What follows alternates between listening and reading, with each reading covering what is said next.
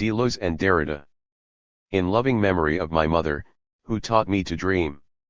Difference and the power of the negative. Vernon W. Cisney. Contents. Acknowledgements. Abbreviations. Part I, Introduction. 1. The question. 2. Grounding the question. Part 2, The tremendous power of the negative. 3. The two pillars of deconstruction. 4. Deleuze and Hegelian difference. 5. The tremendous power of the negative. Part 3, Thinking difference itself. 6. Traces and ashes. 7. Deleuze, Plato's reversal and eternal return. 8. Derrida, Deleuze, and difference. Part 4, Implications and conclusions. 9. Deconstruction vs. Constructivism. 10. Conclusion, S. Bibliography. Index. So my life is a point-counterpoint, a kind of fugue, and a falling away, and everything winds up being lost to me, and everything falls into oblivion, or into the hands of the other man. I am not sure which of us it is that's writing this page. Jorge Luis Borges. Part I. Introduction. Chapter 1. The question. If one were to crystallize a 20th century continental philosophy into a single problem, it would be the problem of difference. The demand to think a concept of difference and differences that is not subordinate to a primary conception of identity, but would be constitutive of those given identities, is evident in Heidegger's ontico-ontological difference and in his later differens, Merleau-Ponty's chiasmatic notion of flesh, Levinas's face of the other, Foucault's thought of the outside, Irigaray sexual difference, Butler's gender performativity, and Lyotard's differend. These point to the ubiquitous sense in 20th century continental thought that, across all domains, ontological, ethical, social, political, and so on, our efforts to think the nature of things will always be short-circuited by the same self-enclosed, representational categories by which we attempt to think them in the first place. When confined to only what things have in common, thought cannot get at the heart of what makes them singular, what John Duns Scott has called hekiity, or the thisness of a thing. To truly think the nature of the thing, thought must reach to the constitutive conditions of those identities, and to the differences and relations between those identities. The problem of difference is that difference and relation necessarily elude the stasis of representational thought, which traditionally seeks to fix borders around conceptual content, thereby halting the passages between various concepts. In order to truly think difference, then, it must be conceptualized on its own terms, constrained neither by the logic of identity, nor, consequently, by the requirements of a standard philosophical concept. It must not be thought as a merely empirical relation between given things, nor should it be conceived in the Hegelian manner as a diametrically opposed contradiction which, by virtue of its bipolar and reciprocal nature, would ultimately unite dialectically into a higher, homeostatic identity. The philosophy of difference is the designation for the philosophical response to this problem. Standing out in this tradition are Gilles Deleuze and Jacques Derrida, who address the problem of difference directly, formulating their own explicit conceptions, respectively difference in itself and difference. While other philosophers are frequently occupied with questions of difference in specific contexts, ethical, epistemic, subjective, sexual, etc., Deleuze and Derrida grapple with difference itself. Hence, we can say, in a sense that I shall have to define and defend in what follows, that their conceptions of difference operate at the level of the ontological. Theirs are rigorous engagements with questions of being and time, identity, force, and meaning, across the history of Western metaphysics, spanning from Heraclitus and Parmenides to Hegel, Nietzsche, and Heidegger, and culminating in original and highly unique conceptions of difference constructed to engender the thinking of the impossible, the conditions of identity and thought themselves. It is to Derrida and Deleuze that Vincent Descombes refers when he speaks of the remarkable point of modern metaphysics which all preceding discourse had indicated like a flickering compass, calling the philosophy of difference the crux of contemporary French philosophy. Point 1. The aim of the present book is to articulate the fundamental distinction between the philosophical conceptions of difference as formulated in the works of Derrida and Deleuze. Given their shared desire to formulate non-dialectical, non-Hegelian conceptions of difference, we might, with some justification, suspect that Deleuze and Derrida have the same or very similar conceptions of difference. In what little textual dialogue occurs between Derrida and Deleuze, it seems as though they themselves would agree with this assessment. While I cannot agree entirely with Geoffrey Nealon's conviction that Deleuze and Derrida so scrupulously avoided writing about each other's work too, it is certainly the case that they address each other only rarely, and almost always in laudatory ways.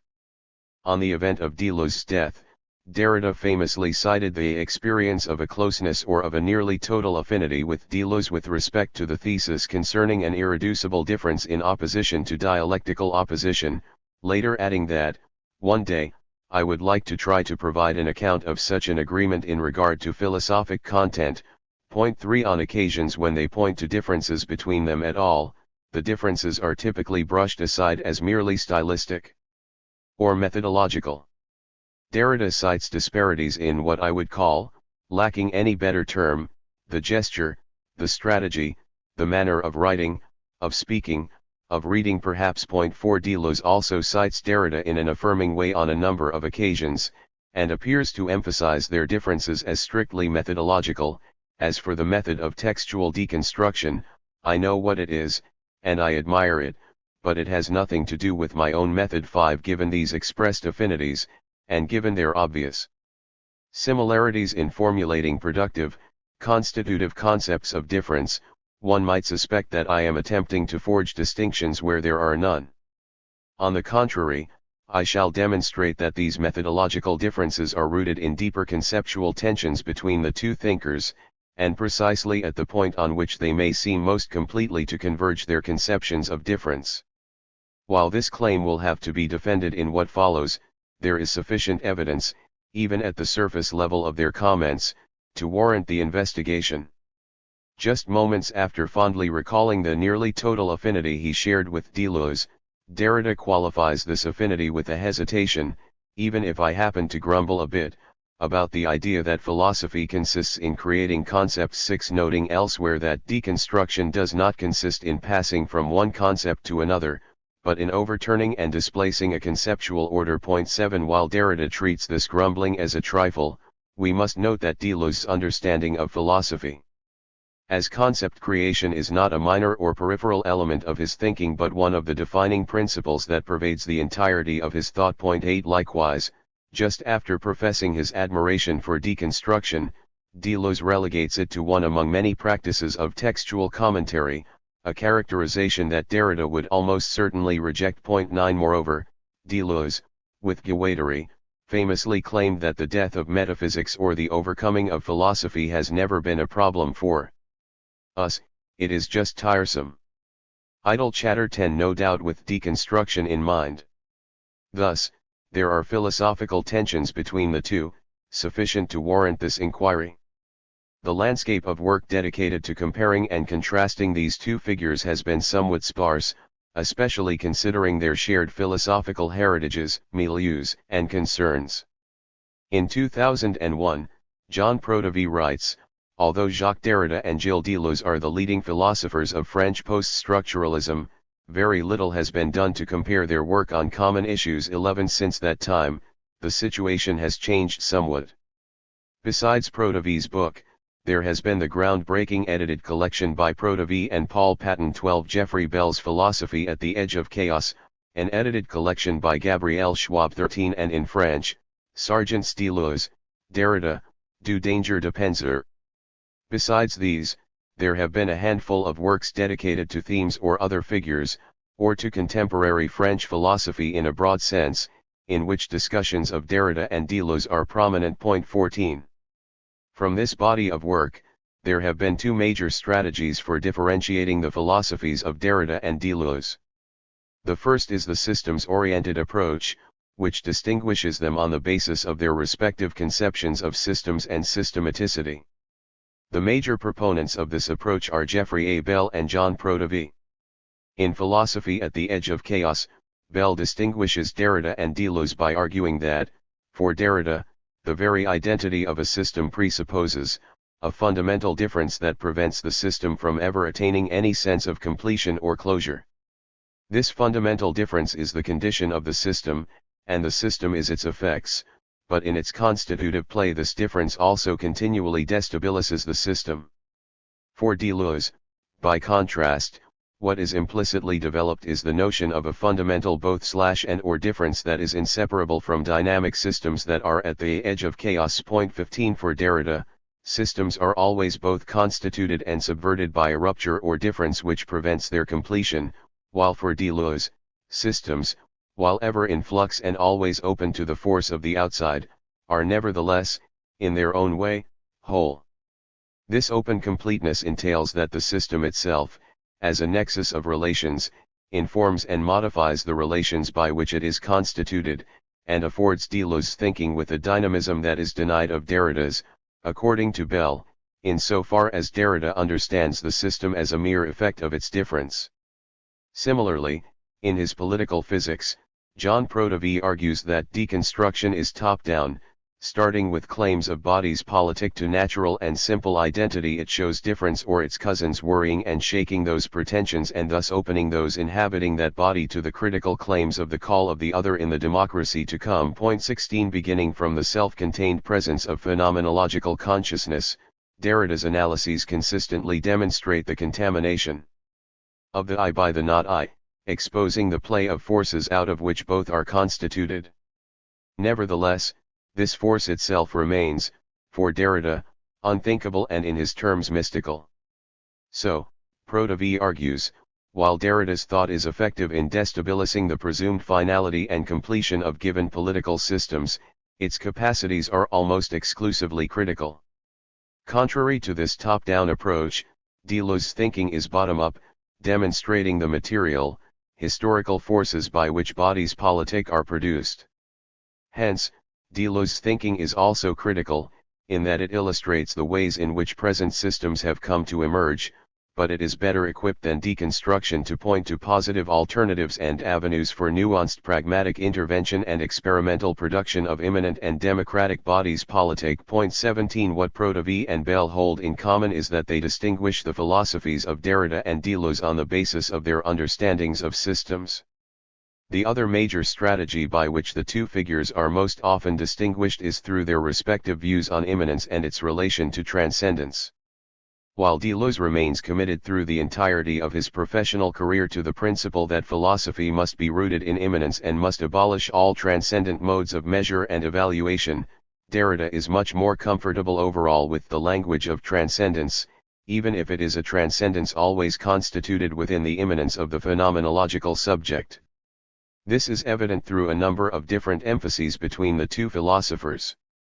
First, while Derrida cuts his philosophical teeth on Husserl and Heidegger, culminating in 1967's Voice and Phenomenon where he formulates the strategies that will occupy him for the remainder of his life, Deleuze maintains a comfortable distance from the phenomenological tradition and its emphasis on subjectivity, critiquing, with Guattari, the tradition for turning immanence into an immanence to a consciousness, thereby reinstating a transcendence in the breach between the plane of immanence and the subjectivity by whom it is cognized. Point 18 Second, while Deleuze retains the Kantian language of the transcendental, seeking a transcendental empiricism to think not the conditions of all possible experience, but the conditions of real experience. 19 Derrida famously characterizes his concepts as ultra-transcendental. 20 Where the condition of possibility of those effects is simultaneously the condition of their impossibility. Point 21 Third, while Deleuze seeks to think being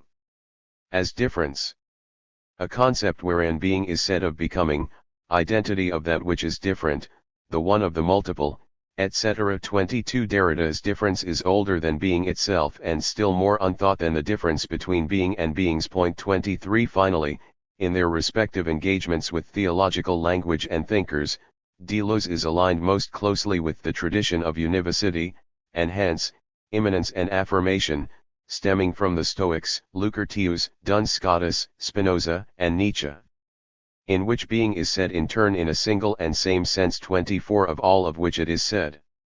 For Derrida, on the other hand, given that difference is not 25, his operations and strategies resemble those of negative theology 26 or apophatic mysticism, which attempts to secure the absolute transcendence of the divine by way of the negation of any positive characteristics one would ascribe thereto. In each of these cases, Deleuze's allegiances fall more on the side of uncompromising immanence, while Derrida is more immersed in a certain experience of transcendence. One of the early and major proponents of this transcendence/immanence distinction is Giorgio Agamben, who traces two distinct lines in contemporary continental thought, a line of transcendence extending from Kant through Husserl and Heidegger to Levinas and Derrida, and a line of immanence extending from Spinoza through Nietzsche and Heidegger to Deleuze and Foucault. 27 Daniel W. Smith has also argued quite effectively for this reading. 28 While Leonard Lawler rejects the transcendence/immanence distinction, arguing instead that both are philosophers of immanence, and that there is only a formal difference between Deleuze's thought and Derrida's, stemming from the single point of their respective concepts of simulacra. 29. My reading is deeply indebted to these major strategies, and to the excellent analyses by those who have both articulated and critiqued them. Nevertheless, what these two strategies share is that they operate primarily at the macrocosmic, aggregate level, focusing on large-scale questions of commitment with respect to the concept of the whole or the system. In a certain sense, the transcendence/immanence distinction is a variation of the system-oriented distinction. Is it possible to think the inside of systems without also looking outside, toward the beyond of the system? My aim, on the other hand, is microcosmic. Given that Derrida and Deleuze are both thinkers of the minute, elemental, constitutive force, that is, difference, by which systems are constituted, given that this is their shared, express task, especially salient in their 1960s texts, my question is there a difference between them at the microcosmic level? Are their conceptions of difference different? The response I shall defend in what follows is that there is indeed a distinction in their conceptions of difference, that this distinction is deep and undeniable, and that it factors into everything else that separates the two thinkers. To state my thesis clearly, for Deleuze, difference is understood as pure affirmation and relationality, while for Derrida, difference is always formulated in terms of a fundamental negative, rupture, or breach. Difference, for Derrida, is always a knot, a conflictuality that he calls in violence and metaphysics a transcendental violence. 30 While for Deleuze, the knot is a secondary epiphenomenon. 31 That indeed makes itself felt in the bloody and cruel 32 movement of human history and experience, but is not a fundamentally constitutive or definitive aspect of being itself. This difference marks the two thinkers from Deleuze's emphasis on immanence to Derrida's experience of transcendence, from Deleuze's bottom-up constructivism 33 to Derrida's top-down deconstruction, from Deleuze's notion of being as full positivity and pure affirmation 34 to Derrida's cinder or ash, cendre as the house of being 35 and in countless other minute ways. My strategy will be to differentiate Derrida and Deleuze on the basis of specific decisions they make in their interpretations of key moments in the history of philosophy. It is true that Derrida and Deleuze are both uniquely preoccupied with differing primary groups of thinkers. Derrida focuses much of his philosophical effort, especially early on, with unorthodox readings of the 3HS36 of French philosophical orthodoxy, Hegel, Husserl, and Heidegger. Deleuze, on the contrary, refers to phenomenology as our modern scholasticism 37 and wrote his first book on Hume, as if he wanted to add a fourth H of his own to the list 38 and in his other published writings turned to a multitude of other heterodox figures, such as Bergson, Lucretius, and Spinoza, in whom he found a secret link, constituted by their critique of negativity, their cultivation of joy, the hatred of interiority, the externality of forces and relations, the denunciation of power, and so on. 39 Nevertheless, despite these differing influences and objects of philosophical engagement, when it comes to the question of difference, the distinction between Derrida and Deleuze is most evident in the shared triumvirate of Hegel, Nietzsche, and Heidegger. Deleuze and Derrida will each reject the Hegelian understanding of difference. Likewise, each will reject a crucial aspect of Heidegger's important and influential reading of Nietzsche, thereby valorizing Nietzsche as contributing to a post-Hegelian conception of difference. But at each of these 3 points, their reasons for these commitments differ, and it is in these differing commitments that their respective conceptions of difference emerge. In this book, the next chapter, Chapter 2, constitutes the second part of the introduction, in which I ground the question of difference in the history of philosophy.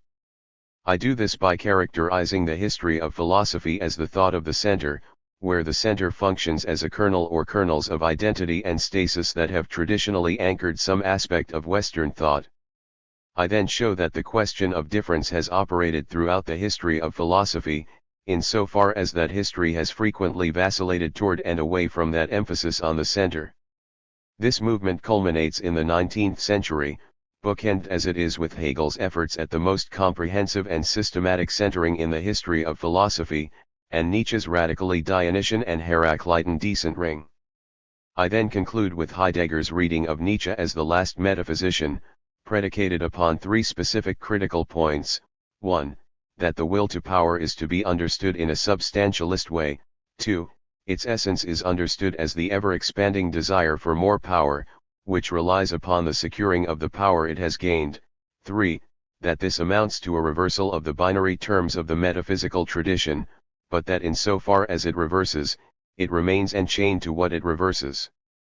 Part 2 of the book, consisting of chapters 3, 4, and 5, looks at the ways in which Derrida and Deleuze engage with and critique the philosophy of Hegel. In chapter 3, The 2 Pillars of Deconstruction, I isolate what I understand to be the 2 guiding impulses of Derrida's project: 1. The closure of Western metaphysics as embodied in the philosophy of Hegel, making impossible any would-be radical anti-Hegelianism, according to Derrida; 2. Heidegger's critique of ontotheology, that Heidegger demonstrated throughout the history of Western metaphysics the commitment to privilege presence in both its temporal and spatial senses. This too reaches its apogee in Hegel's system, with his notion of the Aufhebung. But in critiquing Hegel, Heidegger also points toward a constitutive absence or difference that the Aufhebung ignores, while also falling prey to the ontotheological impulse himself. Hegel, and Heidegger after him, posit difference only in order to ultimately cancel it out in the name of presence or primordiality. The question for Derrida will be, then, how to think beyond the system when the system has already thought all that can be thought. In chapter 4, Deleuze and Hegelian difference, I look at 3 specific criticisms of the negative, Hegelian notion of difference as offered by Deleuze. The first is that the concept of negation is in fact less than, which is to say, less profound than, the concept of difference that Deleuze is looking for. Things must differ before they can be opposed. The second is that the impulse to conceive of difference in terms of the negative derives from a nihilistic spirit of ressentiment, that sees negativity at the heart of being itself, and is incapable of thinking being except in terms of its negative relations with others.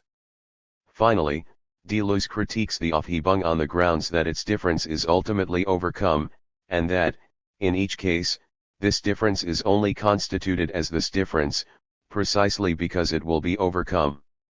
In chapter 5, The Tremendous Power of the Negative, I examine the different understandings of the concept of force as found in the writings of Hegel, Derrida, and Deleuze, as it is here that the distinction between Derrida and Deleuze becomes salient. For all 3 figures, force acts as the constitutive and genetic conditions that make thinking possible. Both Derrida and Deleuze critique Hegel on the basis that his conception entails the harmonious balance of 2 opposed but equipoised forces, subsisting in a homeostatic relationship. The very concept of force is bound up with the notion of difference in quantity. But the difference between Derrida and Deleuze is that, where Derrida understands this imbalance as essentially oppositional, Deleuze does not. This distinction has further implications. Where Derrida, like Hegel, understands forces as operating in specific, interdependent relationships, For Deleuze, forces can potentially interact with any other forces, even if they do not do so in fact. For Derrida, forces are conflictual, and hence conflictuality resides at the heart of being, while for Deleuze, conflictuality or cooperation are predicated upon the fundamental fact of difference itself. For Derrida, Hegel's concept of difference is almost right. It is right in the sense that it is oppositional, but it is wrong in assuming a counterbalance of specific relations. This is why, as we will see in Chapter 3, deconstruction seeks merely the displacement of, not the escape from, the Hegelian system. It seeks to unleash the power of a negativity so negative that it can no longer be assimilated beneath the traditional definition of the negative. For Deleuze, Hegel's negative concept of difference is the enemy, the antithesis of life and of philosophy. While Part 2 was primarily critical, Part 3 aims to articulate the positive conceptions of difference for Derrida and Deleuze. Where Hegel is the touchstone for Part 2, Nietzsche, read through the lenses of Heidegger, serves as the touchstone for Part 3, which consists of chapters 6, 7, and 8. Both Derrida and Deleuze understand a certain Nietzscheanism as the key to thinking difference beyond Hegelian trappings, and both reject Heidegger's famous reading of Nietzsche, but they do so for different reasons. Chapter 6 is titled Traces and Ashes, and weaves a thread through Husserlian time consciousness and Freud's understanding of the trace, to Nietzsche's emphasis on truth as a mobile army of metaphor and metonymy. Husserl's phenomenology provides the contemporary and most impassioned defense of the interiority of consciousness as the guarantor of presence. Through his deconstruction of Husserl's living present, Derrida exposes the thought of the trace, as the imprint of the other in the ipseity of the same, the structural possibility of repetition itself. This thought is prefigured in the works of Freud and Nietzsche, who first undertook the radical deconstruction of consciousness. But of these two thinkers, Freud remains committed to a notion of the trace as, in some senses, unassailable, and hence, he remains bound up in the metaphysics of presence. Nietzsche, on the other hand, liberates the signifier from any pretense to truth or being. Thus, Derrida rejects the first of Heidegger's criticisms, denying the substantiality of will to power, and thus denying that Nietzsche is in any way carrying out an ontology. The trace, constituted by the oppositional play of difference, is the mark of its other. It is only ever understood as the trace of other, absent traces, and is, hence, akin to ashes and ghosts. In Chapter 7, Deleuze, Plato's Reversal, and Eternal Return, I show that for Deleuze, the reversal of Platonism does not affect from the outside a simple binary structure, but rather liberates a suppressed third term in the Platonic paradigm, that of the simulacrum. Where the copy, the icon, is for Plato predicated upon its internal resemblance to the model, the eidos, the simulacrum is understood only in terms of its internal difference. This internal difference is the difference at the heart of being that allows one to think the thisness of the thing. Against Aristotle's analogical understanding of being, Deleuze posits, with John Duns Scotus, Spinoza, and Nietzsche, the univocity of being. This thought finds its fullest expression in Nietzsche's notion of eternal return, according to Deleuze. I highlight three specific aspects of eternal return, according to Deleuze. 1. The affirmation of chance with no fresh, transcendent injections thereof. 2. The disjunctive synthesis, understood as the affirmation of incompossibility. 3. The selective heartbeat of time that casts out the self-identical and the negative in the constitution of the same as a play of the different. Eternal return makes it possible to think being as a multiplicity, a purely differential and purely relational field of pre-individual singularities and intensities. In Chapter 8, Derrida, Deleuze, and Difference, I look more closely at the ways in which Deleuze and Derrida reject aspects of Heidegger's Nietzsche reading. Point by point, I show that Deleuze rejects each of Heidegger's criticisms. He accepts that Nietzsche is in fact an ontological thinker, but denies that this entails a substantiality to the will to power. Deleuze formulates his understanding of being as purely relational. Deleuze rejects that there is an isolable as such to the will to power, because the will to power, according to Deleuze, is essentially multiple. Finally, he rejects that the reversal merely inverts a binary relation, because for Deleuze, to cast the Platonic tradition as binary is to overlook the suppressed term of the simulacrum. Derrida, on the other hand, accepts that if Nietzsche is carrying out an ontology, the rest of Heidegger's criticisms would prevail against Nietzsche. Instead, Derrida rejects the claim that Nietzsche is doing an ontology at all.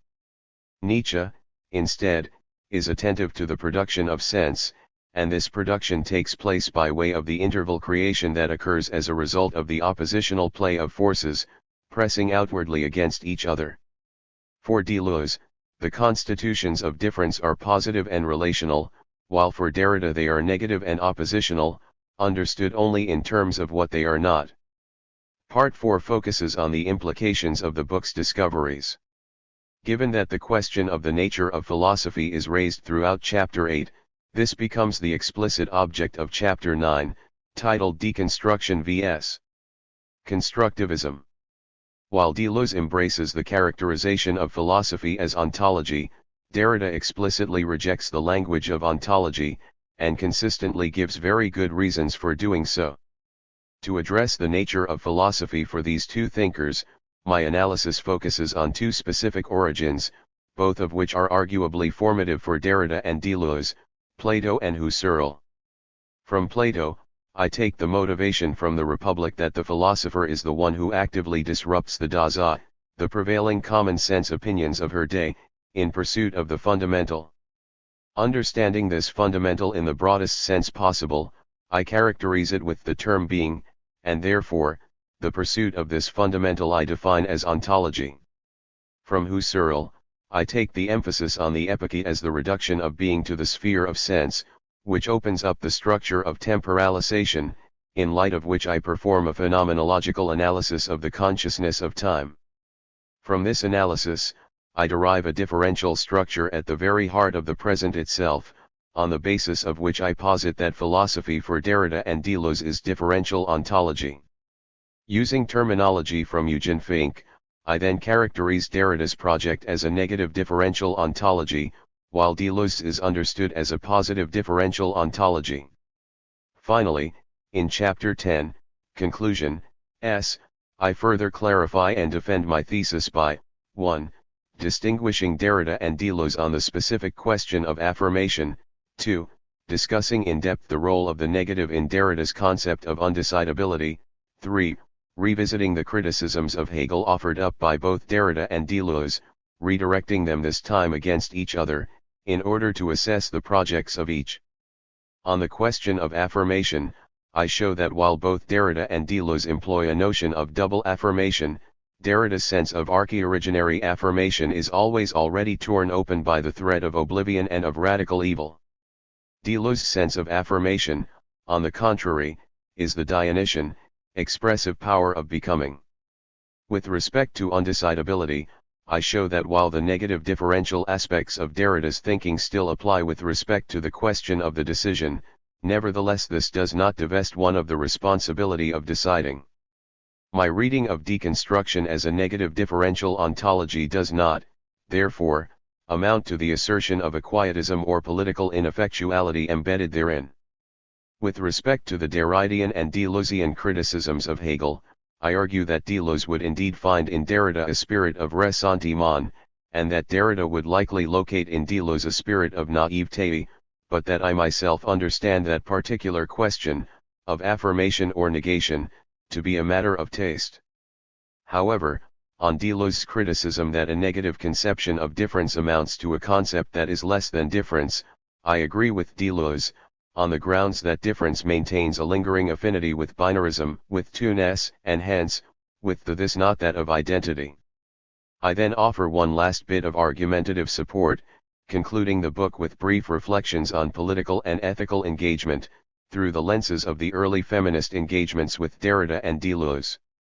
I argue that while deconstruction is potentially more useful for addressing the immediate needs of excluded and marginalist others, when it comes to imagining a world beyond the binarity of I and other, of us and them, Deleuze's thought is more useful. Chapter 2. Grounding the question. One might reasonably wonder, why difference? Why does difference matter so much? Or does it matter so much? If this question is of such vital philosophical importance, why does it appear primarily within the continental tradition of the late 20th century, without so much as a whisper elsewhere in Western philosophy's 2.5 millennia-long history? In his work, Reconsidering Difference, Todd May speaks of the problem of difference as a pattern, in the French philosophy of this generation, of the generation running roughly from the mid to late 60s up to the present one, claiming that for philosophers outside the French tradition, there may be some puzzlement as to why one should be so concerned about difference too. Indeed, in the previous chapter, I myself referred to it as the defining problem of 20th century continental philosophy. So, why should anyone besides a continental philosopher care? Moreover, we might reasonably wonder, is a philosophy of difference, as a philosophy, even possible? Given that philosophy has traditionally attempted to think the universal, and given that, as we noted in Chapter 1, difference necessarily eludes the stasis of representational thinking, which attempts to freeze borders around conceptual content, will attempting to formulate a concept of difference not simply result in obscurity, paradox, contradiction, in a word, non-philosophy?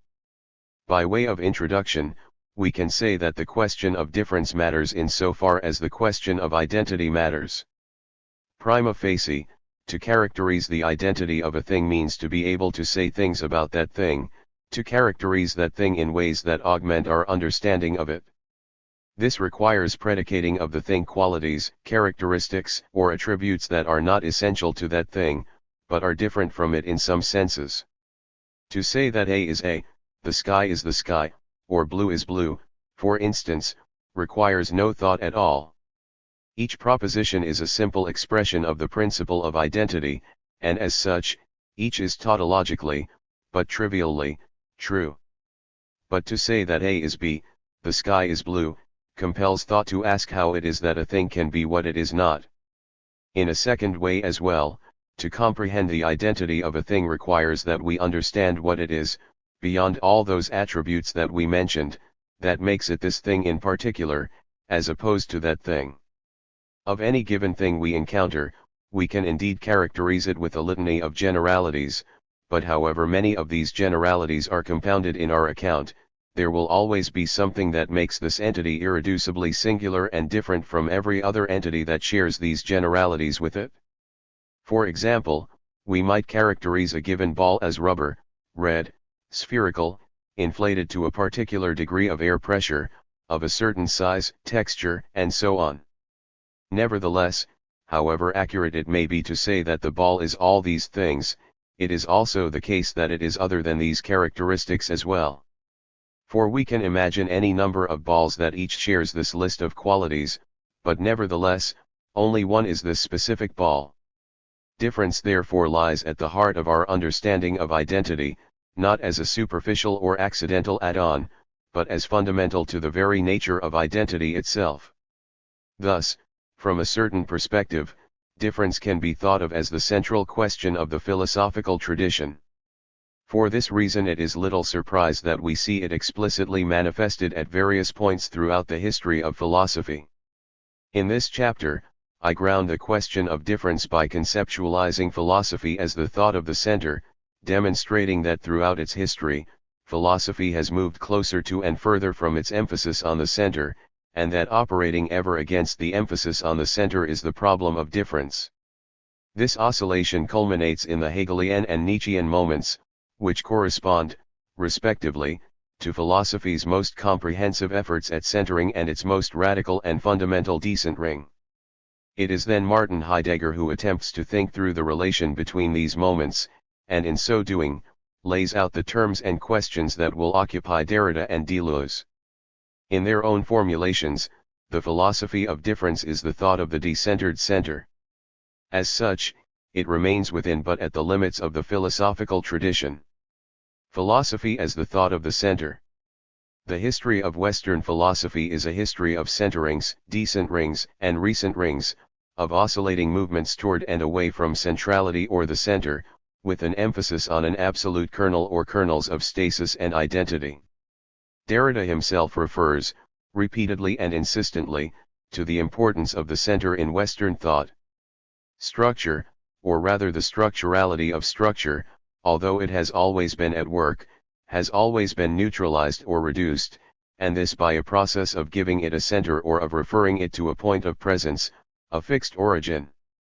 The function of the center was not only to orient, balance, and organize the structure.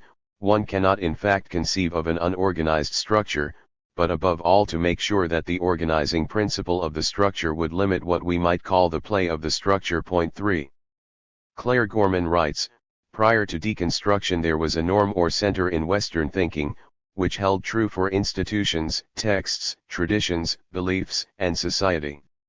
This thinking presupposed a center or origin at the core of every structure and was seen as the ontological ground of such structures. For this term the center effectively functions in my historical narrative as a linking term for what Derrida will call presence and Deleuze representation.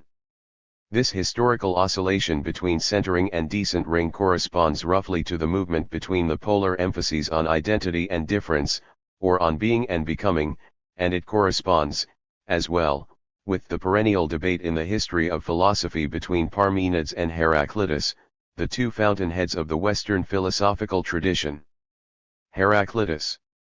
From its beginnings, what distinguishes ancient Greek philosophy from its mythologically oriented ancestors is philosophy's attempt to offer a rationally unified view of the operations of the universe, rather than thinking the cosmos subject to the fleeting and conflicting whims of various deities, who differed from humans only in virtue of their power and immortality.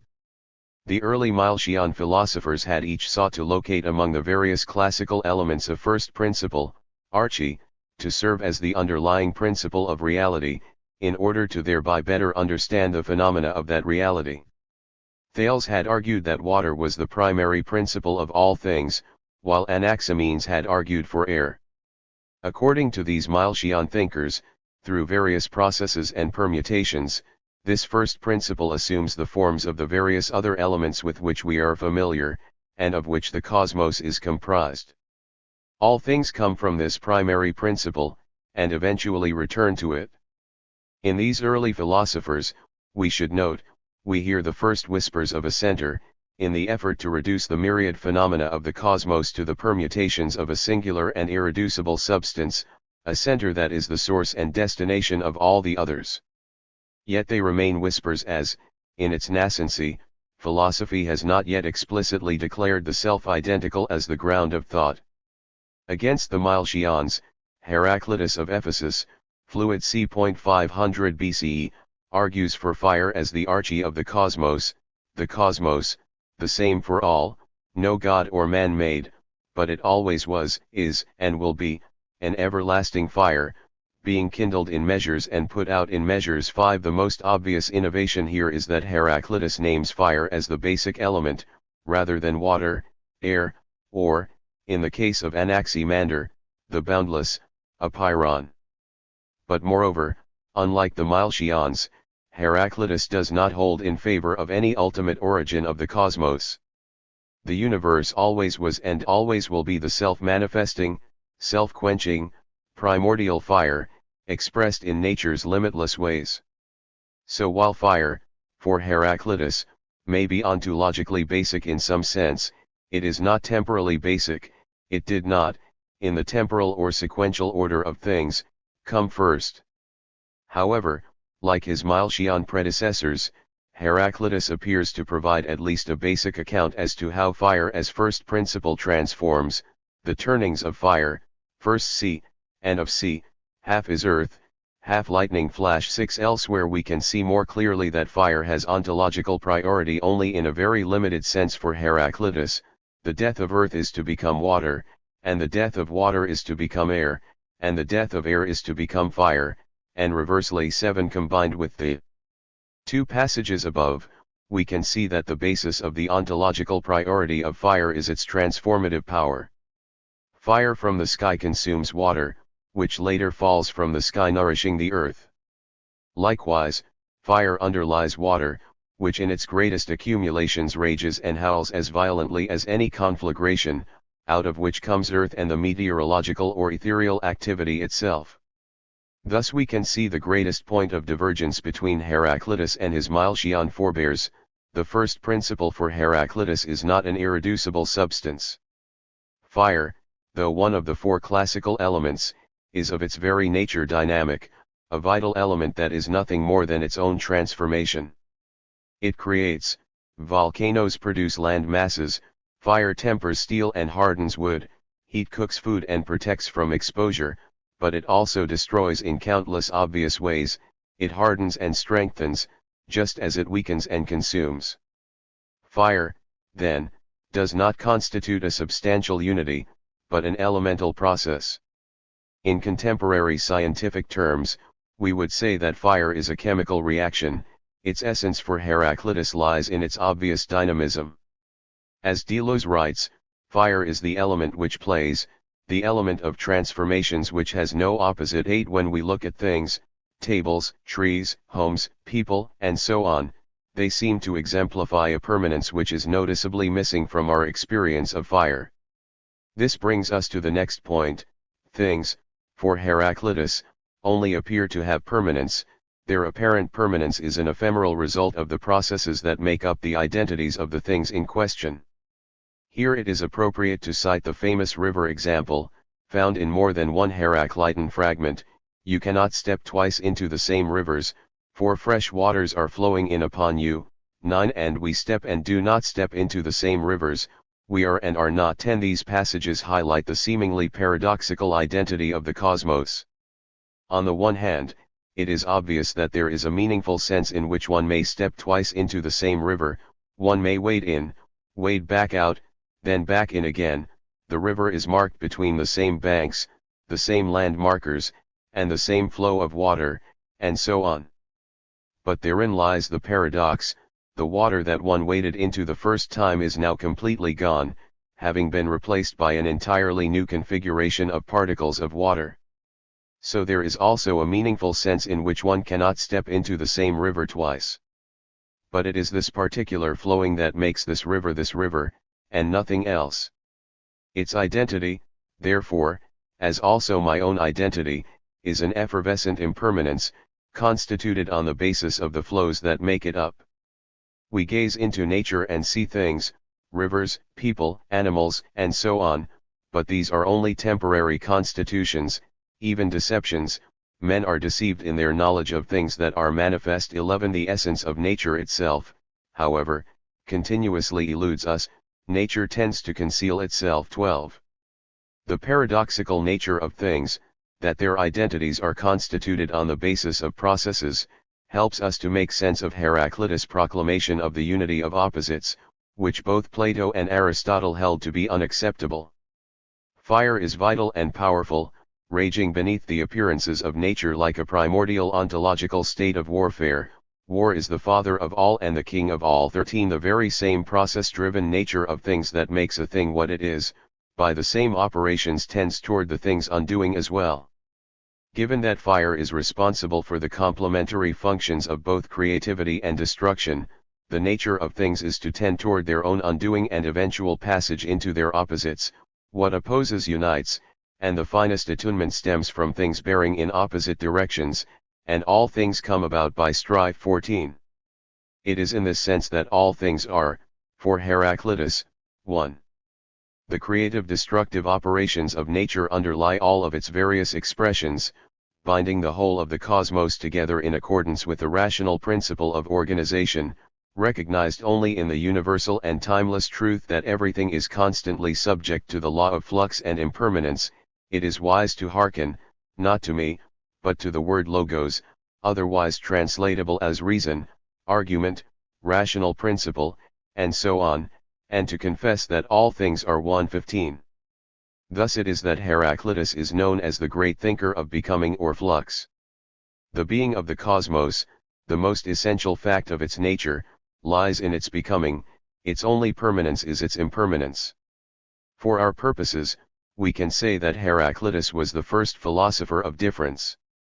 Where his predecessors had sought to identify the one primordial, self-identical substance or element, out of which all others had emerged, Heraclitus had attempted to think the world, nothing more than the world, in a ceaseless state of flux. Parmenides. Parmenides, b. 510 BCE, was likely a young man at the time when Heraclitus was philosophically active. Born in Elia in Lower Italy, Parmenides' name is the one most commonly associated with Eleatic monism.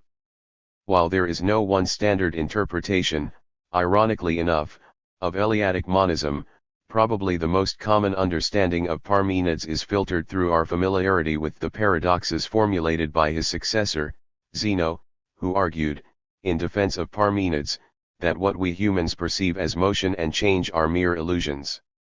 Against this backdrop, what we know of Parmenides' views come to us from his didactic poem, titled On Nature, which now exists only in fragmentary form. Here, we find Parmenides, almost explicitly objecting to Heraclitus. It is necessary to say and to think that being is, for it is to be / but it is by no means nothing. These things I bid you ponder / for from this first path of inquiry, I bar you / then yet again from that along which mortals who know nothing / wander two-headed, for haplessness in their / breasts directs wandering understanding. They are borne along / deaf and blind at once, bedazzled, undiscriminating hordes / who have supposed that being and not being are the same / and not the same, but the path of all is back. Turning point 16. There are a couple of important things to note here. First, the mention of those who suppose that being and not being are the same and not the same harkens almost explicitly to Heraclitus' notion of the unity of opposites. Secondly, Parmenides declares this to be the opinion of the undiscriminating hordes, the masses of non-philosophically minded mortals.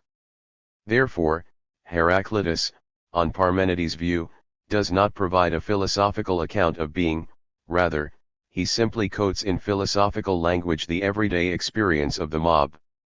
Rejecting Heraclitus' critical diagnosis that humans deceptively see only permanent things, Parmenides claims that permanence is precisely what most people miss, preoccupied as we are with the mundane comings and goings of the latest trends, fashions, and political currents. The being of the cosmos lies not in its becoming, as Heraclitus thought. Becoming is nothing more than an illusion, the perceptions of mortal minds.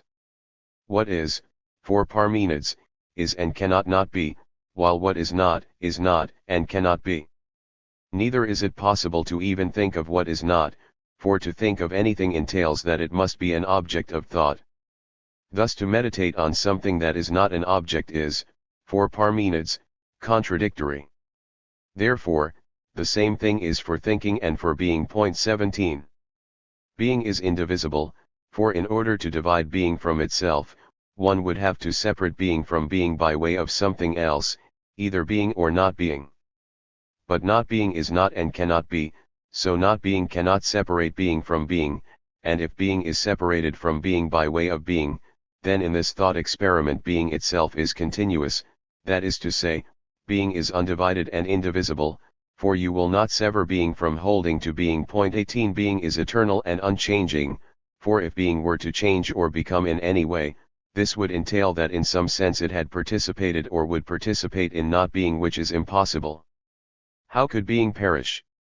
How could it come to be, for if it came to be, it was not, nor if it is ever about to come to be / in this way becoming has been extinguished and destruction is not heard of. 19. Being, for Parmenides, is thus eternal, unchanging, and indivisible spatially or temporally. Heraclitus might have been right to note the way things appear, as a constant state of becoming, but he was wrong, on Parmenides' view, to confuse the way things appear with the way things actually are, or with the steadfast heart of persuasive truth. Point 20. Likewise, Parmenides has argued, thought can only genuinely attend to being, what is eternal, unchanging, and indivisible. Whatever it is that Heraclitus has found in the world of impermanence, it is not, Parmenides holds, philosophy. While unenlightened mortals may attend to the transience of everyday life, the path of genuine wisdom lies in the eternal and unchanging. Thus, while Heraclitus had been the first philosopher of difference, Parmenides is the first Western thinker of the center, First, to assert explicitly that self-identity, not difference, is the basis of philosophical thought. Plato's forms and the discovery of the different. Plato attempts to address and fuse these two accounts, the Heraclitean and the Parmenidean, with an emphatic privileging of the latter, with his theory of forms. As Plato's problems are rooted in the soil of the Parmenides-Heraclitus debate, they bear the marks of both voices, and the final decision in favor of the center is not yet made. As Deleuze writes, the Heraclitean world still growls in Platonism. 21 Throughout his dialogues, Plato consistently gives credence to the Heraclitean observation that things in the material world are in a constant state of flux. The Parmenidean inspiration in Plato's philosophy, however, is that, like Parmenides, Plato will explicitly argue that genuine knowledge must concern itself only with what is eternal and unchanging. So, given the transient nature of material things, Plato will hold that knowledge, strictly speaking, does not apply to material things, but rather to the forms, eternal and unchanging, of which those material things are instantiations or copies. Everything that exists in the world participates both in being and in not being. For example, every circle both is and is not circle. It is a circle to the extent that we recognize its resemblance, but it is not circle as such because we also recognize that no circle as manifested in the world is a perfect circle. Even the most circular circle in the world will possess minor imperfections, however slight, that will make it not a perfect circle. Further, even supposing we were to find some beautiful, apparently perfect circle, every point of which were evidently equidistant from its center, the fact that the circle is visible entails that the arc has breadth, which points do not, and the fact that it is determinate, and hence exclusionary of all other such circles, entails that it would not be circle as such. Thus all material things participate both in being and in not being, and this is the nature of becoming. Since being and not being each has a specific capacity proper to it, respectively knowledge and ignorance. 22 We can say that becoming, lying between being and not being, must have a capacity that is proper only to it. This capacity, Plato argues, is opinion, which, as is fitting, is the epistemic mode between knowledge and ignorance. Therefore, when one's attention is turned solely to the things of the world, one can possess only opinions regarding them. Knowledge for Plato applies only to the form of the thing, or what it means to be X and nothing but X. If one has knowledge of the form, then one can evaluate each empirical particular in the world, in order to accurately determine whether or not it in fact accords with the principle in question. If not, one may have only opinions about the thing. Possessing knowledge of the form of the beautiful, one may evaluate particulars in the world, paintings, sculptures, bodies, and so on, and know, not opine, whether or not they are in fact beautiful. Without the knowledge of the beautiful, one may hold opinions in such matters, but these opinions are closer to what we might call tastes. I like this poem, I do not like that painting, and so on. This is why Socrates, especially in earlier dialogues 23, insists that his interlocutors not give him examples to define or explain their concepts. A pious action is doing what I am doing now. Examples, he argues, can never tell us what the form of the thing is, such as piety in the Euthyphro. The philosopher, Plato holds, is concerned with being, or the essentiality of the form, as opposed to lovers of opinion, who concern themselves only with the fleeting and impermanent. From this point, however, things in the Platonic account get more complicated. Participation itself is a vague notion that Plato never satisfactorily explains. What does it mean to say, as Socrates argues in the Republic, that the ring finger participates in the form of the large when compared to the pinky, and in the form of the small when compared to the middle finger? 24 It would seem to suggest that a thing's participation in its relevant form derives, not from anything specific about its nature, but only in so far as its nature is related to the nature of another material thing in the realm of becoming. This is problematic in so far as the form is purported to define the thing itself, not its relation to other things. but it gets even more complicated in that at multiple points in his later dialogues, Plato argues explicitly for a form of the different, which drastically complicates what we typically call Platonism, almost beyond recognition. Point 25. The most important of these discussions takes place in Plato's late-period Sophist, which, combined with the Parmenids, marks a careful revaluation of earlier Platonic presuppositions regarding the nature and purpose of the forms. Through the course of their inquiry, the anonymous Eleatic visitor asks Theaetetus to speak as a representative of the Friends of the Forms 26 or the Platonists, with respect to the question concerning being and becoming. A friend of the forms, they agree, holds that being is distinct from becoming, that being remains eternally the same, whereas becoming varies from one moment to the next. Moreover, the friend of the forms holds that becoming is approached through the body and its perceptions, whereas being is grasped through reasoning by way of the soul, and as we saw above, knowledge pertains only to the domain of being. This agreement points to a subsequent question, having to do with knowledge as a capacity of the soul.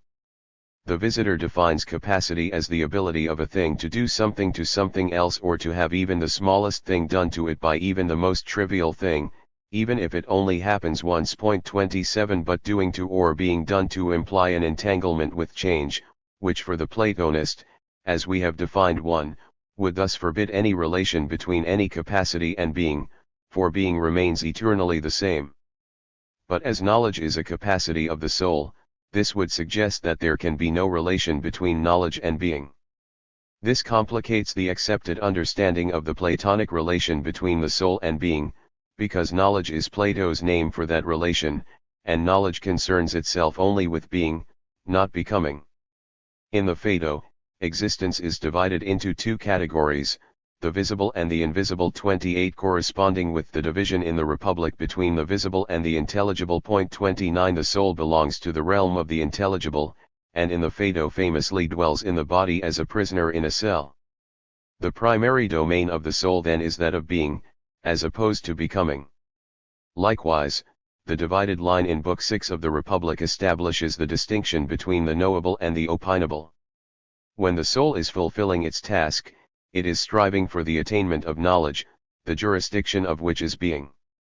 But, incorporating this definition of capacity, if the soul learns, the soul does something, and undergoes change in the attainment of knowledge that it did not previously possess. This contamination by change touches even the notion of being itself. Being known or coming to be known is itself an affection, because after something is known, one can attribute to it something that was not attributable before, namely, that it is known. Thus, if being itself can be known, then being, too, undergoes change. We see, thus, that the Platonic paradigm has brought us to a tentative conclusion that would be positively unacceptable for Plato. Soul and being, as designators for members of a class of things that are not subject to change, can have nothing to do with knowledge, as knowledge is a capacity, which, as Plato has defined it, involves becoming in the form of doing to and being done to. However, neither the visitor nor Theaetetus is willing to concede this point.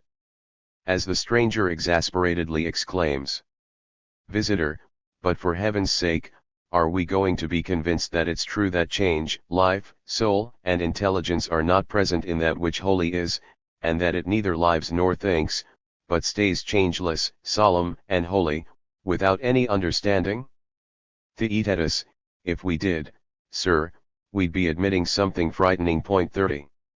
One of the primary purposes of the forms, after all, through the entirety of Plato's corpus, is to provide a basis for an account of knowledge. Divesting being of its relation to understanding would undermine the entirety of the Platonic project. Knowledge and understanding, then, are essential accompaniments of Platonic being, a conclusion to which both the visitor and Theaetetus agree. It then seems that being should also involve life, given that understanding, which is an activity, pertains to being. It seems unlikely that something that is not living can engage in or involve itself with understanding. Furthermore, if it involves life, it must include becoming, as all living things in some sense undergo change. The interlocutors are thus forced to concede that change cannot be excluded from the concept of being. With that, Plato begins revolutionizing his own earlier ontology from the ground up. Whatever else one might say about being, both that which changes and also change have to be admitted as being. 31 But change and being cannot be coextensive or coexhaustive. Being must also include rest, for while knowing involves a change in the knower and in the object known, it also implies an acquisition on the part of the knower, in the sense that the knower possesses something that they formerly did not. This possession itself does not readily change. The immutability of genuine knowledge is one aspect of Plato's earlier thought that he does not relinquish. The reformulated ontology must then at the very least include being, rest, and change. From here, the visitor begins to construct a concept of essential blending between forms. If change is, then change must participate in being. Likewise, if rest is, then it must participate in being. For either of these forms to be, they must in some way blend with the form of being. At a basic level, Plato thus acknowledges that his ontology cannot get off the ground without some intermingling of the forms. The visitor claims, the most ridiculous account is the one that's adopted by the people who won't allow anything to be called by a name that it gets by association with something else. 32 This prompts still another concern, namely, do all forms intermingle or only some and not others? Theaetetus and the visitor conclude that not all forms can blend. This is especially clear in the case of contraries. If rest, for instance, blends with or participates in change, it is not truly rest at all. Given that there are at this point three fundamental forms, and given that they are distinct from each other, and we know that they are because not all forms blend with all others, and though both rest and change participate in being, being is not coextensive with either, we can begin to draw conclusions about the same and the different. Though change participates in being, it is different from being, and we have already established that it is different from rest. Nonetheless, it is the same as itself.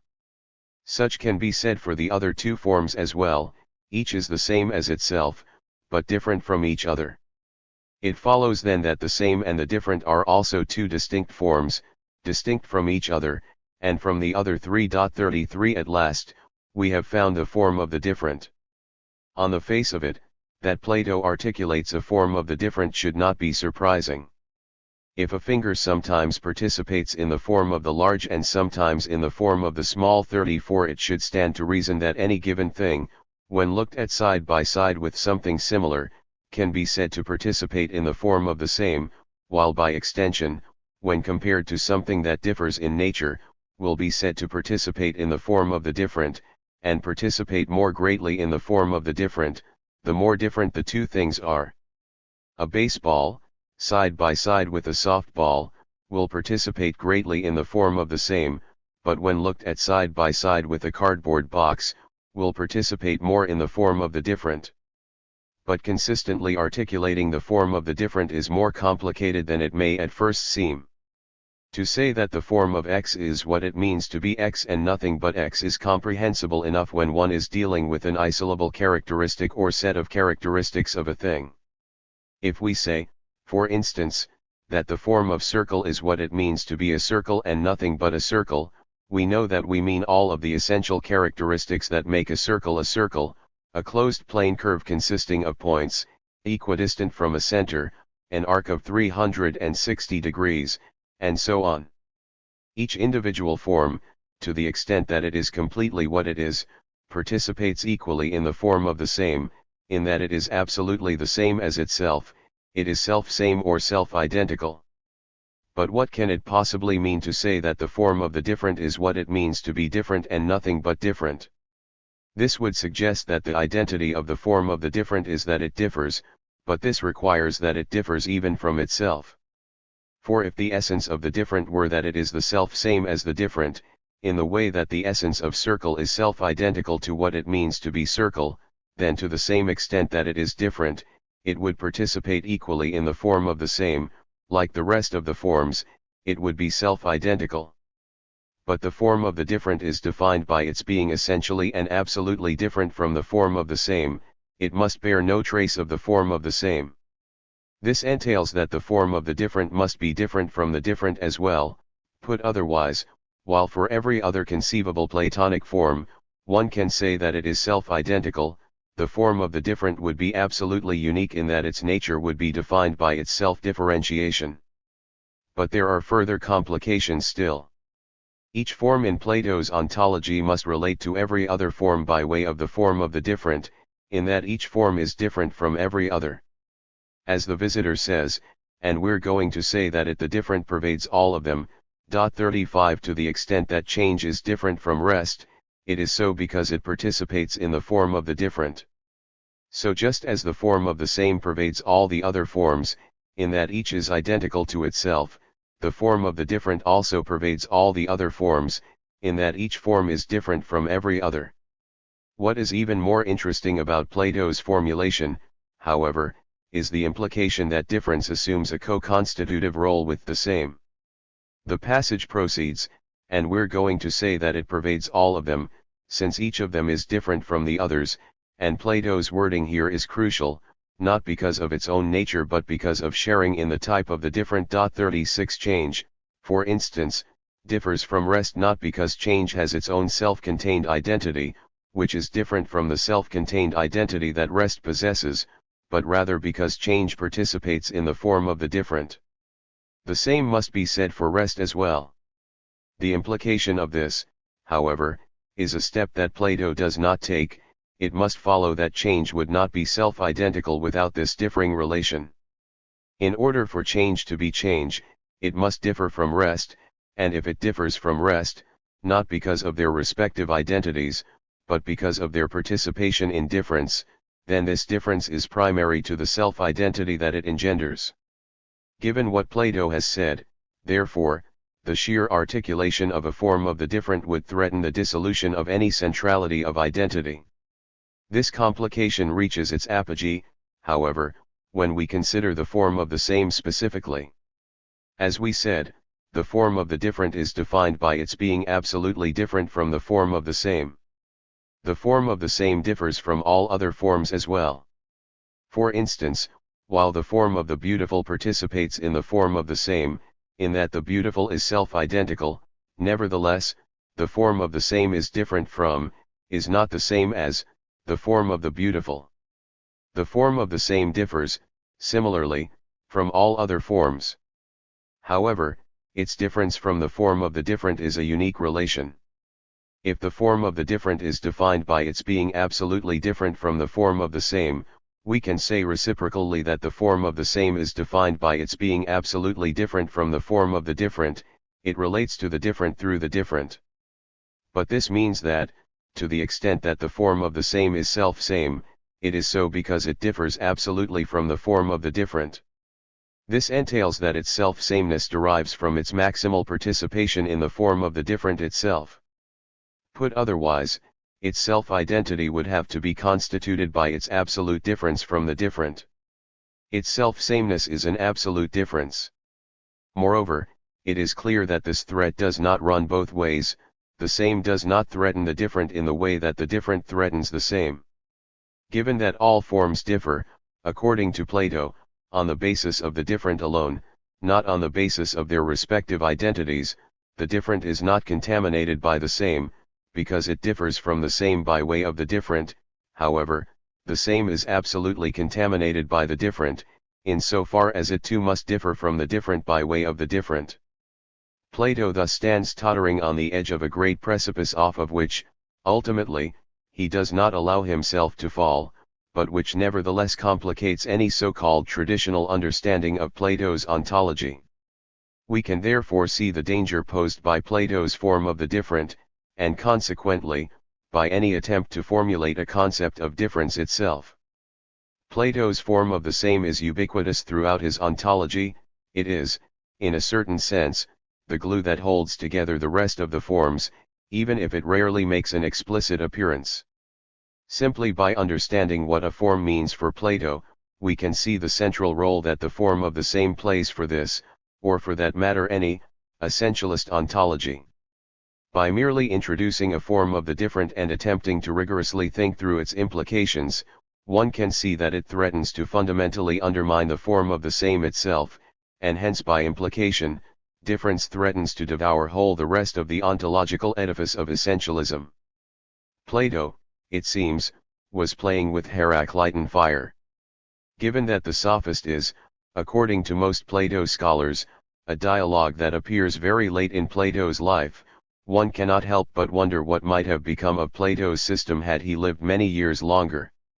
Nevertheless, Plato never makes the decisive turn that would allow him a genuine concept of difference, as he never quite permits himself to think that the form of the different is primary, and his forms remain the unaltered, unquestioned, centers of identity in accordance with which the world is created and operates. Moreover, they remain hierarchically organized beneath the form of the good beyond being 37 from which all others ultimately derive their reality. Aristotle. Next comes what Deleuze calls the propitious moment in the philosophy of difference. 38 The concept of difference threatens to destroy the very identity that enables all representational thinking. In the Metaphysics, Aristotle attempts to correct Plato's missteps. Aristotle inserts into the discussion of difference a presupposition that Plato had not employed, namely, that difference may be said only of things which are, in some broader sense, identical. Where Plato's form of the different may be said to relate everything to everything else, Aristotle argues that there is a conceptual distinction to be made between difference and otherness. For Aristotle, there are four ways in which a thing may be said to be 1. Continuity, 2. Wholeness or unity, 3. Number, 4. Kind. 39 By continuity, he means the most general sense in which a thing may be said to be a thing. A bundle of sticks, bound together with twine, may be said to be one, even if it is human effort that has made it so. Likewise, an individual body part, such as an arm or leg, may be said to be one, as it has an isolable functional continuity. Within this grouping, there are greater and lesser degrees to which something may be said to be one. For instance, while a human leg may be said to be one, the tibia or the femur, on their own, are more continuous, in that each is numerically one and independent, and the two of them together comprise the leg. With respect to wholeness or unity, Aristotle clarifies by saying, the substratum does not differ in kind, it does not differ in the case of things whose kind is indivisible to the sense. 40 Each of the parts of a human being, the legs, the arms, the torso, the head, may be said to be, in their own way, continuous, but taken together, and in harmonious functioning, they constitute the oneness or the wholeness of the individual human being and their biological and psychological life. In this sense, the person is one, in that all of the parts function naturally together toward common ends. In the same respect, a shoelace, each eyelet, the sole, and the material comprising the shoe itself, may be said to be, each in their own way, continuous, while taken together they constitute the wholeness of the shoe. Oneness in number is fairly straightforward. A human being is one in the organic sense above, but is also one numerically, in that their living body constitutes one person, as opposed to many persons. Finally, there is generic oneness, the oneness in kind or in intelligibility. There is a sense in which all human beings, taken together, may be said to be one, in that they are all particular tokens of the genus human. Likewise, humans, cats, dogs, lions, horses, pigs, etc., may all be said to be one, in that they are all types of the genus animal. Otherness is the term that Aristotle uses to characterize existent things which are, in any sense of the term, not one. There is, as we said, a sense in which a horse and a woman are one, in that both are types of the genus animal, but obvious senses in which they are other as well. There is a sense in which my neighbor and I are one, in that we are both tokens of the genus human, but insofar as we are materially, emotionally, and psychologically distinct, there is a sense in which I am other than my neighbor as well. There is an obvious sense in which I and my leg are one, but there is also a sense in which my leg is other than me as well, for if I were to lose my leg in an accident, provided I received prompt and proper medical attention, I would continue to exist. Every existent thing, Aristotle argues, is by its very nature either one with or other than every other existent thing. But unlike Plato's form of the different, Aristotle's otherness does not satisfy the conditions for what Aristotle understands as difference. Since everything that exists is either one with or other than everything else that exists, there need not be any definite sense in which two things are other. There might be, as we saw above, my neighbor and I are one in the sense of tokens of the genus human, but are other numerically, but such a definite sense is not a necessary condition of otherness. For instance, a human being is so drastically other than a given place, say, a cornfield, that we need not even enumerate the various ways in which the two are other, nor would we really know where to begin distinguishing the two. This, however, is the key for Aristotle: otherness is not the same as difference. While a human being is other than a particular cornfield, she is not, in Aristotle's sense, different than a cornfield. Difference, strictly speaking, applies only when there is a definite sense in which two things differ. This requires a higher category of identity within which a distinction may be drawn, for the other and that which it is other than need not be other in some definite respect, for everything that exists is either other or the same, but that which is different from anything is different in some respect, so that there must be something identical whereby they differ. And this identical thing is genus or species. 41. In other words, two human beings may be different, one may be taller, have a different skin tone, a different sex, and so on, but this is because they are identical in the sense that both are specific members of the genus human. A human being may be different than a cat, one is quadrupedal while the other is bipedal, one is non-rational while the other is rational, and so on, but this is because they are identical in the sense that both are specified members of the genus animal. But between these two, generic and specific difference or contrariety is, according to Aristotle, the greatest, most perfect, or most complete difference. This assessment too is rooted in Aristotle's emphasis on identity as the ground of differentiation. A difference in genus in Aristotelian terminology means primarily belonging to different categories of being, substance, time, quality, quantity, place, relation, and so on.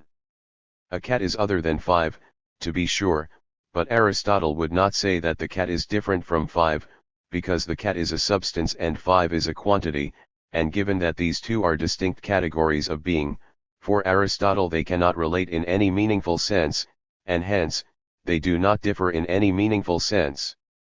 Things that differ in genus are so far distant, more akin, really, to otherness, as to be nearly incomparable. However, a cat may be said to be different than a human being, because the characteristics whereby they are distinguished from each other are contrarieties, occupying opposing sides of a given either/or, for instance, rational versus non-rational. Special difference or contrariety thus provides us with a binary of affirmation or privation, a yes or a no that constitutes the greatest or most perfect difference, according to Aristotle. Differences in genus are too great, while intraspecial differences are too minute and numerous. Skin tone, for instance, is manifested in a myriad of ways, but special contrariety is complete, embodying an affirmation or negation of a particular given quality whereby genera are differentiated into species. There are thus two senses in which, for Aristotle, difference is thought only in accordance with the principle of identity. First, there is the identity that two different things share within a common genus. A rock and a tree are identical in that both are members of the genus substance, differentiated by the contrariety of living/non-living. Second, there is the bipolar self-identity of the characteristics whereby two things are differentiated: material versus non-material, living versus non-living, sentient versus non-sentient, rational versus non-rational, and so on. We can see, then, that it is only with Aristotle that difference becomes fully codified within the tradition as the type of empirical difference that we mentioned in the previous chapter. It is understood as a recognizable relation between two things which, prior to and independently of their relating, possess their own self-contained identities. Difference then is a way in which a self-identical thing A is not like a self-identical thing B, while both belong to a higher category of identity, in the sense of an Aristotelian genus. While in Plato the apparent co-constitutive nature of the different remained an open question, Aristotle closes the issue, completely subordinating difference to identity. Moreover, despite his relentless attacks on the forms as abstract, ideal universals, he leaves virtually untouched their status as final causes. The forms for Aristotle, especially within the living substance, are teloi or entelechia, drawing the substance in its living activity and change, and hence his hylomorphism in no way alters Plato's centrality of the forms. Augustine and the mind of God. The next decisive moment in the thought of the center takes place with Plotinus, and subsequently, with Saint Augustine of Hippo, who Christianizes Plotinus, and with him, the Platonic tradition. Where Plato's demiurge of the Timaeus had created in accordance with the forms or ideas, which were at least in some sense distinct from the demiurge himself, Plotinus conceives the Platonic ideas as inhering in and synonymous with the divine nous. The divine itself, for Plotinus, is absolutely transcendent, beyond all comprehension, the one. Of the one it must be said first and foremost that there is no multiplicity. There is no thought, because thought requires a thinker and an object, no efficient causality, because acting implies a distinction between agent, action, and object, and it moreover implies a dispositional change in the agent itself. There is not even self-consciousness, which would turn the selfhood of the divine into both subject and object, thereby introducing multiplicity. Plotinus formulates the concept of the one by thinking through the implications of Plato's form of the good, which, though beyond being, is not non-existent, but rather utterly exceeds and transcends all the categories by which we typically understand existence. Such a transcendent unity cannot create by a free act of the will, but creates by way of emanation or circumradiation. Like the rays of the sun, Plato's material analog for the form of the good, goodness emanates from the one, and as it does, it posits and is received by a matter necessary for its realization. This goodness and its material correlate decrease in intensity, and hence perfection, the further the strata get from the divine. All emanates from the divine, and all strives toward the divine, the source and telos of all being. The first of these strata is nous, or the divine mind. Following logically from the unity of the one, we have first the not one, the first differentiation. At this stratum, the attributes of the one, such as the beautiful, the just, and so on, which inhere in the one in a purely undifferentiated form, are distinguished into what we know as the archetypes that are Plato's forms. Nous emanates from and turns its gaze back toward the one, attempting to think the eternally and perfection of the one, but is only capable of doing so in this differentiated way. For Plotinus, then, the absolute center is the one, which is ineffable, undifferentiated, pure, and unknowable as such. As this absolute center, it also encompasses in a pure and undifferentiated way all those discrete, for Plato, centers of the forms, which for Plotinus exist independently only in a differentiated, and hence imperfect, domain. Augustine accepts this position almost entirely, but rather than thinking the ideas as inhering in a derivative, deficient, and impersonal nous, he understands the ideas as belonging to the mind of a personal God.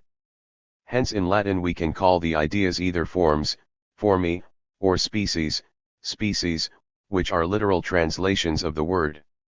But if we call them reasons, rthy ones, we obviously depart from a literal translation of the term, for reasons, rthy ones, in Greek are called logoi, not ideas, idea. Yet, nonetheless, if anyone wants to use reason, ratio, he will not stray from the thing in question, for in fact the ideas are certain original and principal forms of things, i.e., reasons, fixed and unchangeable, which are not themselves formed and, being thus eternal and existing always in the same state, are contained in the divine intelligence. And though they themselves neither come into being nor pass away, nevertheless, everything which can come into being and pass away and everything which does come into being and pass away is said to be formed in accord with these ideas. 42. With this, Augustine consolidates all knowledge in the divine mind. Like Plotinus, Augustine unambiguously interprets Plato's form of the good theologically, and like Plato's form of the good, Augustine's God is the necessary condition for all genuine knowledge. Any glimmers of knowledge available to humans are available only by way of their looking to that epistemic center, and by the divine light that, like Plato's sun, permits that seeing. This was the condition of my mind when I did not realize that light must come to it from another source than itself, that it must share in the truth because it cannot be the truth. 43 Unlike Plotinus, however, Augustine's divinity is not an undifferentiated, non-thinking, pure unity, but a personal and loving God. And it is only because of God's grace that humans are drawn to look to the divine in the first place. Human intelligence or determination alone are insufficient. Augustine's doctrine, which would come to be known as the doctrine of divine illumination, deposits all of Plato's centers of meaning into the absolute center of the divine mind. For nearly a millennium to come, through Boethius and Anselm, through Alfarabi and Ibn Sina 44 up through Aquinas, the Western philosophical tradition would rest safely within that figure of the center, as its most foundational and unassailable assumption. As Copleston writes, this doctrine was the common doctrine in the Middle Ages up to and including the 13th century. 45. The movement of decent ring in Duns Scotus and Occam. In the wake of St. Thomas Aquinas, however, a shift is inaugurated, and a decent ring begins to rumble beneath the philosophical theology of the Middle Ages. This movement of decent ring continues until the emergence of modern rationalism, and occurs in three basic phases: ontological, epistemic, and cosmological. The first of these moments, the ontological, occurs in the late 13th century with John Duns Scotus, who rejects Augustine's divine illumination. Scotus reasons that if the human capacity for knowledge is inherently flawed and incapable of certainty, then God's self-illumination would in no way remedy the deficiency. If our assumption is that the human mind is fundamentally incapable of knowledge, then even if God were to illuminate truth for us, we would not be capable of recognizing it as truth, any more than a squirrel could understand special relativity, however clearly a physicist might explain it to her. There must be, according to Scotus, a natural knowledge of God. This brings us to Scotus' doctrine of the univocity of being. 46 Accompanying this natural knowability of God are the proofs for the existence of God. Nearly all of these proofs rely upon an inference made from some fact about the human mind to the existence of God, and hence, they rely upon a commonality between God and humankind. In whatever ways and to whatever degrees God's existence is unlike human existence, human thought is incapable of knowing God's existence. Thus, in an effort to ground more decisively the persuasive force of the proofs for God's existence, Scotus argues for the univocity of being. Being, he claimed, must be said in a single sense of everything of which it is said. Scotus' doctrine of the univocity of being, posited with the most pious of intentions, nevertheless amounts to a rejection of the Aristotelian and Thomistic doctrine of analogy, whereby being is distributed analogically and hierarchically. An analogical and hierarchical distribution of being entails that there are greater and lesser degrees to which a thing may be said to be, both horizontally, across the things of the world. Substances are to a greater degree than are their qualities, and vertically, God is to a greater degree than is his creation. A substance exists to a greater degree than do its properties, because the properties require the substance in order to manifest, but the substance will persist despite changes in its properties. There is no red as such, there are only red things, and if I paint a red thing black, its quiddity remains unchanged. Likewise, vertically, the early medieval period had given us the scala naturae, often translated as the great chain of being. 47 Similar to Plotinus' notion of emanation, the scala naturae imagines all of being as ranging from pure being, pure spirit, at the top, down to bare existence, inert matter, at the bottom, with the human being the only thing in all of existence to straddle the matter/spirit divide. On this model, things further down the scale exist to a lesser degree than those things further up the scale, with God being at the apex of the chain, and, like Plotinus I, external to creation. The doctrine of analogy accords nicely with the Christian demand for an ontological distinction between God and creation, maintaining God's transcendence while still, in some sense, affording us the means to speak of him. To say that being is univocal, as Scotus does, is thus to depose the absolutely transcendent centrality of God, even if only in a subtle way, replacing it instead with the abstract notion of being. Being is said in the same sense of everything of which it is said, whether God, human being, or spider. Despite his rejection of illuminationism and his proclamation of the univocity of being, Scotus nevertheless remained a metaphysical realist when it came to the ideas themselves. In keeping with our historical narrative, we might therefore say that he dispersed them from the centrality of the divine mind while maintaining at the same time their own self-contained and independent centrality. William of Ockham thus launches the epistemic moment of this decent ring, by abolishing the Platonic forms. Again, Ockham operates with the holiest of intentions. In his case, it is in order to salvage the absoluteness of the divine freedom that he disposes of the ideas. To assert the discrete real existence of the ideas, Ockham holds, is to imply that God's creative freedom is restrained, in that God would be constrained to create in accordance with the ideas. If there is an eternal, abstract idea of the human being, then when God creates human beings, he must do so in accordance with the idea of human. The same applies to God's moral freedom. To assert the discrete reality of the good, an idea or form distinct from God, is to constrain God to act in accordance with its dictates. Moreover, to assert the real existence of the ideas is, according to Ockham, incoherent, inasmuch as anything that exists, in virtue of its existence, is an individual. However, the very purpose of Plato's idea is to explain the commonality among different things. Hence, it is ascribable to a plurality of differing individuals.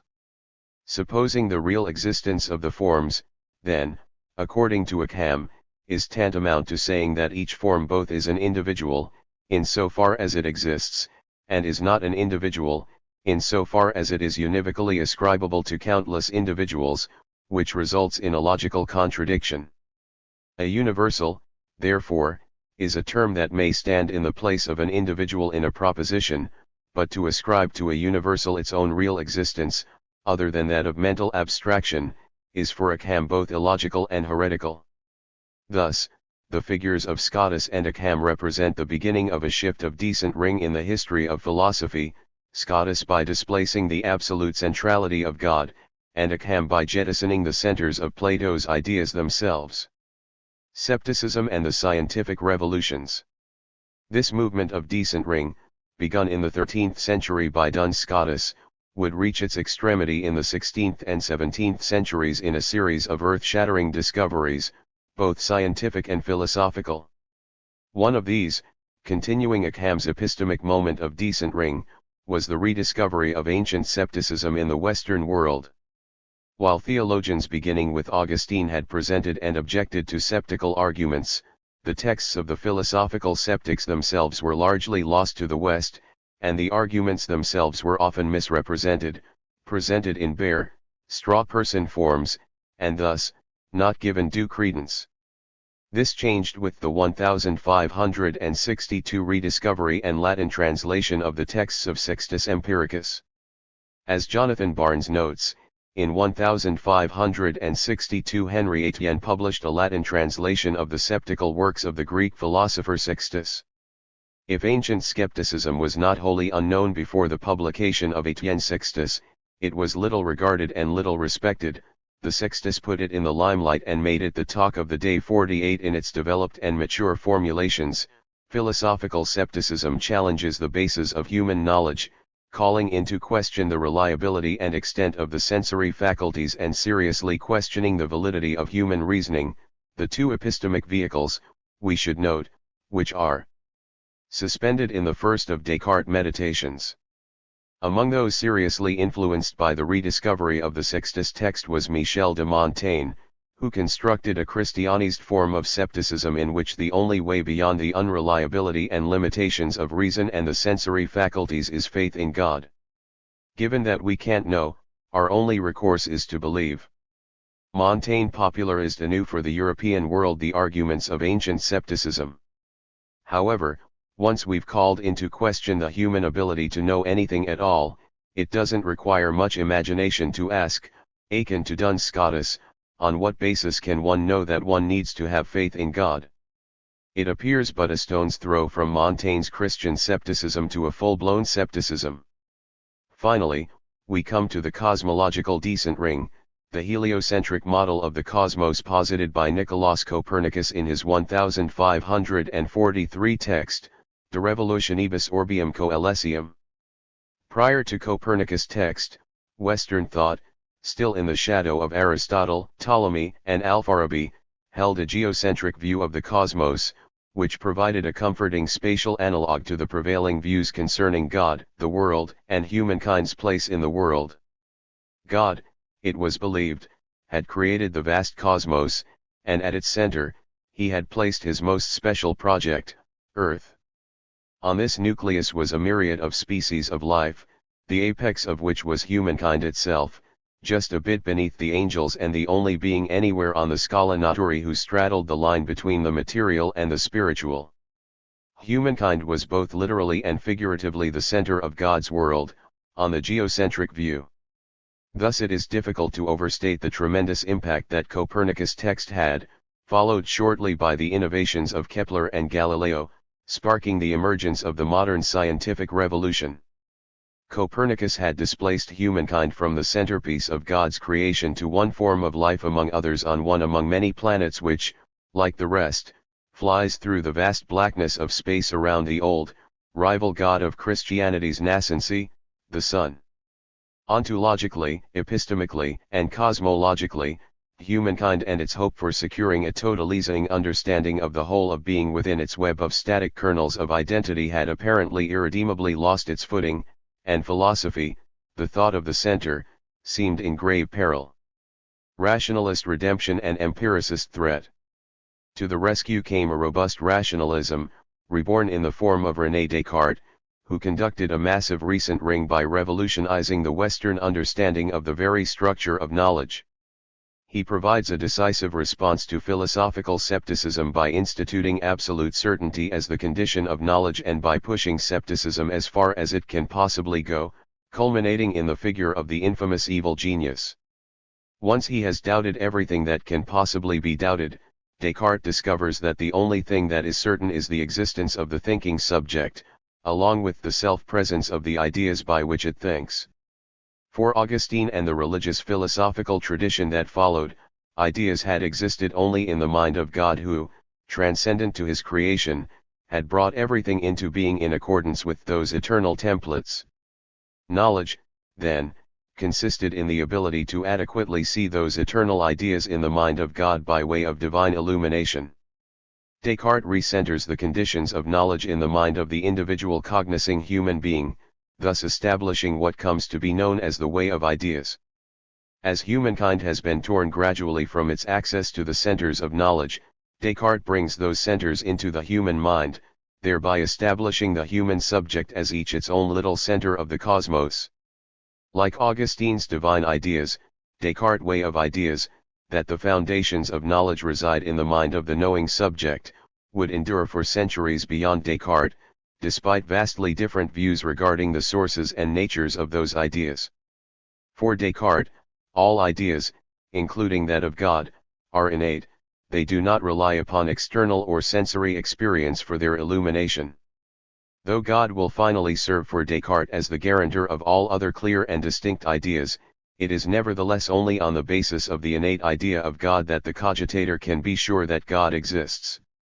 The Cartesian apodicticity of consciousness now plays the role formerly ascribed only to God, the absolute guarantor of truth and knowledge. Rather than God illuminating the mind now illuminates God. In so doing, Descartes restores philosophy's demand for centrality, making it once again possible to access those absolute cores or kernels of identity and truth. It is also worth noting that, in nearly all its manifestations, particularly its Malebranchian and Leibnizian ones 49, robust rationalism 50 endeavors to so restore the center. But just as continental rationalism reaches its fever pitch in Leibniz, across the channel a resurgent empiricism is beginning to chip away at the carefully constructed rationalist edifice, once again shifting philosophy in the direction of decent ring. This begins with the relentless attack on the doctrine of innate ideas, carried out by John Locke in his two-volume essay concerning human understanding. The implications of this attack, which all subsequent empiricists would take for granted, are staggering. If the ideas by which the mind cognizes the world are not innate, then they must be constructed somehow, and the empiricists will hold that the only plausible explanation is that this construction takes place by the mind's deriving simple ideas from sensory experience and combining these simple ideas into ideas of greater and greater complexity. Naturally, it stands to reason that if our ideas are constructed by the mind, they are, like all human constructions, subject to error, and while the empiricists take great pains to outline strategies for avoiding epistemic errors, gone forever is the ability to satisfy Descartes' certitude condition of knowledge with respect to the external world. Along with it, many of the cherished Cartesian ideas are either discarded or seriously attenuated. The notion of substance, the linchpin of Descartes' dualism and the unassailable foundation of his cogito argument, is for Locke merely a word we use to explain why certain properties often appear together, only a supposition of he knows not what support of such qualities, which are capable of producing simple ideas in us, which qualities are commonly called accidents. 51 As we do not see the so-called substantiality of a thing but by its various properties, our idea of substance is, at best, obscure and confused. Likewise, the notion of personal identity, no longer resting in the self-identity of the Cartesian substance, is reduced to the active human consciousness, along with whatever memories it has of past modes of consciousness, for as far as any intelligent being can repeat the idea of any past action with the same consciousness it had of it at first, and with the same consciousness it has of any present action, so far it is the same personal self. 52 The idea of God as well, no longer innate, must be derived from our observations of the natural world, and as a result, it is stripped of its Cartesian omnipotence and omniscience.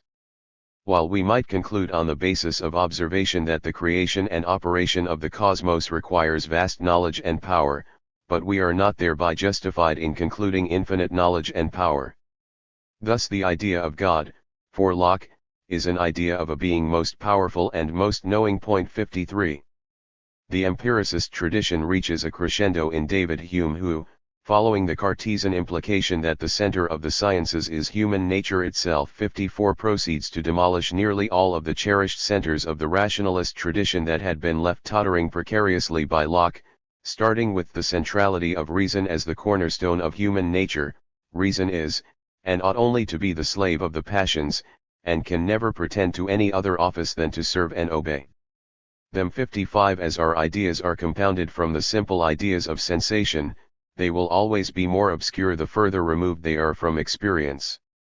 Moreover, Hume will argue that any obscurity pertaining to our ideas can be cleared up permanently if we abide by the following principle: upon encountering an idea that cannot be traced to a particular sensation, of which there are many, we unflinchingly acknowledge this fact and either employ such ideas only in so far as they are necessary to explain sensations, but with the constant awareness that we are doing so, or we discard them entirely. By bringing ideas into so clear a light, we may reasonably hope to remove all dispute, which may arise, concerning their nature and reality. 56. The litany of such ideas is vast, and includes the cause-effect relation, our prediction of future events, the connection between mind and body, power, substance, moral facts, the self, the freedom of the will, and the nature of the divine. Even identity, in the hands of Hume, will be reduced to an ascription that human beings apply, not arbitrarily but relative to our own perspective, to what are in fact nothing but diversities. 57. Little wonder, perhaps, that Deleuze's first monograph is written on Hume. David Hume finalizes philosophy's next major decent ring, in the reactivation of a plausible form of modern scepticism. Immanuel Kant would then attempt to correct this decent ring shift with his transcendental idealism, reinstating the centrality of knowledge in accordance with the categories of subjectivity. However, Kant is only able to do so by predicating his entire system upon the distinction between phenomenon, the thing as it appears, and noumenon, the thing in itself, salvaging a genuine possibility of objective knowledge, objective because it is the same for all rational subjects, by pairing off the realm of being as irredeemably inaccessible. The Kantian recent ring is thus in one way radical, but in another limited. Hegel and Nietzsche 58. This recent ring would thus be insufficient for most of Kant's successors, who would, each in their own way, attempt to bridge or cancel the distinction between noumenon and phenomenon, thus restoring to reason the jurisdiction over the whole of being. The greatest of these efforts indisputably occurs with Hegel, who attempts to reconcile the divisions not only between noumenon and phenomenon, but to reconcile all of the divisions and ruptures within the history of philosophy, and bring them under the scope of absolute spirit. Hegel thus returns to the Greek origins 59 of the Western tradition, and conceives Aristotle's self-thinking thought of the metaphysics in accordance with Hegel's notion of the absolute, understood in the sense of the whole. But where Aristotle's self-thinking thought consists of self-reflection in the mode of pure immediacy, Hegel's history of spirit consists of this immediacy's gradually and progressively becoming other to itself, and reconciling this otherness within a richer, more complex notion of identity. The self and its other, thesis and antithesis, are aufgehoben, simultaneously cancelled in their self-standing opposition while also elevated and sublated into a higher whole. This elevating cancellation, the negation of the contradiction, is commonly referred to as the Aufhebung. The unfolding of Hegel's true is an ongoing dialectical process that culminates in the self-consciousness of absolute spirit. The true is the whole. But the whole is nothing other than the essence consummating itself through its development. Of the absolute it must be said that it is essentially a result, that only in the end is it what it truly is, and that precisely in this consists its nature, viz., to be actual, subject, the spontaneous becoming of itself. 60 Contrary to Spinoza then, for whom substance alone is, while all else consists of mere modes of that substance, for Hegel everything turns on grasping and expressing the true, not only as substance, but equally as subject. 61 Being becomes aware of itself no longer in Aristotle's simple immediacy, but in the mediated complex reflection in otherness within itself. 62 The history of philosophy is thus reconceived under Hegel's system as the vast unfolding of the absolute, such that all of its apparent disputes and contradictions, all of its centerings, decent rings and recent rings, are necessary stages in this unfolding, anchoring the entire progression of nature, culture, art, history, and thought within an absolute center. Incorporating elements of Aristotle's self-thinking thought, Augustine's divine mind, and Spinoza's substance monism, along with the Trinitarian structure of Christian theology, Hegel creates philosophy's most centralizing system yet, which Deleuze refers to as a monocentering of circles. 63. Following Hegel in our story comes Nietzsche, who conducts philosophy's most aggressive movement of decent ring. If Plato's thought led out of the cave, Nietzsche's self-described inversion of Plato leads unapologetically back in, to a labyrinthine realm of depths, echoes, shadows, and dissimulations. No longer does the light of the Platonic sun illuminate, but rather Heraclitus fire, no longer do facts, in the sense of static givens, prevail, but perspectives. Nietzsche's early thought is deeply indebted to the work of Arthur Schopenhauer. Though mired in relative obscurity for much of his life, Schopenhauer comes of age at the height of the idealist phase of German philosophy, boldly, if foolishly, scheduling his own classes at the University of Berlin to conflict with those of Hegel, whom Schopenhauer despised. Against Hegel's thought, Schopenhauer reasserts a drastically revised Kantianism, laced with a dash of Spinozistic parallelism. In place of Kant's noumenon/phenomenon distinction, Schopenhauer posits the analogous will/representation distinction, where will is the principle of the universe as it is, and representation as it appears. For Schopenhauer, this is evident upon introspection, Turned inward, the mind recognizes immediately the constant striving of will within, the outer expression of which is its bodily representation. Contrary to Kant, however, Schopenhauer does not conceptualize this will as fundamentally rational, but rather as blind, irrational, and insatiable, like Freud's idea. Also contrary to Kant, for Schopenhauer there is no justifiable basis by which one can distinguish different noumena, or wills, from each other. Anything that could distinguish one noumenon from another for Schopenhauer would have to be restricted to the phenomenal, or representational, sphere, and hence could not be trusted to reflect the reality of things. For this reason, Schopenhauer understands the principle of will as singular, though in constant striving. Finally, Schopenhauer disagrees with Kant in that will does not cause representation, as Kant's noumenon causes the phenomenon. Rather, like Spinoza's parallel attributes, will and representation are two ways of understanding the same thing.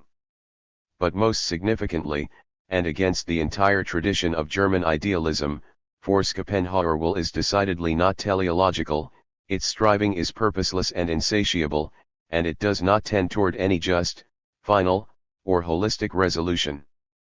Our only respites from the striving of the will are in brief moments of absolute absorption in the sphere of representation, the appreciation of the beautiful in the domain of art. Nietzsche shatters Schopenhauer's ontologically singular will.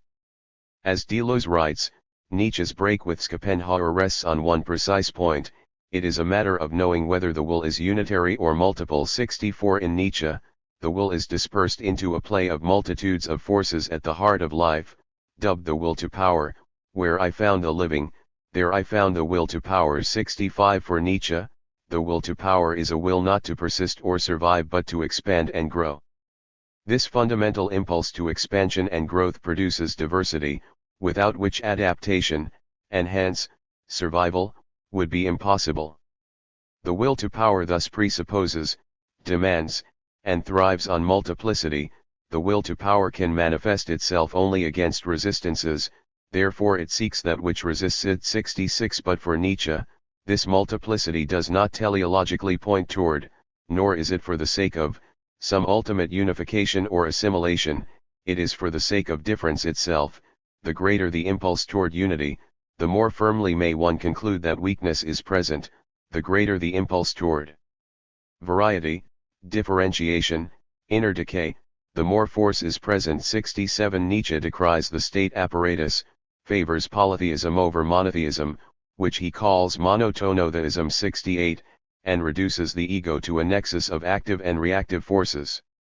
Nietzsche thus reinstates the madness of the Heraclitean world, conceiving the being of the cosmos in terms of its becoming, dispersing and disrupting identity in all its forms, and launching the torpedo of thought that will dominate continental philosophy in the 20th century. Accompanying this philosophy of the will, however, is a more perplexing notion, the concept of eternal return. Herewith I again stand on the soil out of which my intention, my ability grows.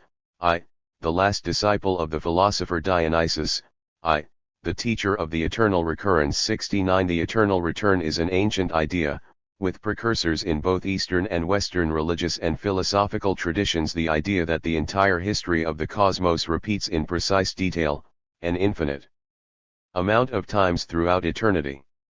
Nietzsche himself interprets, or reinterprets, eternal return as the marriage of Heraclitus and Parmenides, to impose upon becoming the character of being, that is the supreme will to power. That everything recurs is the closest approximation of a world of becoming to a world of being. 70 What Nietzsche meant by this marriage, however, is not immediately evident. It is clear that Nietzsche had read some texts of contemporary physics, and had speculated in his notes that eternal return might be the most scientific of all possible hypotheses. 71 As a result, some prominent Nietzsche scholars interpret eternal return in the strictly straightforward cosmological sense, as the precise repetition of the history of the cosmos. 72 The imposition of the character of being onto becoming then is that, despite the eternal fluctuations of the cosmos, the process of fluctuations always starts over in perfectly identical repetition, playing eternally like a film that begins again each time the credits have faded to black. However, the cyclical reading is not without problems. As Deleuze notes, Nietzsche's own conception of the eternal return was formulated precisely in opposition to the ancient doctrine of cyclical, cosmological, repetition, and Nietzsche himself saw his concept of eternal return as something completely new. Why did Nietzsche, who knew the Greeks, know that the eternal return was his own invention, an untimely belief or belief of the future? 73 Deleuze's response is that eternal return is formulated by Nietzsche as a concept of repetition in a world where identity, the same, and the similar have already been abolished. The same in the eternal return of the same is a repetition of the different itself, according to Deleuze. Whatever we make of the eternal return, and we will deal with it in more detail in what follows, it is clear that in the wake of Hegel's decisive recent ring of philosophy, Nietzsche pushes it further in the direction of decent ring than it has been since Heraclitus, providing us with the seemingly paradoxical combination of a philosophy of will to power that abolishes all fixed identities, and a conception of repetition that would seem to presuppose the very identities that the will to power destroys. In so doing, he throws down the gauntlet for philosophy in the 20th century. Heidegger's engagement with Nietzsche. The most important philosopher to take up that gauntlet early on is Martin Heidegger, who grappled with Nietzsche's work more vigorously, more aggressively, and more enduringly than he did any other single philosopher in the history of the tradition. 74 Alan Schrift notes that Heidegger published a greater volume of material on Nietzsche, over 1,200 pages devoted specifically to interpretations of Nietzsche, than any other figure in this history of metaphysics. 75 As early as Being and Time. 1927, Nietzsche, like Kierkegaard, lurks in the margins of Heidegger's overall project. 76. Anticipation discloses to existence that its uttermost possibility lies in giving itself up, and thus it shatters all one's tenaciousness to whatever existence one has reached. In anticipation, Dasein guards itself against falling back behind itself, or behind the potentiality for being which it has understood. It guards itself against becoming too old for its victories. Nietzsche, point 77.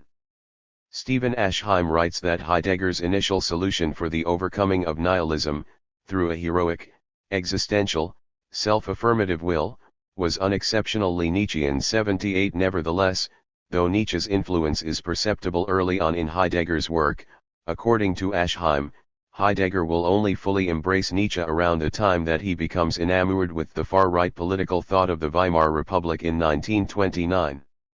When Heidegger commences his Nietzsche lectures in 1936, it is in order to discredit the more explicitly National Socialistic readings of Nietzsche, as found in the writings of Alfred Baumler. 79 Who, along with Heidegger, writes Richard Stigman Gall, was the most notable philosopher to back the Nazi regime with his intellectual prestige. 80 As Heidegger begins to work through Nietzsche, however, he comes to reject Nietzsche for his own reasons. But in so doing, Heidegger undergoes a self-transformation, coming to reject certain aspects of his own thinking, which for Heidegger had been bound up with Nietzsche. The will to power, which had found its way into Heidegger's thought as the resoluteness of Dasein, would come under criticism, and would ultimately be rejected, thus pushing Heidegger's thought toward the care that would mark the distinction between the early and late periods of Heidegger's thought. Heidegger would ultimately come to view his own political failures as bound up with his earlier Nietzscheanism, such that he reportedly confided to a family member, "Nietzsche hat mich kaputt gemacht," or "Nietzsche did me in 81. Nevertheless, one could argue that the entirety of Heidegger's thinking from 1929 on is wrapped up in the set of problems and questions that he finds in Nietzsche.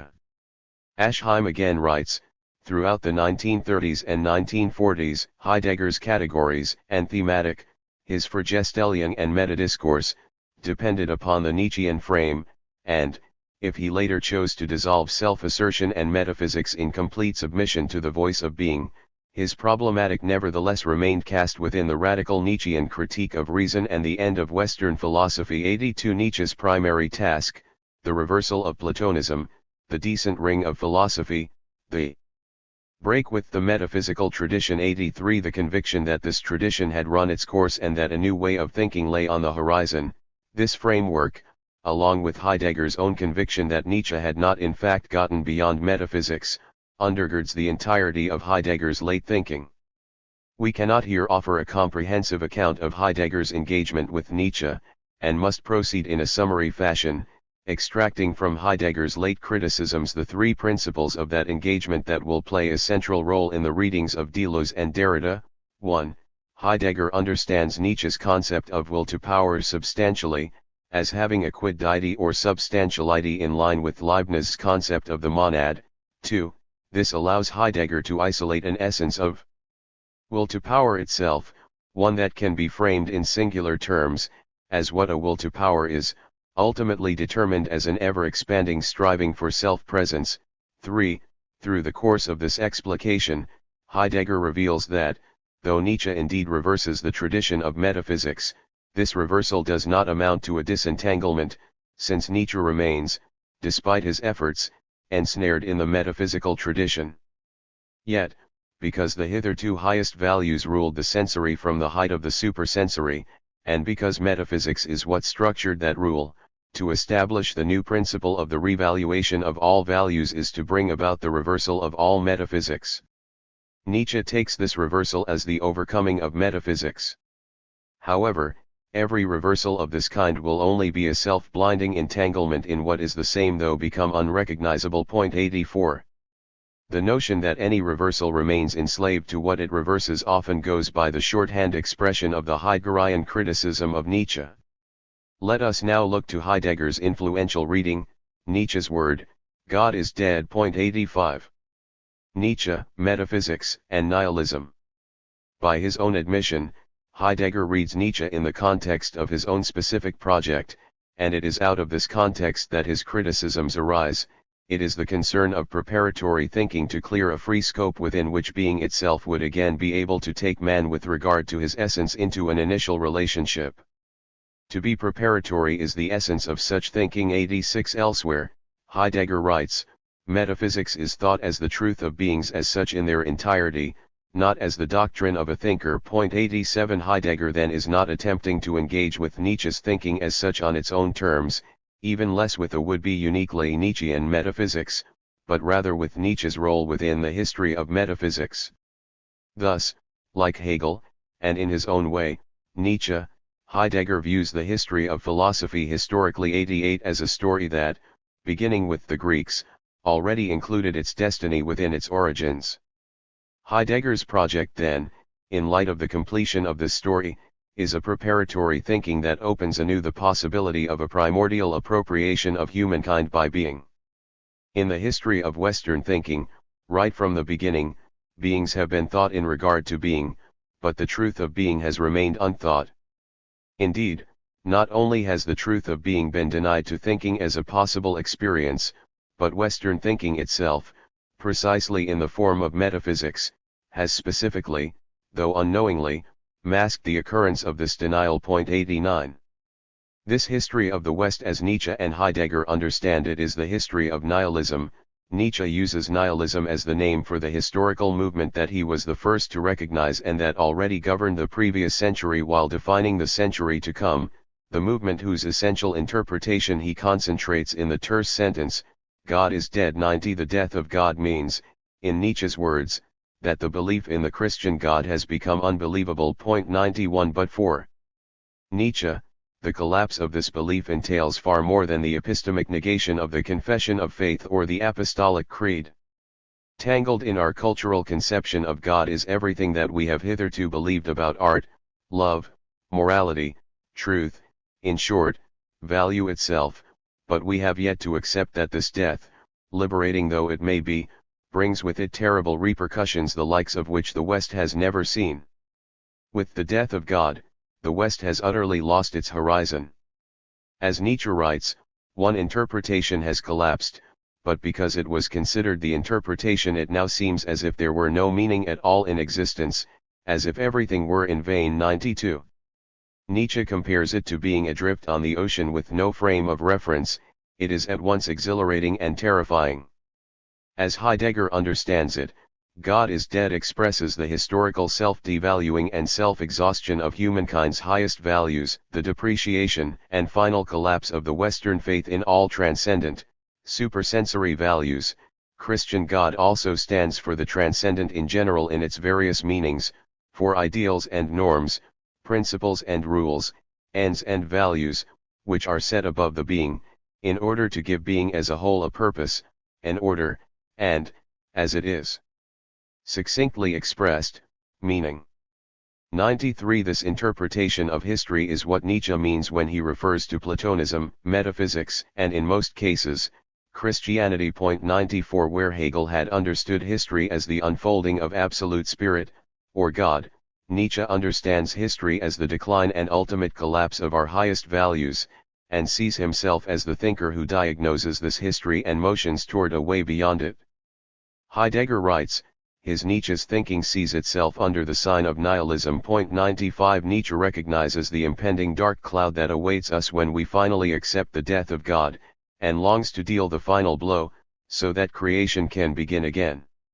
His thinking seeks to affirm the death of God so that new gods, embodiments of values, can be created.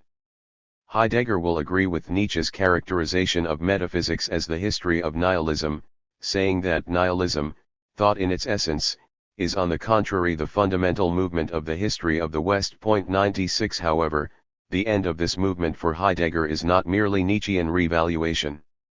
Rather, the history of nihilism is consummated in what Heidegger elsewhere calls the Gestell, or the enframing. 97. The essence of the enframing is revealed in modern technology as the situatedness of humankind in the throes of power, such that all of the world, nature, even humanity itself, is revealed in terms of the Bestand, or the standing reserve. 98. Their ability to be ordered and mobilized for the purpose of the expansion or enhancement of power.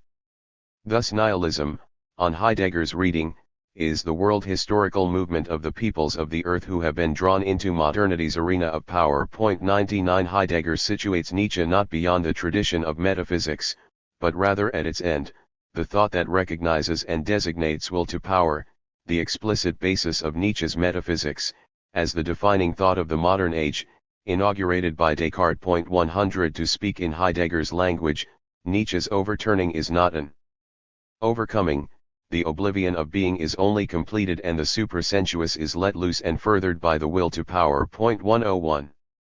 Nietzsche and value.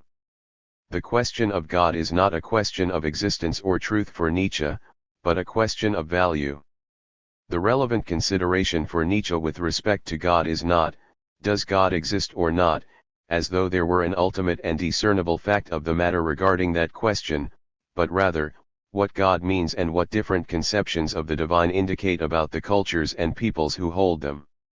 Rather than signifying it is true that God does not exist, the death of God signifies on the contrary that God, and more generally, all transcendent concepts and modes of valuation, have ceased to serve as bases of value, they have lost the importance or the efficacy they once held in Western culture.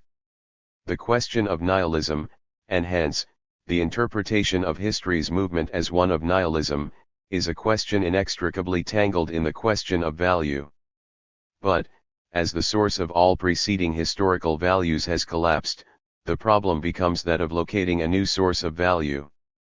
For centuries, Nietzsche thinks, humanity has responded to this death by leaving intact the space that God occupied, filling in his absence with new doctrines that recast the transcendent within the robes of immanence. The kingdom of God is reinterpreted as an earthly kingdom. 102. Otherworldly heavens become this worldly utopias. The Enlightenment ideals of modernity, socialism, democracy, humanism, utilitarianism, egalitarianism, and so on, have perhaps abolished the designator God, but have left its meaning untouched. They are both symptoms and prolongations of the death of God, set in this world with no promise of or reliance upon another. They indicate that the transcendent absolute has lost its explicit grasp, but in attempting to instantiate the transcendent within the worldly, humankind has yet to recognize and affirm the death of God and to grasp the magnitude of its demise. It is primarily of the bearers of these ideals that Nietzsche's madman speaks when he says, "This deed is still more distant from them than the most distant stars, and yet they have done it themselves. 103 Elsewhere Nietzsche refers to this as incomplete nihilism, the attempts to escape nihilism without revaluating our values. So far, they produce the opposite, make the problem more acute. 104 If the highest values have become devalued by coming to understand that the ideal world is not, and not ever, going to be realized within the real world. 105 Then the task that remains is not for us to tarry with the vestiges of the dead, but to seek to posit values anew.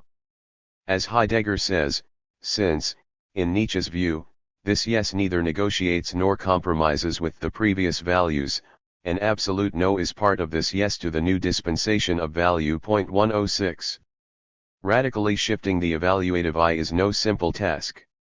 Everything that we have ever held dear, everything we have ever believed about how evaluation is conducted, has thus far been wrapped up in the supersensory. Nietzsche himself notes, if one disregards the ascetic ideal, the ideal of life turned against itself toward the otherworldly, man, the animal man, has until now had no meaning. Man would much rather will nothingness than not will. 107 The questions then are, how to shift our view, and toward what? In Heidegger's words, no longer can the principle be the world of the supersensory, now grown dead. Therefore, nihilism aiming at revaluation, understood in this way, will seek out what is most alive. 108 Nietzsche therefore says of nihilism that it is an ideal of the highest degree of powerfulness of the spirit, the over-richest life, partly destructive, partly ironic. 109 The question of value becomes a question of life, and, more specifically, of the enhancement of life, and, as Heidegger notes, Nietzsche defines value in precisely these terms: the point of view of value is the point of view of preservation enhancement conditions for complex forms of relative life duration within the flux of becoming. 110 Value is essentially related to a point of view. Heidegger interprets this in two ways. First, value is a point of view in the sense that it is the point from which the activity of viewing is carried out, the position of the subject. Secondly, it is the point of view as that on which the viewing is concentrated, the object.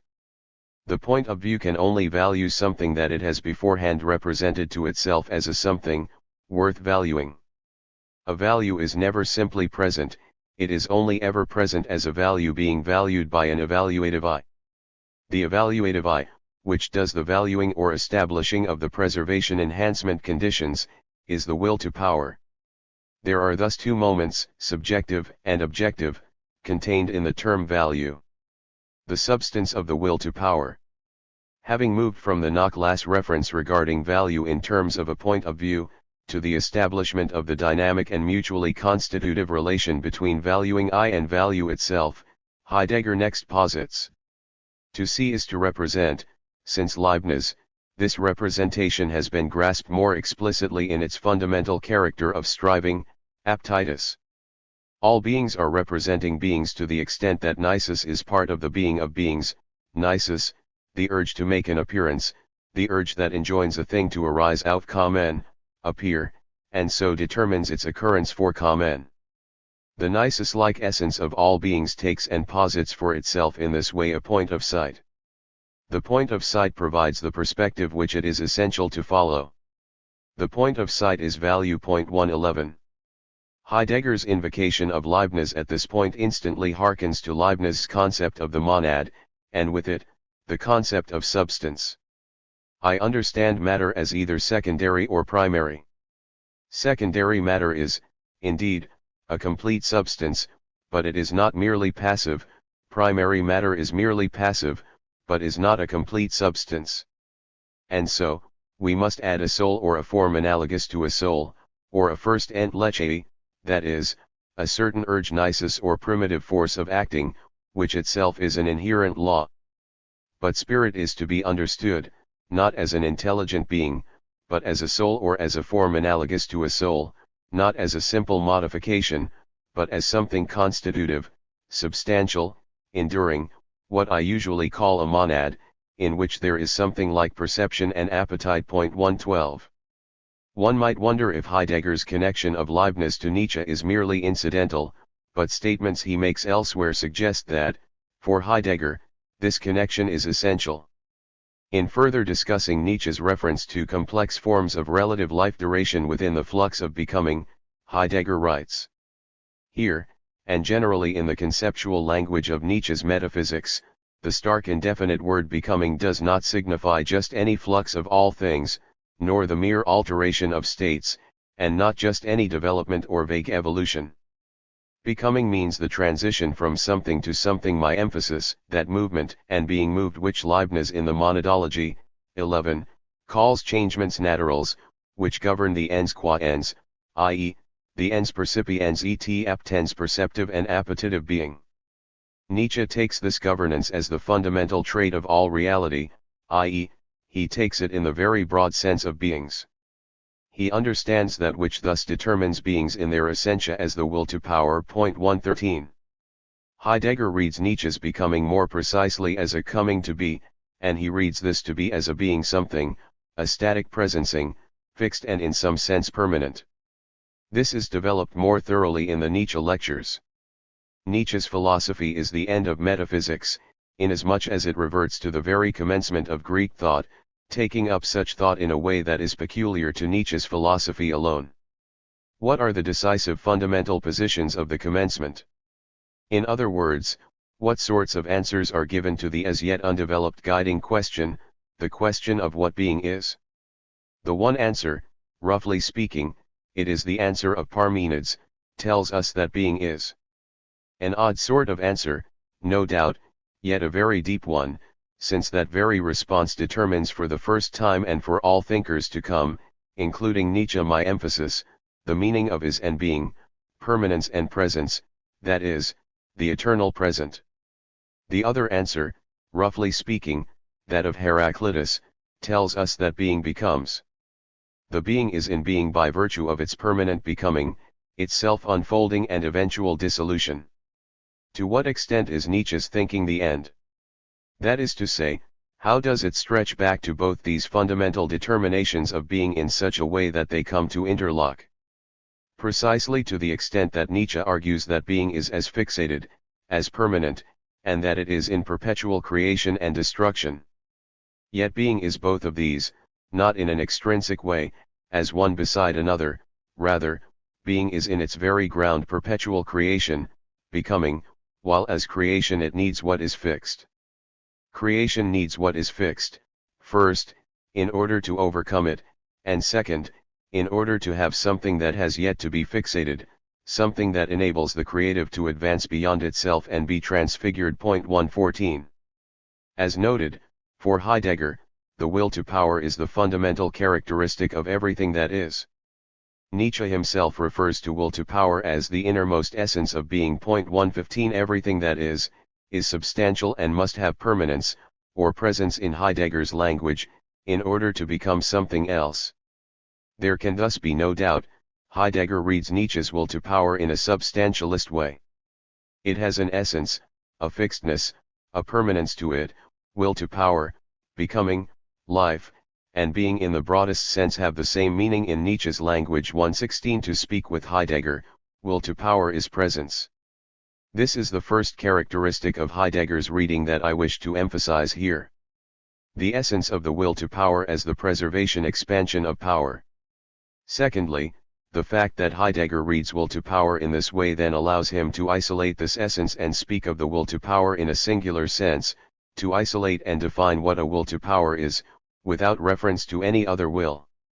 Here Heidegger emphasizes the hyphenated German expression, Erhaltungssteigerungsbedingungen, or preservation enhancement conditions. 117. The instinctive thirst for enhancement is fundamental to and constitutive of the struggle for survival. Heidegger rightly notes that to preserve life is to serve the increase of life. Any life that is restricted to mere preservation is already in decline. 118. Nietzsche makes this point repeatedly throughout his own writings. Indeed, the truth was not hid by him who shot at it with the word of the will to existence, that will does not exist. For, what does not exist cannot will, but what is in existence, how could that still want existence? Only where there is life is there also will, not will to life but, thus I teach you, will to power. 119. Anti-Darwin. As for the famous struggle for existence, So far it seems to me to be asserted rather than proved. It occurs, but as an exception. The total appearance of life is not the extremity, not starvation, but rather riches, profusion, even absurd squandering, and where there is struggle, it is a struggle for power. 120. Physiologists should think before putting down the instinct of self-preservation as the cardinal instinct of an organic being. A living thing seeks above all to discharge its strength. Life itself is will to power. Self-preservation is only one of the indirect and most frequent results. 121. Indeed, life itself is defined as an ever more purposive inner adaptation to external circumstances. Herbert Spencer. In so doing, however, one mistakes the essence of life, its will to power. In so doing, one overlooks the essential preeminence of the spontaneous, attacking, infringing, reinterpreting, reordering, and formative forces, upon whose effect the adaptation first follows. In so doing, one denies the lordly role of the highest functionaries in the organism itself, in which the will of life appears active and form-giving. 122. The wish to preserve oneself is the symptom of a condition of distress, of a limitation of the really fundamental instinct of life which aims at the expansion of power and, wishing for that, frequently risks and even sacrifices self-preservation. 123. Once the concept of will to power is articulated, Nietzsche never shrinks from the position that this instinctive drive for expansion is itself responsible for the secondary drive toward preservation. The fact and mechanism of adaptation, that certain members of a particular species exhibit characteristics making them more suitable for survival given changing ecological and environmental factors, thus enabling their passing those characteristics onto their progeny, would not be possible without the already expansive nature of life itself, which differentiates and complexified the members of the species in the first place. Life's instinct to grow beyond itself makes possible the diversity that enables adaptation. Without diversity there is no adaptation, and without expansion no diversity. The expansion thus precedes and conditions the adaptation. As Ernst Mayr writes, the availability of variation is the indispensable prerequisite of evolution. 124. The will to self-preservation only manifests in conditions in which the organism is in a state of distress, when its well-being or its existence hangs in the balance. Without survival, its possibilities for expansion will be forever denied, so in conditions of existential threat, its impulse for expansion appears as the impulse to survive. For Nietzsche then, preservation is inherently tied to enhancement, with the drive for enhancement in the role of primary and constitutive importance. But for Heidegger, though the expansion impulse is constitutive of the preservation instinct, at the same time expansion is not possible without preservation, hence the significance of the hyphen between preservation and enhancement. Without preservation, there is nothing to enhance. Citing "Thus Spoke Zarathustra," Heidegger notes that, to will is to will to be master. 125. To be master means to command, and to command means to have authority over, for the purpose of deploying and further fortifying, one's resources and capabilities. The will's resource, what it has at its disposal, is the will itself. For the will to command, therefore, it must both gather itself under its own authority and seek to expand its dominion. It therefore preserves by stabilizing what it has already attained and mastered, in order for will, in the overpowering of itself, to be able to overcome the level it has reached at a given time. This level must already have been attained, secured, and retained. To secure a given level of power is the condition necessary for intensifying power. 126. At the same time, in so stabilizing its acquisitions, the will seeks its own further enhancement by bringing more power under its dominion. Heidegger claims, will already has what it wills. For will wills its willing. Its will is what it has willed. Will wills itself. It exceeds itself. In this way will as will wills above and beyond itself, and therefore at the same time it must bring itself beneath and behind itself. 127. Heidegger compares this to an act of creation. To create, in the sense of creation out beyond oneself, is most intrinsically this, to stand in the moment of decision, in which what has prevailed hitherto, our endowment, is directed toward a projected task. When it is so directed, the endowment is preserved. 128. Thus to will at all is to will to be more powerful. The godlike infinitude of the Cartesian will is made explicit in Nietzsche's will to power. In stabilizing itself and projecting itself forward, the will is also constantly in the mode of redirection, turning its focus back onto itself. Heidegger writes, "It the will, as the same, is constantly coming back unto itself as the same." 129. Thus, Heidegger will tie essentially together Nietzsche's notion of will to power with the concept of the eternal return of the same. Eternal return, as we have said, is an old idea. Its roots are visible in strains of ancient Indian philosophy, as well as in various cosmological positions of the Stoics. 130. Nietzsche often formulates it in cosmological terms as well. What, if some day or night a demon were to steal after you into your loneliest loneliness and say to you, "This life as you now live it and have lived it, you will have to live once more and innumerable times more, and there will be nothing new in it, but every pain and every joy and every thought and sigh and everything unutterably small or great in your life will have to return to you, all in the same succession and sequence, even this spider and this moonlight between the trees, and even this moment and I myself." The eternal hourglass of existence is turned upside down again and again, and you with it, speck of dust. 131. Nevertheless, Nietzsche's insistence that the eternal return is his own discovery, thoughts have arisen such as I have never seen before. 132, casts significant doubt on interpretations suggesting that Nietzsche understood this ancient concept in a straightforwardly cosmological way. For Heidegger, the eternal return has an explicitly ontological, rather than a cosmological, meaning. The eternal return is the presencing of the being in its becoming. Recurrence thinks the permanentizing of what becomes, thinks it to the point where the becoming of what becomes is secured in the duration of its becoming. The eternal thinks the permanentizing of such constancy in the direction of its circling back into itself and forward toward itself. Yet what becomes is not the unceasing otherness of an endlessly changing manifold. What becomes is the same itself, and that means the one and self-same, the identical, that in each case is within the difference of the other. Nietzsche's thought thinks the constant permanentizing of the becoming of whatever becomes into the only kind of presence there is, the self-recapitulation of the identical. 133.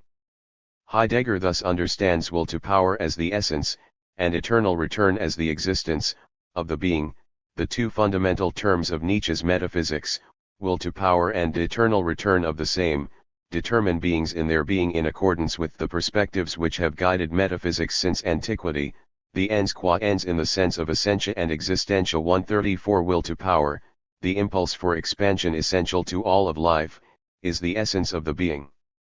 Eternal return, that the being, in its essential impulse for expansion, stabilizes and solidifies its own level of power, is the existence of the being.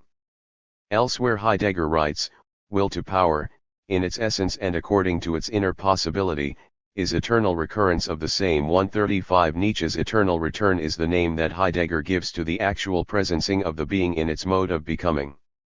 Its becoming, its existence, is a becoming permanent. Nietzsche's thought as the inversion of Cartesian certitude.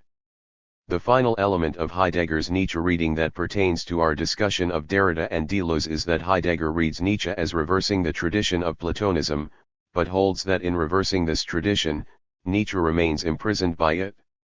The history of Platonism is the history of nihilism, the devaluing of our highest values. Nietzsche diagnoses this history, recognizes the hollowness of our idols, and seeks to abolish them forever, in order to restore the possibility of creation. To do so, he shifts the philosophical paradigm from one of truth to one of value, and explicitly articulates the essence of being as will to power. In this way, however, he merely punctuates what Heidegger understands as the essence of modern metaphysics. The metaphysics of modernity begins with and has its essence in the fact that modern metaphysics seeks the absolutely undoubtable, what is certain, certainty. 136. This brings us to Descartes. In his Meditations on First Philosophy, Descartes famously calls into question the foundations of everything he believes, methodologically jettisoning everything that is in any way subject to doubt, in search of a foundation conducive to absolute certainty.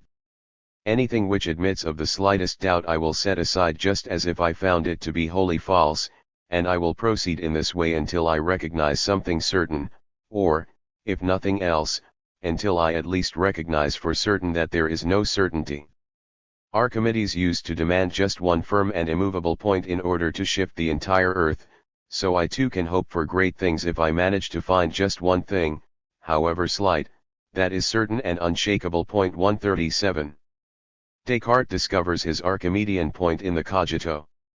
His unshakable certainty lies in his awareness that he is a thinking thing, and so long as he is thinking, he cannot possibly doubt that he exists. I exist, that is certain. But for how long?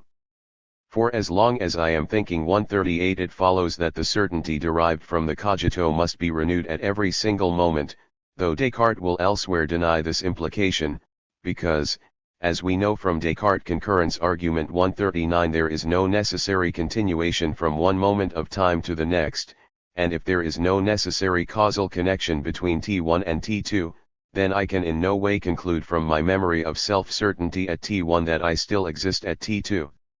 At every single moment, therefore, my certainty and hence my existence is called back into question, unless I affirm myself again at each moment, or, in Heidegger's words, unless the subject is enduringly beständig present. 140. For Heidegger, what is most significant is the status that Descartes ascribes to the ego that thinks, the status of residential cogitans, a thinking thing. 141. Descartes defines this thinking thing as a substance.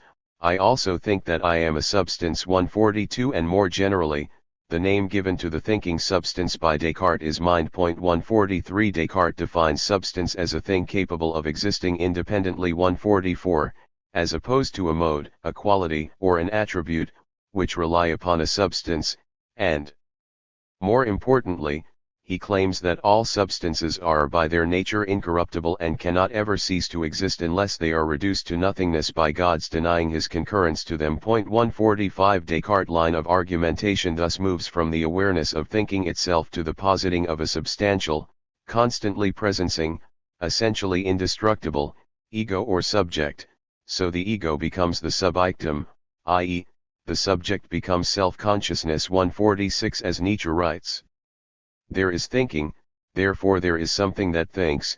This is the upshot of all Descartes argumentation. But that means positing as true a priori our belief in the concept of substance, that when there is thought there has to be something that thinks is simply a formulation of our grammatical custom that adds a doer to every deed. In short, this is not merely the substantiation of a fact but a logical metaphysical postulate. 147. Georges Dicker calls Descartes' adherence to substance metaphysics the most basic assumption involved in the cogito. 148. Heidegger's point is that Descartes, in search of absolute certainty, finds it in the absolutely indubitable and essentially indestructible, constantly presencing substantiality of the mind. The subjectivity of the subject is determined out of the certainty of this consciousness. 149. As we have seen, for Heidegger, Nietzsche's will to power determines beings in their essentia. 150. We are now in a position to understand the two ways in which this is intended by Heidegger. 1.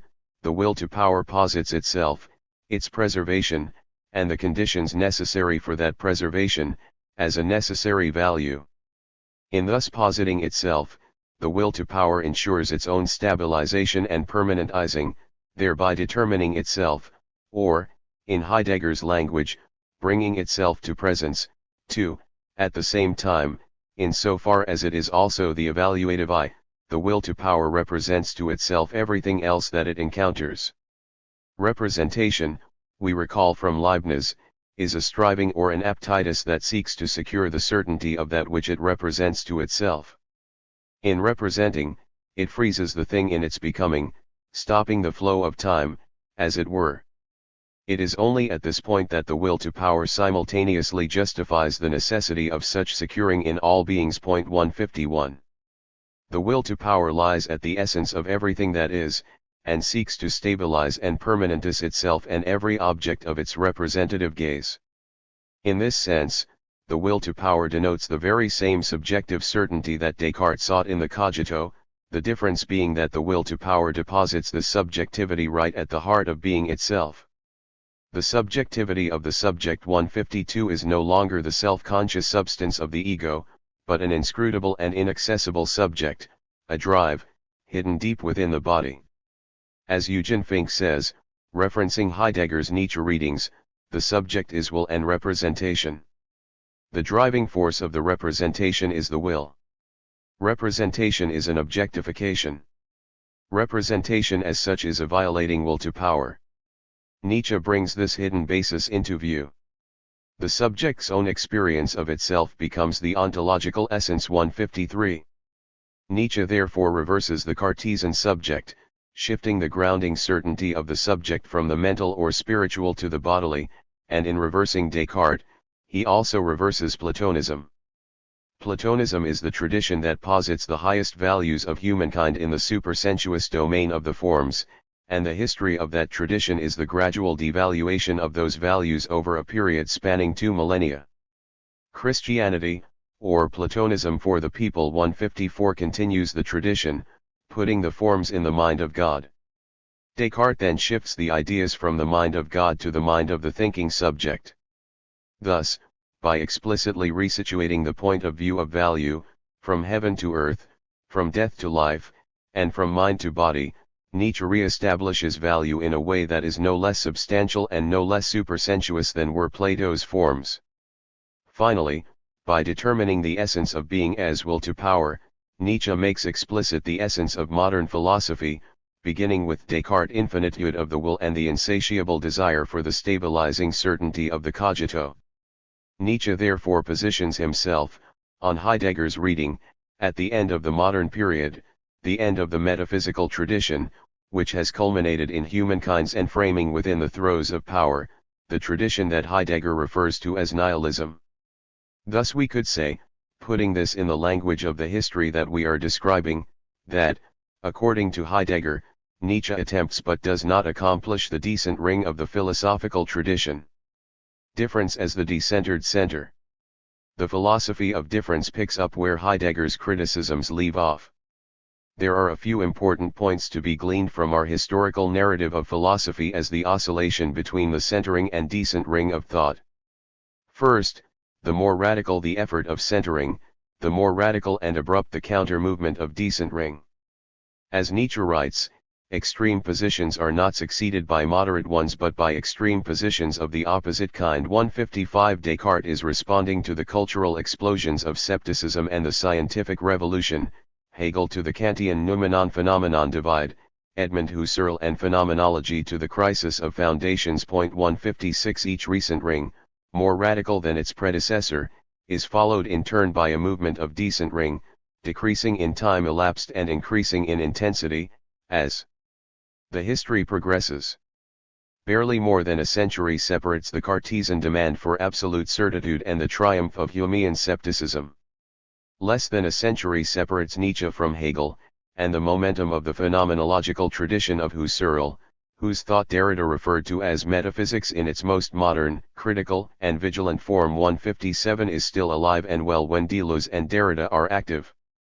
Second, the further thought goes in the direction of decent ring, the closer it dances to what is no longer philosophical, inasmuch as the philosophical has always been understood as the search for the universal, or for what we have referred to as the center. This demand, established by Parmenides and codified by both Plato and Aristotle, has defined the Western philosophical tradition for 2.5 millennia. A purely decentered thought would be a pure empiricism, recognizing only this, that, these, those, here, and now, and it is little wonder that, when thinkers have focused on this, Duns Scotus, or on empiricist foundations of knowledge, Locke and Hume, philosophy has moved in the direction of decent ring. But a pure decent ring, shunning any notion of the center, would be a purely non-philosophical mode of thought. This is incontestably not where Deleuze and Derrida operate. For both Derrida and Deleuze, the problem will be that of the constitution of the center, the genetic conditions that make the center possible, and in that sense, their philosophies comprise an even more radical and fundamental thinking of the center than any others we have encountered along our path. For Derrida, this will be the constitution of ideality within the phenomenological sphere of immanence. For Deleuze, it will be the incapacity of the thought of identity to truly grasp the thing itself in its singularity, the inability of substantialist ontology to adequately think being. However, for both philosophers, this thought of the conditions of the center is so radical and so fundamental that it dislodges and disrupts the notion of the center as we have hitherto defined it, as an absolute kernel of stasis and identity. They are still thinkers of the center, inasmuch as they are in pursuit of the fundamental conditions, and as such, they are philosophers. But the center they pursue is not static and immobile, but one always decentered and decentering. It is essentially multiple, while its multiplicity nevertheless remains the center. This language appears numerous times throughout the writings of Derrida and especially of Deleuze. Derrida refers to the science of writing as a necessary decentering 158, writing that the necessary decentering cannot be a philosophic or scientific act as such, since it is a question of dislocating, through access to another system linking speech and writing, the founding categories of language and the grammar of the episteme. 159 Deleuze, as we have seen, points to a monocentering of circles in the case of Hegel. 160, arguing that representation fails to capture the affirmed world of difference because it has only a single center. 161, and that Nietzschean eternal return is a constantly decentered, continually tortuous circle which revolves only around the unequal. 162 Genuine movement, he says, for its part, implies a plurality of centers, a superposition of perspectives, a tangle of points of view, a coexistence of moments which essentially distort representation. 163 The philosophy of difference is the thought of the decentered center. Conclusion. We can thus bring to a conclusion our introduction to the task at hand, and address the questions we laid out at the beginning of this chapter. First, the philosophy of difference is not a newfangled project, unique to the 1960s French tradition. Its precursors lie in the deepest recesses of the Western philosophical tradition itself, in Parmenides and Heraclitus, and in Plato, who despite himself formulated a thought of the different that nearly threatened the entirety of the tradition bearing the name Platonism. We have caught glimmers of it in Duns Scotus and Occam, in the revolutions of the sciences and in the philosophies of Hume and Nietzsche. Difference has been an ongoing concern of the tradition since its inception. Secondly, the philosophy of difference maintains the thought of what I called the center, a kernel of identity or the universal, in search of which the Western philosophical tradition in its entirety has been conceived. The philosophy of difference seeks to destabilize notions of identity and rethink the very concept of the foundation on a differential ground, or an ungrounding, or a decentered center, but a center nonetheless. It is therefore not non-philosophical or even, strictly speaking, anti-foundationalist, but rather, seeks even more radically and more fundamentally the foundation in question, but in so doing comes face to face with the differential basis of the foundation. Finally, at stake in the philosophy of difference is a critique of representational thinking, the meaning of identity, and the nature and task of philosophy itself, all of which are perennial concerns in the history of philosophy. Therefore, we can assert that the philosophy of difference speaks to the tradition and its problems, offers a fundamental critique of representation, and attempts to formulate new trajectories for philosophy itself. The thought of the center has always danced with the thought of its own decentering, and it is this decentered center that is at stake in the philosophies of Derrida and Deleuze. Thus, we can assert unequivocally the value in their respective projects, and its continuity with the tradition writ large. We now embark upon our investigation. Derrida and Deleuze both formulate their respective philosophies of difference in the triangulation of argumentation found in the Hegel-Nietzsche-Heidegger triad. Both Derrida and Deleuze will argue that Hegel conceives a notion of difference in the context of the dialectic, but both will find some flaw in his concept of difference. Both will reject Heidegger's criticisms of Nietzsche 164 and locate in Nietzsche a way of thinking difference that moves beyond the faults they find in Hegelian dialectical difference.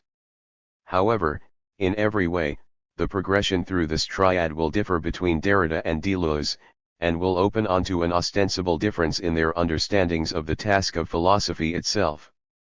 This triad thus dictates to us the progression of chapters in this project. In Chapter 3, we shall begin the exploration of their engagements with Hegel, by looking at the Hegelian system as one of the two pillars of deconstruction, the other being Heidegger's critique of ontotheology. Part 2. The tremendous power of the negative. Chapter 3. The two pillars of deconstruction. Part 2 of the book performs the critical tasks of this project. Both Derrida and Deleuze cite Hegel's conception of difference, specifically in the form of the Aufhebung, as the background against which their own concepts of difference are formulated. Deleuze famously cites a generalized anti-Hegelianism, an intellectual spirit that is practically ubiquitous in 1960s French thought. Point 2 But anti-Hegelianism can be difficult to execute, as Hegel has surreptitiously woven into his system every conceivable possibility of antithesis and opposition. As Michel Foucault famously notes, to truly escape Hegel involves an exact appreciation of the price we have to pay to detach ourselves from him. We have to determine the extent to which our anti-Hegelianism is possibly one of his tricks directed against us, at the end of which he stands, motionless, waiting for us. 3 The question of what it means to escape Hegel comes down, in some senses, to the ways in which one understands Hegel's significance in the history of philosophy more generally. It is in the context of these questions and responses that sharp distinctions emerge between Derrida and Deleuze. Each rejects specific aspects of Hegelian difference. For Deleuze, the rejection is predicated upon his rejection of the negative more generally, while Derrida's rejection of Hegelian difference is that its negativity is insufficient. As we shall see, difference for Derrida is understood as a negativity so negative that it forever eludes the traditional, Hegelian understanding of the negative. In this chapter, we explore what Derrida sees as impossible attempts to break with Hegel, positing Hegel's thought as one of the two pillars of deconstruction, the other being Heidegger's critique of ontotheology.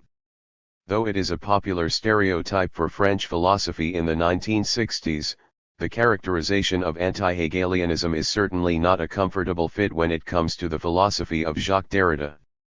Derrida repeatedly casts his project, explicitly and in practice, as an extended engagement with Hegel's thought.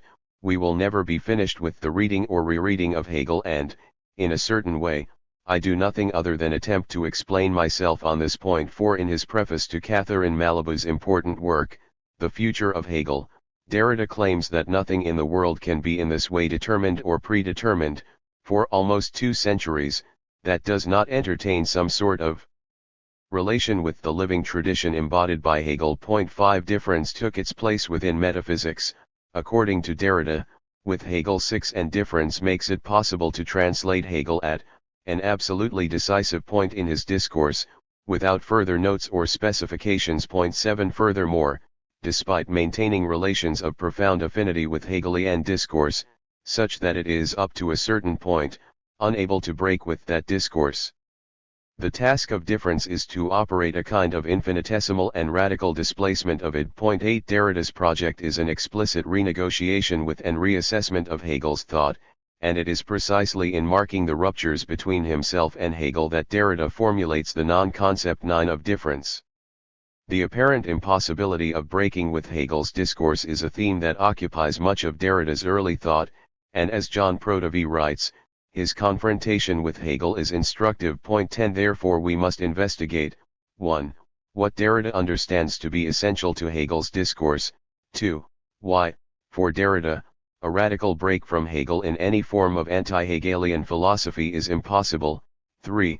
How Derrida's concept of difference is to be understood as operating a displacement, both infinitesimal and radical, of Hegel's discourse. This investigation will proceed primarily through readings of 2 of Derrida's early essays, Cogito and the History of Madness, a lecture delivered in 1963 and published in 1964, and Violence and Metaphysics, an essay on the thought of Emmanuel Levinas, published in 1964. My readings deal with these 3 points, focusing specifically on the moments where these concerns are addressed.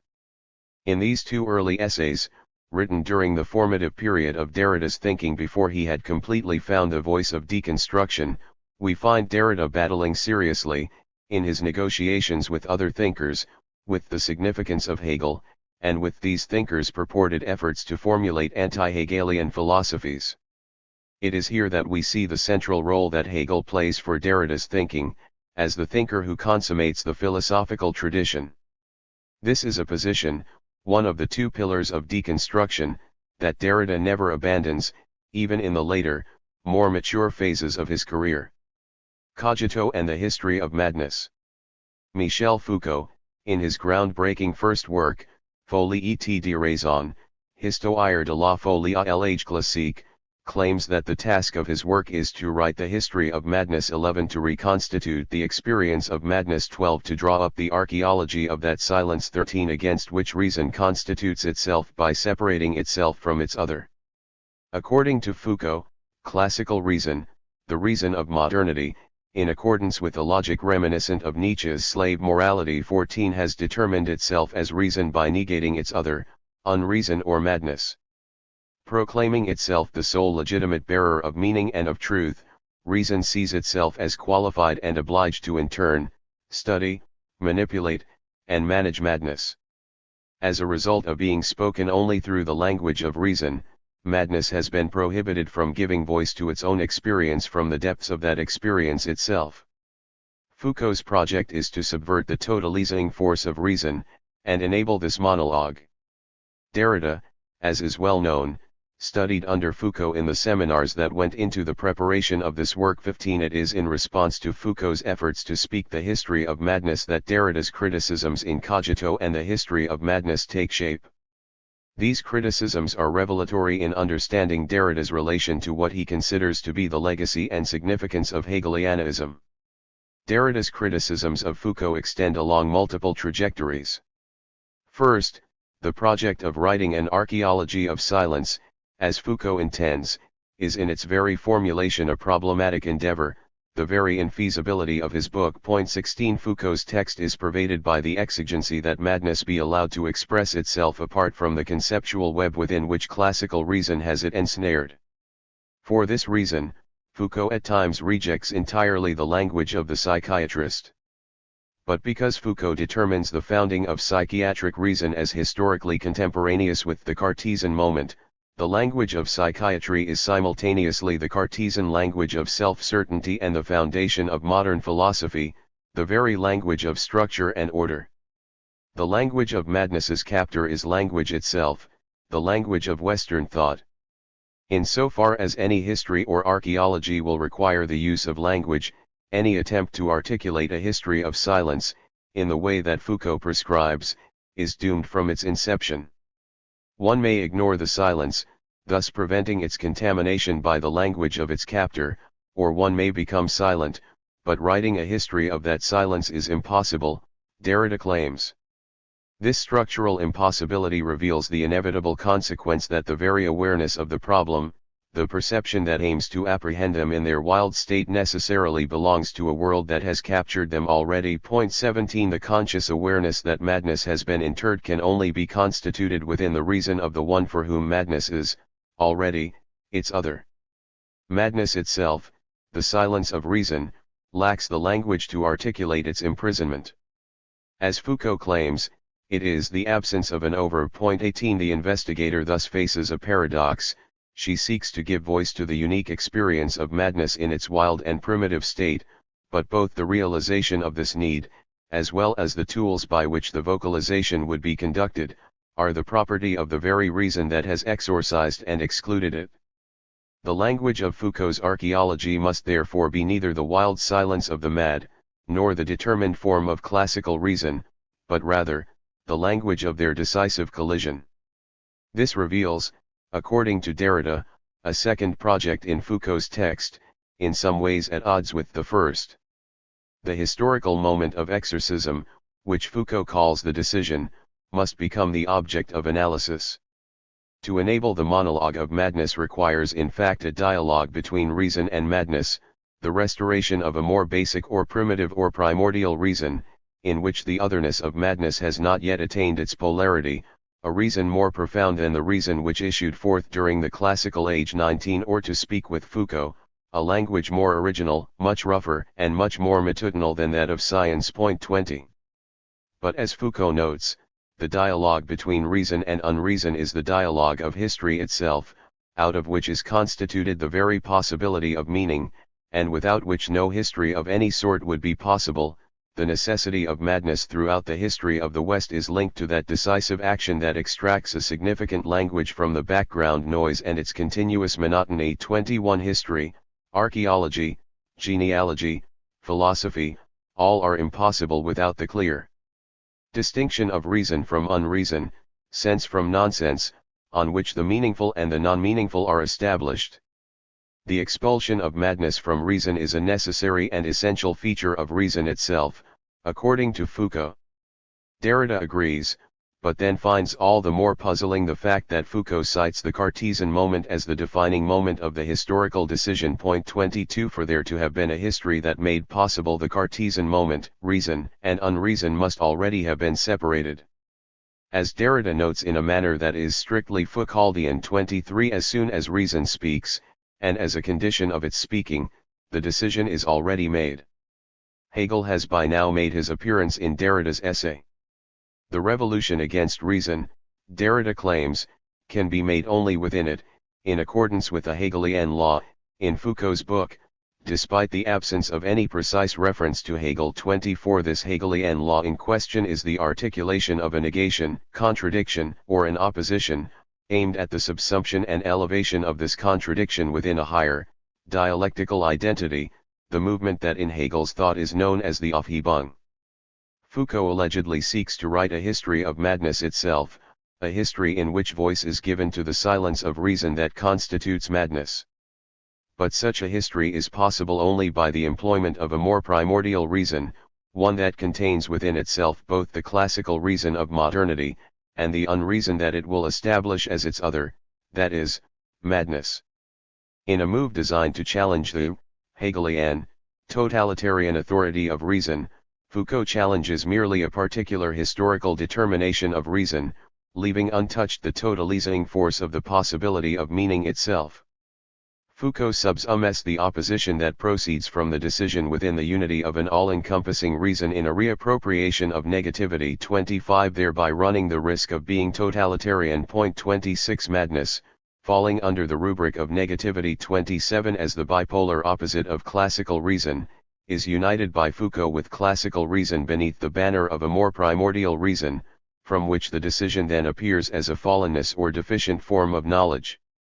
In attempting to escape Hegel, Foucault has merely employed Hegelian negation in pursuit of an originary moment of presence, thereby confirming metaphysics in its fundamental operation. 28. However much Derrida might appreciate the necessity of Foucault's project of giving voice to unreason, it is a necessity that can only ever be paradoxical. Through the very movement by which he sought escape, Foucault repeats Hegel, and thereby falls prey to the totalizing trap he has so carefully set. Violence and metaphysics. In this early engagement with Emmanuel Levinas, Derrida addresses many themes and questions similar to those in the Cogito piece, the relation of reason to unreason, of philosophy to non-philosophy, and of self to other. Moreover, Derrida begins to emerge into his own voice in this essay, defining the contemporary philosophical landscape precisely in terms of the relation between philosophy and non-philosophy.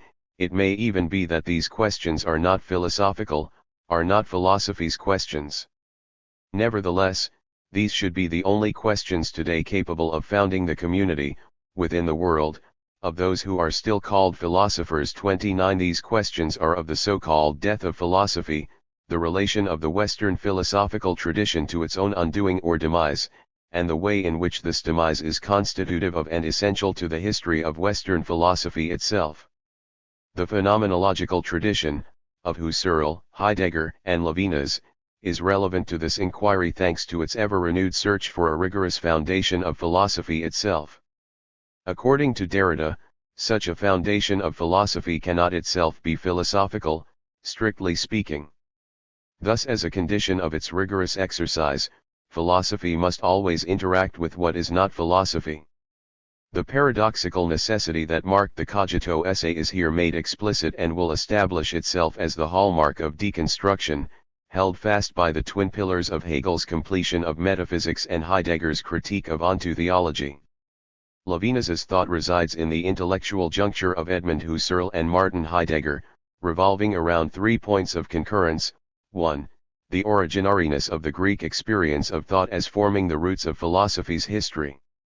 However differently they may construe this originariness, Husserl and Heidegger agree in their conviction that anything passing as philosophy must trace its origins to the concepts and problems first instituted by Plato. 30. 2. The reduction of metaphysics. Heidegger's call for the destruction of the history of ontology, as well as his later critique of ontotheology, are well known. In addition, Husserl's principle of principles in Ideas I dictates that metaphysical speculation must be bracketed to focus on the apodicticity of the phenomenality of consciousness itself, to the extent that Husserl famously understood his own project as sharing features with the radical empiricism of William James. 3. The dissociation of ethics from metaphysics. Without this separation, ethics would become a mere subfield of ontology and thereby lose its ethical specificity.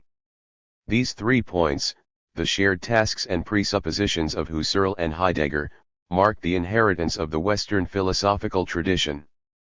This inheritance, and the security it provides, are not in the world, rather they are the possibility of our language and the nexus of our world. 31 The truths that they seek to realize, for Husserl, philosophy as a rigorous science, for Heidegger, the primordial thought of being, have a common origin, the Greek logos that founds the history of the West. These 3 elements will, point by point, be opposed by Levinas. Levinas characterizes totality and infinity as a work of metaphysics, but in a precise sense, emphasizing the notion of transcendence embedded within the Greek prefix meta.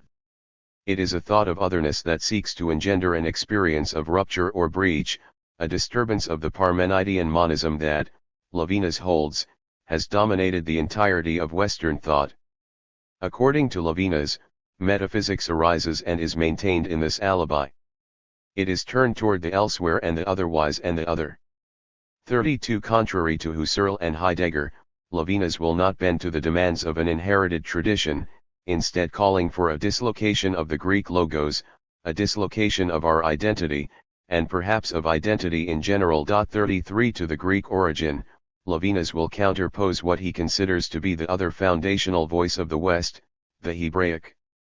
This is not to establish a theological foundation, but simply to open the inheritance of the Greek tradition to the thought of radical alterity, offered by Judaic religion in the concept of creation. The great force of the idea of creation such as it was contributed by monotheism is that this creation is ex nihilo. 34 Greek philosophy and its successors, bound by Parmenidean monism, are incapable of thinking the ex nihilo, nothing truly new is possible, because anything that comes to be would have already been contained as an element of necessity within the totalizing force of being. The radically of the thought of creation ex nihilo is that the creator remains absolutely distinct from creation, thus opening thought toward a pluralism that does not merge into unity. 35 The absolute gap of separation which transcendence implies could not be better expressed than by the term creation, in which the kinship of beings among themselves is affirmed, but at the same time their radical heterogeneity also, their reciprocal exteriority coming from nothingness. 36 The metaphysical desire, constitutive of the self for Levinas, is the desire for transcendence, to escape the self with no longing for return. This will be made possible in the ethical relationship, a nonviolent relationship to the infinite as infinitely other, to the other, as the only one capable of opening the space of transcendence and of liberating metaphysics. 37 In the thought of the other, Greek monism is breached, executing the parricide of Parmenides. But to be complete, the metaphysical relation cannot be properly speaking a representation, for the other would therein dissolve into the same. 38 Representational thought is a problematic avenue of relating to the other, for 2 reasons. 1. It is founded on the basis of a horizon relative to a thinking subject, my experience of the other. 2. It is filtered through universal concepts, thereby reducing the singularity of the other to what is familiar. Thus Husserl's solution to the phenomenological problem of intersubjectivity, his notion of analogical apperception 39, is entirely inadequate for Levinas. The other, likewise, cannot be understood as a negation, other than myself, for this too centralizes altérité in a point relative to myself. Therefore, at stake in this endeavor is a thought of the other that does not rely upon negation, representation, or conceptualization. It is a thought of infinity, in that every other is infinitely other, but a positive infinity as opposed to an infinity derived from a negation of the self. It is an infinity that pushes toward a multiplicity not united into a totality. 40 This hollow space, Derrida claims, is not an opening among others.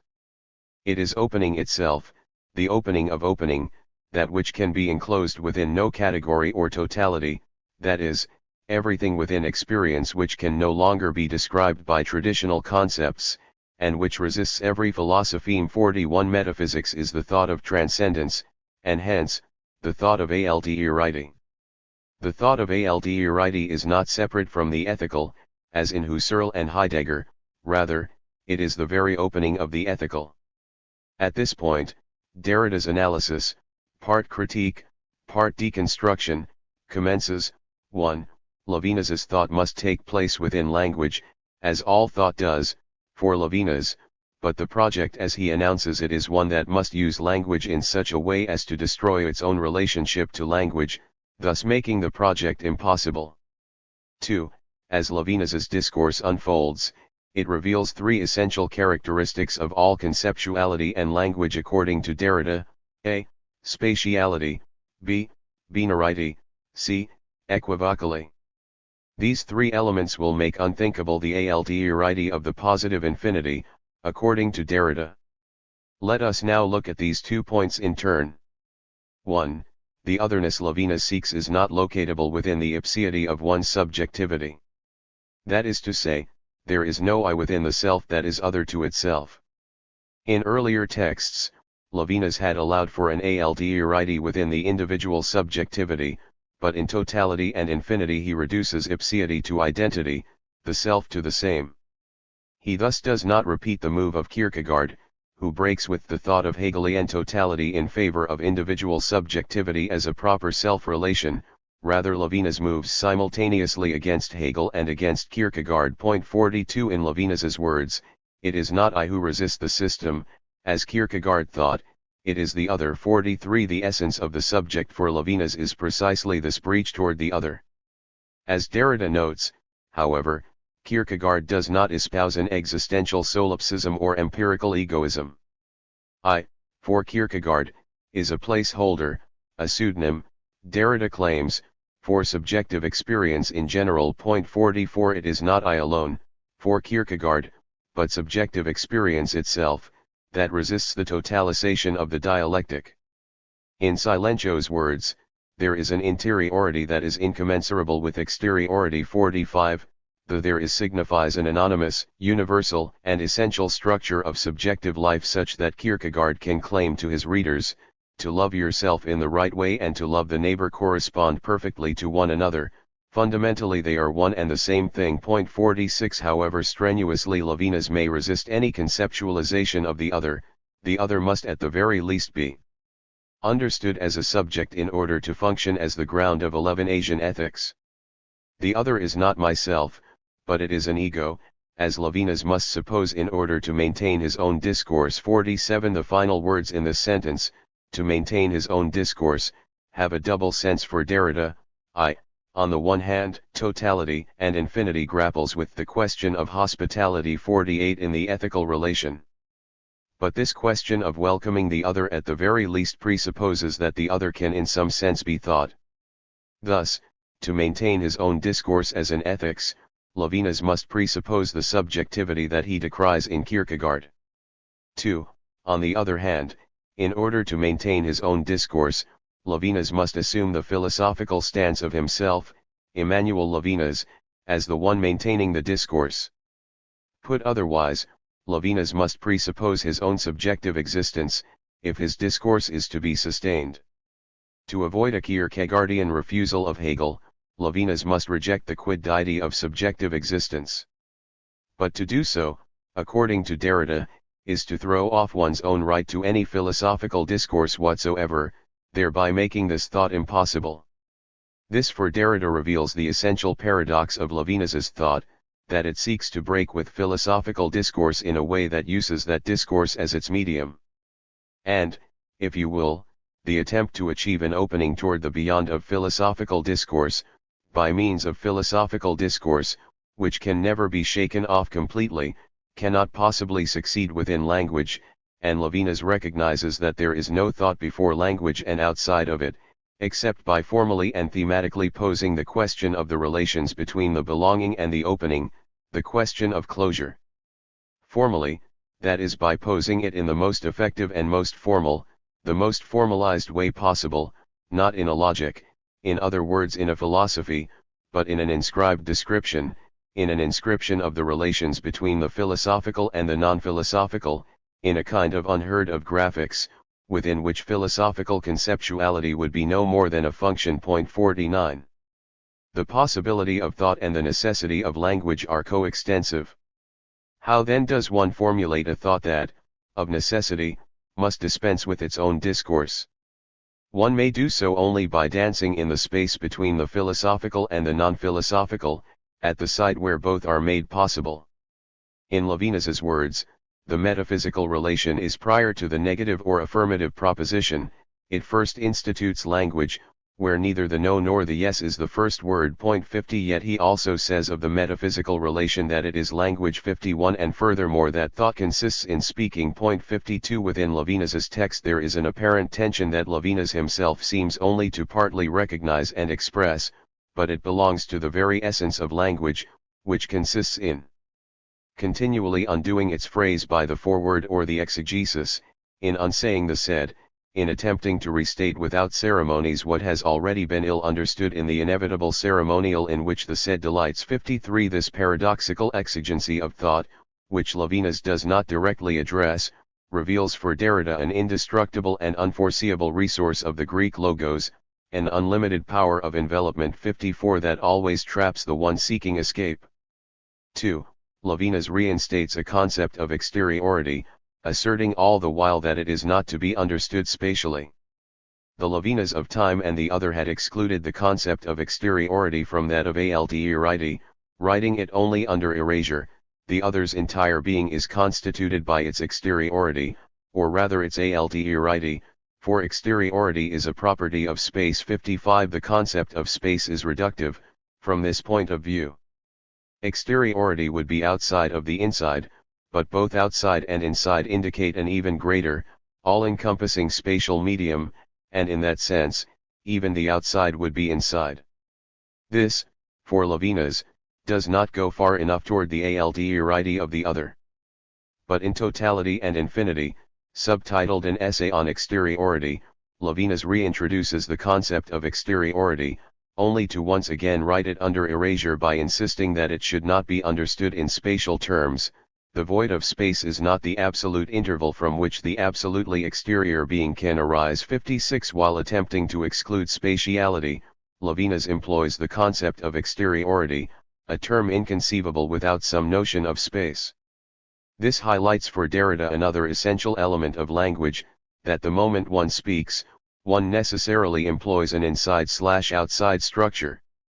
It is why, for Derrida, despite Levinas's protestation to the contrary, he can only characterize alterity in terms of exteriority, even if true exteriority is non-exteriority. 57, or why he can only speak of infinity as that which exceeds totality, or why one of the key terms that dominates the entirety of his discourse from beginning to end, transcendence, is itself spatially charged, characterizing a beyond. All this means, perhaps, Derrida says, that there is no philosophical logos which must not first let itself be expatriated into the structure inside-outside. 58. Language is essentially metaphorical, a necessity imposes itself on Levinas's language such that, try as he may, he cannot speak of a non-spatial alterity except by way of spatial language. Furthermore, the inside/outside structure that opens the possibility of language is a two-term structure, revealing for Derrida an essential binarity to language in which one term of each binary is given privilege over the other. Because of this essential binarity, we cannot exclude one term of any given opposition without at the same time expelling the other. The meanings which radiate from the oppositional terms, light/night, inside/outside, presence/absence, etc., do not only inhabit the proscribed words, they are embedded, in person or vicariously, at the very heart of conceptuality itself. 59 To say that this binarity is essentially spatial is not to suggest that these oppositional concepts occupy space, as though space were an abstract medium or field in which the concepts have meaning. Thought in this way, space would itself be a concept prior to the essential binarity of concepts that Derrida has articulated. This would return us to the bad exteriority feared by Levinas, an exteriority reduced to a larger interiority. Space does not precede language, rather, language is spatial at its origin, and it functions essentially within the originary rupture of inside and outside, not unlike the decision separating reason from unreason. Finally, it is noteworthy that despite his desire for a positive infinity, Levinas cannot articulate the infinite as such. It is expressible only as what is not finite. This inability on the part of language to appropriate the infinite indicates for Derrida an essential finitude at the heart of language. This essential finitude entails that language can never provide its own ultimate ground, and thus, it can never purify itself absolutely of its non-speculative ancestry, the cultural and historical ambiguities that birthed it. Philosophical language is an amalgam, a codification and rigidification of inherited syntax and concepts. Its lineage arises from historical languages, which bring with them a certain equivocally 60 and essential ambiguity and metaphoricity accompanying all speculative concepts. Unable to purge itself entirely of this ambiguity, perhaps philosophy must adopt it, think it, and be thought in it, must accommodate duplicity and difference within speculation, within the very purity of philosophical meaning.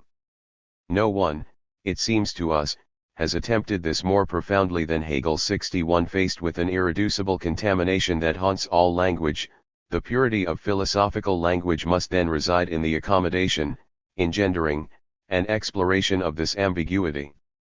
Here Derrida invokes the Hegelian Aufhebung, which contains the dual sense of preservation and destruction. Levinas, we recall, wants to formulate a non-negative concept of alterity. A negative alterity would make the otherness of the other relative to a self, hence excluding its status as a genuine alterity. However, given that, as we have seen, Levinas's infinity cannot enter into language, except through terms that are, a. spatial, and, b. negative, the infinity of absolute alterity cannot, it seems, be truly positive.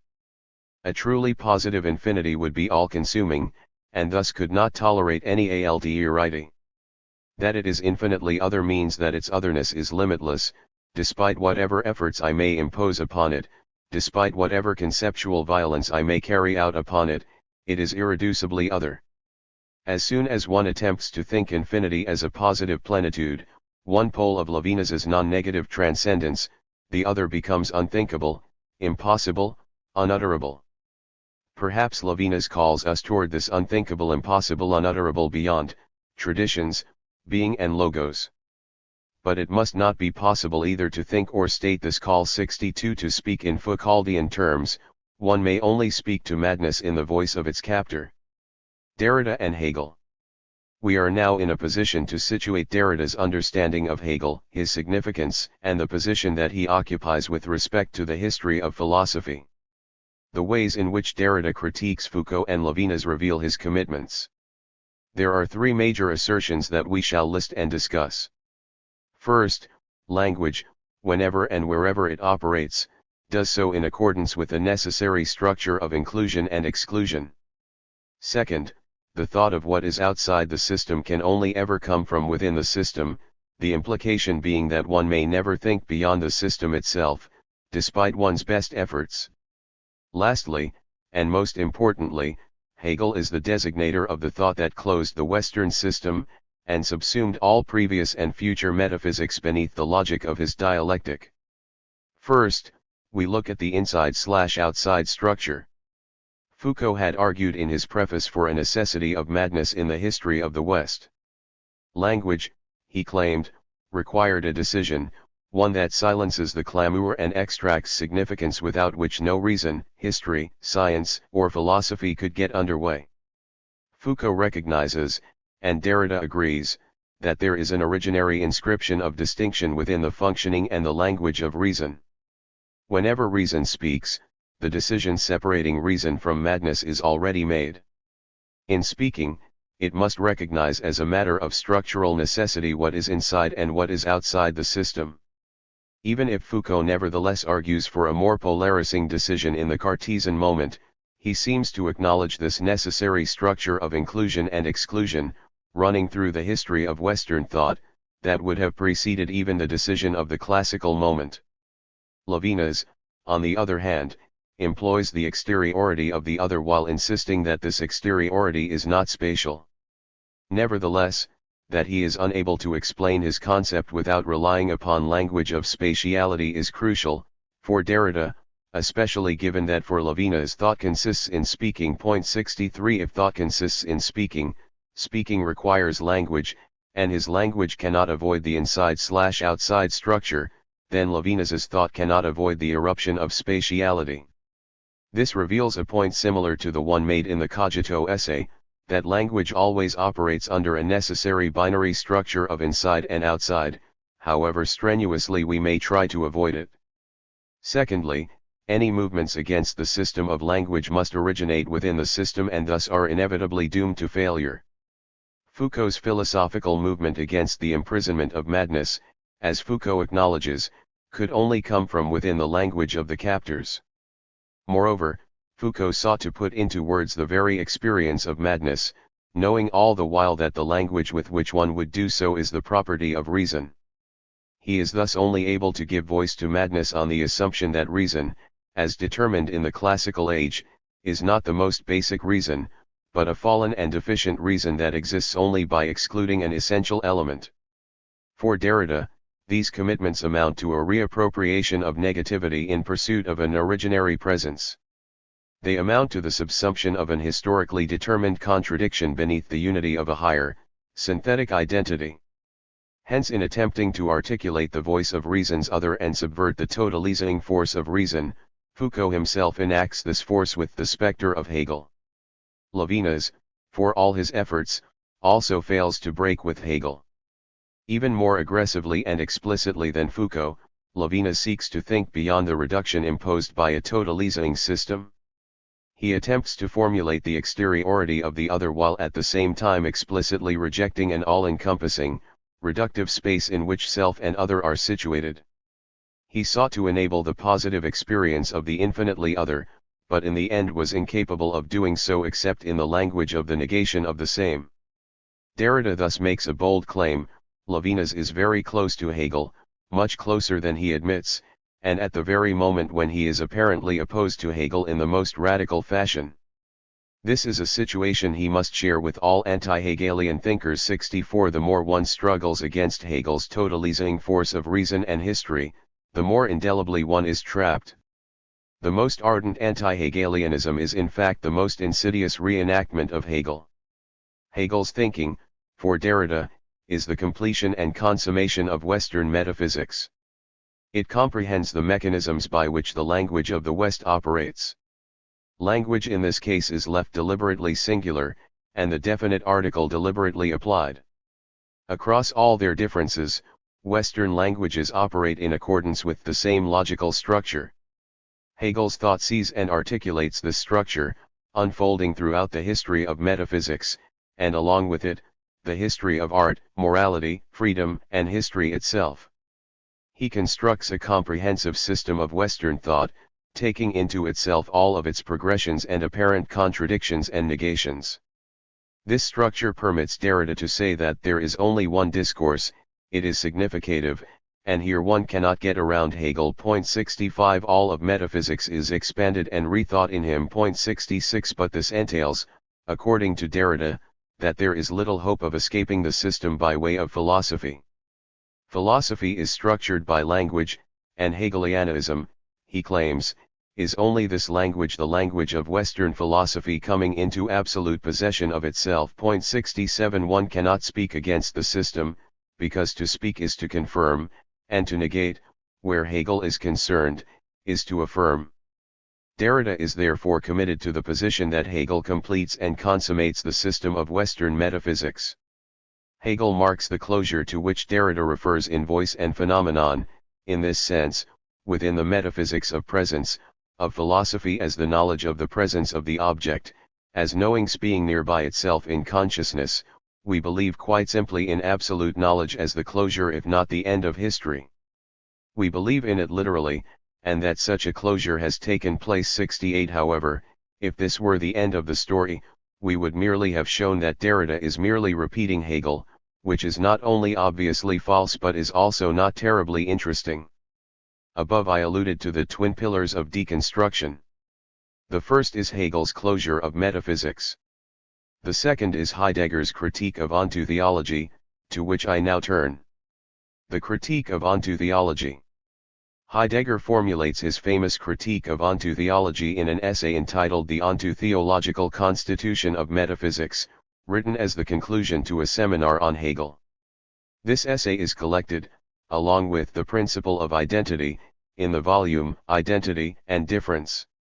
We cannot track the full complexity of the line of thinking that threads together these two essays, but must focus on those aspects relevant to the movement of Derrida's thinking. The Aristotelian inception from whence metaphysics derives its name marks the history of metaphysics as ontotheological. Aristotle characterizes metaphysics as the science of being, both in the most universal, general sense, ontology, the science which investigates being as being. 69, and being as generative ground or the first cause, theology, since it is obvious that if the divine is present anywhere, it is present in things of this sort, immaterial and immovable. 70. Metaphysics is thus concerned with the domains of both ontology and theology, according to Aristotle.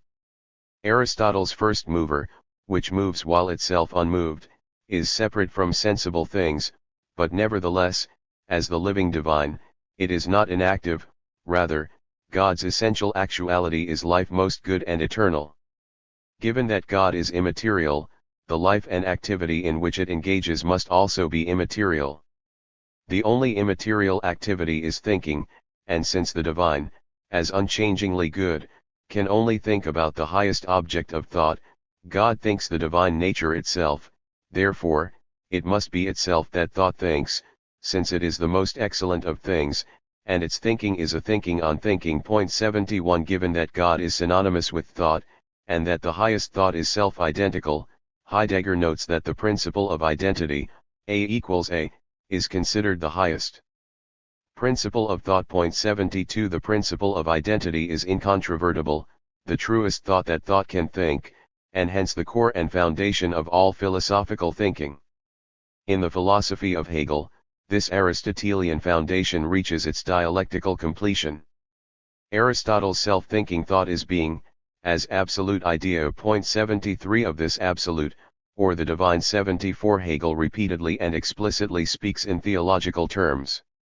In his lectures on the philosophy of history, Hegel writes that history is the unfolding of God's nature in a particular, determinate element. 75 In the science of logic he claims, and God has the absolutely undisputed right that the beginning of philosophy be made with him. 76 But for Hegel, the beginning is also the end, of the absolute. It must be said that it is essentially a result, that only in the end is it what it truly is, and that precisely in this consists its nature, viz. To be actual, subject, the spontaneous becoming of itself. 77 That thought should think itself requires that thinking is both subject and object of the act of thinking. What begins in the Aristotelian simple immediacy of the self-thinking thought must become completed knowledge, which requires the mediation of difference at the heart of identity. Through this progress, then, the beginning loses the one-sidedness which attaches to it as something simply immediate and abstract, it becomes something mediated, and hence the line of the scientific advance becomes a circle. 78. The full weight of the highest principle of thought is realized only when the sameness of being is no longer conceived as simple identity, the night in which all cows are black. 79. But as an active and ongoing self-externalization. 80. That maintains its difference within its sameness, thinking comes to itself only in the process of its speculative development, thus running through stages of the variously developed, and hence of necessity previously undeveloped, forms. 81. The history of metaphysics, culminating in Hegel, is this movement from simple to complex identity, in which the movement of thought progressively constitutes its object as radically other, only to recognize in this insuperable difference the identity of the self. The highest thought that thought can think is completed not in the form of A equals A, but rather in the form of A is A, where the is understood as a mediating, differential term. In the merely identical, the difference disappears. In the same the difference appears, and appears all the more pressingly. 82. This complex identity, consummating the history inaugurated by Plato and Aristotle, Hegel calls God. As Deleuze writes, this Hegelian infinite remains the infinitely large of theology, of the ens quo nihil magis. 83. This theological impulse functions in tandem with the determination of being, its original meaning, as presence. 84. With God being understood as the maximal conception of being, that being than which none greater can be conceived. 85. As early as being and time. Heidegger claims that being has been historically determined in terms of beings, which are present or lying before us in the present moment. Entities are grasped in their being as presence. This means that they are understood with regard to a definite mode of time, the present. 86. Heidegger will continue to work out the implications of this for the remainder of his life. Being has always been determined as presence in two senses, spatially as the proximity of the object of thought and temporally as the privileging of the temporal now. Truth and knowledge are most properly understood as the representational appropriations of this absolute presence, with the divine as the telos. In seeking to grasp this absolute presence, the history of metaphysics amounts to statements of representational thinking about God. 87. While the being of God gets interpreted ontologically by means of the ancient ontology as ens infinitum, ens incretum, or ens perfectissimum. 88. Thus, as being is always interpreted in the light of present beings, what is distinctive about being itself is overlooked or forgotten, in what Heidegger calls the oblivion of being. 89. The task outlined in Being and Time is to think the meaning of being in its primordiality, and Heidegger begins this undertaking through the analysis of Dasein. But here our ontological task is to show that when we choose to designate the being of this entity Dasein as existence, this term does not and cannot have the ontological signification of the traditional term existentia. Ontologically, existentia is tantamount to being present at hand, a kind of being which is essentially inappropriate to entities of Dasein's character. 90. What is required is thus to think being through the existence of that being for whom its existence is a concern, and whose being can never be understood in terms of presence. Through the analysis of what he calls Dasein's care structure, the structure by which Dasein cares for its being, informed by its past with an eye toward its future, Heidegger demonstrates that presence, in the form of the present moment, is always both undermined and constituted by absence or difference. Shortly after Being and Time, the anthropocentrism of Dasein will drop from Heidegger's focus, replaced explicitly by the question of difference.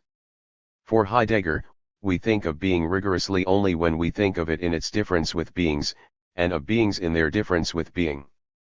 The difference thus comes specifically into view. 91. Hegel, according to Heidegger, in consummating the history of metaphysics, incorporates an essential moment of mediation, movement, or difference, but ultimately subsumes this concept of difference beneath the structural movement of the Aufhebung, the cold march of necessity. 92, which is onto-theological because it privileges the moment of completion and full realization of the absolute self-proximity of being as presence.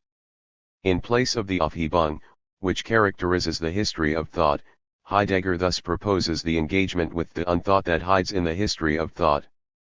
For us, the character of the conversation with the history of thinking is no longer Aufhebung, but the step back.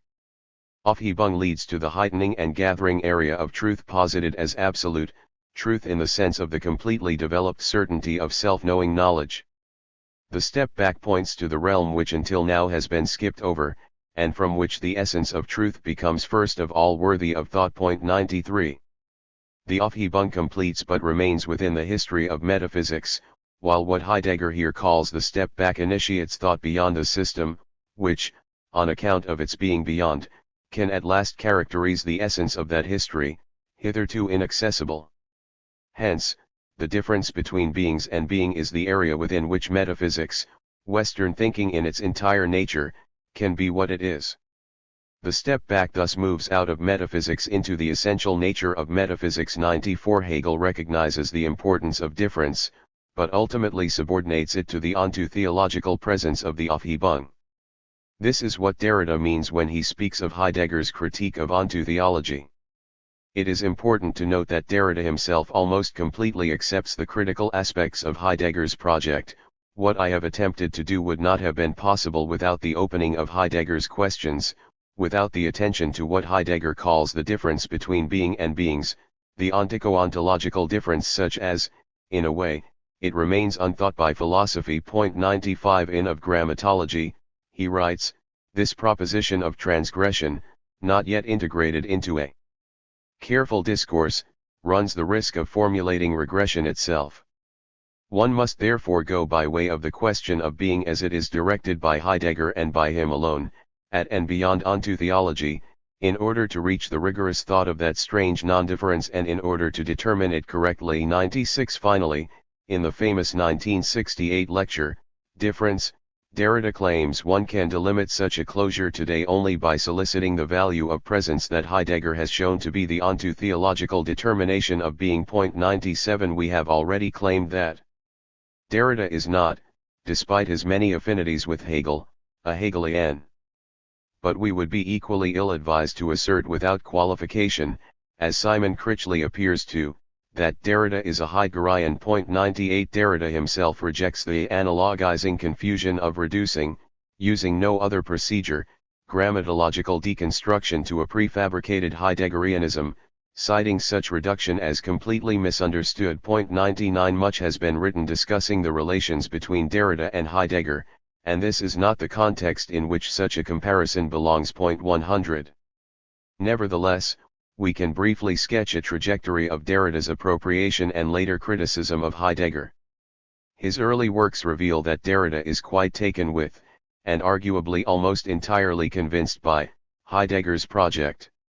In his 1953/4 thesis on Husserl, he writes that it is only from Husserl on, if not explicitly with him, that the great dialectical theme which animates and motivates the most powerful philosophical tradition, from Platonism to Hegelianism, can be renewed, or if not renewed then at least rounded, authenticated, and completed. 101. Through the course of the thesis, however, he goes on to argue that in spite of the immense philosophical revolution that Husserl undertook, he remains the prisoner of a great classical tradition, the one that reduces human finitude to an accident of history, to an essence of man that understands temporality against a background of possible or actual eternity in which it has or could have participated. 102. The problem of originary finitude is one with which Husserl cannot reckon, and for which Heidegger serves as the corrective in Derrida's thinking. The dialectic is exclusively phenomenological in Husserl, and the transcendental idealism of the latter will always prevent him from founding it in an ontology of temporality or in a temporality of being, which Heidegger will mean to begin by doing. 103. Again, he writes, this is the whole difference separating Husserl from Heidegger. The transcendental subject is originarily existential for the latter, which allows him to describe an origin of negation that is neither psychological nor logical. It is the very nothing which allows negation. In this sense, Husserl is very far behind Hegel and Heidegger, who give an originary sense to negation and found it, not on an attitude or on an operation but on nothingness. 104. A decade later, in Violence and Metaphysics, in the final section titled Of Ontological Violence, Derrida spends a great deal of time defending Heidegger against the ethical charges of Levinas. Not only is the thought of being not ethical violence, but it seems that no ethics, in Levinas's sense, can be opened without it. 105 Elsewhere, the best liberation from violence is a certain putting into question, which makes the search for anarchia tremble.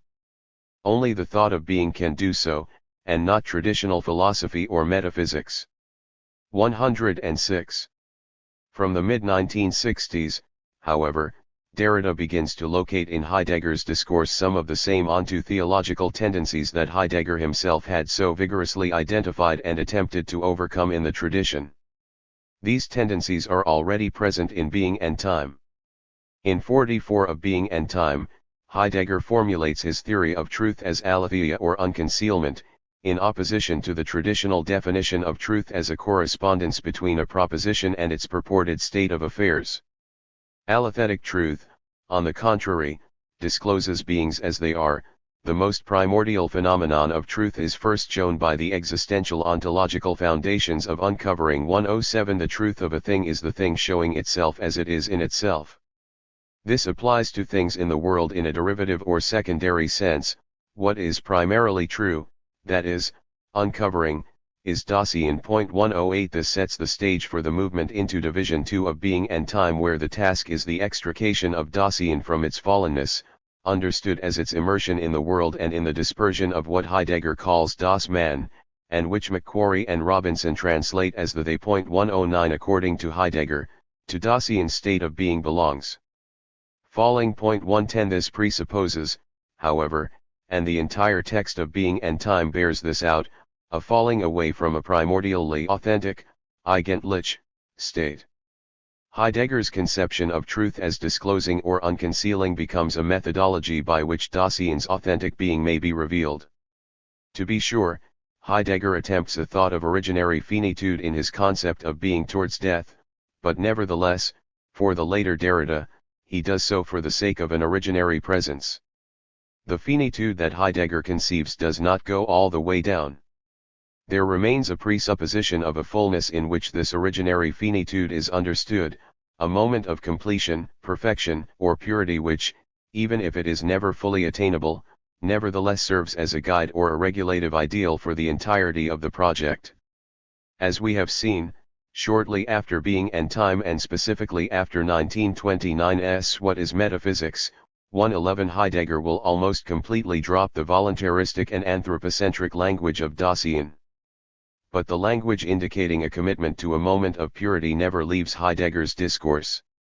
In the essay entitled Language, for instance, what Heidegger calls the oldest natural cast of language 112 that which gives rise to the possibility of speaking, is the peal of stillness. 113 Pure language is silence, language bereft of its execution, as the execution of language contaminates it with empirical accidents not proper to the essence of language itself. He speaks elsewhere of the thought of being and of language in terms of salvation, when, for instance, he says of German poet, George Trakl, that his poetry sings of the destiny which casts mankind in his still withheld nature, that is to say, saves mankind. 114 We can also cite the famous Der Spiegel interview in which Heidegger says, philosophy will not be able to bring about an immediate transformation of the present condition of the world. This is true not only of philosophy but of all merely human thought and endeavor. Only a God can save us now. 115 Even if the Dasein-laden language of fallenness and authenticity has by now disappeared, their place in Heidegger's thinking, the place of salvation, purity, and primordiality, has not. As Gayatri Spivak writes in her now canonical translator's preface to Of Grammatology, it was within concepts inherited from metaphysics that Nietzsche, Freud, and Heidegger worked. 116 Heidegger came close to undoing them, destroying them, Heidegger's word, but gave in to them as well. 117 Thus, from the mid-1960s onward, Derrida will begin reading Heidegger more critically, but despite this debt to Heidegger's thought, or rather because of it, I attempt to locate in Heidegger's text the signs of belonging to metaphysics, or to what he calls onto theology. 118 In another interview, he cites a departure from the Heideggerian problematic, claiming that this departure is related particularly to the concepts of origin and fall. 119, and he even suggests that the Heideggerian problematic is the most profound and powerful defense of what I attempt to put into question under the rubric of the thought of presence. 120 Derrida thus begins a path of critical engagement with the questions of Heidegger's project, one that will occupy him on and off throughout the rest of his career. 121. Conclusion. Derrida's project of deconstruction thus rests upon the twin pillars of Hegel's consummation of the history of metaphysics, coupled with Heidegger's critique of ontotheology. Hegel completes the language and logic of the West, but, as Heidegger recognizes, Hegel ultimately subordinates the essential mediating mechanism of the system to the ontotheological presence of the Aufhebung. As Derrida writes, for Hegelian idealism consists precisely of a relevé of the binary oppositions of classical idealism, a resolution of contradiction into a third term that comes in order to aufheben, to deny while raising up, while idealizing, while sublimating into an anamnesic interiority, Erinnerung, while interning difference in a self-presence. 122 Heidegger too, despite his cautious efforts, succumbs to the same ontotheological temptations, with his tireless search for authenticity, fallenness, gathering, purity, and so on. Together, Hegel and Heidegger reveal the difficulty of thinking a concept of difference without the subordination to presence or non-difference, or its congealing within the pre-existing framework of the system. Any philosophy that attempts a shift outside the system is forced to do so by way of the language and the logic of the system itself, thereby confirming the very system from which it seeks escape. This is the error that Derrida locates first in Foucault and then in Levinas, but ultimately, in all anti-Hegelian thinkers. 123 The more virulently one tries to escape, the more inextricably one is bound. It is perhaps little wonder that in the famous Difference essay of 1968, the first and last proper names to appear are, respectively, Hegel and Heidegger. The beating heart of deconstruction resides in the tension between the two. How does one formulate a thought beyond the system of presence, when the system of presence has already thought everything that can be thought, and spoken everything that can be spoken? In the next chapter, we shall look in detail at three specific criticisms of Hegelian difference as offered by Deleuze. These three criticisms are that, 1. Negation is less than difference in itself, 2. Conceptualizing difference as negation expresses a nihilistic spirit of ressentiment, being is inconceivable without a fundamental not, 3. Conceived as contradiction, difference merely collapses into identity. Where Derrida understands Hegel as the force to be reckoned with, Deleuze understands Hegel as an enemy, whose conception of difference marks the antithesis of philosophy and of life itself. Chapter 4. Deleuze and Hegelian difference. Much more than in the case of Derrida, the characterization of anti-Hegelian fits comfortably with the philosophy of Gilles Deleuze. In reflecting upon his education in the philosophical tradition, Deleuze famously said, "I could not stand Descartes, the dualisms and the cogito, or Hegel, the triad and the operation of the negation one, and, what I detested most was Hegelianism and dialectics." 2 Deleuze's 1962 work Nietzsche and Philosophy is explicitly anti-Hegelian in scope. If we do not discover its target, the whole of Nietzsche's philosophy remains abstract and barely comprehensible. The concept of the overman is directed against the dialectical conception of man, and transvaluation is directed against the dialectic or appropriation or suppression of alienation. Anti-Hegelianism runs through Nietzsche's work as its cutting edge. 3 And as we have already cited, Deleuze regards the entire modern problematic as arising from out of a generalized anti-Hegelianism. 4 From the 1954 review of Jean Hippolyte's Logic and Existence through 1991's What is Philosophy, written with Félix Guattari, Deleuze's work bears the explicit markings of anti-Hegelian thinking. However, as in Derrida's case, the meaning of this opposition is not as simple as it is sometimes cast, and will depend upon how Deleuze understands Hegel and his relation to the philosophy of difference. 5 What this avowed anti-Hegelianism amounts to, or why Deleuze so vehemently commits himself to it, is not obvious, because Deleuze himself, though offering many direct and indirect jabs at Hegelian dialectics, never undertakes a clear and consistent engagement with Hegel's thought. In her essay, Who's Afraid of Hegelian Wolves, Catherine Malibu rightly notes that for Deleuze, no outline of Hegelian philosophy is drawn, if by outline we understand what is philosophy, calls the plane of someone's thinking. This plane, constitutive of each particular philosophy, is a complex play of movements. 6 Even in Nietzsche and Philosophy, Deleuze's most ardently anti-Hegelian book, Hegel plays more the role of a foil than an interlocutor, a character against whom Nietzsche's Übermensch emerges, rather than an object of extended critique.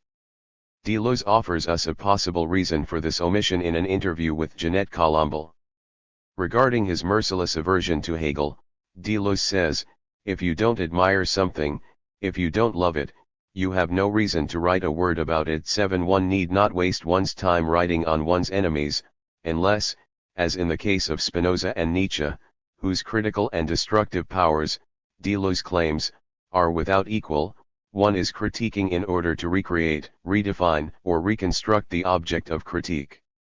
Clearly, however, Deleuze is not completely opposed to writing on enemies, as elsewhere he claims, "My book on Kant's different, I like it, I did it as a book about an enemy that tries to show how his system works, its various cogs." 8 Later in her essay Malibu writes, "At the same time this extreme reaction amounts to an exceptional treatment, for no other philosopher meets this fate in Deleuze's work." 9 And she appears to be correct.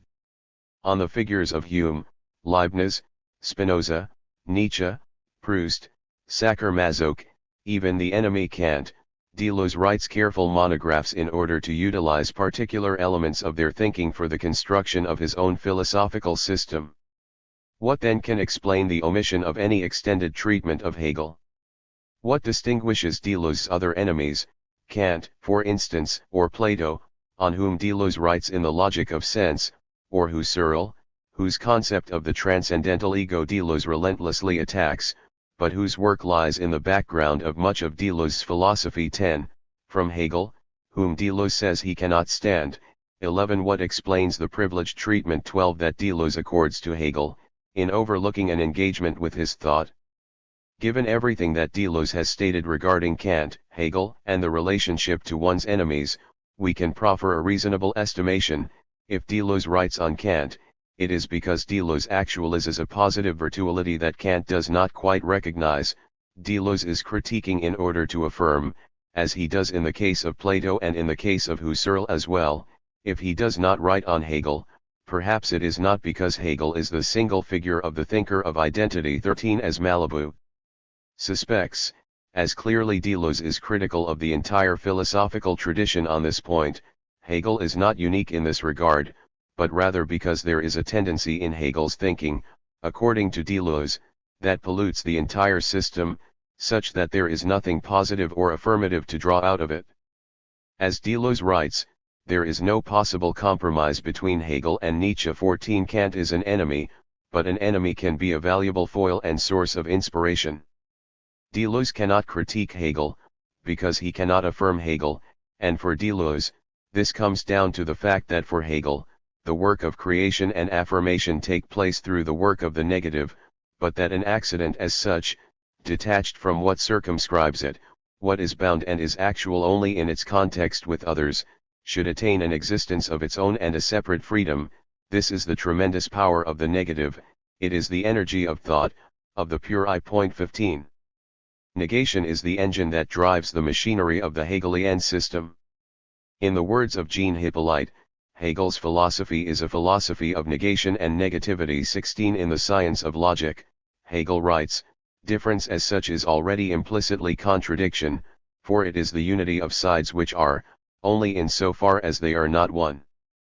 But the positive and the negative are the posited contradiction because, as negative unities, they are themselves the positing of themselves, and in this positing each is the sublating of itself and the positing of its opposite. 17 Since Aristotle, philosophy has represented difference as an empirical difference between things that are, in some sense, identical, and hence it has subordinated difference to identity.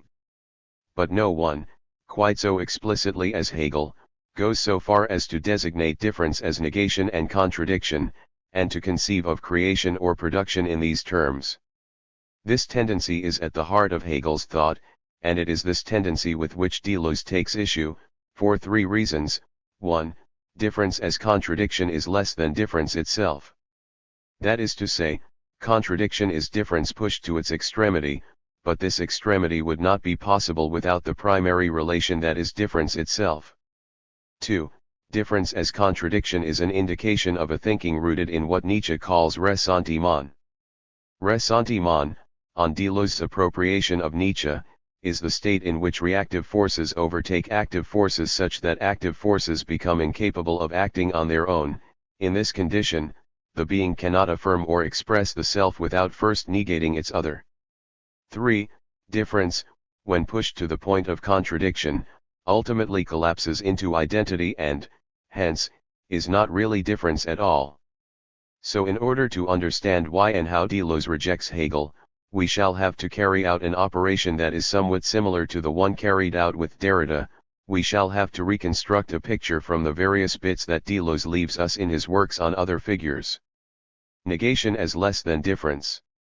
Above, we noted that the entirety of Deleuze's corpus bears the explicit marks of anti-Hegelian thinking. However, this statement is a bit misleading, as these marks themselves are not monolithic. They assume an increasingly virulent form, as Deleuze begins to read and publish on Bergson and Nietzsche more closely, and ultimately culminate in the unbridled onslaught of 1962's Nietzsche and philosophy. In the book on Hume, for instance, 1953's Empiricism and Subjectivity, an essay on Hume's theory of human nature, the name Nietzsche never appears, but the name Hegel does, and in an almost reverent light. We shouldn't, of course, present Hume as an exceptional victim, who more than others has felt the unfairness of constant criticisms. The case is similar for all great philosophers. We are surprised by the objections constantly raised against Descartes, Kant, Hegel, etc. 18 Hegel, in this early text, is one in a group of great philosophers who face the unfairness of constant criticisms, along with, we should note, Descartes and Kant, two figures whose philosophies, as we have seen, Deleuze later claims to detest and oppose.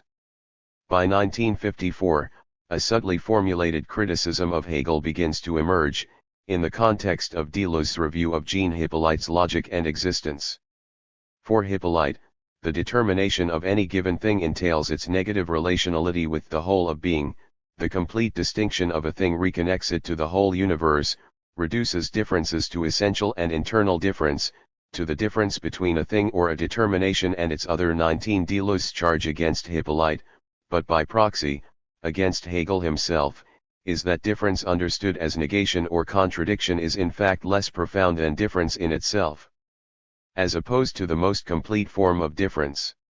In Logic and Existence, Hippolyte writes, the transition from diversity to opposition can be shown in two ways. 21st, in the knowing subject, letting things subsist in their unaltered positivity, thought takes upon itself the movement of comparison. 21 The subject experiences individual things in terms of categories, and formulates categories in terms of a thing's similarities and dissimilarities with other things. In so far as a thing, X, is similar to other X's, it is dissimilar to things that are not X, and reciprocally, in so far as it is dissimilar to things that are not X, it can be similar to other X's and can hence be categorized as an X. The similar relies upon the dissimilar, the not, for its own characterization, and likewise the dissimilar relies upon the similar. According to Hegel, then, even in the mode of empirical comparison, thought does not do away with the necessity for contradiction as a category, it simply pushes contradiction into the subjective. In this way the contradiction is not resolved but merely shifted elsewhere, into subjective or external reflection generally. Point 22 In this case, thought does not grasp the thing itself, but merely poses a relation of thought to the thing. In so far as it is a purely subjective contradiction, the reflection in which this contradiction is posited does not reflect back upon the self. The relation is one of a reflecting subject, thinking about a substance external to it. But one of the chief goals of Hegel's thought is to overcome the twin dangers of the Cartesian problematic, the radical distinction between thought and being. The first of these dangers is the Humean danger, a scepticism that to a large extent denies the possibility of knowledge. The second is the Kantian transcendental move, which reinstates knowledge, but at the expense of being itself, placing being, the noumenon, forever out of the reach of experience. To avoid these problems, thought, for Hegel, must be reinscribed at the heart of being itself, in my view, which can be justified only by the exposition of the system itself. Everything turns on grasping and expressing the true, not only as substance, but equally as subject. 23 In like manner, Hippolyte writes, thought is no longer a game about or around the content for which skepticism always lies in wait, it is the very thought of the thing. 24 And Hegelian logic starts with an identification of thought and the thing. Thought. 25 Being and subjective reflection become, for Hegel, synonymous. The contradiction of similar and dissimilar, formerly understood as a mere subjective association, must become now the internal, essential contradiction at the heart of being itself. Invoking Leibniz, Hippolyte expands on this point, speaking of the absolute characteristic of a thing, that by which it is made to be what it is, in so far as it is discernible from all the others. 26 Likewise, this difference, found within them, is essential difference, because it is the difference posited in the identity of the thing. This difference is what puts the thing in opposition to all the rest. 27A is what it is because it is not what it is not, because it is not A. In this way, the diversity we encounter, comprised of a myriad of singularities exemplifying a multitude of differences, becomes a vast sea of contradiction, with each thing related to every other by a negational relation. So, Hippolyte affirms Hegel's claim that difference as such is already implicitly contradiction. 28. It is precisely against this affirmation that Deleuze's first criticism of Hegel is formulated, but there is one point in all this where Hippolyte shows his Hegelian bias. Being can be identical to difference only in so far as difference is taken to the absolute, in other words, all the way to contradiction. Speculative difference is self-contradictory being. 29 In this early piece, Deleuze offers both a criticism and an indication of his own imminent trajectory of thought. Contradiction, he claims, is less than difference. It is only on the basis of a more fundamental difference that two things can be said, after the fact, to be opposed. It is only because two things differ that they can contradict. Difference is primary, contradiction secondary or derivative. As N. Sauvagnargues writes, Hegelianism approaches difference only in its actualized mode, and thus misses its becoming. 30 Elsewhere Deleuze writes, speaking this time of Bergson, in Bergson, thanks to the notion of the virtual, the thing differs from itself first, immediately. According to Hegel, the thing differs from itself because it differs first from everything it is not, and thus difference goes as far as contradiction. 31 For Hegel, internal difference, intrinsic difference, lies at the heart of being, constituting the thing as what it is, because it is constituted by its distinction from everything that it is not. In the words of Hippolyte, if identity suits things, dissimilarity or intrinsic difference also suits them, since they must be distinguished or differentiated in themselves from all the others. 32 Hegel identifies the thing with the thought of the not, and thus conceptualizes internal difference first and foremost as contradiction. On the contrary, Bergson formulates a concept of difference internal to the thing itself, wherein the thing differs primarily from itself, and only on the basis of this self-difference and differentiation is the thing constituted, and is it possible for the thing to oppose and contradict other things.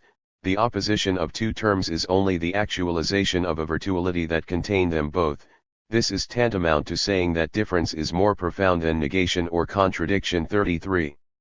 What Deleuze here calls actualization is very close to what he calls expression in his review of logic and existence, asking, does not Hippolyte establish a theory of expression, where difference is expression itself, and contradiction, that aspect which is only phenomenal?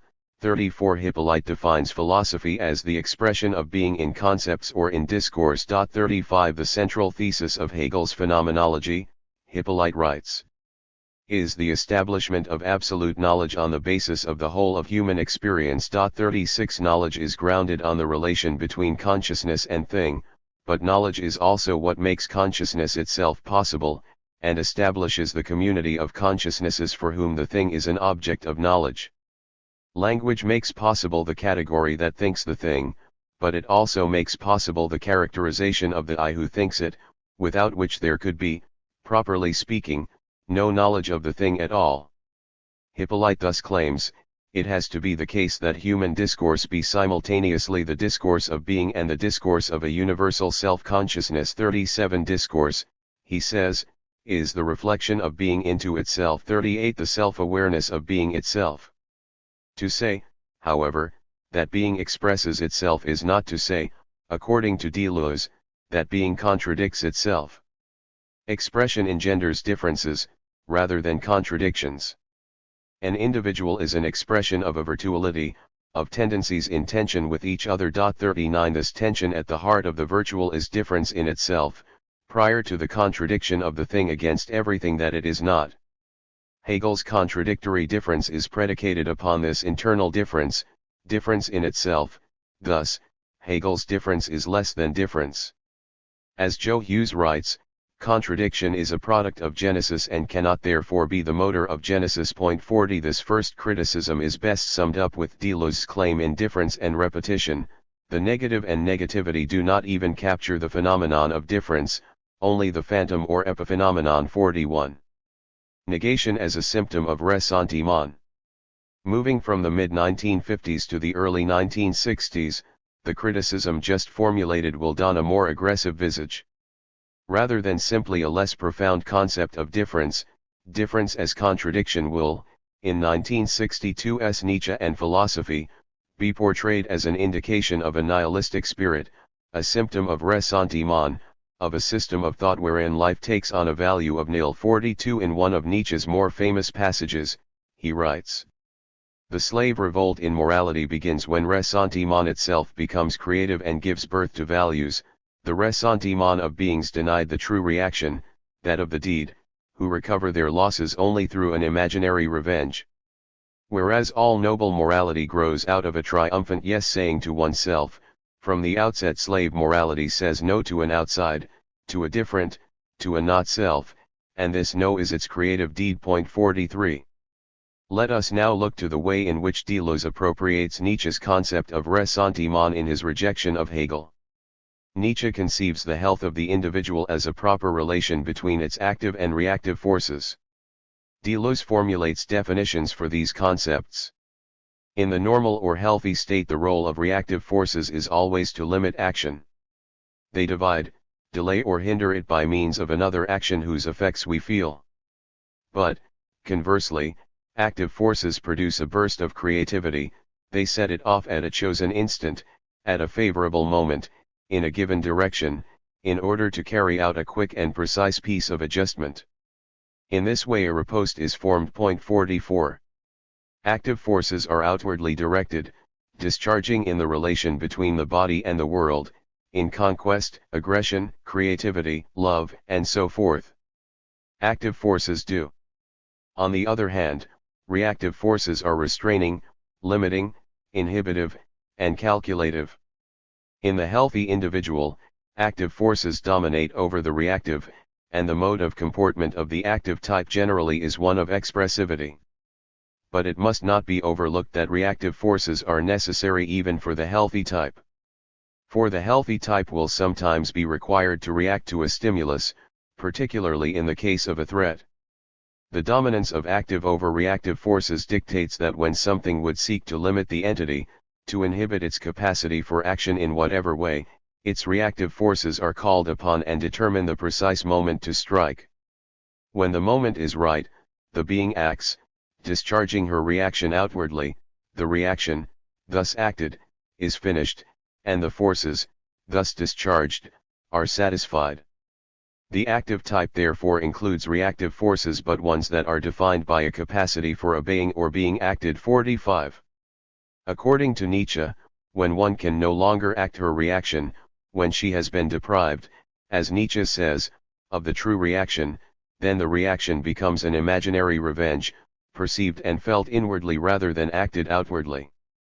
If the state of health is defined as the proper relation between active and reactive forces, then the state of sickness is understood as an improper relation between the two, a state in which reactive forces dominate over the active. But reactive forces are essentially and intrinsically incapable of overpowering active forces, thus they cannot, strictly speaking, dominate over active forces.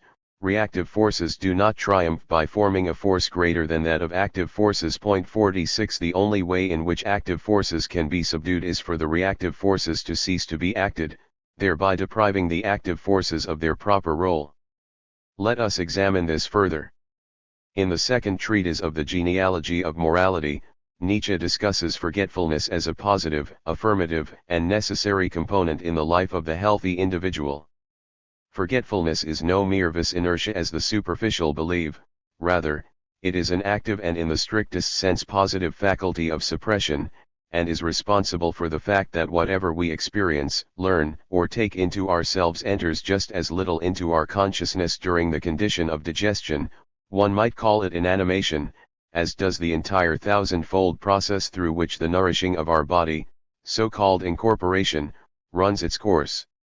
To temporarily close the doors and windows of consciousness, to remain undisturbed by the noise and struggle with which our underworld of subservient organs works for and against each other, a little stillness, a little tabula rasa of consciousness so that there is again space for new things, above all for the nobler functions and functionaries, for ruling, foreseeing, predetermining, for our organism is set up oligarchically, that is the use of this active forgetfulness, a doorkeeper as it were, an upholder of psychic order, of rest, of etiquette, from which one can immediately anticipate the degree to which there could be no happiness, no cheerfulness, no hope, no pride, no present without forgetfulness. 47.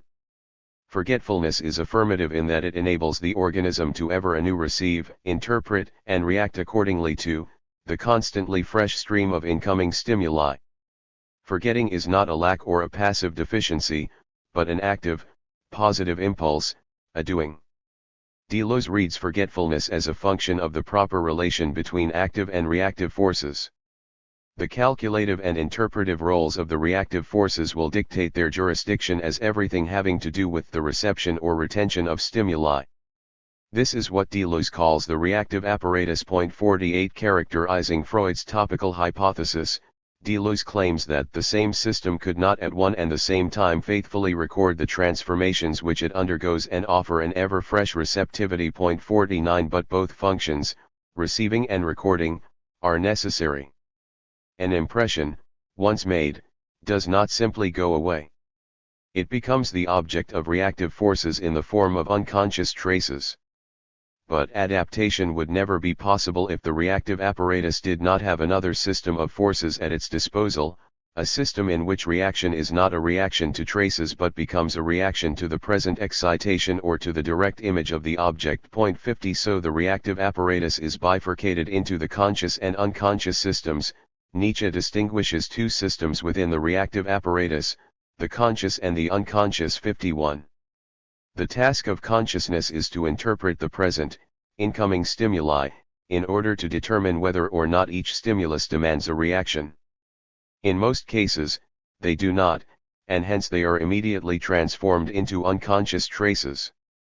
But if the stimulus presents itself as an indication of something that may limit or harm the individual, then conscious reactive forces act their reaction, discharging the will associated with them. The impression is then transformed into a trace in the unconscious, and is, hence, forgotten. As Deleuze interprets Nietzsche's ontology, in the state of health active forces govern the operation of the reactive apparatus, with the net result of a healthy forgetfulness. This for two reasons: 1. Conscious memory has no need to hang on to the traces any longer. The reaction has been discharged, the matter has been settled. It bears no ill will or no ill memory simply because it does not need to do so. As Aristotle says in the Nicomachean Ethics, it is not characteristic of a great-souled person to harbor memories, especially of evils, but rather to overlook them. 52. 2.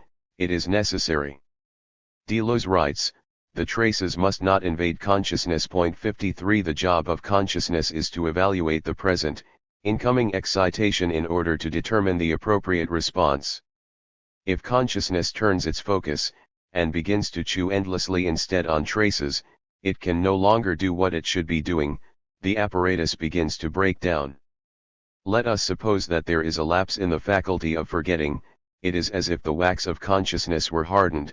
Excitation tends to get confused with its trace in the unconscious and overruns it.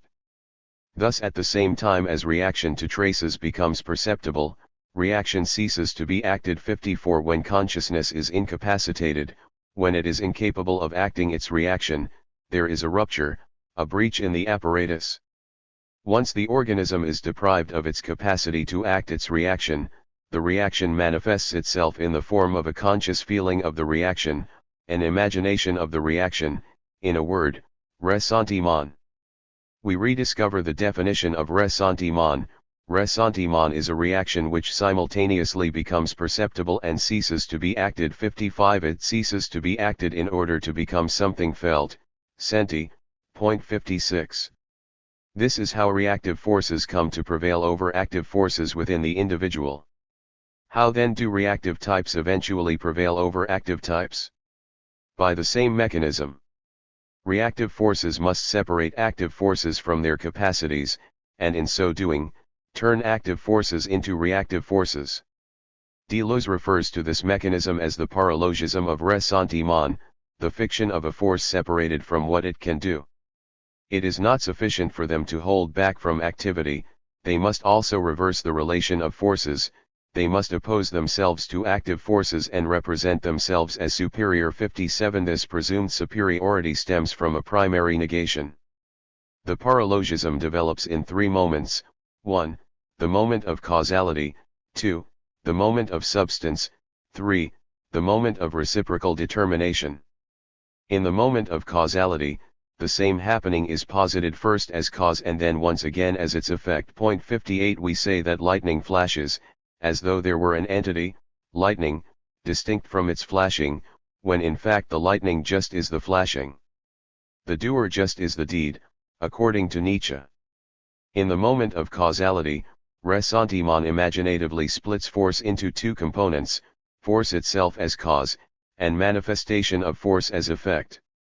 In the second moment, the moment of substance, force is neutralized. 59 Substantialized, assigned a quiddity or an essence, and projected into a substance, a substratum, a subject, free to manifest it or not. Point 60 We are then left with an abstract notion of subjectivity who bears forces, and who is equally capable of either manifesting, or not, a particular force. On this model, every concrete subject is a token of this abstract type, every subject is equally capable of manifesting, or not, its forces.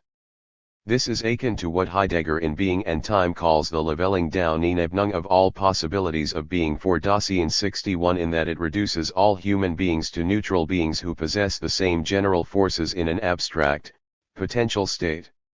The weak then become equally strong with the strong. Put otherwise, the weak individual can, if it chooses to do so, act in the same manner that the so-called strong does. Likewise, the strong could choose not to act in the way that it does.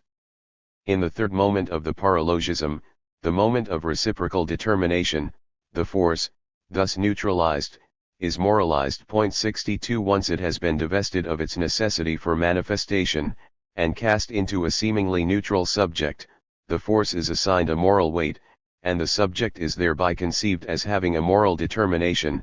She is morally blameworthy if she allows her forces to manifest, and praiseworthy if she does not. It is therefore assumed that one and the same force is effectively held back in the virtuous lamb but given free rein in the evil bird of prey. 63. In the language of Kant, ressentiment engenders its own illusion, namely, freedom of the will. In this way, the servile come to assert their superiority over the noble. In positing the illusion of the free will, the weak create an evaluative criterion by which they are permitted to deem as evil the noble, the strong are evil because they actualize their forces though they are free to not do so. The actualization of their forces produces as its byproducts the oppression and harm of the weak. This same evaluative criterion thereby gives to the weak his conviction that he himself is good, in so far as he is, by his own free choice, not like the evil one. He has conceived of the evil enemy, the evil one, and this indeed as the basic concept, from which he now also thinks up, as reaction and counterpart, a good one, himself. 64 And whoever is as little as possible a bird of prey but rather its opposite, a lamb, isn't he good? 65 The Nietzschean slave is the slave, because he requires the master in order to affirm himself. The master is deemed evil, this is the first moment of negation. The slave is not like the master, this is the second moment of negation. Then comes the affirmation, therefore, I, the slave, am good. The slave's good is the negation of evil, itself a negation. The slave's affirmation is in fact a double negation. The evil of the master is primary. Only in a secondary and negational way is the slave deemed good. The distinction between noble and servile, according to Nietzsche, is that the primary moment of the noble is a moment of creation and affirmation. 66 The master, on Nietzsche's understanding, is the master because she first affirms herself as good. Out of this pathos of distance they first took for themselves the right to create values, to coin names for values. 67 According to Deleuze, Nietzsche substitutes the pathos of difference or distance, the differential element, for both the Kantian principle of universality and the principle of resemblance dear to the utilitarians. 68 The master is the master because he affirms himself in his difference, he affirms his difference as the basis of his height, his superiority. Difference, not negation. The high and the low, the noble and the servile, are, for Nietzsche, not bipolar, contradictory terms. They are not opposites. High and low, noble and base, are not values but represent the differential element from which the value of values themselves derives. 69 The difference is what gives the master the right to affirm himself as good, the noble one, who conceives the basic concept good in advance and spontaneously, starting from himself that is, and from there first creates for himself an idea of bad. 70 As Deleuze puts it, in the master, everything positive is in the premises. 71 Likewise, everything in the premises is positive. Only secondarily does the master assert its other as bad, but this negation is predicated upon a primary affirmation of difference. In Nietzsche's words, the reverse is the case with the noble manner of valuation, it acts and grows spontaneously, it seeks out its opposite only in order to say yes to itself still more gratefully and more jubilantly, its negative concept low common bad is only an afterbirth. 72 What distinguishes Nietzsche's master-slave dialectic from Hegel's is that Hegel's master requires the slave in order to be master, Nietzsche's does not. The master's dependence upon the slave entails that Hegel's master is, in fact, a slave, according to Deleuze. This is representative of a larger trend of ressentiment running through the entirety of Hegel's work, according to Deleuze, and this is indicated by Hegel's characterization of difference in terms of negation and contradiction. Above we saw that Deleuze defined ressentiment as the state in which reactive forces come to dominate over the active, such that any given reaction ceases to be acted and is instead merely felt. The being is incapacitated, it becomes incapable of acting and affirming on its own. It manifests in the morality of the slave, which cannot affirm itself as good without first negating the master's ethic as evil. To expand this principle, a system of thought that has as its primary motor negation is, for Deleuze, fundamentally incapable of being genuinely creative, it is always reactive. Just as the master cannot be thought without the slave, no positivity in Hegel's thinking is possible without a primary negativity, no affirmation without a primary negation. Hippolyte writes, this internal sublation is the genuine affirmation of the absolute, the one which is no longer immediate. Affirmation is negativity or the negation of the negation. Hegel's philosophy is therefore a philosophy of negation in a double sense. On the one hand, it deepens Spinoza's theme which is of infinite importance, all determination is negation, it apprehends the lack or insufficiency of what is presented as positive. On the other hand, it exhibits, at the very heart of this negation, a repetition of negation, a negation of the negation which alone constitutes authentic positivity. 73. According to Hippolyte, Hegel cannot conceive the singularity of the being except in terms of negation. On Deleuze's view, conceived as negation, difference can only ever become a burden for the thinker. Even if it is eventually characterized as affirmation, it is so only in so far as it takes up within itself at the same time all that it denies. It may well be that two negations are not too many to produce a phantom of affirmation. But how would affirmation result from negation unless it conserved that which is denied? Accordingly, Nietzsche indicates the terrifying conservatism of such a conception. Affirmation is indeed produced, but in order to say yes to all that is negative and negating, to all that can be denied. Thus Zarathustra's ass says yes, but for him to affirm is to bear, to assume, or shoulder a burden. 74. Thus, according to Deleuze, Hegel's negational concept of difference is indicative of a nihilistic tendency of thought. Nihil in nihilism means negation as quality of the will to power. 75. It is a thought of negation and death, as opposed to a philosophy of life. For Hegel, life discovers itself in and struggles constantly against death, which is, in some sense, primary. This is why death is the beginning of the life of spirit, because, at the level of nature, the absolute substance appears as life as well as death, and this cycle is endless. The singularity of sensible things, and of mortal living beings which are modes of the absolute, present this absolute in its annihilation. 76. On the contrary, Nietzsche, according to Deleuze, emphasizes the fact that force has another force as its object. But it is important to see that forces enter into relations with other forces. Life struggles with another kind of life. 77. Deleuze and Guattari's definition of philosophy from what is philosophy is well known. Philosophy is the art of forming, inventing, and fabricating concepts. 78. Elsewhere Deleuze provides a definition or description of philosophy that is less well known but which complements and completes the more famous of the two. Spinoza or Nietzsche are philosophers whose critical and destructive powers are without equal, but this power always springs from affirmation, from joy, from a cult of affirmation and joy, from the exigency of life against those who would mutilate and mortify it.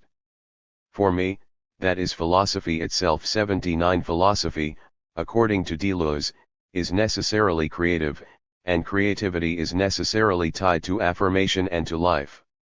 As Claire Colebrook writes, Deleuze releases us from this subjection to systems and transcendence and does so through an affirmation of life. 80. Fundamental to Deleuze's thinking is the conviction that, in its essence, difference is the object of affirmation or affirmation itself.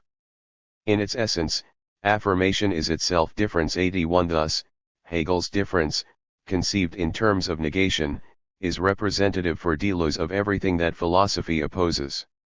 The collapse into identity.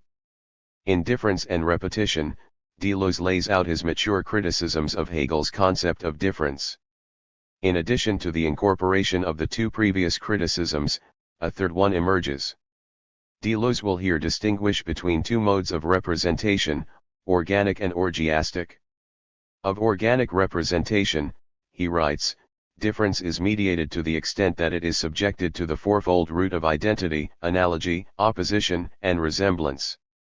On the basis of a first impression, difference is evil. It is proposed to save difference by representing it, and to represent it by relating it to the requirements of the concept in general. 82. The fourfold root of organic representation unfolds in 1. Identity in the form of the undetermined concept. The concept human is identical to, or just is, what it is to be human. 2. Analogy, in the relation between ultimate determinable concepts. There are many senses in which a thing may be said to be. 83. 3. Opposition in the relations between determinations in the concept itself. Corporeal and incorporeal are determinations of substance. 4. Resemblance in the determined object of the concept itself. Particulars organized under a concept resemble each other. Organic representation, as found in Aristotle, has form as its principle and the finite as its element. 84 It makes finite, delimits and demarcates, breaking being into more comprehensible bits. Subordinating things to universals, Aristotle's ontology focuses on wholes, categories, parts, subcategories, and subparts. In Hegel, Deleuze sees an example of what he calls orgiastic representation. 85 Evoking the Dionysian imagery of revelry, intoxication, and excess. Hegel himself says of the true that it is the bacchanalian revel in which no member is not drunk. 86 Unlike organic representation, orgiastic representation posits within itself the limits of the organized, tumult, restlessness, and passion underneath apparent calm. It rediscovers monstrosity. 87 Replacing Aristotle's finite concept, form, as the principle is the concept of the whole. To think the whole requires a grappling with determination in all its metamorphoses. 88 But in order to think the oppositional relations of determination, the differences must not be purely arbitrary or relative. This is why the infinite is, according to Deleuze, the principle of selection in Hegel's thought. It eliminates the arbitrariness of the differential relation. It is the infinite which renders determination conceivable and selectable. 89 In place of relative difference, Hegel posits the absolute difference of the infinite. The infinite enters Hegel's notion of difference in the form of contradiction. The telos of determination is the space of infinity between the determination and its opposite. With contradiction, the opposition of self and other is pushed to the point of infinite distance. As Deleuze writes, this use of the infinite entails the identity of contraries, or makes the contrary of the other a contrary of the self. 90 As stated, for Hegel, difference is always already implicitly contradiction. The telos of difference is the infinite extension of that difference, in the form of contradiction. The one finds its identity, its essence, in the negation of its other. But because its identity is wholly determined by what it is not, though what it is not is fundamental to its own identity. The self reflects upon the self by reflecting upon the other, which Hegel characterizes as pure self-recognition in absolute otherness. 91 With this, the negation of the contradiction is attained, and the contradiction is overcome. The very notion of difference as contradiction requires at the same time the overcoming and resolution of the contradiction, and hence of difference itself, in the form of the Aufhebung, in which the difference is subordinated to a higher comprehension. Difference is cancelled out precisely at the moment it is reached, and moreover, its cancellation is the primary telos of its positing, to which Hegel refers as self-restoring sameness. 92 Which is the ground and soil of science or knowledge in general. 93 The negative is the greatest difference, but is also, by design, the cancellation of difference. For Deleuze then, contradiction still ultimately subordinates difference to identity. Conclusion. Deleuze's thinking, from beginning to end, is marked with a thorough distaste for what he understands as Hegelianism. This distaste is specifically directed against the Hegelian understanding of difference as negation and contradiction. For Deleuze, difference conceived as contradiction is less profound than difference itself. Things must first differ in order to oppose or contradict one another, making difference more basic and more fundamental. It is not difference which presupposes opposition but opposition which presupposes difference. 94 Moreover, to conceive of difference as contradiction from all that the thing is not, what Kant called complete determination, is to define the self in purely negative terms. This, for Deleuze, is indicative of a nihilistic tendency of thought. To base a philosophy on the tremendous power of the negative 95 is to admit the inability to think being in positive, affirmative terms, reaching affirmation only through a double negation. Finally, in attaining the status of contradiction which, we remind ourselves, every difference is implicitly according to Hegel, we reach also the negation and sublation of that contradiction, the cancellation of that difference, via the Aufhebung. The telos of difference is contradiction, and the telos of contradiction is the cancellation of that difference. Hegel's Aufhebung is shot through with the presuppositions of identity, a nihilistic view of life, and the inability to truly grasp the nature of the thing. It is said that difference is negativity, that it extends or must extend to the point of contradiction once it is taken to the limit. This is true only to the extent that difference is already placed on a path or along a thread laid out by identity. 96 Though Deleuze never writes a protracted engagement with the thinking of Hegel, his criticisms of Hegel are subtle, nuanced, varied, and woven throughout multiple texts over many years. Hence, I cannot agree with Catherine Malabou's assessment that the Deleuzean discourse, which sees in Hegel's dialectics a principle of repetition that does not produce difference, is itself, from one end of his work to the other, univalent and univocal. 97.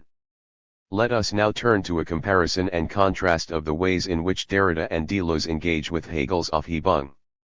As we have seen, both Derrida and Deleuze reject the Hegelian Aufhebung as a model of difference.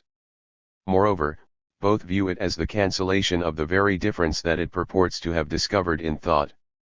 Nevertheless, Derrida and Deleuze differ with respect to their reasons for viewing it in this way. For Derrida, the crucial problem in the Hegelian Aufhebung is that the contradiction is ultimately resolved. For Deleuze, the problem is that Hegel thinks that difference must be thought as contradiction at all. We shall pursue this contrast through a discussion of the ways in which Hegel, Derrida, and Deleuze understand the concept of force. Chapter 5. The tremendous power of the negative. We must now look at Derrida and Deleuze side by side as they relate to the Hegelian conception of difference. Deconstruction, as we have characterized it, lives and breathes in the tension between two recent, fundamental, and inescapable moments in the history of Western thought: 1. Hegel's closure of Western metaphysics, and 2. Heidegger's critique of ontotheology. Heidegger revealed the ontotheological determination of being as presence lying at the heart of all metaphysical thinking up to and including Hegel. But all efforts to escape the system, including Heidegger's, have failed and must always fail because they inevitably employ the language, logic, presuppositions, and concepts of the tradition in order to execute thought against the system. In using these concepts, they affirm the very system from which they seek escape. Anti-Hegelian thinkers, we recall, are very close to Hegel, the more so at precisely the moments they seem most radically opposed. 1. Deconstruction does not therefore seek a radical escape from the system, but rather, to locate and agitate the moments of imbalance within the system, whereby its desired completion disrupts itself. For this reason, deconstruction operates precisely within and at the limits of the system of Western thought, and makes absolutely no pretensions to the contrary. In Derrida's words, the movements of deconstruction do not destroy structures from the outside. They are not possible and effective, nor can they take accurate aim, except by inhabiting those structures. Inhabiting them in a certain way, because one always inhabits, and all the more when one does not suspect it to. According to Derrida, this strategic inhabitation is to be the task of the philosopher for the foreseeable future. The movement of this schema will only be able, for the moment and for a long time, to work over from within, from a certain inside, the language of metaphysics. 3. Like Heidegger, and not unlike Deleuze, Derrida understands Hegel's Aufhebung in terms of the ontotheological emphasis on presence.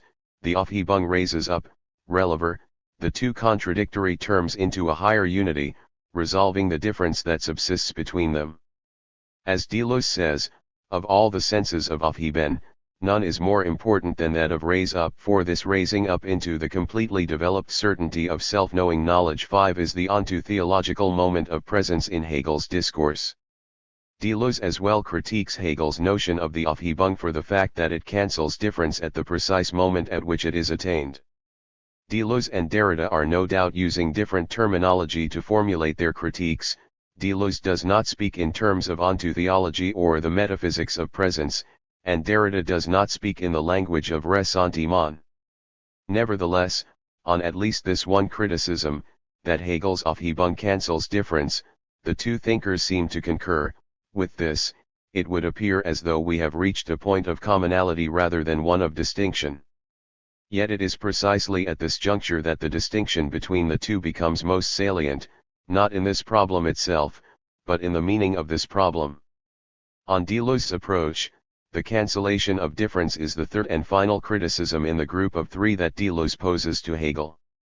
The three criticisms that Deleuze levels against Hegel are ultimately utilized in the service of the larger, overall critical view that negation, difference conceived as a not, is a derivative or deficient mode of difference through and through. It is nihilistic, less profound than difference itself, and oriented from start to finish by the presuppositions of representation and identity. That it ultimately cancels difference in the subsumption under a higher unity is one aspect of this problem, but not the entirety of it. We cannot, however, say the same where Derrida is concerned. We must bear in mind that, although Derrida expresses a nearly total affinity with Deleuze, nevertheless, on the concept of difference, he is, by his own explicit admission, not far from Hegel. You ask me when the word difference or the concept of difference took its place within metaphysics. I would be tempted to say, with Hegel, and it is not by chance that it is precisely the interest which Hegel took in the thought of difference, at the moment when philosophy was closing itself, completing itself, or, as we say, accomplishing itself, which obliges us today to connect the thought of the end of metaphysics and the thought of difference. It is not by chance that Hegel is fundamentally the one who has been the most systematically attentive within metaphysics to difference. And perhaps, but this is a question of reading, there is a certain irreducibility of difference in his text. That would be my provisional response to your last question. Point 6. We might wonder whether a response that is, in Derrida's own words, provisional, ought to be taken as decisive in the matter. Nevertheless, passages such as this are not difficult to find in Derrida's published writings. In Of Grammatology, immediately after offering a detailed characterization of deconstruction, Derrida writes: Hegel was already caught up in this game. On the one hand, he undoubtedly summed up the entire philosophy of the Logos. He determined ontology as absolute logic, he assembled all the delimitations of philosophy as presence, he assigned to presence the eschatology of parousia, of the self-proximity of infinite subjectivity. Yet, all that Hegel thought within this horizon, all, that is, except eschatology, may be reread as a meditation on writing. Hegel is also the thinker of irreducible difference, the last philosopher of the book and the first thinker of writing. Point 7. In this passage, we see Derrida reiterating his view that Hegel's system marks the closure of Western metaphysics, while at the same time arguing that, with the exception of the teleological components of Hegel's thought, Hegel is, 1.5 centuries prior to Derrida, the thinker of grammatology and of irreducible difference. Elsewhere, Derrida writes, pure difference is not absolutely different from non-difference. Hegel's critique of the concept of pure difference is for us here, doubtless, the most uncircumventable theme. Hegel thought absolute difference, and showed that it can only be pure by being impure. Hegel's difference is, according to Derrida, very close to difference. For Deleuze, on the other hand, Hegel's concept of difference is so abhorrent that he labels Hegel the traitor of philosophy, whose task is to burden life, to overwhelm it with every burden, to reconcile life with the state and religion, to inscribe death in life, the monstrous enterprise to submit life to negativity, the enterprise of ressentiment and unhappy consciousness. 9 Difference as negation and contradiction is such a treasonous concept that Deleuze forgoes any extended engagement with Hegel precisely because Hegel's thinking is so anathema to affirmation that there is nothing for Deleuze to affirm, and critique without affirmation is merely an exercise of ressentiment, according to Deleuze. Clearly, on this point, Derrida and Deleuze could not be further apart. How, then, are we to make sense of these paradoxically close yet simultaneously distant readings of Hegel? Let us investigate a bit more closely, and in so doing discuss in more detail the aforementioned imbalances targeted by deconstruction. Force, understanding, and thought. 10. To do so requires that we look at what Derrida and Deleuze would understand as Hegel's mischaracterization of force. 11 To begin, let us look to the definitions of force provided by Hegel, Derrida, and Deleuze. Hegel, in other words, the matters posited as independent directly pass over into their unity, and their unity directly unfolds its diversity, and this once again reduces itself to unity. But this movement is what is called force 12. Derrida, the meaning of meaning is Apollonian by virtue of everything in it that can be seen. Force is the other of language, without which language would not be what it is. 13.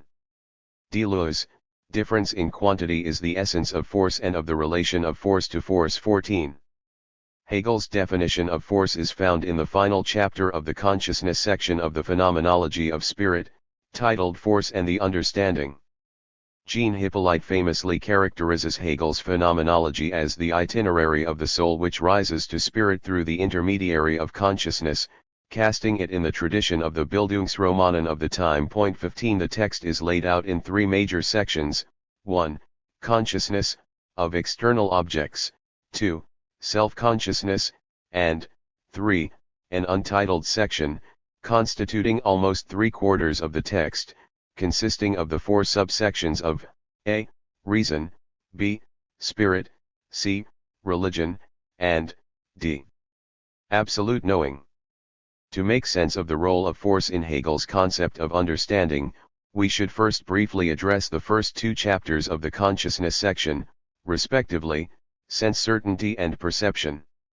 The knowledge that pertains to sense certainty is, Hegel writes, a knowledge of the immediate or of what simply is. 16. Sense certainty would wish to grasp the purity of the this in the immediate presence of the here and now.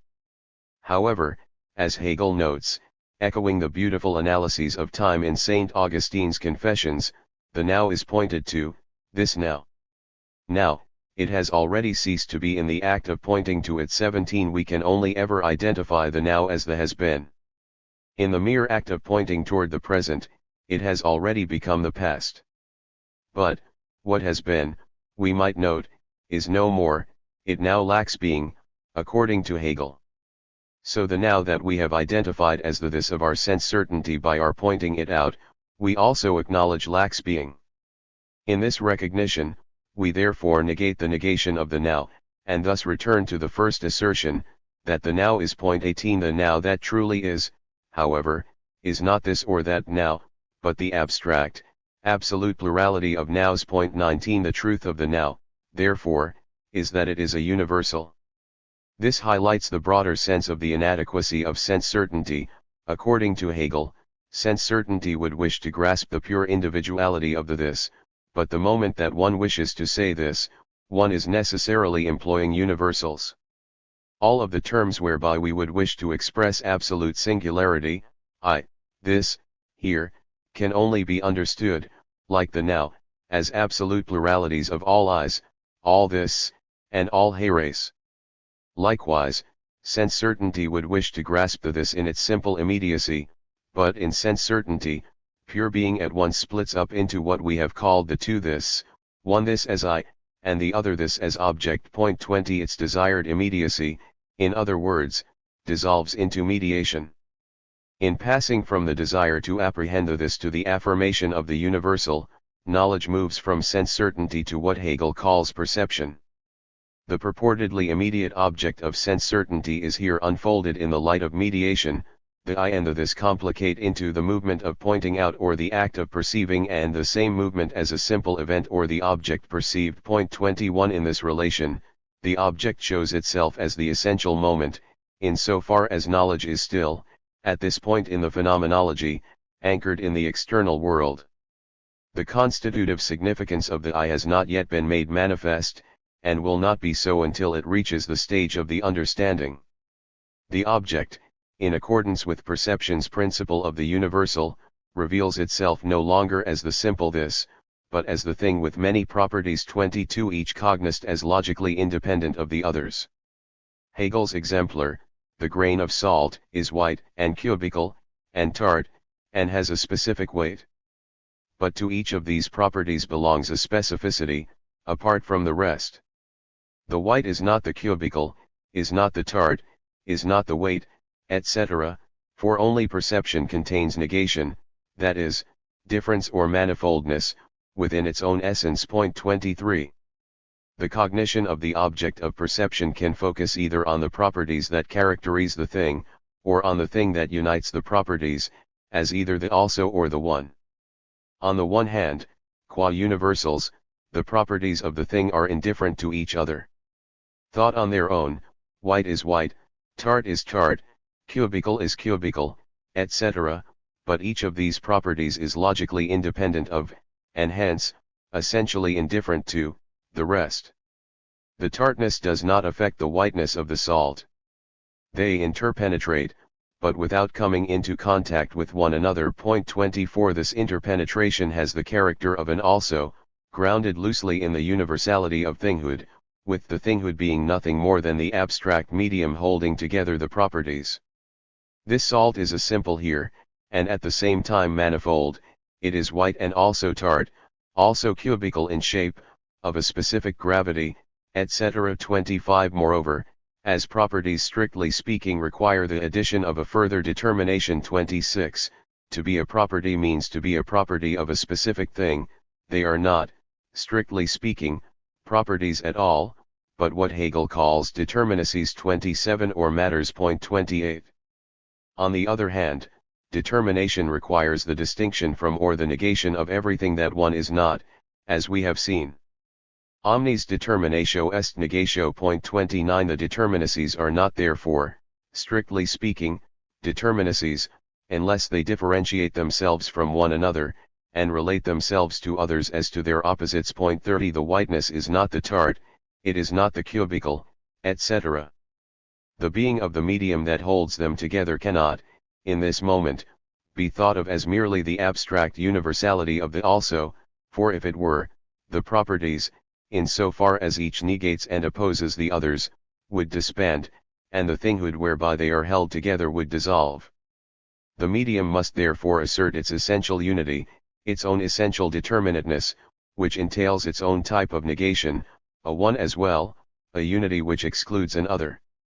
The one is the moment of negation. 31 The object, therefore, is understood as a dynamic relation of the moments of the also and of the one, the point of singular individuality in the medium of subsistence radiating forth into plurality. 32 However, given that the true in the mode of perception lies on the side of the object, as opposed to the side of consciousness, it would appear that there must be a fact of the matter about which of these two moments essentially defines the object, and it can happen that consciousness apprehends the object incorrectly and deceives itself. 33 Consciousness, therefore, tries in vain to isolate the would-be essential moment of the two, but in each single moment it is conscious only of this one determinateness as the truth, and then in turn of the opposite one. 34 The problem resides in the failure of consciousness to affirm its own constitutive role in cognition, a problem that will be remedied in the mode of understanding.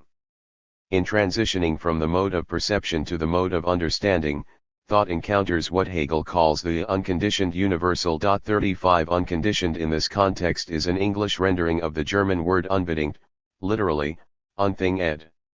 Hippolyte notes that this universal is the concept which combines in it the contradictory moments that perceiving consciousness posited alternately in the subject and in the object, the moment of indifferent thingness expressing itself in a multitude of subsisting differences. 36 The thought of the unconditioned universal combines these contradictory moments of the one and the also in the abstract sense of the object, but not yet in accordance with the explicit unity of these two moments. In Hegel's words, consciousness has not yet grasped the notion of the unconditioned as notion. 37 Hegel's sense of the notion, we may think of as thought in motion. Through this movement the pure thoughts become notions, and are only now what they are in truth, self-movements, circles, spiritual essences, which is what their substance is. 38 To rise to the recognition of the unity of the contradictory moments in the unconditioned universal therefore requires the insertion of movement into the object. Consciousness must see its own movements reflected into the object itself, recognizing that what is posited of these contradictory moments is only their transition into one another. 39 Consciousness thereby affirms its own constitutive role in the knowledge of the object. As Hegel writes, this movement is what is called force. 40 Hegel treats the concept of force in terms that are first singular and then dual. Initially he conceives of force in terms of the distinction between force proper and the expression of force. 41 Force proper is the movement in thought to the unity of the one, while the expression of force is the movement to the diversity of the also. But we must note that the force which is driven back into itself must express itself, and secondly, it is still force remaining within itself in the expression, just as much as it is expression in this self-containedness. 42 Expression is intrinsic to the nature of force, even within the simplicity of force proper, just as, even in the mode of expression, the nature of force proper abides. However, the very fact that there is a difference between force proper and force as expression indicates an independence of these two, and this independence is conceived by Hegel as the dual relationality of not one, but two forces. But this does not compromise the point that each is the other's reflection. As Hippolyte says, their interplay reveals their interdependence. 43 And so in this sense their independence must be balanced by this essential interdependence. Here, these two sides are moments of force, they are just as much in a unity, as this unity, which appears as the middle term over against the independent extremes, is a perpetual diremption of itself into just these extremes which exist only through this process. 44 Force, thus conceived, is the unity of these two moments, but it is just as well the independent moments themselves, each conceived now as forces in their own right. Hegel conceives the relationality between the two as one of solicitation. As force proper is essentially force as expression, it is force as expression that solicits, or calls forth, the expression of force proper. Reciprocally, given that it is in the nature of force as expression to summon forth from its self-containedness force proper, force as expression is in turn solicited by force proper. The interplay of the two forces thus consists in their being determined as mutually opposed, in their being for one another in this determination, and in the absolute, immediate alternation of the determinations. 45 In positing the essential duality and reciprocity of all relationships of force, Hegel is here echoing Kant, thus, without repulsive forces, and by mere approach, all parts of matter would approach one another without hindrance, until no distance existed between them, that is, they would coalesce in a mathematical point, and the space would be empty. Matter is accordingly impossible by mere attractive forces, without repulsive. 46 As Hippolyte writes, each force, then, presupposes another force and is presupposed by it. 47 Regarding each of these determinations, Hegel writes that their being has really the significance of a sheer vanishing. 48 Insofar as the being of each is to solicit and give way to the other. It is not difficult to recognize, within this description of Hegel's conception of force, the basic structure of the Aufhebung itself. What we see is a germinal moment, though even in the germinal the end is already in play, called into relation by its other, which is already presupposed by the one. Both of these moments are the logical and ontological reflections of each other, and we see this ongoing dual and reciprocal solicitation maintained within the dynamism of a vital and mobile unity.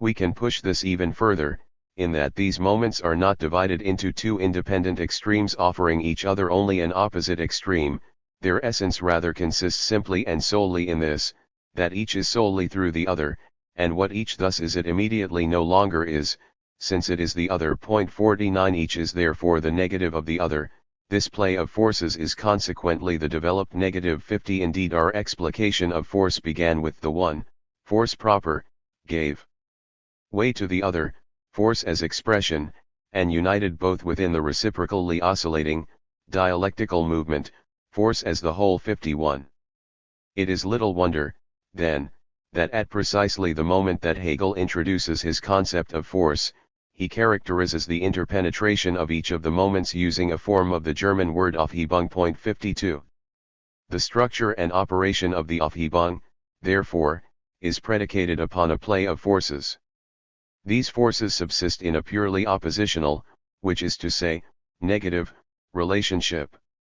Each is solely through its other, each is the reflection of the other, each is the negative of the other. In so far as they are, as we have seen, mutually opposed. 53 They solicit each other with equal strength, put otherwise, they are equal forces, and it is their reciprocal, symmetrical interdependence that maintains the dynamic homeostasis of the whole, which amounts to what both Derrida and Deleuze characterize as the cancellation of difference in Hegel's thought. With that, Let us now turn back to Deleuze and Derrida because, to repeat what was said at the beginning of this chapter, the distinction between Derrida and Deleuze lies not in the problem itself, but in the meaning of the problem. Deleuze and Derrida on force. As we have seen, both Derrida and Deleuze critique Hegel's Aufhebung on the point that it cancels difference, raising it up and subordinating it beneath the auspices of a higher unity or identity. Now that we have analyzed Hegelian force, we can also see exactly where this cancellation of difference goes wrong.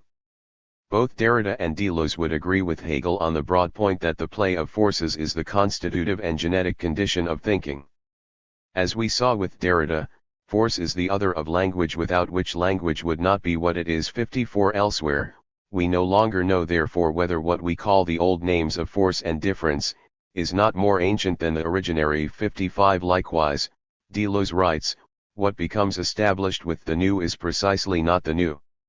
For the new, in other words, difference, calls forth forces in thought which are not the forces of recognition, today or tomorrow, but the powers of a completely other model, from an unrecognized and unrecognizable terra incognita. 56 But for both Derrida and Deleuze, Hegel's key misunderstanding of the nature of force lies in his assumption, following Kant, that every force is essentially counterbalanced by an equal and opposite force.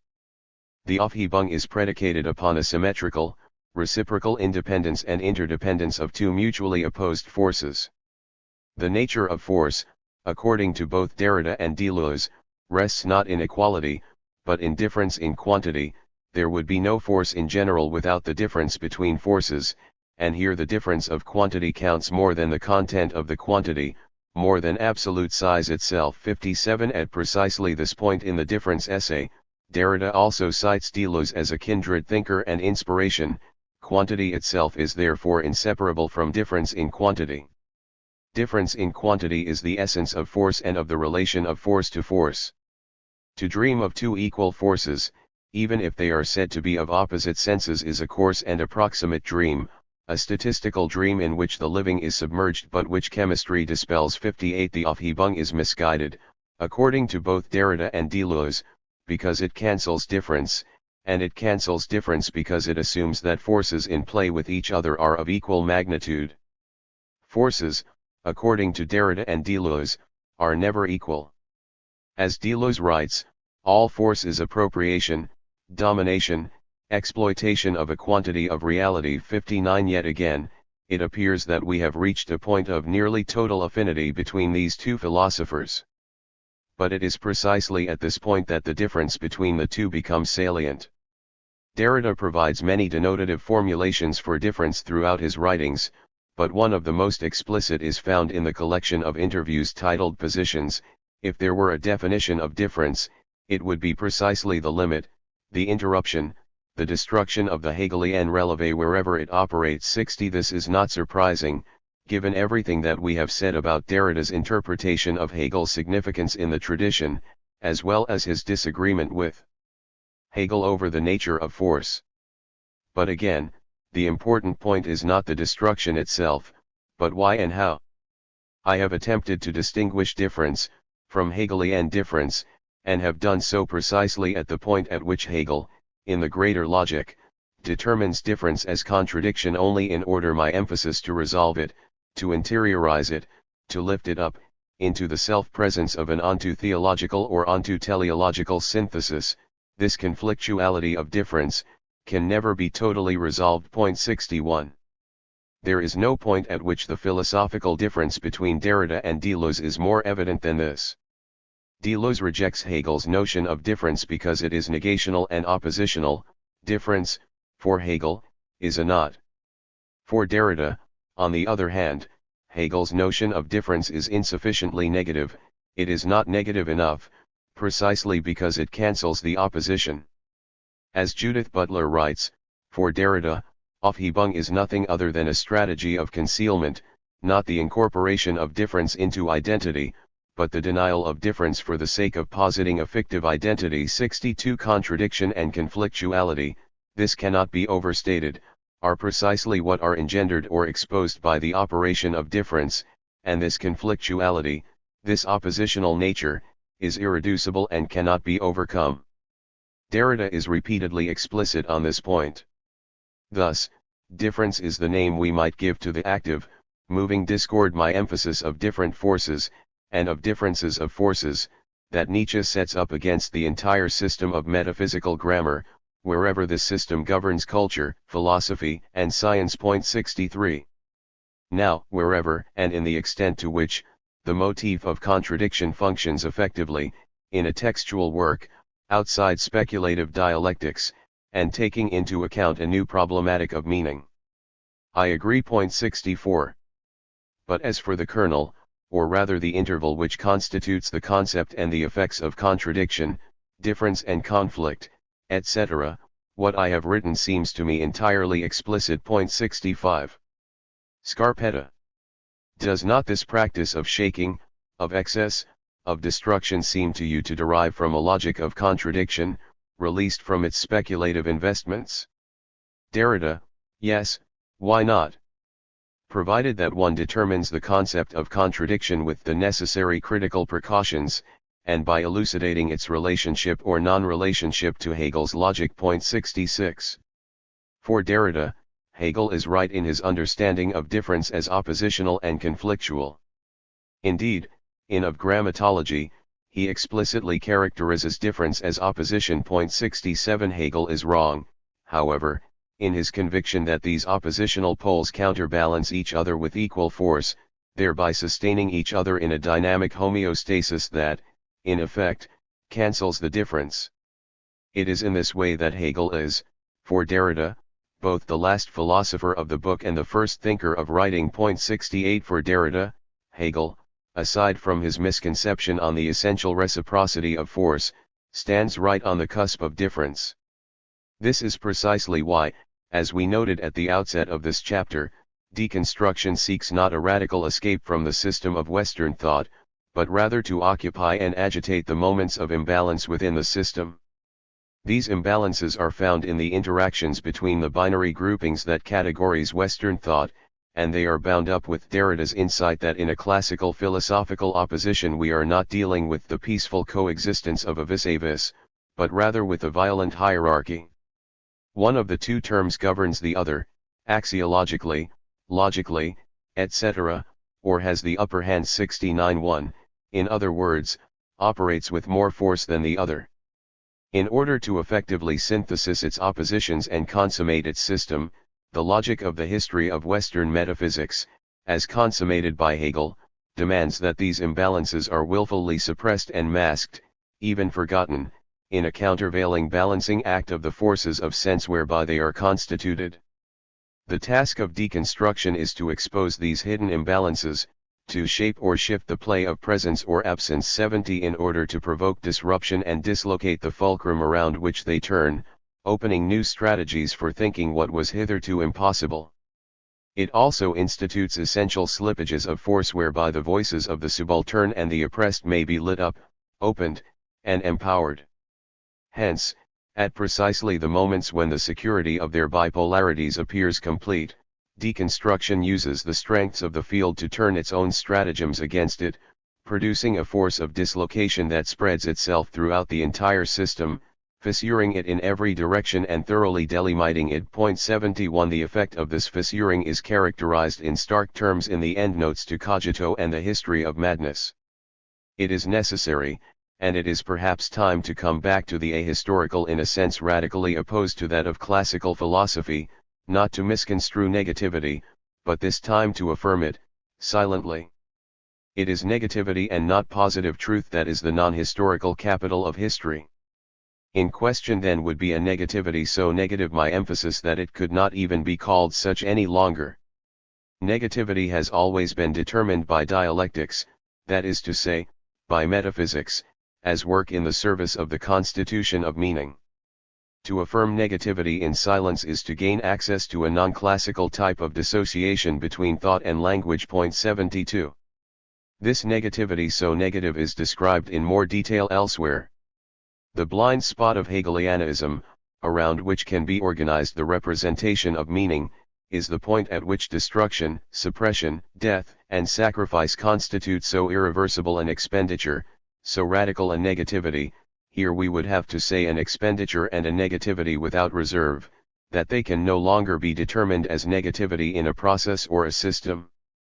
In discourse, the unity of process and system, negativity is always the underside and accomplice of positivity.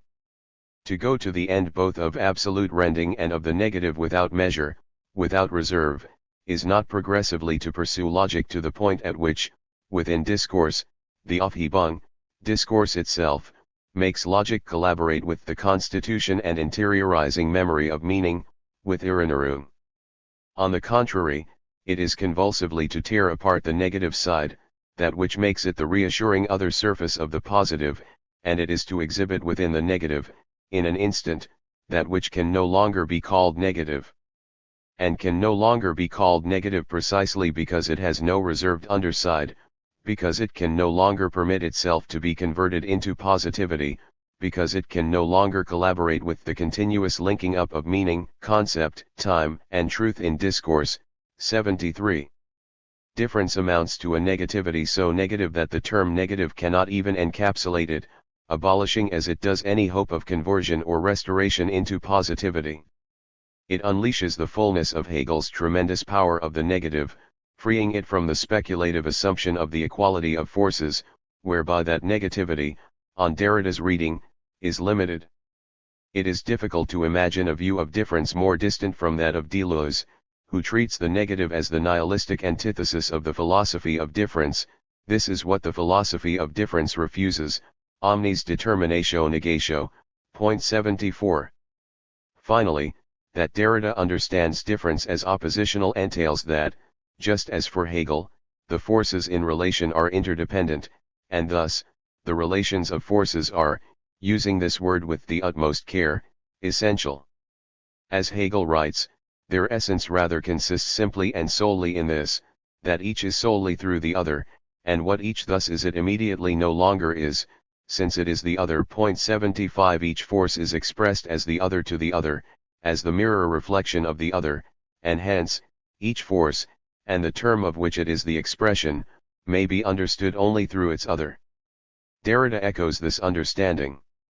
The same, precisely, is difference, with an A, as the displaced and equivocal passage of one different thing to another, from one term of an opposition to the other. Thus one could reconsider all the pairs of opposites on which philosophy is constructed and on which our discourse lives, not in order to see opposition erase itself my emphasis but to see what indicates that each of the terms must appear as the difference of the other, as the other different and deferred in the economy of the same. 76. Each term must appear as the difference of the other because, given the oppositional nature of difference itself, these specific forces subsist necessarily in precisely these relations. Difference is the productive relationality that constitutes the opposition, and hence, it also allows for the fluidity that enables the passage between the two terms. But what does not change is the all or nothing. 77, the either/or, the binarity, if I may permit myself the use of such a controversial term, of each particular signifying relation, predicated as it is on Derrida's oppositional understanding of difference. On these 2 points, the conflictuality of difference and the essential interdependency of specific relations of forces, Deleuze and Derrida could not be further apart, and both are rooted in Derrida's oppositional understanding of difference. For Deleuze difference is not essentially oppositional, and hence, we affirm the relation of all forces. 78 This is not to say that each force in fact relates to every other force, as though all were woven together on a continuum. All forces do not enter into relations all at once on their own account. Their respective power is, in fact, fulfilled by relating to a small number of forces. 79 Rather, that forces are not essentially oppositionally related for Deleuze means that they are not interdependent, and there is nothing essentially preventing any given force from interacting with any other force. These interactions and encounters Deleuze refers to as concrete parts of chance, alien to every law. 80 Citing Nietzsche, Deleuze argues that the differences in quantity of force amount to differences in quality as well. Forces in relation with each other beget changes in the magnitude of each, but these changes, though understood quantitatively, amount to changes in the nature of each as well. The difference between the Nietzschean master and the Nietzschean slave is not simply one of degree, they are rather different types of animals. To see this more clearly, we may note that the same type of event conflict, for example, may produce in the master an intensification of her power, while in the slave it may engender a further diminishment. Hence, we cannot abstractly calculate forces. In each case we have to concretely evaluate their respective quality and the nuance of this quality. 81 But in any given case, one of the terms may break off from its relations and enter into new relations. Each, for Deleuze, is therefore something different and something more than the difference of its other. Then, the oppositional nature of difference entails an essentially conflictual understanding of the relations of forces, as we have seen extensively. Deleuze too, in a discussion of Freud, explicitly connects the conflictual understanding of the relations of forces to the oppositional, or dualistic, conception of difference. For Freud, it is not only the theory of repression but the dualism in the theory of drives which encourages the primacy of a conflictual model. 82 In rejecting the oppositional understanding of difference, Deleuze therefore denies the essential conflictuality of relations of force. Forces may be in tension, dynamically related, but this tension is not necessarily conflictual. Forces frequently enter into relations of mutual assistance and symbiotic benefit. For instance, I could not live without the trillions of microbes that populate my body, inside and out. More fundamentally, my body itself is a relationship of forces. Every relationship of forces constitutes a body. 83 This is not, of course, to deny that forces often do enter into relationships of conflict, it is merely to deny the point that this conflict is ontologically primary. What is more significant for Deleuze is that forces are only able to enter into relations at all, whether of cooperation or of conflict, because they first differ. The conflicts are the result of more subtle differential mechanisms, displacements and disguises. And if the forces naturally enter into relations of opposition, this is on the basis of differential elements which express a more profound instance. 84. Conclusion. We are now in a position to summarize the results of Part 2. In Chapter 3, we analyzed the two pillars of deconstruction, Hegel's completion of the history of Western metaphysics, coupled with Heidegger's famous critique of ontotheology. For Derrida, Hegel completes the system of Western metaphysics, thinking the irreducible difference that functions at the heart of language itself. This irreducible difference enables Hegel to think the trace of alterity in every moment of presence in the development of the history of Western thought. For Hegel and for Derrida both, this difference is oppositional or negational. On Derrida's view, it engenders, of necessity, the oppositional terms of the binary logic of Western metaphysics. To this point, Derrida agrees with Hegel. The problem, according to Derrida, following Heidegger, is that the oppositional terms that Hegel thinks are themselves aufgehoben, they are lifted, elevated, subsumed into a higher unity, such that the conflictuality is cancelled out, ultimately in another moment of presence. To think beyond ontotheology, the difference as conflict and opposition must never be resolved. Given what we have discussed, it would appear that for Derrida this will take the form of an engendering of contradictions with no resolution, but this is the subject of Chapter 6. What we have shown is that, for Derrida, Hegel's concept of difference is a truth that demands reckoning, in the sense of an acute awareness of just how right Hegel was. 85 And that, ultimately, this difference demands surpassing. For Deleuze, on the contrary, Hegel's concept of difference is deficient, derivative, in some cases, pernicious. It is an error, anathema to true philosophy, and as such, must be corrected, or better still, left behind entirely.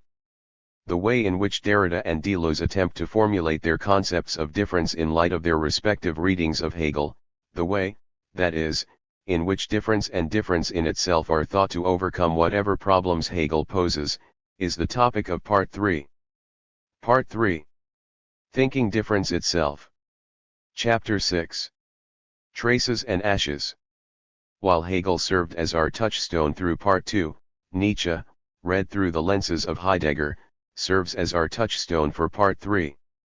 Both Derrida and Deleuze will cite Nietzsche as the figure whose thinking carries us beyond Hegelian difference, and both will explicitly read him against and beyond Heidegger.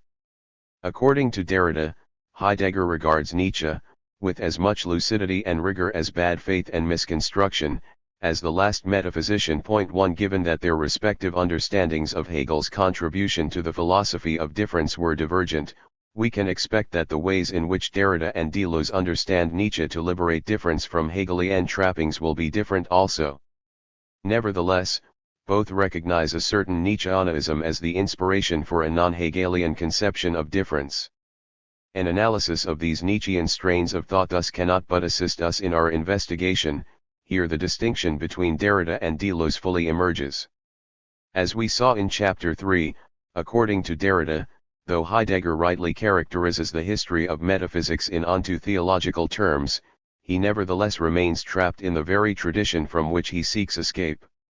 Thus, now, among these holds, the ultimate determination of difference as the ontico-ontological difference, however necessary and decisive this phase must be, still seems to me, in a strange way, to be in the grasp of metaphysics.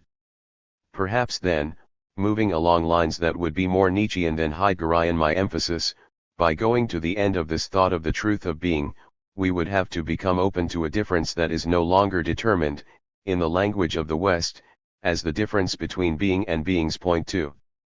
Indeed, as we saw in Chapter 5, Derrida on one occasion explicitly defines difference as a Nietzschean invention. Thus, difference is the name we might give to the active, moving discord of different forces, and of differences of forces, that Nietzsche sets up against the entire system, my emphasis, of metaphysical grammar, wherever this system governs culture, philosophy, and science. 3 Likewise, Deleuze, after critically lauding the concepts of univocity and immanence found in Duns Scotus and Spinoza, says of Nietzsche in difference and repetition, that identity not be first, that it exist as a principle but as a second principle, as a principle become, that it revolve around a different. Such would be the nature of a Copernican revolution which opens the possibility of difference having its own concept, rather than being maintained under the domination of a concept in general already understood as identical. Nietzsche meant nothing more than this by eternal return, my emphasis. 4. Referring to Heidegger, Deleuze asks, but does he effectuate the conversion after which univocal being belongs only to difference and, in this sense, revolves around being? Does he conceive of being in such a manner that it will be truly disengaged from any subordination in relation to the identity of representation? To this question he answers, it would seem not, given his critique of the Nietzschean eternal return, my emphasis.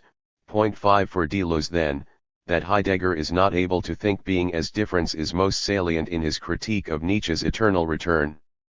Both Deleuze and Derrida therefore recognize Nietzsche as an inspiration for the overcoming of Hegelianism, but where Derrida understands Nietzsche's achievement as the liberation of the signifier from its dependence or derivation with respect to the Logos 6, claiming at the same time that Nietzsche must not be read as an ontological thinker, Deleuze will claim that Nietzsche constructs an ontology that affects the overcoming of Platonism, demanding the thought of internal difference in the form of eternal return. The task of Part 2 was negative and critical. It was necessary to highlight the ways in which, for both Derrida and Deleuze, difference had not yet been thought.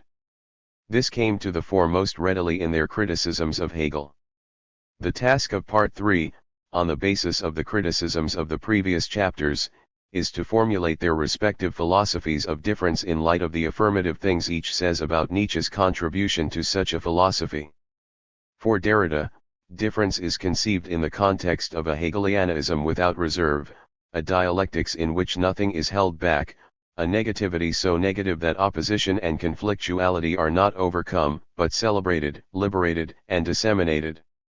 For Deleuze, on the contrary, difference in itself, la difference en elle-même, is pure, non-negational relation, in a prior field of individuation 7 wherein pre-individual singularities emerge, and relate in such a way that individuals become.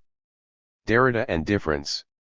Derrida writes, if words and concepts receive meaning only in sequences of differences, one can justify one's language, and one's choice of terms, only within a topic and orientation in space and an historical strategy 8. In this spirit, we would be remiss were we to assert that what we hope to offer is a once-for-all definition of this most elusive of Derridian concepts, difference.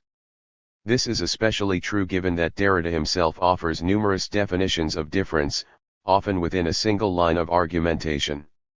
To synthesis and summarize, we might say that difference is the differing becoming time of space and becoming space of time. Such a definition, however, gets us no closer to understanding what difference is or how it operates.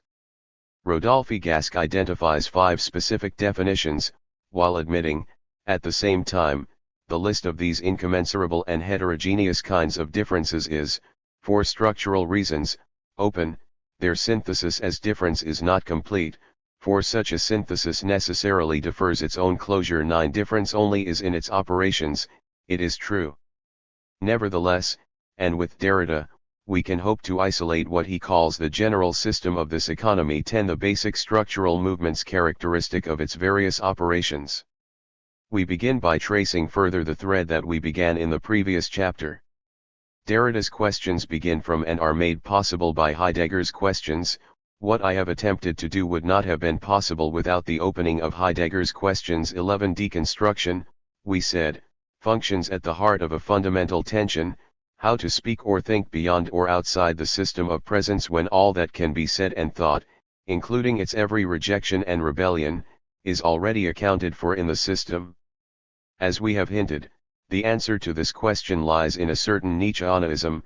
Nietzsche, far from remaining simply, with Hegel and as Heidegger wished, within metaphysics, contributed a great deal to the liberation of the signifier from its dependence or derivation with respect to the logos. 12. In order to get to this point, however, we must look at Derrida's deconstruction of consciousness, for in Of Grammatology Derrida writes, this deconstruction of presence accomplishes itself through the deconstruction of consciousness, and therefore through the irreducible notion of the trace, spur, as it appears in both Nietzschean and Freudian discourse. 13. Echoing Heidegger, Derrida notes that since Descartes the metaphysics of modernity has privileged consciousness, particularly self-consciousness, as the guarantor and guardian of presence and hence of truth.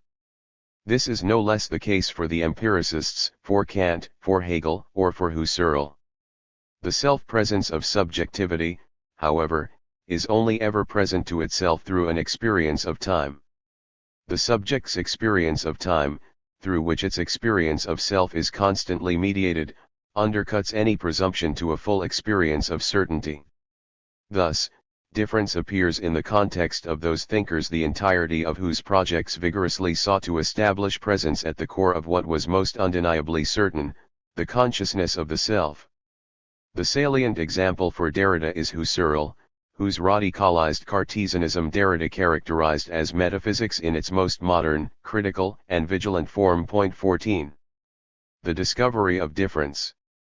In the introduction to his landmark text, La Voie et les phénomènes, Derrida writes, let us note, however, in order to specify our intention here, that phenomenology appears to us to be tormented if not contested, from the inside, by means of its own descriptions of the movement of temporalization and of the constitution of intersubjectivity. 15. The relation in Husserl between the subject and its experience of time will stand to complicate and forestall the desire for presence at the core of Husserl's philosophy of consciousness.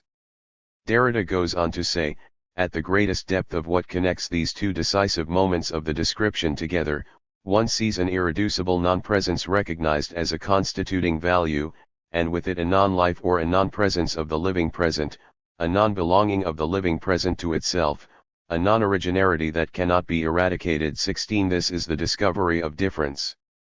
Let us lay out, despite all of Derrida's warnings, a formulation for difference, before tracing out how the concept unfolds in this work. Difference is the non-originary constituting disruption of presence. For the sake of clarity, let us briefly dissect the meaning of this formulation. Difference is the constituting of presence.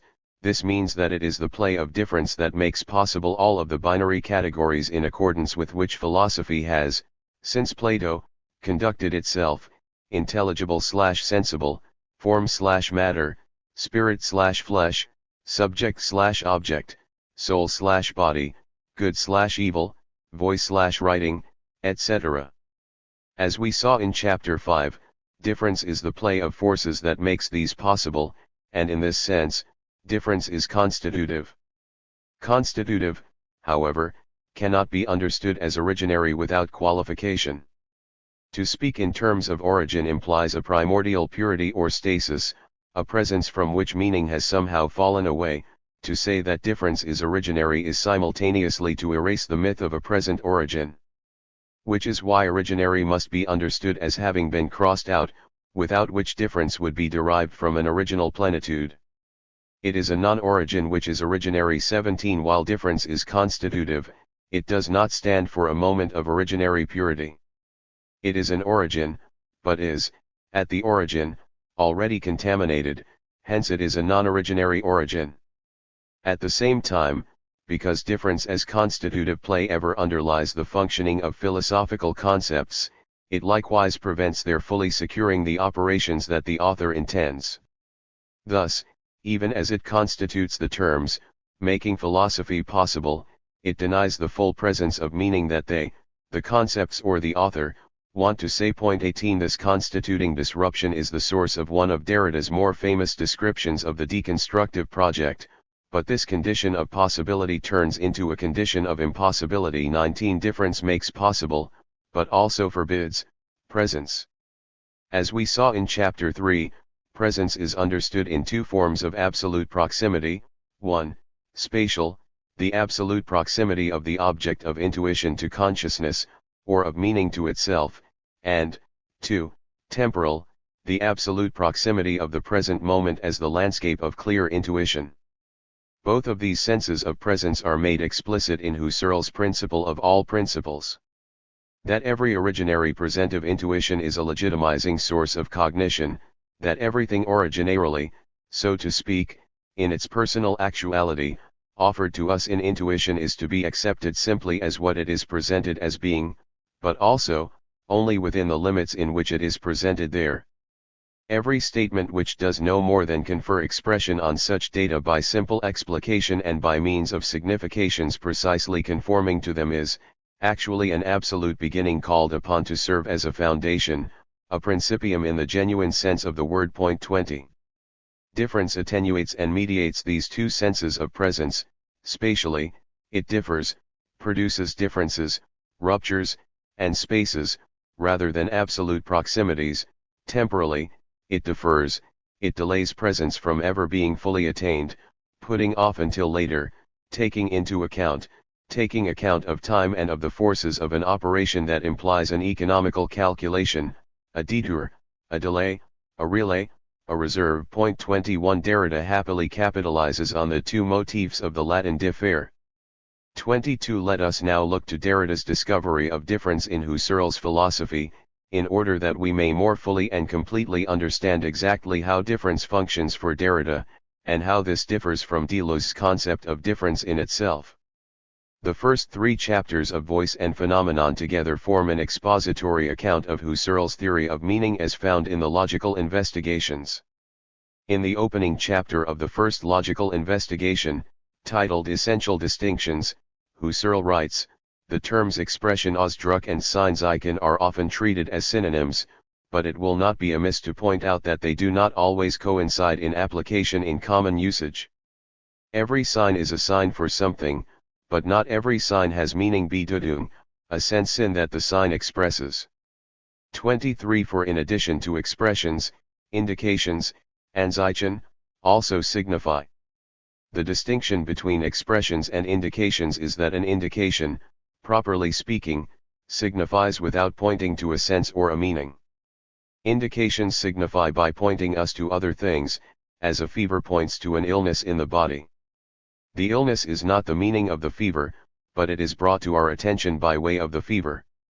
An expression, on the other hand, is a sign charged with Bedeutung. 24 A purely linguistic sign. 25 There are countless types of signs. Animal tracks point to the recent presence of life, certain scents may indicate particular foods, facial expressions indicate certain emotions, but expressions are linguistic signs that are themselves meaningful. Derrida then problematizes this distinction.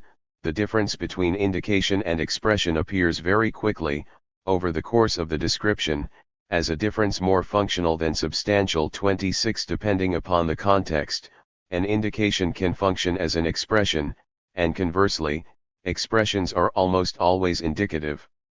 One might see, for instance, on a sheet of paper a collection of written scribbles which, at first glance, appear to be random, purposeless, and meaningless. Nonetheless, these scribbles serve as indications that someone was here, and that she wrote something on the piece of paper. The shapes and contours of the marks, their illegibility, may be indications of a hurried or frantic act of writing.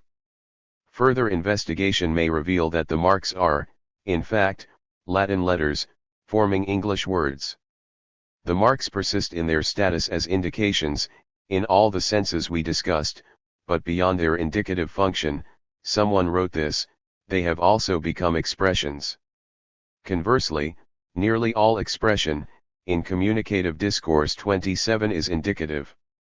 In communication, the signs that we use with one another point toward empirical states of affairs, physical entities, psychological states, and so on, hopefully to be received and understood on the part of the listener. In so pointing, expressions are also indicative. We therefore already know that, in fact, the discursive sign and consequently the meaning is always entangled, gripped within an indicative system. The expressive and logical purity of the Bedeutung that Husserl wants to grasp as a possibility of the logos is gripped, that is, contaminated, in fact and always, allzeit verflogen ist, insofar as the Bedeutung is gripped within a communicative discourse. 28. Nonetheless, even if, in fact, expressions are always caught up in indication, Husserl maintains his conviction that this has nothing to do with the essential distinction between the two types of sign.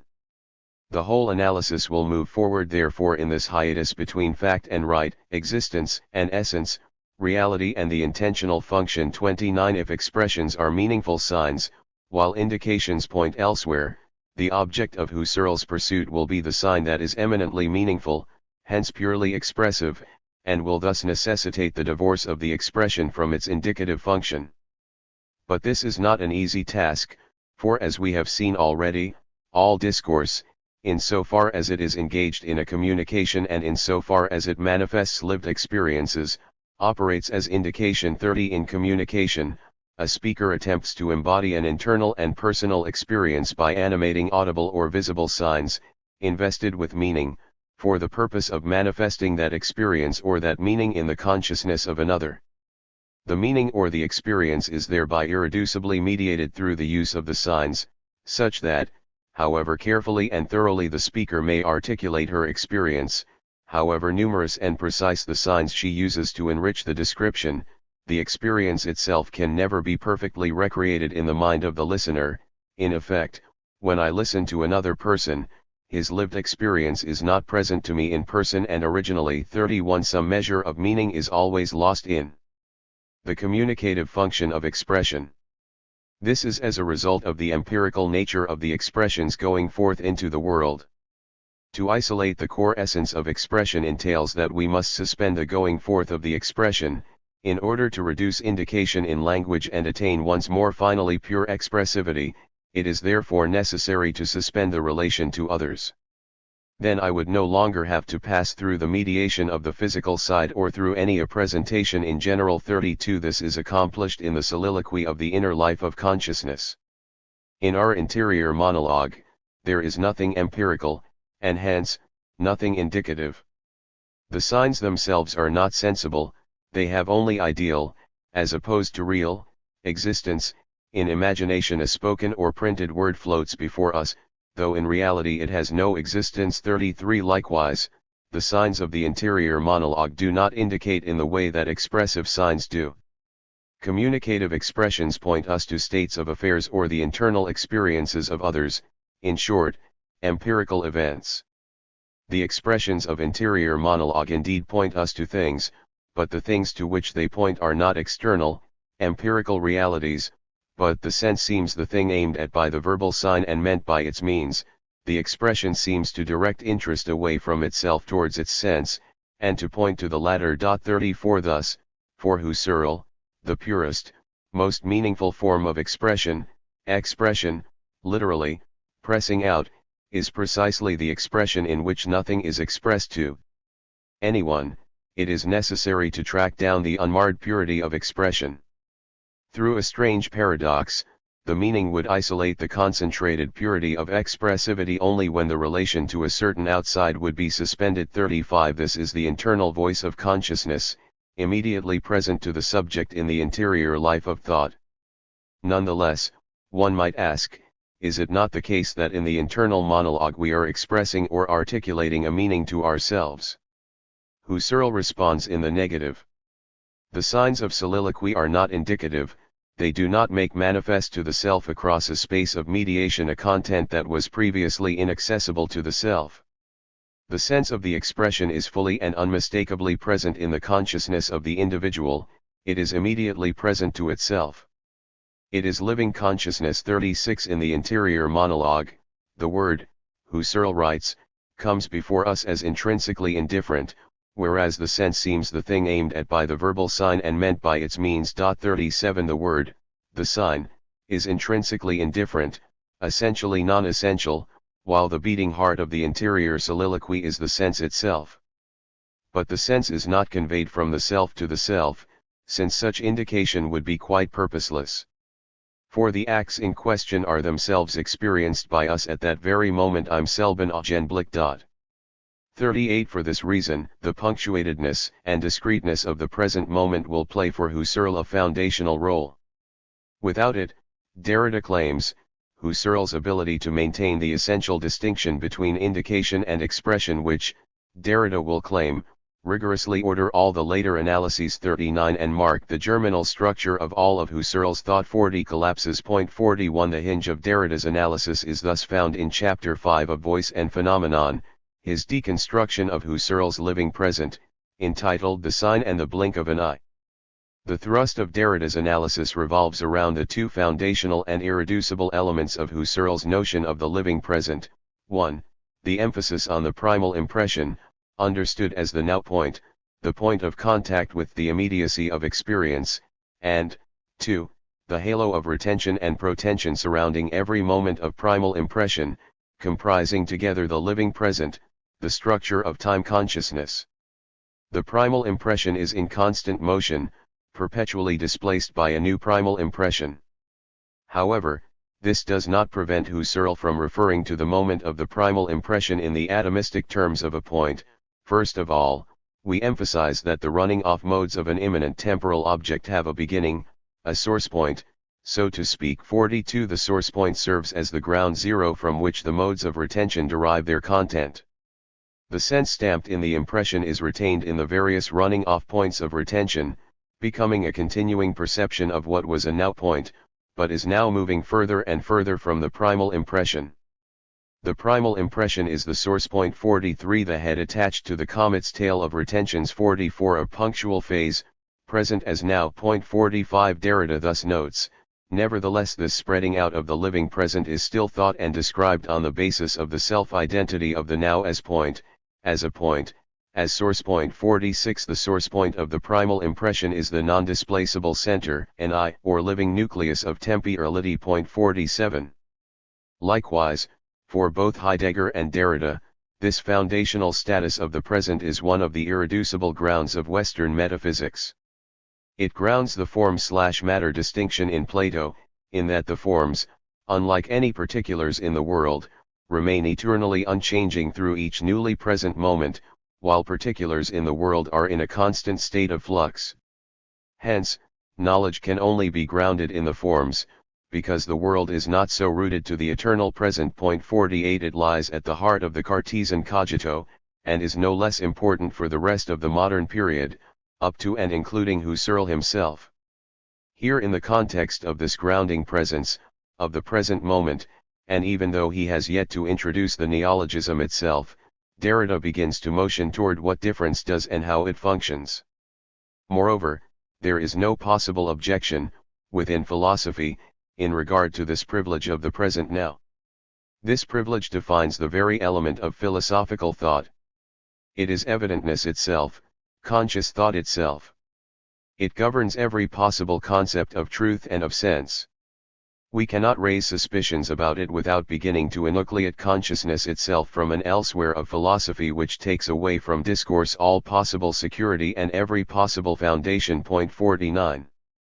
The philosophical tradition is defined by its emphasis on the present, and hence, to call it into question is to shift one's vantage point from one that is, strictly speaking, philosophical, to one that inhabits the space between philosophy and non-philosophy, which, as we demonstrated in Chapter 3, is the direction to which Derrida motions.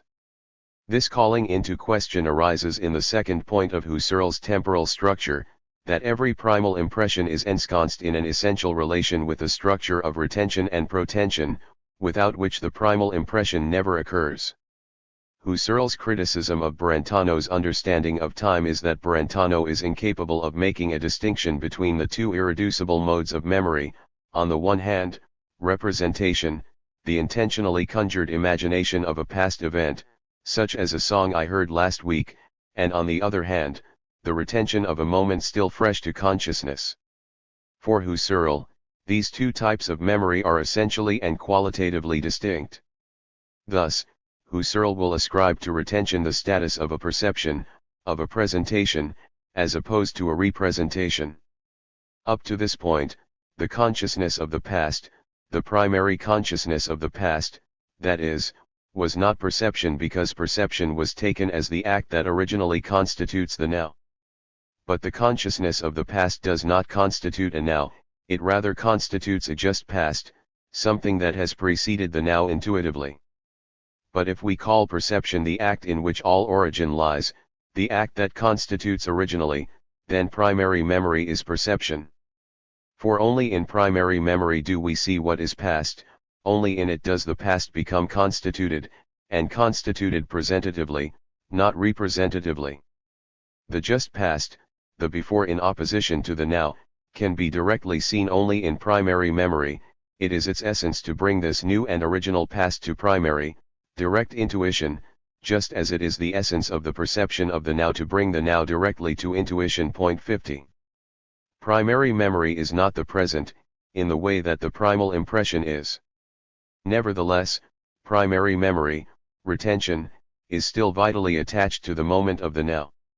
It is a direct intuition of the just past, fully seen in the moment of the now, as opposed to represented memory, which is not. Furthermore, though the primal impression gives us the now, it presents it in the mode of constantly passing away, and this impression only becomes substantively accessible in the mode of retention, temporal objects, and this pertains to their essence, spread their matter over an extent of time, and such objects can become constituted only in acts that constitute the very differences belonging to time. 51. In this sense, we can say that for Husserl, the present only truly becomes present in the mode of retention, which is decidedly not the present, indeed, is the antithesis of perception. 52. Paradoxically, a perceived non-perception that accompanies and constitutes every single perception, according to Husserl. The continual accommodation of the present of primal impression to the non-presence of retention entails the admission of an alterity into the self-present now moment of experience, thus undermining Husserl's claim that there is no indication involved in the expression of the interior soliloquy. 53. This requires further explanation. We must recall that the reason for which Husserl claims that we do not indicate to ourselves in expression is that such indication would there be quite purposeless. For the acts in question are themselves experienced by us at that very moment im selben Augenblick. 54. There is no multiplicity, no otherness, no hiatus, in the self-experience of interiority, such that there is nothing separating the self from the self.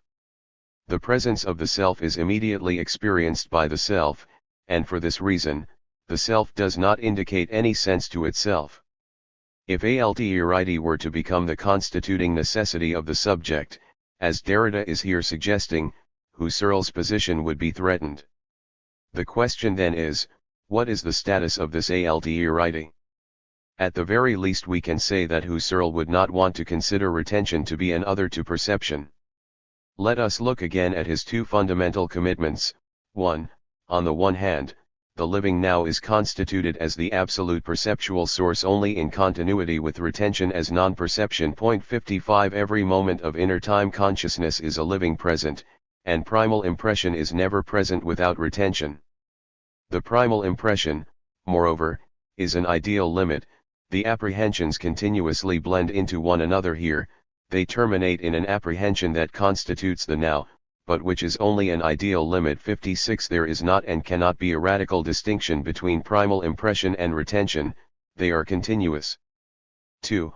On the other hand, the source of certitude in general is the originarity of the living now. 57 The primordial truth for the phenomenologist is Husserl's principle of principles, that every originary presentive intuition is a legitimizing source of cognition, to be accepted simply as what it is presented as being, but also, only within the limits in which it is presented there. 58 This being the case, and because retention resides on a continuum with primal impression, retention must be considered under the banner of primordial certitude, and as essentially distinct from memory as representation.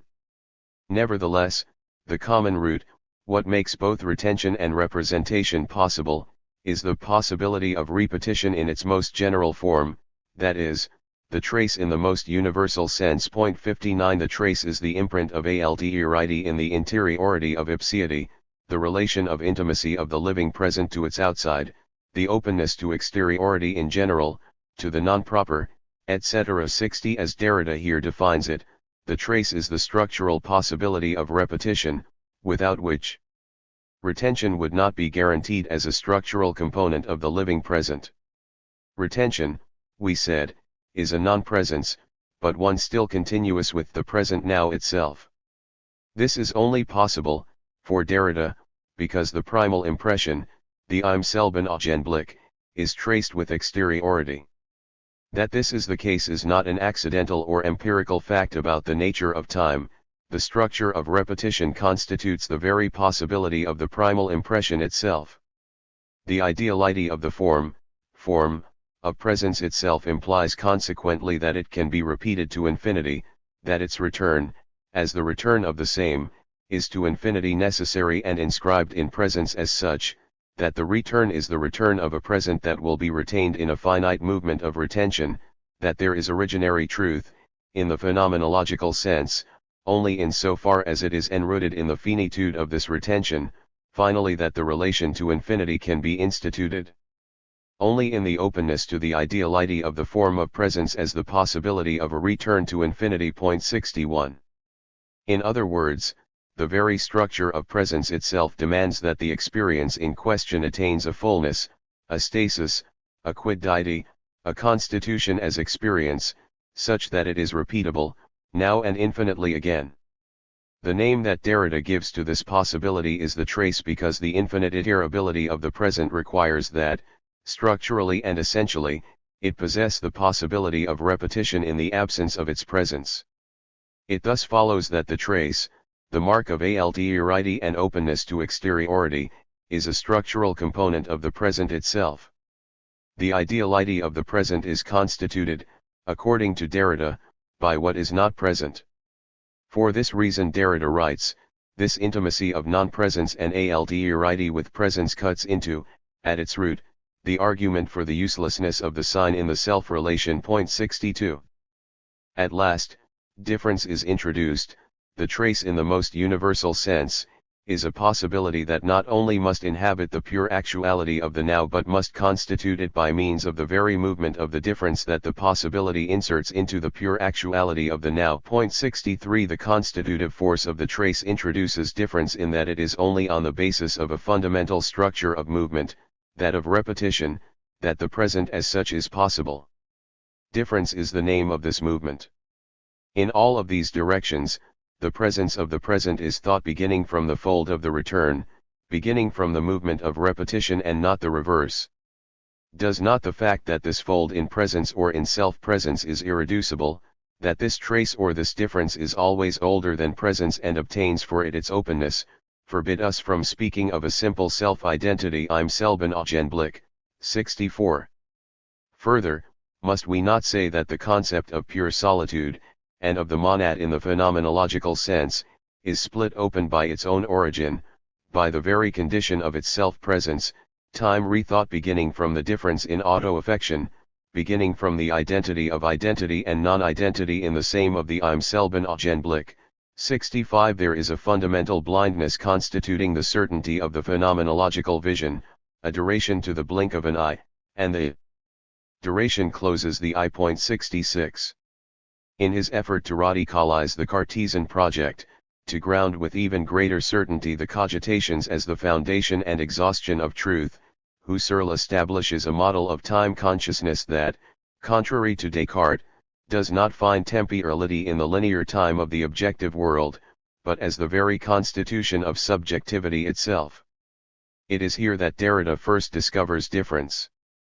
The dominance of the now, he claims, therefore prescribes the place of a problematic that puts phenomenology into confrontation with every thought of non-consciousness that would know how to approach the genuine stakes and profound agency where the decision is made. The concept of time. 67 The thinkers whom Derrida cites as sensitive to this problem, as thinkers of the trace, Freud, and Nietzsche. The inadequacy of Freud's trace. In Of Grammatology, Derrida writes that the deconstruction of presence accomplishes itself through the deconstruction of consciousness.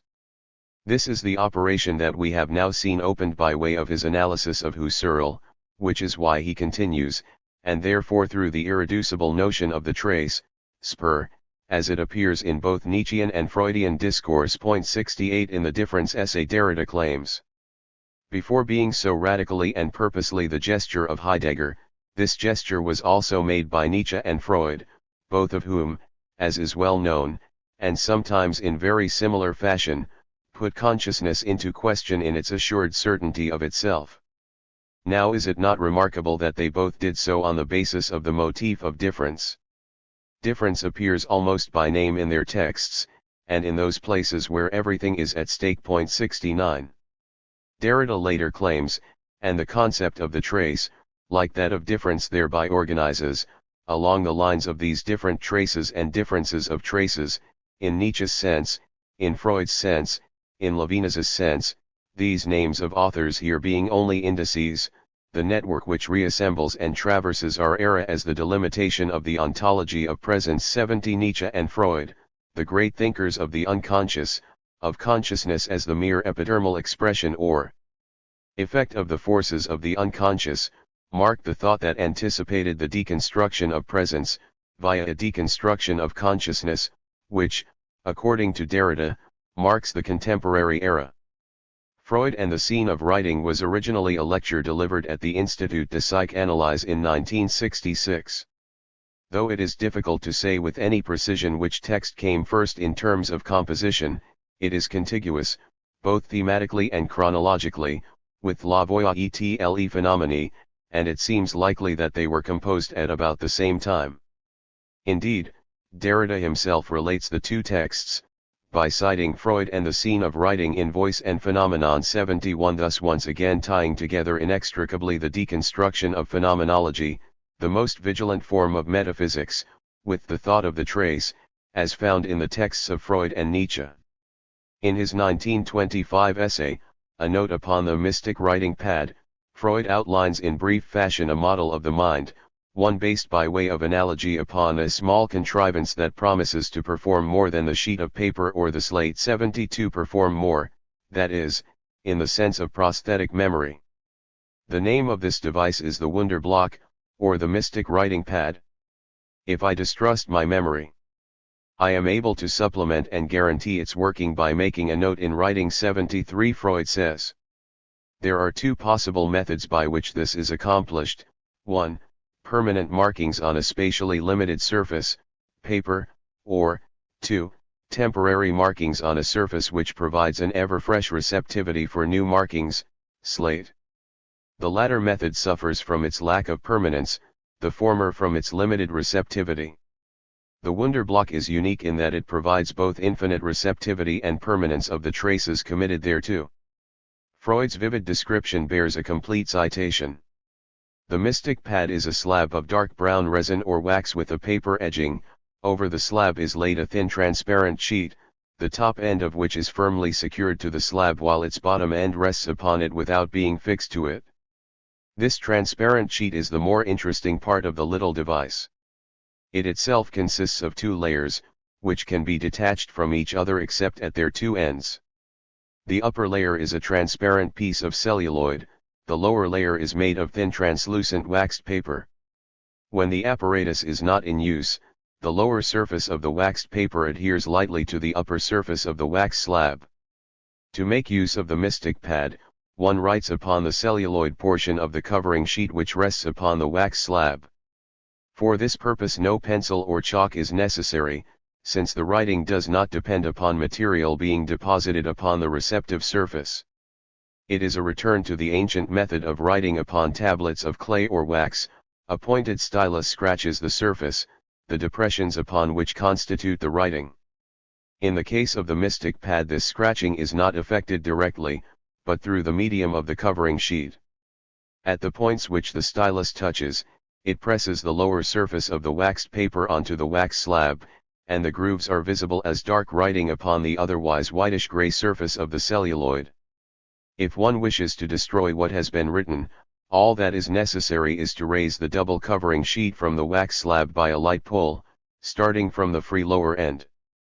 The close contact between the waxed paper and the wax slab at the places which have been scratched, upon which the visibility of the writing depended, is thus brought to an end, and it does not recur when the two surfaces come together once more. The mystic pad is now clear of writing and ready to receive fresh notes. 74. A stylus inscribes upon the sheet of waxed paper, forming a temporary bond between the waxed paper and surface of the wax or resin, thus creating the epidermal effect of a visible inscription of the mark traced on the surface. To erase the mark, one need only break the bond between the waxed paper and the resin, by lifting the sheet from the surface of the resin. From this, Freud draws four analogically important elements. 1. Infinite receptivity. The dual-layered transparent sheet bears no permanent mark upon its surface. The moment the bond is broken with the resin, the surface is once again pure, ideal virginity. 75. 2. Permanence of traces. Freud notes a peculiar fact about the structure of the Wunderblock. The analogy would not be of much value if it could not be pursued further than this. If we lift the entire covering sheet, both the celluloid and the waxed paper, off the wax slab, the writing vanishes and, as I have already remarked, does not reappear again. The surface of the mystic pad is clear of writing and once more capable of receiving impressions. But it is easy to discover that the permanent trace of what was written is retained upon the wax slab itself and is legible in suitable lights. 76. In spite of the infinite receptivity of its surface, nevertheless the depth of the wax slab permanently bears the marks of inscription made by the stylus. The Wunderblock therefore provides a model for thinking the system characterized by unlimited receptive capacity and a retention of permanent traces. 77. As early as the interpretation of dreams, 1900, Freud had advanced what would come to be called the topographical hypothesis. We shall therefore ascribe these two functions to two different systems. We assume that an initial system of this apparatus receives the stimuli of perception but retains nothing of them, that is, it has no memory, and that behind this there lies a second system, which transforms the momentary excitation of the first into lasting traces. 78. 3. Protection for the receptive surface. Freud notes that if one carefully separates the transparent celluloid sheet from the translucent sheet of waxed paper, taking care not to separate the wax paper from the wax, the marks are just as visible on the wax sheet itself, and the question may arise why there should be any necessity for the celluloid portion of the cover. Experiment will then show that the thin paper would be very easily crumpled or torn if one were to write directly upon it with the stylus. 79. The thickness and durability of the celluloid sheet provides a protective buffer for the fragility of the receptivity of the waxed paper. In Beyond the Pleasure Principle, 1920, Freud writes, "This little fragment of living substance is suspended in the middle of an external world charged with the most powerful energies, and it would be killed by the stimulation emanating from these if it were not provided with a protective shield against stimuli. 4. the dependence of consciousness upon the unconscious. Without the cooperation and participation of the wax, there is no perception. The fragile sheet of wax paper alone is incapable of bearing the marks of the stylus. Freud writes, "My theory was that cathectic innervations are sent out and withdrawn in rapid periodic impulses from within into the completely pervious system PCPTCS.81. So long as that system is cathected in this manner, it receives perceptions, which are accompanied by consciousness, and passes the excitation onto the unconscious mnemic systems, but as soon as the cathexis is withdrawn, consciousness is extinguished and the functioning of the system comes to a standstill. It is as though the unconscious stretches out feelers, through the medium of the system PCPTCS, towards the external world and hastily withdraws them as soon as they have sampled the excitations coming from it. 82. The image thus offered is one of the unconscious pulsing forth into and out of contact with consciousness, such that contact is repeatedly made and broken. The sheet, as it were, is lifted repeatedly. This provides the fresh receptivity of consciousness while permanently depositing the traces into the unconscious." Freud goes on to say, "I further had a suspicion that this discontinuous method of functioning of the system PCPTCS lies at the bottom of the origin of the concept of time." 83. Freud's thought of the trace thus challenges much of what is held as true by the tradition with respect to consciousness, to time, to perception, to agency, etc. Derrida draws from Freud's model of the Wunderblock implications not explicitly made by Freud himself. First, the temporality of the Wunderblock is inseparable from its spatial operations. Time is not a secondary characteristic or quality of the machine. When Descartes questions the nature of the piece of wax in the second meditation, he tests whether its nature consists of all the characteristics that we receive through the senses, the smell, the feel, the shape, the color, etc. Each of these qualities, however, can change given alterations in temperature, but we recognize it as the same wax. The essence of the wax thus has nothing to do with the sensory qualities which are subject to the flow of time, and here is the point: the perception I have of it is a case not of vision or touch or imagination, but of purely mental scrutiny. 84. Descartes, then, can reduce its essence to the timeless simplicity of an intelligible object. 85. The physical operation of the writing pad, however, is unthinkable without a structure of time, which thus complicates any metaphysical, punctilinear model of time, according to which time would be that through which we pass, or in which we are. Temporality as spacing will be not only the horizontal discontinuity of a chain of signs, but also will be writing as the interruption and restoration of contact between the various depths of psychical levels, the remarkably heterogeneous temporal fabric of psychical work itself. 86. Time is inseparable from the functioning of the psychical apparatus. This functioning is not a smooth, linear temporality. Rather it is the discontinuous, ruptured, breached economy of a system of writing. 87. Secondly, that the model of the Wunderblock relies upon a multiplicity of agencies without which the machine is inconceivable, fractures and fragments the classical, self-enclosed subject. The final line of Freud's essay reads, "If we imagine one hand writing upon the surface of the mystic writing pad while another periodically raises its covering sheet from the wax slab, we shall have a concrete representation of the way in which I tried to picture the functioning of the perceptual apparatus of our mind." 88. The two hands metaphorically depict a manifold system of relations and coordinated operations. That Freud cannot conceive the functioning of the machine without coordinated effort is indicative of a structural impossibility. The ever-fresh receptivity of consciousness is only possible on the basis of a structured, organized, hence memorized coordination between the systems. First, the impression of the trace is engendered by erasure. Traces thus produce the space of their inscription only by acceding to the period of their erasure. 89. We might say that the condition of possibility for the trace is the erasure of the trace, in that the receptivity of perception is impossible without the assurance that the trace will be deleted. Moreover, writing is unthinkable without repression. The condition for writing is that there be neither a permanent contact nor an absolute break between strata, the vigilance and failure of censorship. 90 Permanent contact between the surface and the depth, between PCPTCS and unconscious, is impossible because in a short time, the surface of consciousness would be saturated. The inscription of perception requires the periodic break at which time the trace becomes unconscious. But the break cannot be absolute or permanent because, as we said, perception as writing requires the contact between the two strata.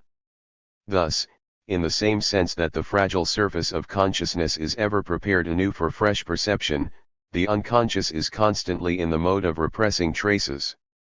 Thus, repetition and erasure, legibility and illegibility. 91 mark the origin of the trace. The active participation of the unconscious with the world and with consciousness, its ongoing pulsation forth into the world, entails that there is no such thing as a pure perception, a pure receptivity of a pure subject. The subject of writing is a system of relations between strata, the mystic pad, the psyche, society, the world. Within that scene, on that stage, the punctual simplicity of the classical subject is not to be found. 92 The subject is always many. Nevertheless, at this point, the image breaks down. According to Freud, there must come a point at which the analogy between an auxiliary apparatus of this kind and the organ which is its prototype will cease to apply. It is true, too, that once the writing has been erased, the mystic pad cannot reproduce it from within. It would be a mystic pad indeed if, like our memory, it could accomplish that. 93 Unlike the psychic apparatus, once the celluloid has been lifted from the surface of the resin, the trace, though forever impressed upon the resin's surface, is also forever divorced from the celluloid, never again reaching or influencing the surface. In Derrida's words, this is because the machine is dead. 94 A mere representation of a living system, not itself alive. For Derrida, this thought of the machine as synonymous with death puts Freud in line with Platonic themes. The Freudian concept of the trace must be radicalized and extracted from the metaphysics of presence which still retains it. 95 Rather than embodying a death that would be the antithesis of the life of the psyche, the machine for Derrida signifies the finitude of the so-called mnemic spontaneity itself, death and finitude within the psyche. 96 This requires explanation. The psychic trace is the only active, living trace, the only spontaneous, vital, system. In this sense, the machine acts as a mere supplement, dead in itself as compared to the life of the psychic memory. Nevertheless, the machine as a supplement would not be necessary were it not for the fact that the spontaneity of memory is itself finite. Indeed, despite Freud's characterization, we supplement memory constantly: calendars, day planners, smartphones, grocery lists, errand lists, etc. Our prostheses are an essential component of our memory. The Wunderblock may go a long way toward aiding in comprehension of the psychic apparatus, but the very existence of the physical Wunderblock, and hence Freud's ability to use it for illustrative purposes, depends upon the fact of writing as a metaphor for the operation of memory in the psyche. This resemblance, i.e., necessarily a certain being in the world of the psyche, did not happen to memory from without, any more than death surprises life. It founds memory. 97 Writing, in the sense of permanent inscription, is not the supplement of memory, it is rather the very possibility of memory. It unites memory as life and memory as death, techne as the relation between life and death. 98 Death therefore lies at the heart of this life. The machine, as death, is necessary for the proper functioning of the psychic apparatus, as life. Thus, although Freud did not fully examine the implications of his discoveries, his writing opens itself to an analysis and an interrogation of writing itself. Despite all of his breakthroughs, Freud remains bound in the metaphysics of presence, according to Derrida, in two ways. 1. He thinks the functioning of the psyche in the classical terms of the ego subject, which, for Derrida, necessarily commits him to a substance metaphysics. The unconscious in Freud, though a powerhouse of force and trace, is substantialized as the double of consciousness itself. The concept of a conscious or unconscious subject necessarily refers to the concept of substance, and thus of presence, out of which it is born. 99. 2. Traces for Freud are permanent. The trace, Derrida says, must not be thought as permanent, must possess no being of its own. The trace is the erasure of selfhood, of one's own presence, and is constituted by the threat or anguish of its irremediable disappearance, of the disappearance of its disappearance.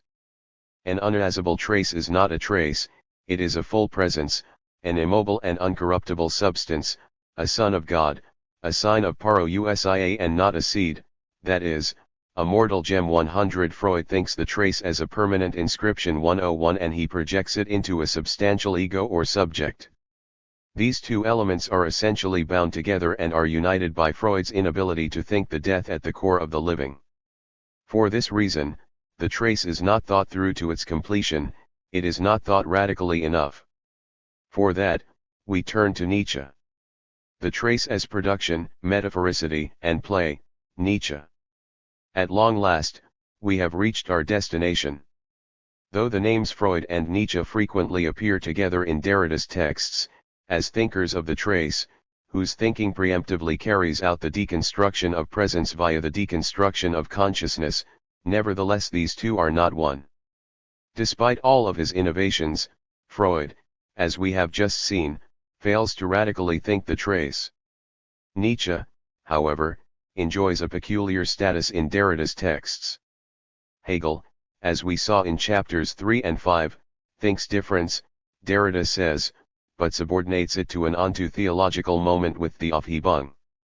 Heidegger opens the very questions that mark the entirety of Derrida's project. Nevertheless, Derrida claims, I have marked quite explicitly, in all the essays I have published, as can be verified, a departure from the Heideggerian problematic.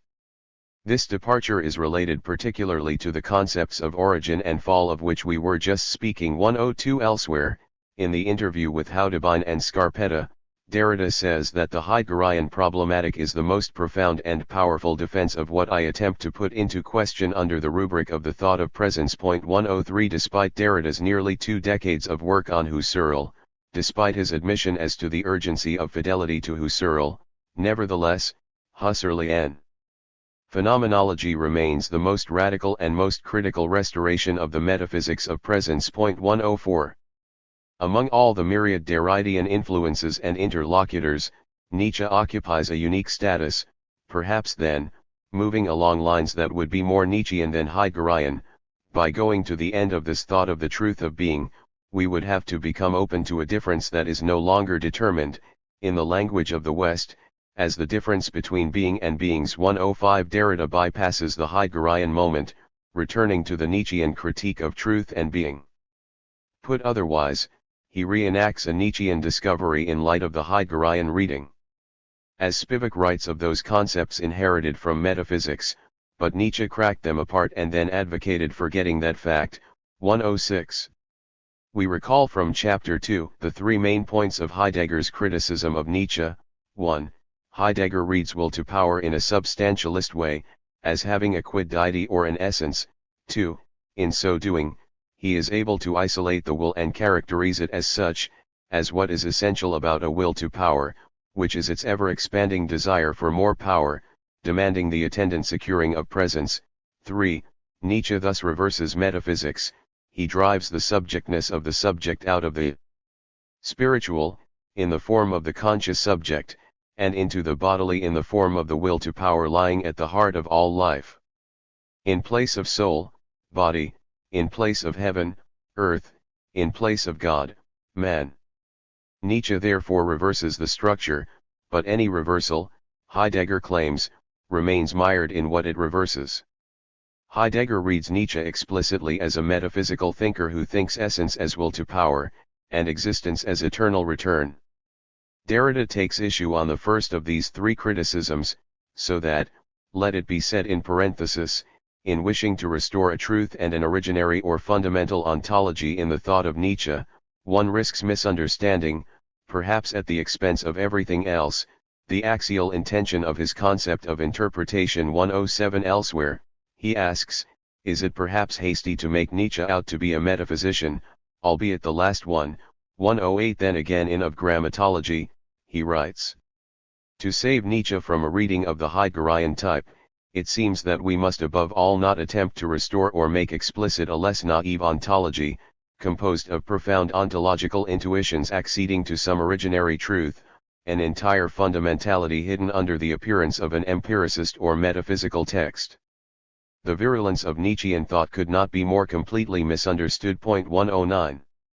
A less naive ontology would be one that purports to more fundamentally grasp the sense of being 110 or the logos of being 111, but Nietzsche's is a thought that demonstrates that sense, even the sense of being, is always produced, under specific historical and genealogical conditions. Again, Nietzsche has written what he has written. He has written that writing, and first of all his own, is not originarily subordinate to the logos and to truth, and that this subordination has come into being during an epoch whose meaning we must deconstruct.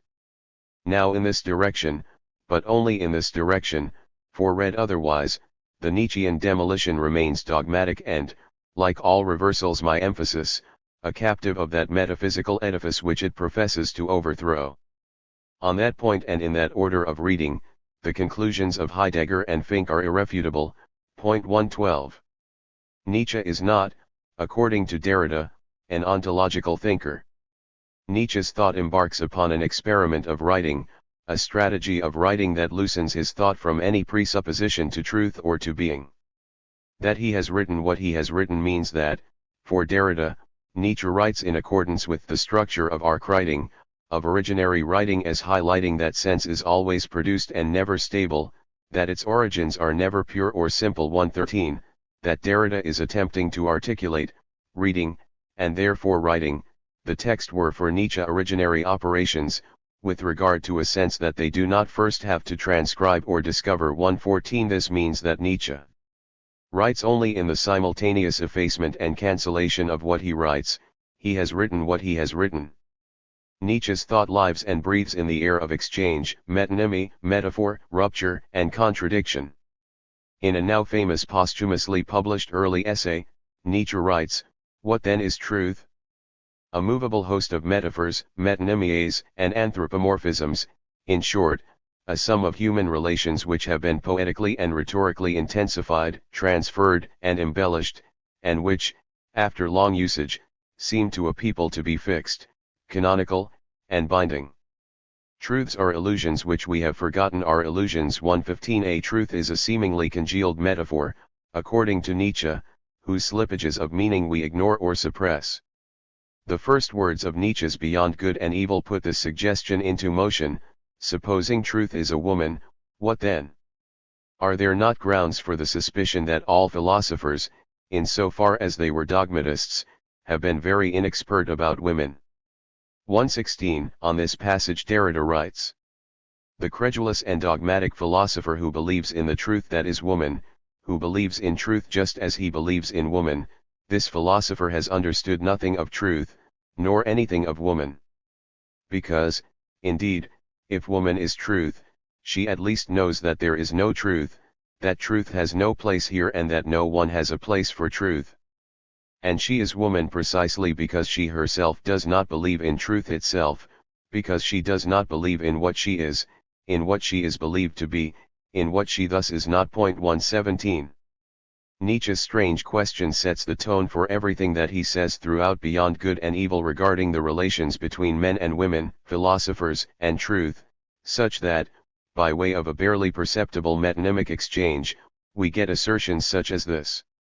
Philosophers men have so far treated truths women like birds who had strayed to them from some height, as something more refined and vulnerable, wilder, stranger, sweeter, and more soulful, but as something one has to lock up lest it fly away. A philosopher, on the other hand, who has depth, in his spirit as well as in his desires, must conceive of truth as a possession, as property that can be locked, as something predestined for service and achieving its perfection in that point. 118. Truth does not come ready-made, once and for all. They have not fallen from the sky fully formed. 119. Says Derrida. Truths operate in particular relations under particular circumstances at particular times, and at bottom, truth is nothing but these veils, from the beginning, Nothing has been more alien, repugnant, and hostile to woman than truth. Her great art is the lie, her highest concern is mere appearance and beauty. 120 Woman, in this context, is a metaphor for the concern with veils, with appearances and dissimulations. Truth as woman presents itself only in veils, and behind its veils lie only more veils. As Derrida writes, there is no such thing as a woman, as a truth in itself of woman in itself. For just this reason then, there is no such thing either as the truth of Nietzsche, or of Nietzsche's text. Indeed there is no such thing as a truth in itself, but only a surfeit of it. 121 That this is what Nietzsche intends with this metaphor is evidenced by an earlier passage from the Gay Science. Is it true that God is present everywhere? A little girl asked her mother. I think that's indecent, a hint for philosophers. One should have more respect for the bashfulness with which nature has hidden behind riddles and iridescent uncertainties. Perhaps truth is a woman who has reasons for not letting us see her reasons. Perhaps her name is, to speak Greek, Babo. Oh, those Greeks! They knew how to live. What is required for that is to stop courageously at the surface, the fold, the skin, to adore appearance, to believe in forms, tones, words, in the whole Olympus of appearance. Those Greeks were superficial, out of profundity. 122. It also makes it possible to consistently interpret some of the more perplexing and appalling claims that Nietzsche makes regarding women. Science offends the modesty of all real women. It makes them feel as if one wanted to peep under their skin, yet worse, under their dress and finery. 123. Women are considered profound. Why? Because one never fathoms their depths. Women aren't even shallow. 124. The unsettling and superficiality of truth is a constant theme throughout the entirety of Nietzsche's writings, from beginning to end. As late as on the genealogy of morality, 1887, Nietzsche writes, what meaning would our entire being have if not this, that in us this will to truth has come to a consciousness of itself as a problem. 125 This is the Nietzsche that, for Derrida, thinks difference beyond Hegel, thinks difference without reconciliation. Nietzsche's strategy liberates the signifier from its dependence or derivation with respect to the logos. 126 The genealogical method thinks truths as constituted, as the effects of imperceptible differentials of forces. For this reason, Derrida writes, therefore, rather than protect Nietzsche from the Heideggerian reading, we should perhaps offer him up to it completely, underwriting that interpretation without reserve, in a certain way and up to the point where, the content of the Nietzschean discourse being almost lost for the question of being, its form regains its absolute strangeness, where his text finally invokes a different type of reading, more faithful to his type of writing. 127. If Nietzsche is an ontological thinker, Derrida claims, Heidegger's criticisms succeed. If Nietzsche is thinking a logos of being, then will to power must be understood substantially, and results in the Heideggerian reversal which leaves intact the structure and remains ensnared in the metaphysical tradition. To give Nietzsche up to Heidegger's reading means to follow Heidegger through these stages, culminating in the reversal of the tradition, but precisely at the moment when it looks as though we have merely performed an inversion and have stood metaphysics on its head, everything that Nietzsche has said, about identity, about subjectivity, about the ephemeral nature of consciousness, about truth, about being, intervenes and does not permit the inversion, as simple inversion, to stand. By giving Nietzsche up to Heidegger, while remaining faithful to Nietzsche, we invert the structure, only to mark the space and the gesture that gave rise to the structure to begin with. These two moves prefigure the two moments of deconstruction exactly. Therefore we must proceed using a double gesture, according to a unity that is both systematic and in and of itself divided, a double writing, that is, a writing that is in and of itself multiple. On the one hand, we must traverse a phase of overturning, to recognize that in a classical philosophical opposition we are not dealing with the peaceful coexistence of a vis-a-vis, but rather with a violent hierarchy. That being said, and on the other hand, to remain in this phase is still to operate on the terrain of and from within the deconstructed system. By means of this double, and precisely stratified, dislodged, and dislodging, writing, we must also mark the interval between inversion, which brings low what was high, and the eruptive emergence of a new concept, a concept that can no longer be, and never could be, included in the previous regime. 128. Or, in Nietzsche's words, the true world, we have abolished. What world has remained? The apparent one perhaps? But no. With the true world we have also abolished the apparent one. 129. The destruction of the true world in Nietzsche's understanding brings with it the destruction of the apparent world as well, because the world was only established as apparent in opposition to a presumed truth that lay in the supersensuous. In breaking down the one, the overall structure collapses, pointing the way to a philosophy of the future. This new concept is the non-concept that, in Derrida's writings, goes under the name of, at various points, difference, archie-writing, trace, supplement, etc. 130. We are now in a position to see how difference functions for Derrida, and we shall do so by looking at his own formulations and complementing, or supplementing, them with what we have seen in his readings of Husserl, Freud, and Nietzsche. Difference and trace, inversion and ashes. Above, I offered a brief formulation for what difference is, piecing together a few elements of the more commonly expressed recurrent themes whenever Derrida himself offers such a formulation. Difference is the non-originary constituting disruption of presence. We are now in a position to see how it operates, and to think through the implications of this operation. Difference exposes itself at work in a text precisely at the moment when the author would least desire, in accordance with a logic of supplementarity. The question is of an originary supplement, if this absurd expression may be risked, totally unacceptable as it is within classical logic. 131. In the classical, philosophical binaries, hierarchically structured as we saw above, one of the terms is always suppressed or repressed in an attempt to valorize and purify the other. But the suppressed term always returns in the form of a supplement, an addition meant to bolster or undergird the would-be primary term.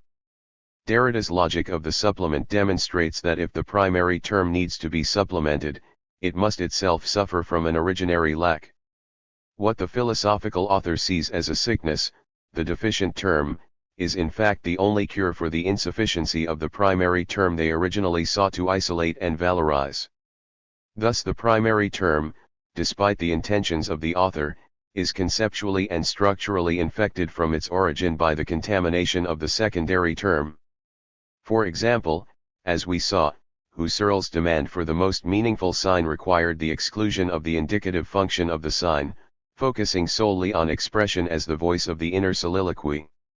This was complicated by Husserl's living present, the structure of which infected every present, where the apodicticity of subjectivity would be secured, with non-presence, and infected every presentation of the primal impression with a primary structure of repetition, introducing a hiatus into the self-presence of consciousness, thus requiring the indicative function of the sign to supplement the expressive.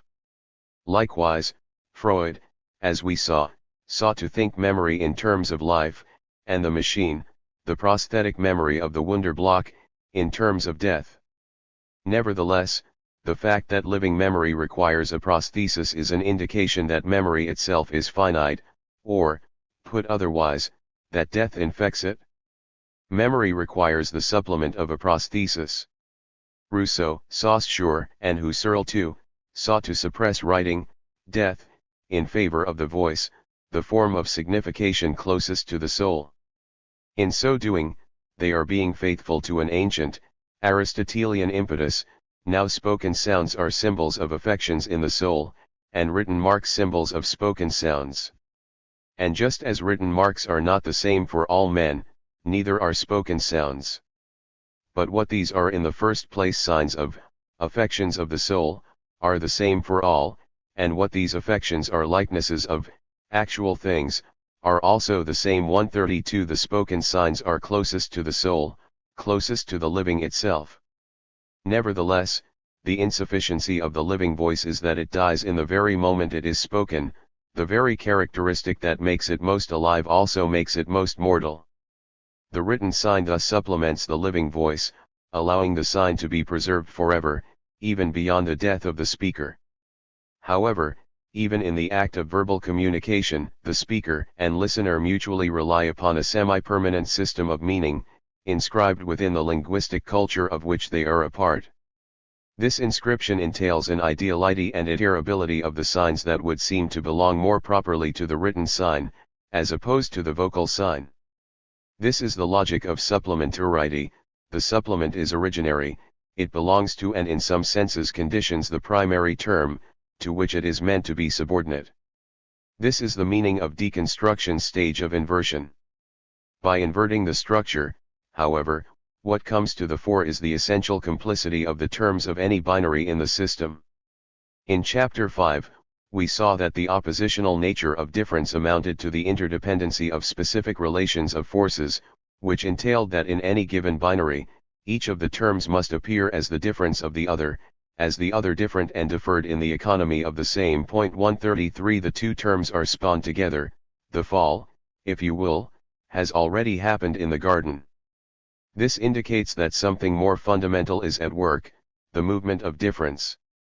Difference is an originary play of difference which is the condition for the possibility and functioning of every sign. 134 It is not a thing, not a being, for, recall, being has been determined historically as presence. It is neither a word nor a concept. 135 As a word names a thing and a concept denotes an essentiality. It is not a name, which would be a pure nominal unity. 136 Outside the movements of signification which would thereby be, as all names are, metaphysical. It is the productive movement of differences. 137 And the productive play of forces. These terms movement of differences and play of forces are in some sense synonymous, as force itself is but a play of difference, according to Derrida.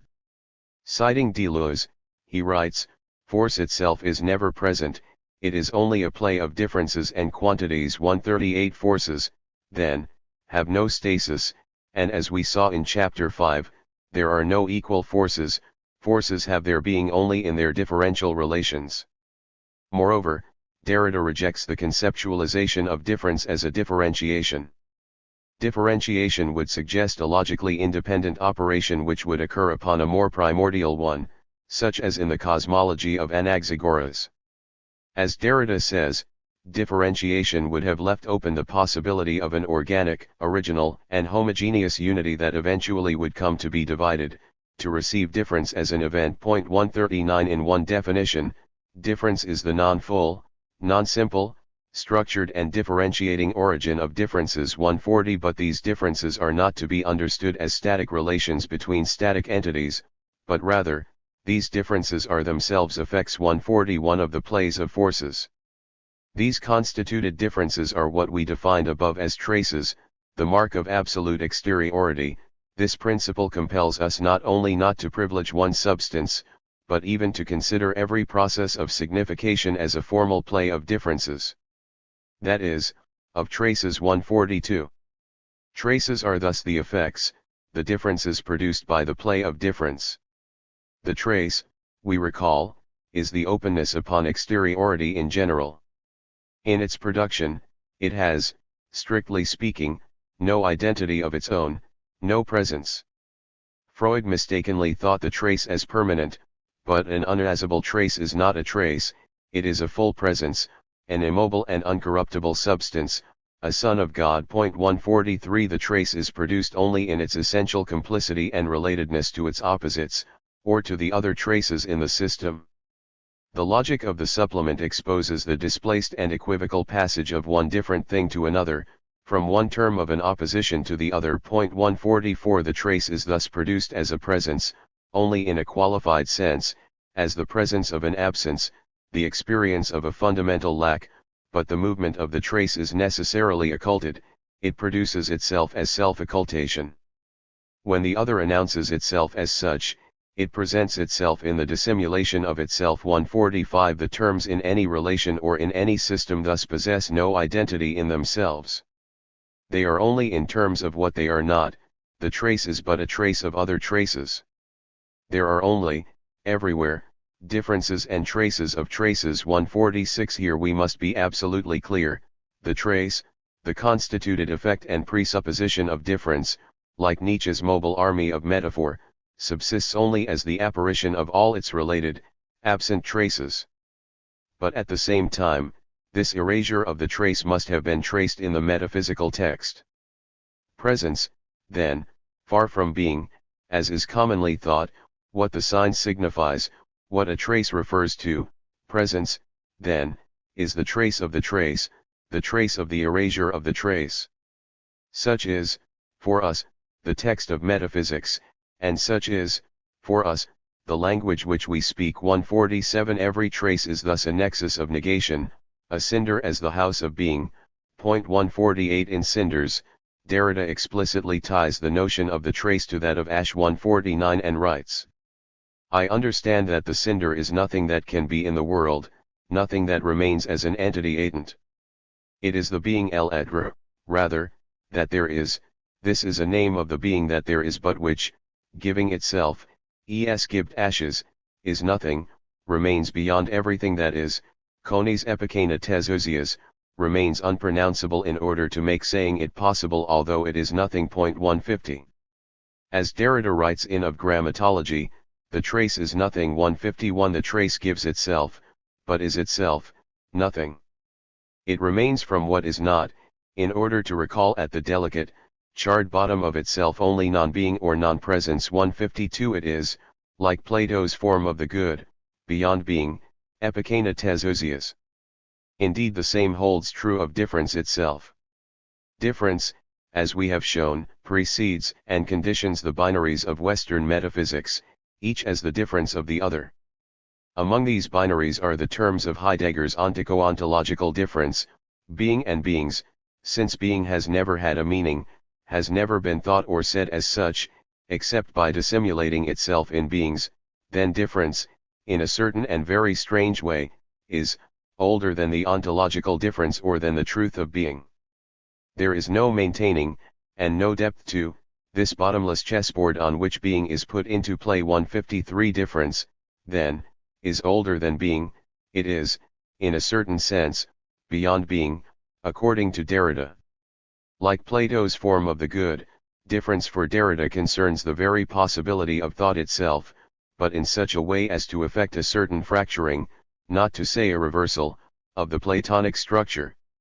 One of the effects of Platonism, the inauguration of the tradition of Western metaphysics, is the blockage of passage among opposing values. Point 154 The force of thought, Derrida claims, must escape its imprisonment in the binary system.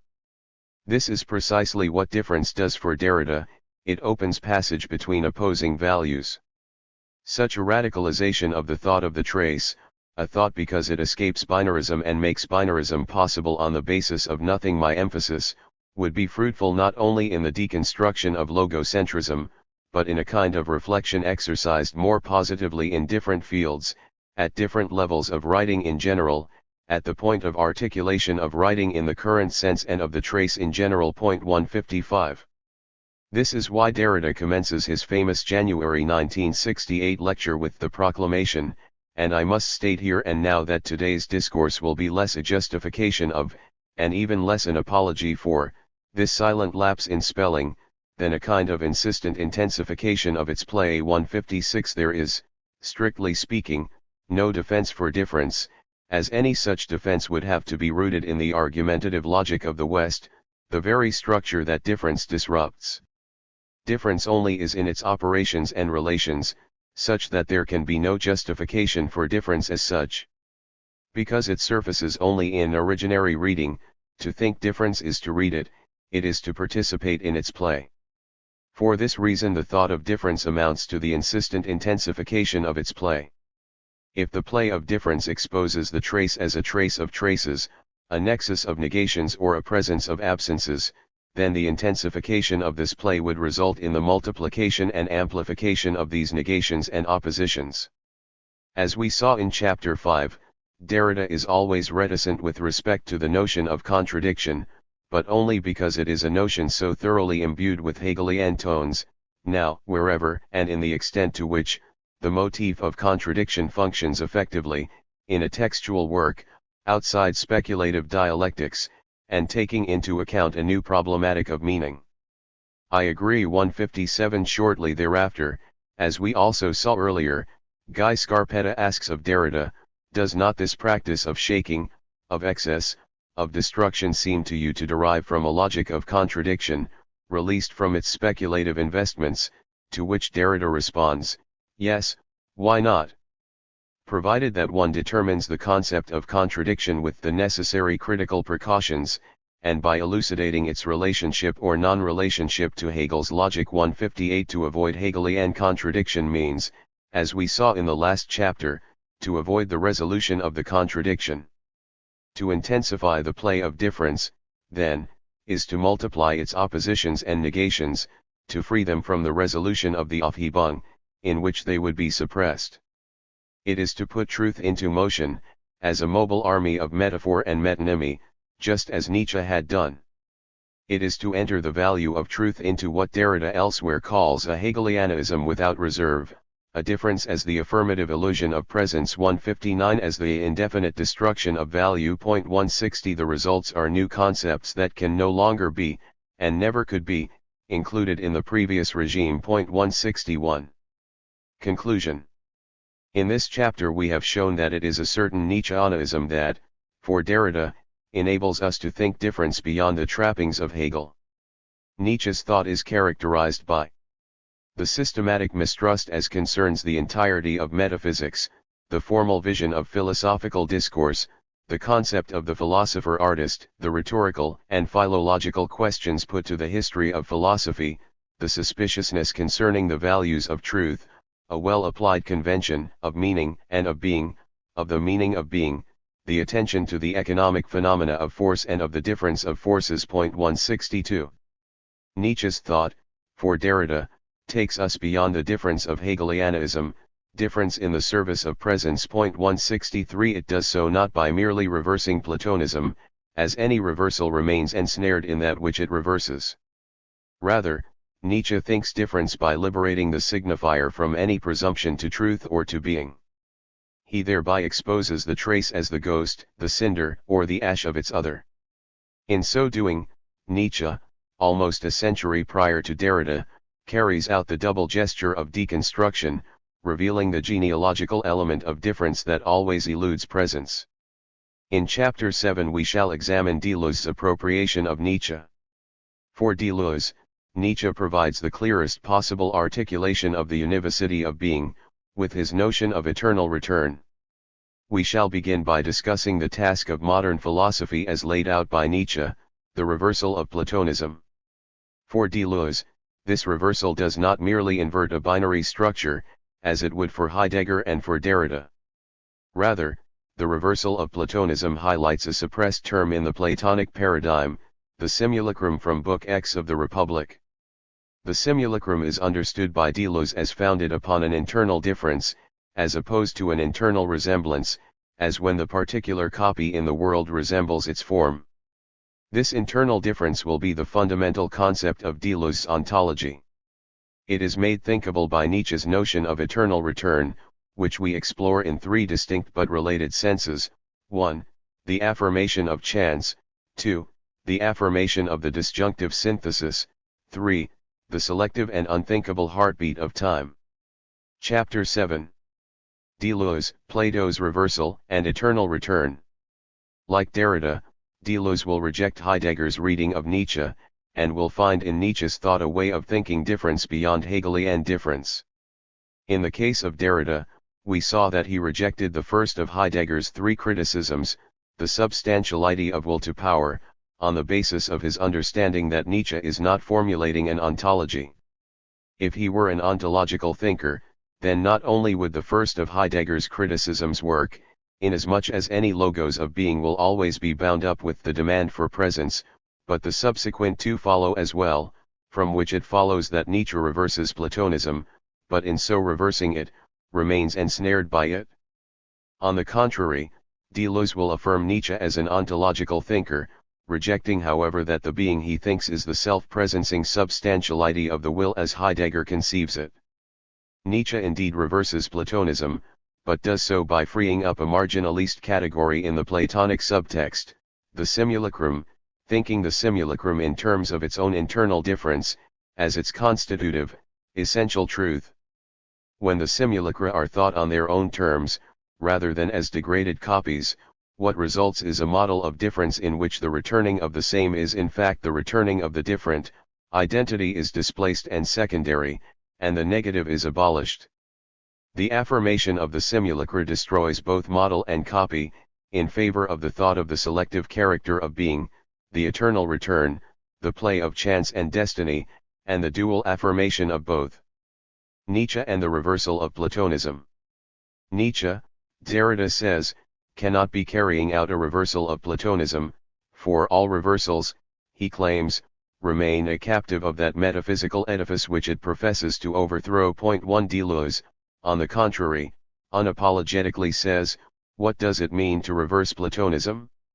This is how Nietzsche defined the task of philosophy, or, more generally, the task of the philosophy of the future, too, elsewhere calling this reversal, the task of modern philosophy. 3 Moreover, in response to Derrida's concern about remaining captive to a system that one reverses, Deleuze appears uninterested. That this overturning should conserve many Platonic characteristics is not only inevitable but desirable, for Plato marks the moment that Western philosophy first finds its voice, but, as such, the decisions of the Platonic moment, which will govern the tasks and goals of the history of philosophy into the present, are made in the context of a soil that is still itself undecided. As we saw in Chapter 2, Plato flirts dangerously close to a form of the different that would undermine the entirety of his metaphysics, or, to quote Deleuze, the Heraclitean world still growls in Platonism. 5 The Platonic decisions are made upon the soil of the pre-Platonic, and for this reason any so-called reversal of the structure cannot but retain certain elements of the structure itself. This does not entail, however, that the elements themselves or the relations between the elements remain the same, if only in an inverse reflection, as Heidegger seems to think. It all depends upon the way in which one understands the structure to begin with. In the context of the Heidegger-Derrida reading of the reversal of Platonism, we find a somewhat standard interpretation of the tradition that goes by the name Platonism, as a binary distinction between sensible and intelligible, and as we have seen in Derrida, that its effect is the blockage of passage among opposing values. 6 For Heidegger, Nietzsche reverses Platonism in that he shifts the point of view of value from the transcendent to the immanent, from the spiritual to the bodily. This reversal, however, leaves the structure, and its groundedness in the supersensuous, intact. For Derrida, Nietzsche's thought beyond good and evil is to be understood in the sense that, by carrying out the inversion to which Heidegger refers, while simultaneously cancelling out any presuppositions with respect to being or truth, thus leaving behind any presumptions to ontology, Nietzsche in fact shifts beyond the binary structure, beyond the true and the apparent, to the space between that made the binary structure possible in the first place. Derrida thus tacitly agrees with Heidegger's estimation of Platonism 7 but disagrees with Heidegger's understanding of Nietzsche as an ontological thinker who merely reverses the tradition. On the contrary, Deleuze expressly rejects the straightforwardly dualistic reading of the Platonic system, and hence, the significance of its reversal. The formula seems to mean the abolition of the world of essences and of the world of appearances. Such a project, however, would not be peculiar to Nietzsche. The dual denunciation of essences and appearances dates back to Hegel or, better yet, to Kant. It is doubtful that Nietzsche meant the same thing. 8 In place of the standard binary interpretation, Deleuze introduces a third tier into the standard historical analysis. Like our analysis of the form of the different in Chapter 2, Deleuze locates within Plato's thinking a virtuality which, if unleashed, possesses the potential to disrupt the entire Platonic edifice. As Ronald Bogue says in his Deleuze and Guattari, Deleuze's strategy in overcoming Platonism is not, as one might expect, simply to invert the hierarchy of essence and appearance, but to extract from Plato's texts a marginalized category that subverts both models and copies, both essence and appearance, that of the simulacrum. 9 In reversing Platonism, Deleuze claims, Nietzsche allows the simulacra to rise to the surface, liberating them from their oppressive subordination to form and its copies. According to Deleuze, The problem with any so-called standard or traditional interpretation of Platonism is that it presumes to know, without justification or explanation, the nature of Plato's goal. It leaves the motivation of Platonism in the shadows. Point 10. Plato introduces the dialectical method into philosophy, but his dialectic is of a different stripe than that of Aristotle.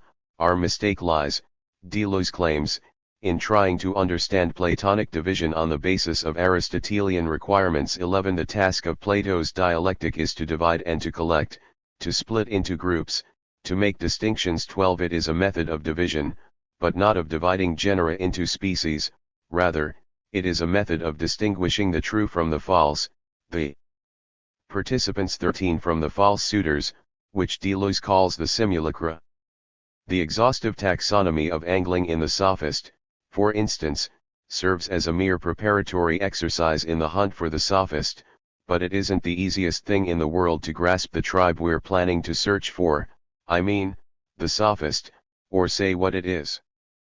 But if an important issue needs to be worked out well, then, as everyone has long thought, you need to practice on unimportant, easier issues first. 14. Likewise, throughout the dialogues, when Socrates seeks an answer to the question, what is, it is always with the motivation of identifying the true participant and distinguishing it from the false, as in the Euthyphro, when he says, tell me then what this form itself is so that I may look upon it, and using it as a model, say that any action of yours or another's that is of that kind is pious, and if it is not, that it is not. 15. Or in the Gorgias, when Socrates says, or rather, Gorgias, why don't you tell us yourself what the craft you're knowledgeable in is, and hence, what we're supposed to call you. 16. Thus, the task of the Platonic system is not to separate originals from copies, but to know the originals, the forms, so that one may divide and distinguish true copies. 17. From false copies, or what Plato calls appearances that aren't likenesses. Point 18. Deleuze says, it has to do with selecting among the pretenders, distinguishing good and bad copies, or, rather, copies, always well-founded, and simulacra, always engulfed in dissimilarity. Point 19. Distinguishing the copy, the icon, from the simulacrum, is the extent of its resemblance to, based upon its participation in, the form itself. In Book X of the Republic, Plato provides us with an example, that of a couch. There turn out, then, to be these three kinds of couches, one that is in nature, one that the carpenter produced, and one that the painter produced. 20. The one that is in nature is the form of the couch, produced, Socrates surmises, by a god. The carpenter too, Socrates claims, is a craftsman of a couch, but the couch he crafts is not the being but something that is like the being of the couch. Point 21. The craftsman's couch resembles the god's couch, it copies it well. The painter, however, possesses no knowledge of the couch that is in nature. The painter merely imitates the works of the craftsman. Point 22. Its imitation is not an imitation of the truth of the couch. If the craftsman's couch is a copy of the couch that is in nature, the painter's couch, inasmuch as the painter possesses no knowledge of the couch that is in nature, is a copy of the craftsman's couch, a copy of a copy, reproducing the look of the couch. This copy, however, is mere shadow and reflection, therefore, imitation is surely far from the truth, and, as it seems, it is due to this that it produces everything, because it lays hold of a certain small part of each thing, and that part is itself only a phantom. Epsilon delta omega lambda omicron nu. 23. The simulacrum lays hold of an illusory image of the thing.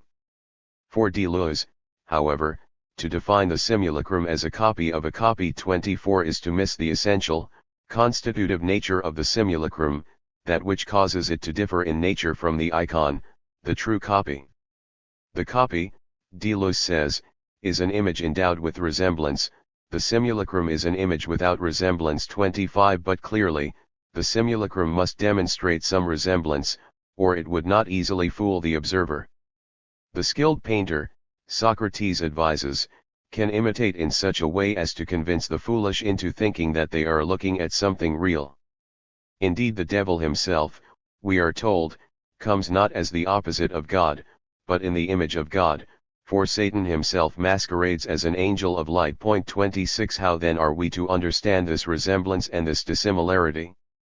Plato says that the distinction is between an imitation based upon the look and one based upon truth. 27 The carpenter's couch resembles the couch that is in nature by way of an internal resemblance.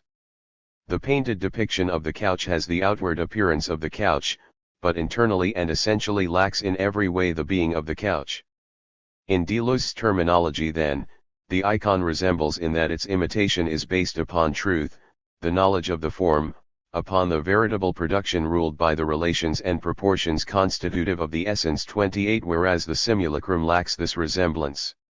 Its phantom image is an effect of resemblance, but this is an effect of the whole, completely external, and produced by totally different means than those at work within the model. 29 The nature of the simulacrum is thus deception and dissimulation. What is most terrifying, however, is that the simulacrum exposes us to an image that is unmasterable, subject neither to the conditions of knowledge, nor even of right opinion. In the Republic, Plato outlines a triad of levels of knowledge. For each thing there are these three arts, one that will use, one that will make, one that will imitate. 30 The user, Plato claims, will possess the highest level of knowledge, in so far as the virtue, beauty, and rightness of each implement, animal and action are related to nothing but the use for which each was made, or grew naturally. 31 Take the example of the guitar. The guitar maker no doubt possesses great knowledge when it comes to the proper proportions and materials that a well-made guitar should bear.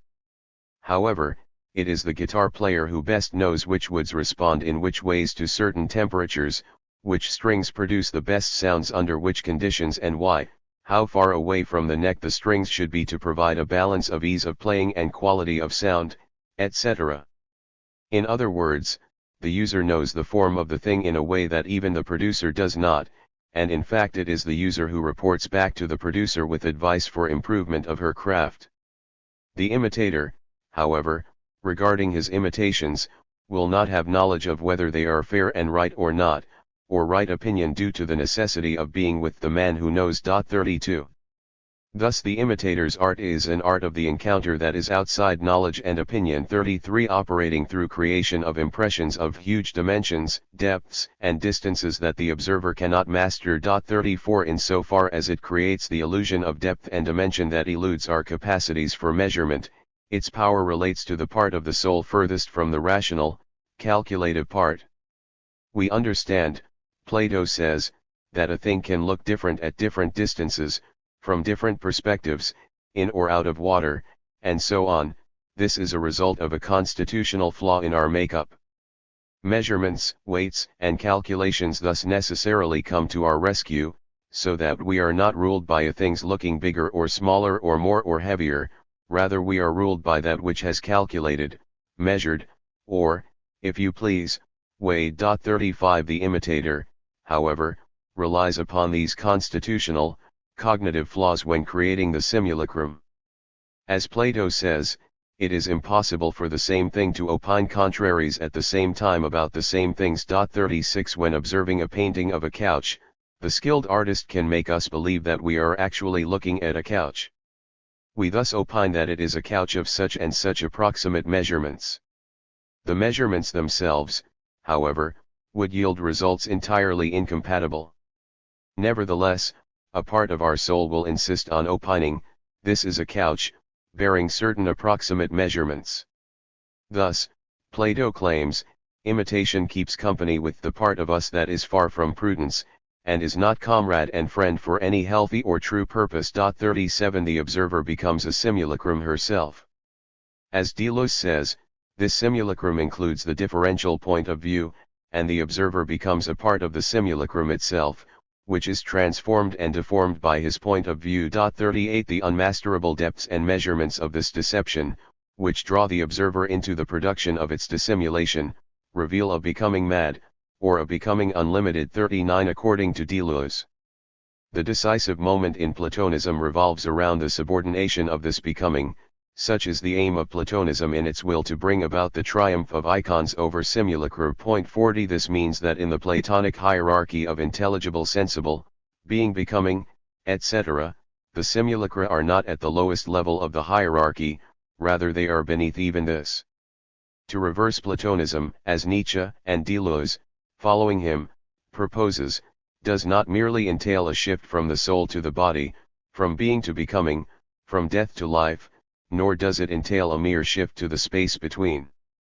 Rather, it means to make the simulacra rise and to affirm their rights among icons and copies. 41 It has nothing to do with the mere reversal of the form particular, model icon structure, because the sheer affirmation of the simulacra destroys this representational model of thinking. On Plato's system, the simulacrum is a third-rate copy, a copy of a copy. To affirm simulacra as simulacra, however, means to think the nature of the simulacrum as such, not as a degraded copy. The simulacrum, Deleuze says, harbors a positive power which denies the original and the copy, the model and the representation. 42 The icon is based upon internal resemblance, whereas in the case of the simulacrum, the resemblance is an external effect, an effect of an internal difference, an internalized dissemblance. 43 This internal difference is the same that Deleuze introduces as early as his 1954 review of Hippolyte's Logic and Existence, where he first mentions the notion of an ontology of pure difference, one that would not go all the way to contradiction, since contradiction would be less and not more than difference. 44 It is difference internal to being itself. Deleuze's crucial 1956 essay, Bergson's Conception of Difference, not only charts the seminal beginnings of an ontology of pure difference, but more importantly outlines an argument for difference conceived in this way. If philosophy has a positive and direct relation to things, it is only in so far as philosophy claims to grasp the thing itself, according to what it is, in its difference from everything it is not, in other words, in its internal difference. 45 A concept of difference is for Deleuze a matter of ontological precision. In Bergson he finds the impulse to renew the search for the concept that reaches to the individual. What he rejects is a distribution that locates cause or reason in the genus and the category and abandons the individual to contingency, stranding him in space. Reason must reach all the way to the individual, the genuine concept all the way to the thing, and comprehension, all the way to this. 46 Aristotle had tried.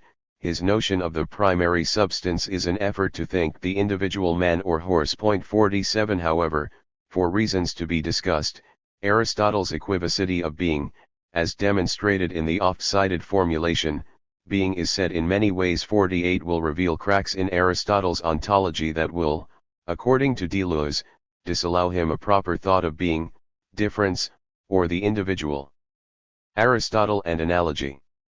Aristotle says, there is a science which investigates being as being and the attributes which belong to this in virtue of its own nature. 49 This is the philosophical science, metaphysics.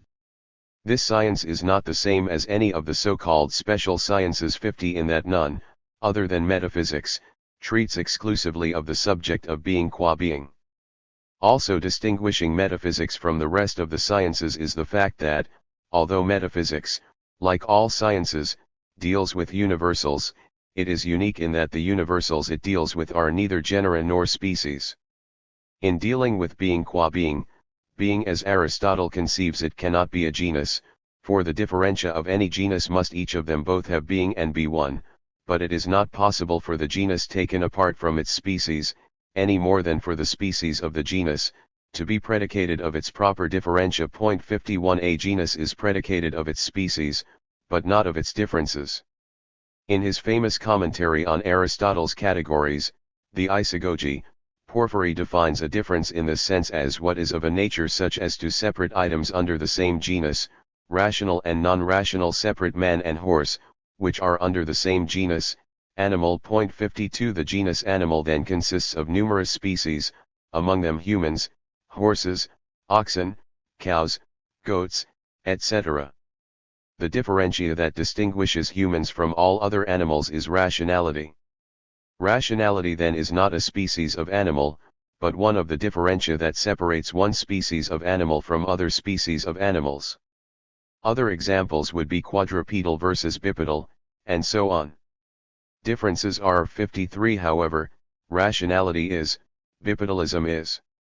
If being is a genus, according to Aristotle, it is divisible into species, which would be species of being, hence being would be predicated of them, and yet, if differences are, if they have being, as Aristotle has said they do, then being must also be predicated of the differentia by which its species are determined. As Smith writes, it would mean that the genus being would have to be predicated twice, once to its species and once to its own differentia. 54 Thus being is not a genus, according to Aristotle. This leads us to an apparent problem. Philosophy is the science of being qua being, sciences concern themselves with genera or species, but being is neither. Thus it would seem, at least on the surface, as though a science of being qua being is impossible. Since the science of the philosopher treats of being qua being universally and not in respect of a part of it, and being has many senses and is not used in one only, it follows that if the word is used equivocally and in virtue of nothing common to its various uses, being does not fall under one science, for the meanings of an equivocal term do not form one genus, but if the word is used in virtue of something common, being will fall under one science. 55. In the categories, Aristotle defines equivocity and univocity thusly: things are said to be named equivocally when, though they have a common name, the definition corresponding with the name differs for each. On the other hand, things are said to be named univocally which have both the name and the definition answering to the name in common. 56 Being is named equivocally, says Aristotle. Being is not a genus, and hence, does not apply univocally to all the things of which it is predicated, though all may be said to be, in some sense. What then remains as an object of study for the one who studies the science of being qua being? Much like the mathematician, who studies number qua number, the philosopher studies being by way of abstraction. As the mathematician investigates abstractions, the same is true with regard to being. For the attributes of this in so far as it is being, and the contrarieties in it qua being, it is the business of no other science than philosophy to investigate, therefore it remains that it is the philosopher who studies the things we have named, in so far as they are being. Since all that is said to be in virtue of something single and common, though the term has many meanings, and things of this sort can fall under one science, the difficulty we stated at the beginning appears to be solved. 57. The difficulty in part derives from the use of the Latin word qua, as in the expression, being qua being. Qua is almost always translated with the English word as, to such an extent that we use these terms almost interchangeably. Qua, however, is a Latin transliteration of the Greek word, which, though it may indeed be translated as, is more appropriately translated as in so far as. In this sense, the science of being qua being is more appropriately understood as the science of what is, in so far as it is said to be. For Aristotle, the primary mode of this in so far as is the notion of substance, but everywhere science deals chiefly with that which is primary, and on which the other things depend, and in virtue of which they get their names. If, then, this is substance, it will be of substances that the philosopher must grasp the principles and the causes. 58 Again, and those who study these properties err not by leaving the sphere of philosophy, but by forgetting that substance, of which they have no correct idea, is prior to these others. 59 Finally, obviously then it is the work of one science to examine being qua being, and the attributes which belong to it qua being, and the same science will examine not only substances but also their attributes. 60 This, then, is the object of study for the philosopher. Of the various ways in which being is said, substance is unique, in that it is logically and ontologically prior, remaining the same, while everything else we may say of it is posterior to it. Of all the ways in which being is said, substance says being most fully and completely. The science of the philosopher then is the study of substance and its attributes. We must now look briefly to the categories. Being is said in many ways, as we have seen, equivocally and in virtue of nothing common to its various uses. 61 The ways in which being is said make up the categories, which are the simple, non-composite, expressions, in and of themselves admitting of neither affirmation nor negation, substance and those things predicated of it: quantity, quality, relation, time, place, position, state, action, and affection. Since being is not a genus, the categories are not species of being. They are related to each other.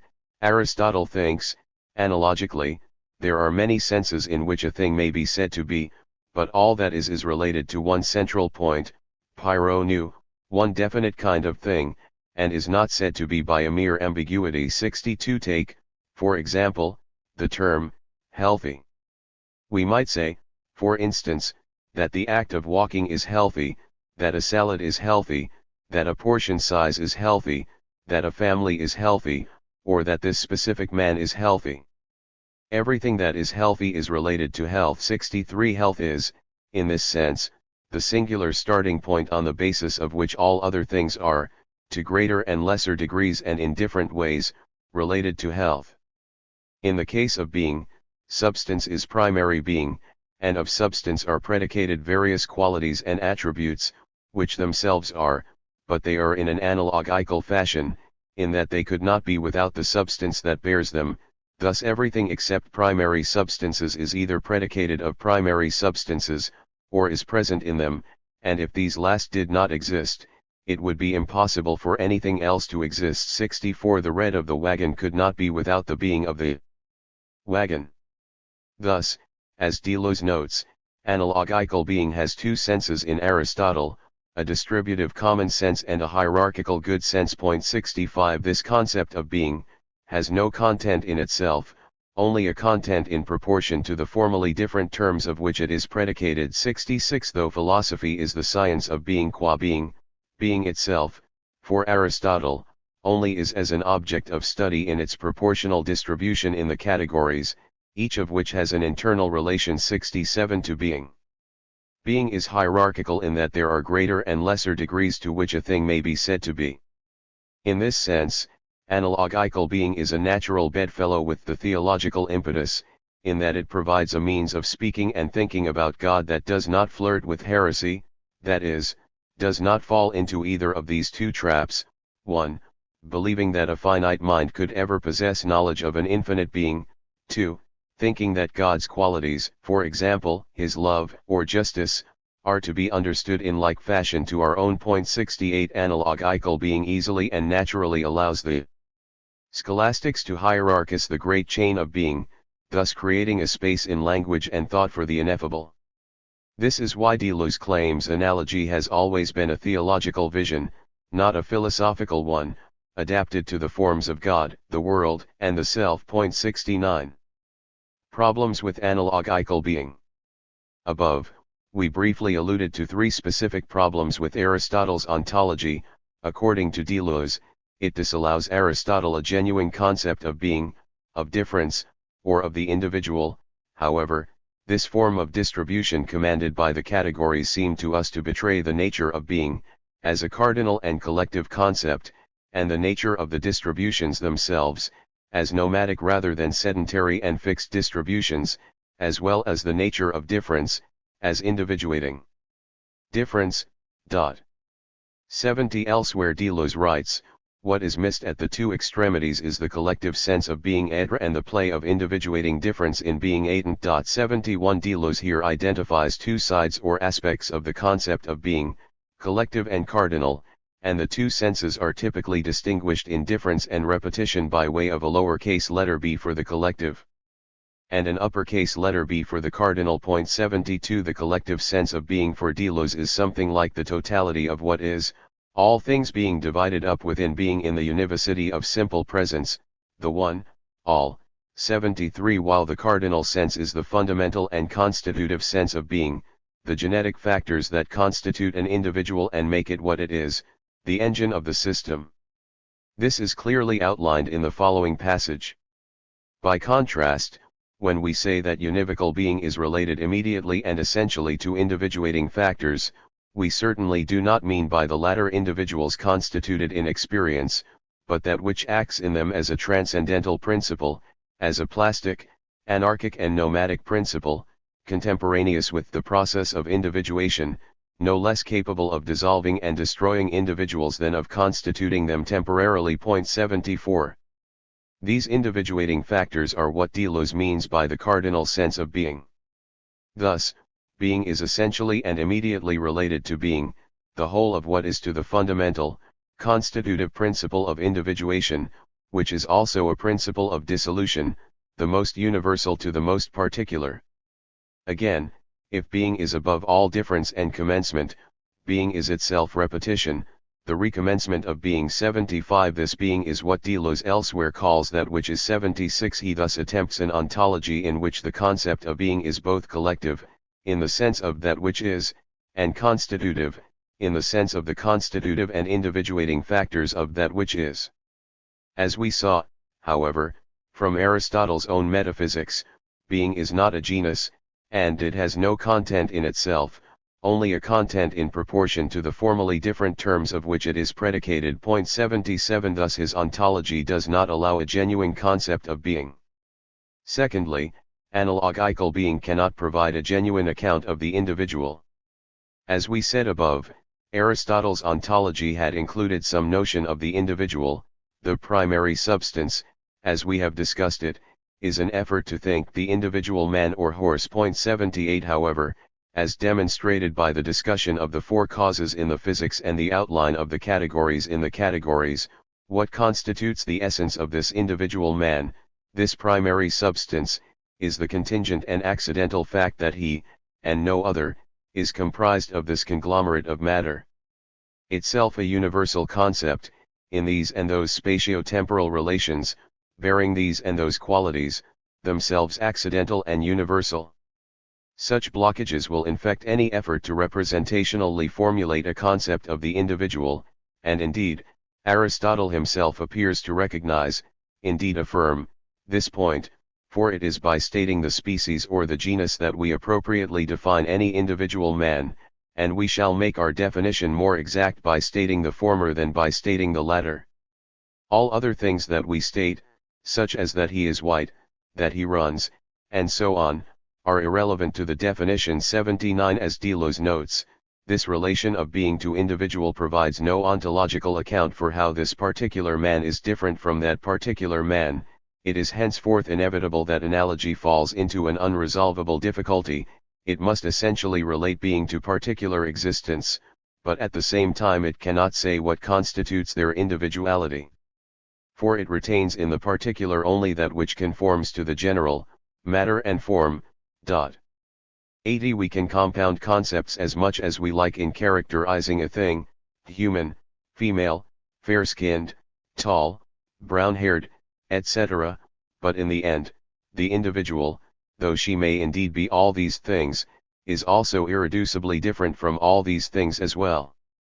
Her singularity will forever elude whatever conceptual apparatuses we may attempt to overlay them with. Though the individual is what it is, what most characteristically makes it what it is, and not another of its kind, is that it differs from those things, its qualities and categories, as well, in other words, it differs internally, from itself. This is the internal difference that Deleuze seeks. We already know that internal difference exists, given that there exist differences of nature between things of the same genus. 81. This brings us to the third problem in Aristotle's ontology, namely, that it cannot account for a true formulation of difference. As we saw in Chapter 2, rather than providing us with the concept of difference, Aristotle thinks difference within the boundaries of the concept, representational, hence subordinated to the requirements of identity, itself. Aristotle distinguishes difference from simple otherness. The other and that which it is other than need not be other in some definite respect, for everything that is existent is either other or the same, but that which is different from some particular thing in some particular respect, so that there must be something identical whereby they differ. 82. Difference, then, as Aristotle conceives it, is different only in so far as it is grasped in the synthesis of a higher category. In the loose sense, be it a substance, a species, a genus, or a category, in the strict sense. Afternoon is other than, but not different than, man, because afternoon and man are derivatives of separate categories. On the other hand, man differs from horse by way of differences, such as rational/non-rational, bipedal/quadrupedal, and so on, but only because both belong to the category of substance and to the genus of animal. As Porphyry says, a difference is what is of a nature such as to separate items under the same genus, in so far as it contributes to their being and which is a part of what it is to be the object. 83 The being in question, the being of the thing for Aristotle, even in the case of the primary substance, is most properly formulated in terms of its genus and species, and more truly of the species than of the genus, because the species most properly bears all the differentia that get us as close as possible to the thing itself.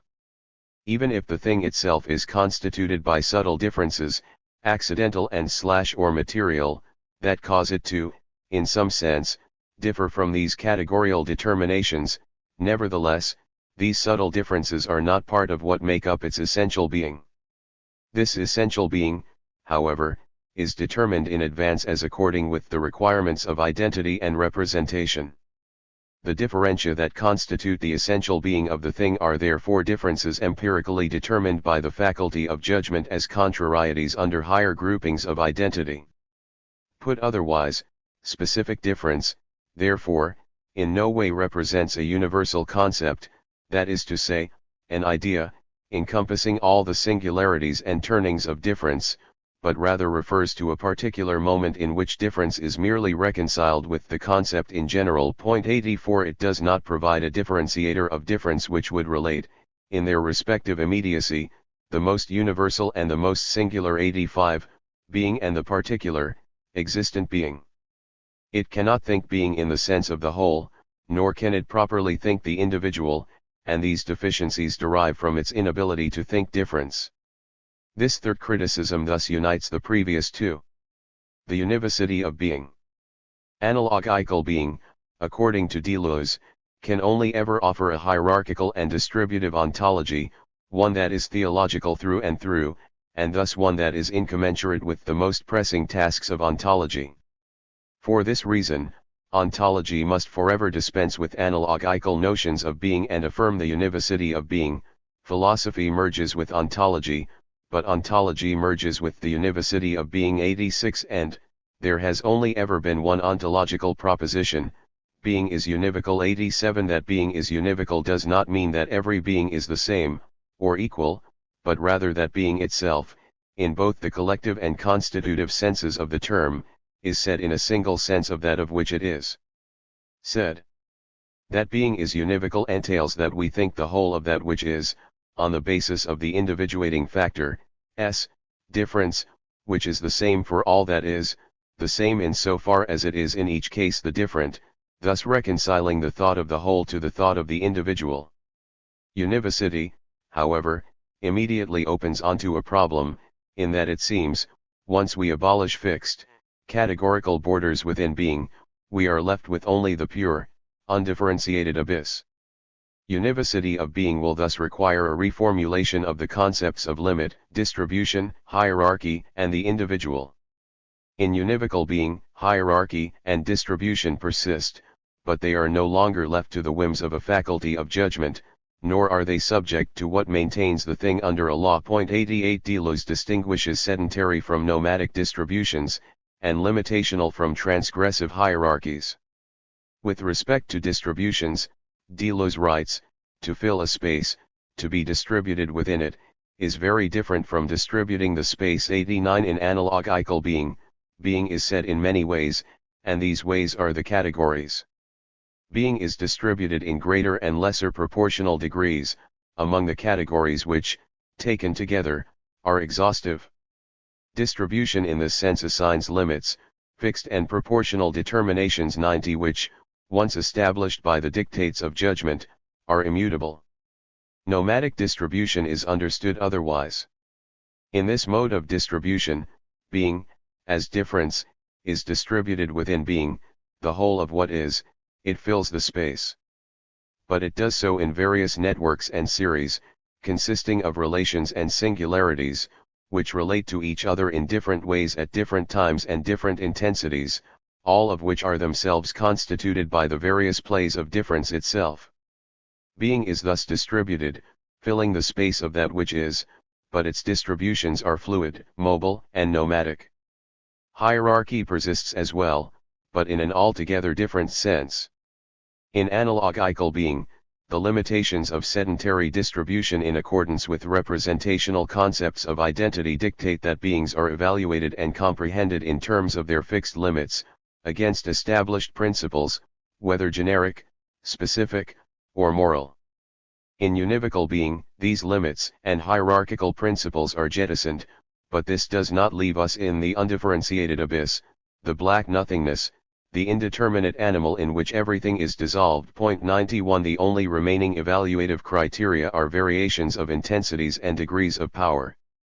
Deleuze writes, there is a hierarchy which measures beings according to their limits, and according to their degree of proximity or distance from a principle. But there is also a hierarchy which considers things and beings from the point of view of power. It is not a question of considering absolute degrees of power, but only of knowing whether a being eventually leaps over or transcends its limits in going to the limit of what it can do, whatever its degree. 92. The limit, as he describes it here, is not an imposition formed on the basis of an outside rule, principle, or dictate of judgment. Rather, the limit is the fluid and mobile border at which a thing has deployed the maximum of its power. Things reside unequally in this equal being. 93 Insofar as beings are constituted by greater and lesser degrees of power, but insofar as a thing goes to and transgresses its limit, the smallest becomes equivalent to the largest. 94 Nothing, quality, quantity, substance, genus, fruit fly, man, or God, participates more or less in being. Yet hierarchy persists in terms of differences of power. Being is said in a single and same sense of everything of which it is said, but that of which it is said differs, it is said of difference itself. 95 There are three key moments in the history of the univocity of being: John Duns Scotus, Benedict de Spinoza, and Friedrich Nietzsche. Let us now look at each of these in turn. Duns Scotus. The first of these three moments is represented by John Duns Scotus, the 13th century Scottish philosopher and priest, whose Opus Oxonians Deleuze called the greatest book of pure ontology. 96 As we mentioned in Chapter 2, Scotus' argumentation is oriented by a defense of humanity's natural knowledge of God. Here, in one of the clearer expositions of this form of argumentation, he makes his case. In the present life no concept representing reality is formed naturally in the mind except by reason of those factors which naturally motivate the intellect. Now these factors are the active intellect, and either the sense image or the object revealed in the sense image. No simple concept, then, is produced naturally in our mind except that which can arise in virtue of these factors. Now, no concept could arise in virtue of the active intellect and the sense image that is not univocal but only analogous with, or wholly other than, what is revealed in the sense image. In the present life, since no other such analogous concept could arise in the intellect naturally, it would be simply impossible to have any natural concept of God whatsoever. But this is false. 97. Any argument that draws a conclusion about the being of God on the basis of some fact about his creatures, and all proofs in some sense do, presupposes, Scotus thinks, the univocal expression of the term being. If the being of God is wholly other, or even only analogous to, the being of humankind, the proposition God exists loses its significance, insofar as the existence in question is of a different kind than any other existence with which we are familiar. Thus, he claims, God is conceived not only in a concept analogous to the concept of a creature, that is, one which is wholly other than that which is predicated of creatures, but even in some concept univocal to himself and to a creature. 98 This situates Scotus in a precarious position. As we saw above, the language of analogy gave the scholastics a handy tool for characterizing the being of God as in some sense accessible in the understanding of humankind, but without falling into the dual heretical temptations of thinking that God's being is the same as humanity's being, or that the finite mind of human beings is capable of comprehending God's existence. As Deleuze says, here one feels that if the equivocists already had such a possible sin in themselves, the univocists were thinkers who told us, of everything which is, being is said in one and the same sense, of a chair, of an animal, of a man or of God. 99 Duns Scotus, however, in order to salvage the very ability of human beings to access the divine, abolished analogy in favor of univocity. But as Deleuze notes, in the effort to avoid heresy of a different sort, namely pantheism, he had to neutralize a univocal being. In order to neutralize the forces of analogy in judgment, he took the offensive and neutralized being itself in an abstract concept. 100 This abstract concept of being precedes and conditions the division, of being, into the categories of finite and infinite, a division that precedes even the distribution of finite being into Aristotle's categories. Thus, even if being is univocal in the abstract, God's being is nevertheless distinguished from humanity's in terms of its infinity. This, however, affords Duns Scotus the possibility of the natural knowledge of God, insofar as all the predicates of infinite being are contained virtually in the notion of being itself, distinguished only by their infinity, which does not at the same time fall into a pantheistic conflation of God and man. Nevertheless, being, for Deleuze, is not abstract and indifferent, but creative, expressive, and in this sense, affirmative. For this reason, Duns Scotus did not live univocal being, he only thought univocal being. 101. Spinoza. With the second moment, according to Deleuze, Spinoza marks a considerable progress. 102 Spinoza unfolds an elaborate ontology of expression, consisting of substance, attributes, and modes. There is but one substance, God, or nature, Deus sub natura. 103 That substance is eternal, self-caused, existing necessarily, and absolutely infinite, consisting of infinite attributes, each of which expresses eternal and infinite essence. 104 An attribute is conceived through itself, and understood as constituting the essence of a substance, while a mode is an affection of substance, or, that which is in something else, through which it is also conceived. 105 That is to say, a mode cannot be conceived apart from its status as an expression of substance itself. Substance is indivisible, because if it were divisible, its divisions would themselves be substances, which Spinoza rejects, and hence, unlike in the Cartesian paradigm, for Spinoza, there is really only one thing. 106 This means that God's status as creator is not one of the creation ex nihilo, in which God brings into being something outside of himself which, formerly, was not there. Rather, God is the immanent but not the transitive cause of all things. 107 What we casually call beings are really only modes or expressions of God's immutable and eternal nature, so that, in nature there exists nothing contingent, but all things have been determined by the necessity of the divine nature to exist and operate in a certain way. 108 The power of God, says Spinoza, is his essence. 109 Because it is in the necessary nature of God to exist, which means that God is self-caused. Part I, D1, which means that God is the cause both of himself and of all things which are merely modal expressions of himself.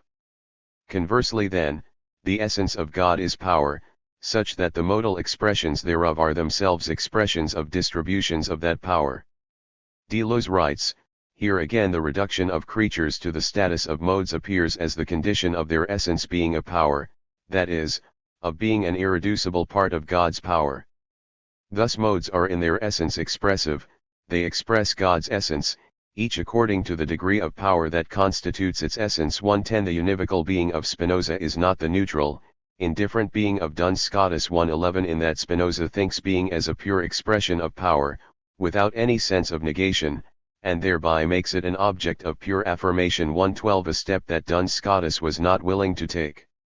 However, for Deleuze, Spinoza does not quite go far enough, in that, as Spinoza says, substance is prior in nature to its affections. 113 Substance, Spinoza says, is that which is in itself and is conceived through itself, that is, that which does not need the concept of another thing, from which concept it must be formed. 114 There is, in this sense, a definitional distinction between substance and the modes, and as a result, an ontological priority of substance over modes. Substance can be conceptualized on its own, apart from the modes, while the converse cannot be said of the modes themselves. For Deleuze, however, substance must itself be said of the modes and only of the modes. 115 Spinoza ultimately maintains an essential unity or identity of the one substance, which for Deleuze does not sufficiently free up difference in itself. This transition is made possible only by Nietzsche's notion of eternal return. As Foucault says, for Deleuze, the non-categorical univocity of being does not directly attach the multiple to unity itself, the universal neutrality of being, or the expressive force of substance, it puts being into play as that which is repetitively expressed as difference. 116 This is the transformation in thought made possible by Nietzsche's concept of the eternal return. Nietzsche and eternal return. With Nietzsche, the univocity of being assumes its fullness in the notion of the eternal return, which Deleuze characterizes as the affirmation of all chance in a single moment, the unique cast for all throws, one being and only for all forms and all times, a single instance for all that exists, a single phantom for all the living, a single voice for every hum of voices and every drop of water in the sea. 117 In eternal return, identity fully and completely becomes subordinated to difference. And the same to the different. Returning, Deleuze claims, is the becoming identical of becoming itself, the only identity, but identity as a secondary power, the identity of difference, the identical which belongs to the different, or turns around the different. Such an identity, produced by difference, is determined as repetition. 118 Thus in eternal return, we see the dual unfolding of the two objectives of the entirety of difference and repetition, these concepts of a pure difference and a complex repetition. 119 Which, Deleuze claims, are the same thing. 120 To explicate Deleuze's interpretation of eternal return, the effective realization 121 of univocity, will require examination from the following three aspects. 1. The ideal game, the affirmation of all chance, all at once. 2. The affirmation of the disjunctive synthesis, and 3. The essential becoming of time itself, repetition, which provides the single and sole form of identity in any properly formulated philosophy of difference. The dice throw and the ideal game, all of chance, all at once. Deleuze says, the ultimate origin was always assimilated to a solitary and divine game.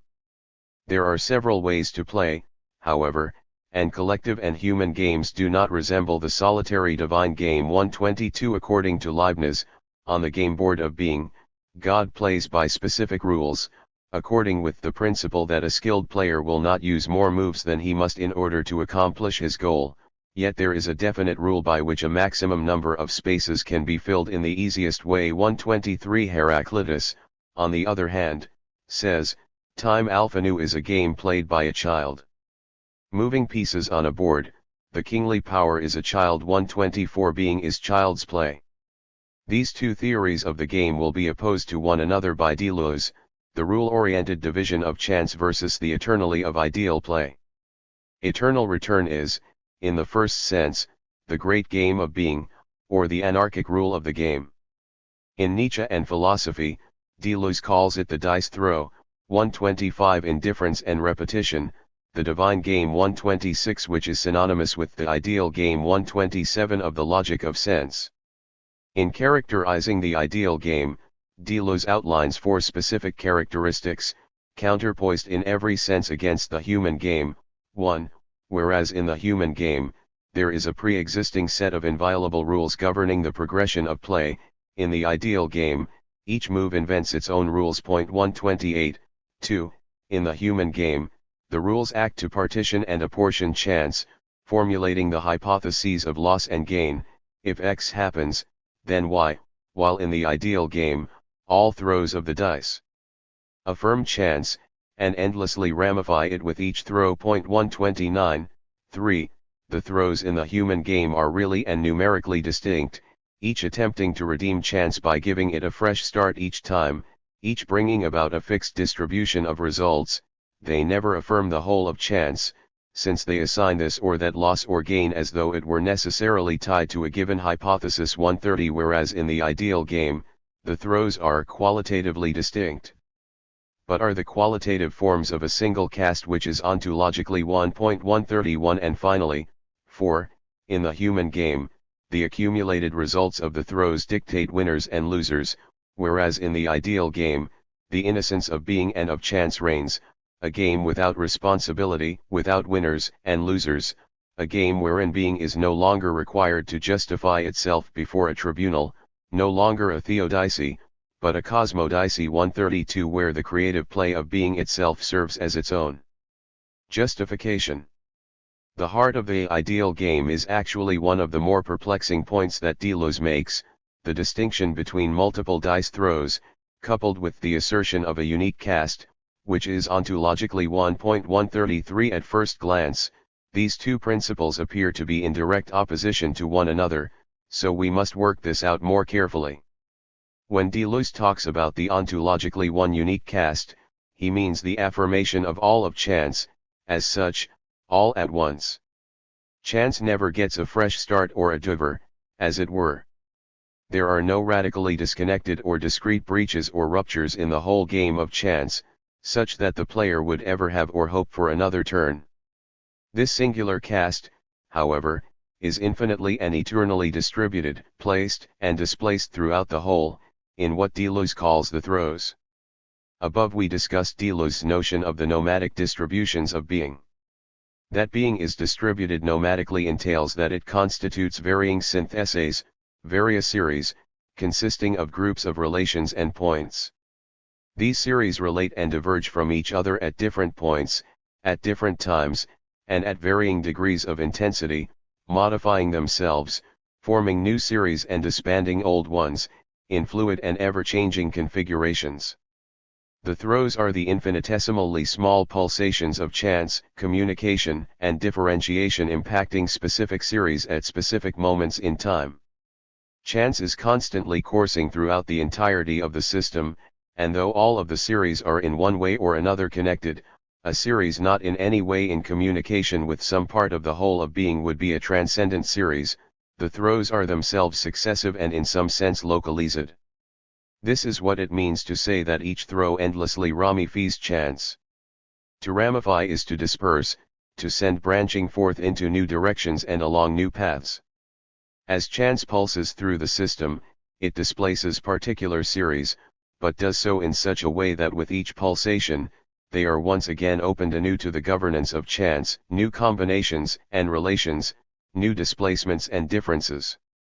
This does not signify a fresh injection of chance into the system, but each necessarily winning throw entails the reproduction of the act of throwing under another rule which still draws all its consequences from among the consequences of the preceding throw. 134. A tornado, when it collides with a structure, may level the structure to the ground, it may change course, or it may begin to disperse, diminish, and dissolve.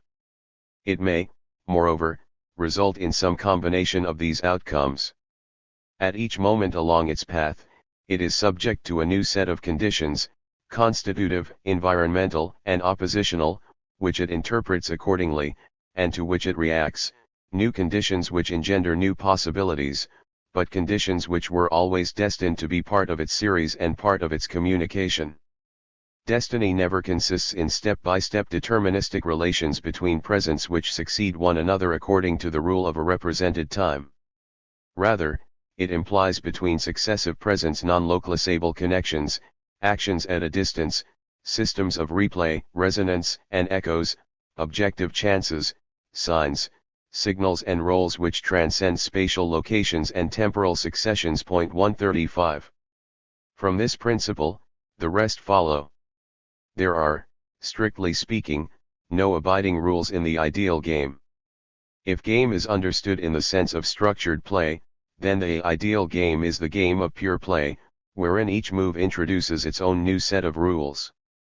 There is structure, to be sure, but the structure is constantly itself in play, the rules are ever changing. There is thus no division of chance, distribution, perhaps, but each point of the distribution is in tensile communication with, ultimately, the whole. The whole of chance is endlessly displaced throughout all series.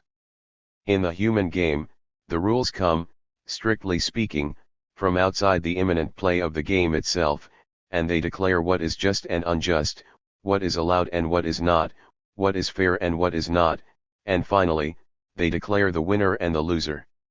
Even Leibniz's omnipotent chess-playing God acts in accordance with a principle, that of perfection, which is at least conceptually distinct from God himself.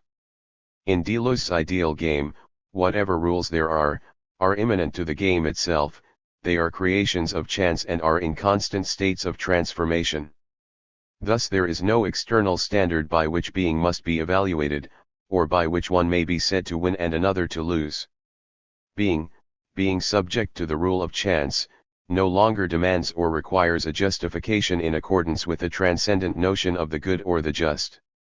When chance is sufficiently affirmed, the player can no longer lose, since every combination and every throw which produces it is by nature adequate to the place and the mobile command of the aleatory. 136 Eternal return as the ideal game is the amor fati of which Nietzsche speaks, the highest affirmation, the affirmation of all chance in a single moment. 137 The disjunctive synthesis.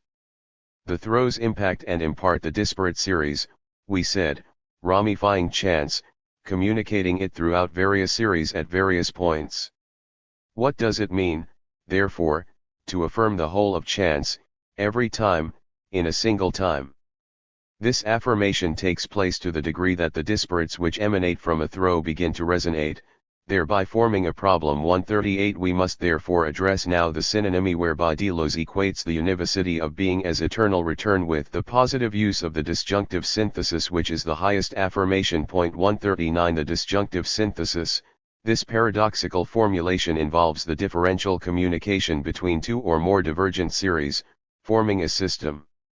For the eternal return constitutes systems. 140 But what are the natures of these systems? What are their constitutive elements and functions? It is here that we find the in itself of difference in itself for Deleuze. For difference in itself is not given as such, difference is not diversity. Diversity is given, but difference is that by which the given is given, that by which the given is given as diverse. Difference is not phenomenon but the noumenon closest to the phenomenon. 141 Eternal return is the being of the phenomenon.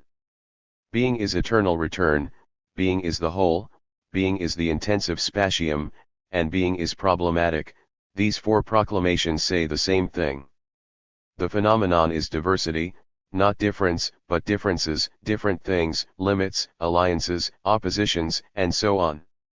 For Deleuze, such a crucial experience of difference presupposes a swarm of differences, a pluralism of free, wild, or untamed differences, a properly differential and original space and time. 142 The planar effects of limitations and oppositions presuppose a subphenomenal play of constitutive difference, a pure depth.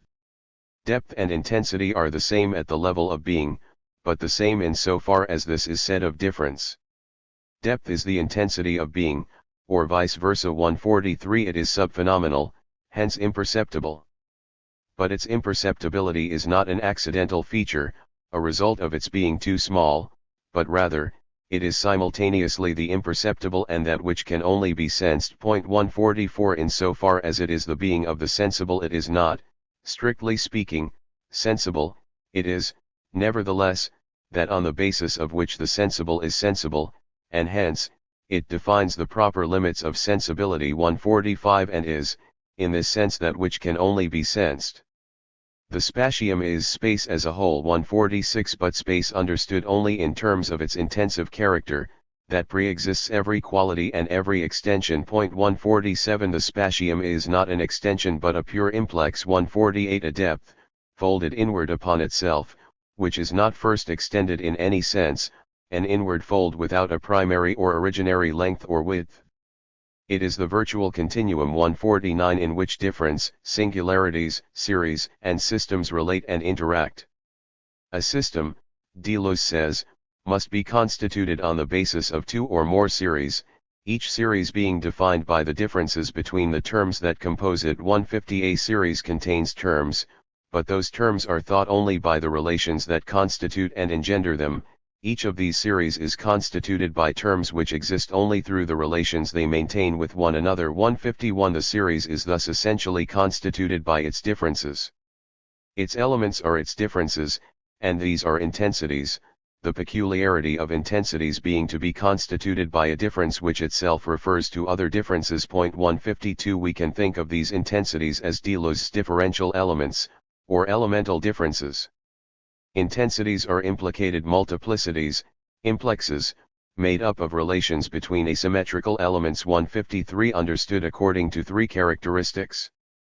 First, an intensity is the uncancelable indifference of quantity. 154 A relation that cannot be equalized, a bare and elemental asymmetry.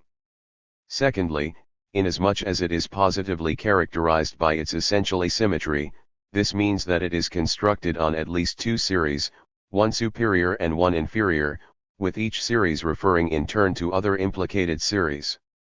Though it is the differential element, there could be no such thing as an intensity as such, and so each intensity is nestled within and between distinct series. It therefore affirms difference, inasmuch as intensity is expressive and generative, and is expressive precisely in terms of its essential asymmetry. It thus affirms its own difference, even the lowness of the low point. 155 It is, essentially, energy in terms of the difference buried in this pure intensity, and it is the formula difference of intensity which bears the tautology, but this time the beautiful and profound tautology of the different. 156 The third characteristic assimilates the first. 2. Intensity is an implicated, enveloped, or embryonized quantity. 157 Intensity is essentially implicated, an internalizing and internalist essential imbalance. It is both folding and folded, an essential, elemental asymmetry, folded inward, enveloping its own internal distance, which, in this case, does not describe an extensivity of any sort, but rather a relation between series of heterogeneous terms. 158. This term embryonized is not accidental. Deleuze is famous for some of his odd formulations, and among these is one, playing on an ancient myth, that the entire world is an egg. 159 But all oddity aside, Deleuze is making a crucial point. Embryology already displays the truth that there are systematic vital movements, torsions, and drifts, that only the embryo can sustain. An adult would be torn apart by them.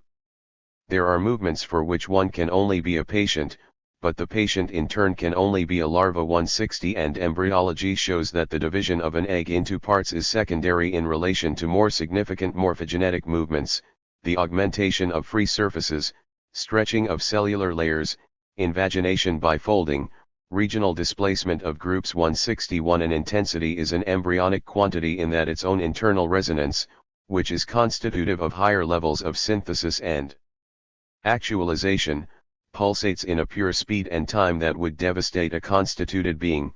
It is for this reason that qualities and surface phenomena can only come to be on a plane in which difference is aborted. For difference, to be explicated is to be cancelled or to dispel the inequality which constitutes it. 162 Even as the ground continues to rumble underneath, these intensities are the elements of the various series. A system is formed whenever two or more heterogeneous series communicate. In so far as each series is itself constituted by differences, the communication that takes place between the two heterogeneous series is a difference relating differences, a second-order difference, which Deleuze calls the differentiator. 163 In that these differences relate to each other, and in so relating, differentiate what he calls first-order differences. The differentiator thus constitutes, according to Deleuze, a differentiation of difference. 164 In order that this relation can be established, a path is required, which Deleuze calls the dark precursor. 165 Comparing it to the negative path cleared for a bolt of lightning, thunderbolts explode between different intensities, but they are preceded by an invisible, imperceptible, dark precursor, which determines their path in advance but in reverse, as though intagliated. 166 Once the communication between series is established, however, the system explodes, coupling between heterogeneous systems, from which is derived an internal resonance within the system, and from which in turn is derived a forced movement the amplitude of which exceeds that of the basic series themselves. 167 Deleuze understands qualities as extensive manifestations of an intensive difference, which cancel the difference, in their manifestations, though the intensive, constitutive difference remains. Thus, the compounding of these series and relations are the introduction of spatio-temporal dynamisms, which are themselves the sources of qualities and extensions. Spatio-temporal dynamisms fill the system, expressing simultaneously the resonance of the coupled series and the amplitude of the forced movement which exceeds them. The system is populated by subjects, both larval subjects and passive selves because they are indistinguishable from the contemplation of couplings and resonances, larval subjects because they are the supports or the patients of the dynamisms. 168. The communication takes place, we said, by way of a dark precursor, which Deleuze also christens with the name the disparate. 169 Recall that above we cited Deleuze as saying that the disparate is what emanates from the throw of the dice. 170 He also claims that each throw emits singular points, or singularities. 171 Singularities are points of interest in the series, turning points and points of inflection, bottlenecks, knots, foyers, and centers, points of fusion, condensation, and boiling, points of tears and joy, sickness and health, hope and anxiety, sensitive points. 172 Thus we see the internal connectedness of these concepts. The pulsation of chance through the system, which we called the dice throws, are the openings of pathways, disparates, between heterogeneous series of varying intensities, whereby these series may communicate. In so communicating, the series form new series, and new systems, de-enlisting and redistributing singular points of interest and their constitutive and corresponding relations, which are themselves implicating, and conversely, explicated in the phenomenal realm. The opening of the disparate is the dice throw of chance. Deleuze, moreover, equates affirmation with the resonance of the disparates, which, through their resonance, form a problem. A problem, according to Deleuze, is an idea, and every idea is a multiplicity or a variety. 173 Multiplicity, for Deleuze, is not the unity of the multiple, but the inherent organization of the multiple as multiple. An idea is an n-dimensional, continuous, defined multiplicity. 174 A multiplicity constituted of differential elements, differential relations between those elements, and singularities corresponding to those relations. 175 There are three characteristics whereby Deleuze formulates the notion of the multiplicity as an idea. 1.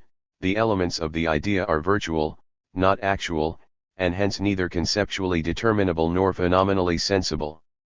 2. The elements are determined by reciprocal relations which allow no independence whatsoever to subsist. 176 Any change in the elements can only be accompanied by a change in the overall metric and structure of the multiplicity itself. 3. The differential relations are actualized in spatio-temporal relationships simultaneous with the explication of the elements themselves. The idea is thus defined as a structure, a complex theme, which is incarnated in real relations and actual terms. 177. The disjunctive synthesis is the affirmative employment of the creativity brought about by the various plays of differences. Leibniz had defined the perfection of the cosmos in terms of the structural compossibility of all its individual substances, or monads. The perfection of the cosmos dictates that all of the individual substances throughout the cosmos, throughout all eternity, subsist at each moment in perfectly balanced states of expression and inhibition. Like a precisely tuned, perfectly balanced but constantly varying puzzle, the infinite monads grow and diminish in power and in expression in perfect harmony with each other. The disjunctive synthesis, against Leibniz's compossibility, affirms incompossibility. Incompossibility is now a means of communication. 178 The disjunctive synthesis brings about the communication and cooperative disharmony of divergent and heterogeneous series. It does not, thereby, cancel the differences between them, as the system is in constant modes of tension, which resolve and ramify into new tensions, and so on. It is not that the disjunction has become a simple conjunction 179 where incompossibility for Leibniz was a means of exclusion, an infinity of possible worlds being excluded from reality on the basis of their incompossibility in the hands of Deleuze. It becomes a means of opening the thing to the possible infinity of events. It is in this sense that the univocity of being merges with the positive use of the disjunctive synthesis, which is the highest affirmation 180. The selective heartbeat of time. With that we turn now to the final sense in which Nietzsche's eternal return serves for Deleuze as the subordination of identity to difference, eternal return as the essential becoming of time itself, the centrifugal, selective, expulsive heartbeat of repetition. With respect to the game of chance, one of the distinguishing features between the unique, ontological cast and the individual throws is their temporality. Each throw is itself a series, but in a time much smaller than the minimum of continuous, thinkable time. But the set of throws is included in the aleatory point, a unique cast which is endlessly displaced throughout all series, in a time greater than the maximum of continuous, thinkable time. These throws are successive in relation to one another, yet simultaneous in relation to this point. 181.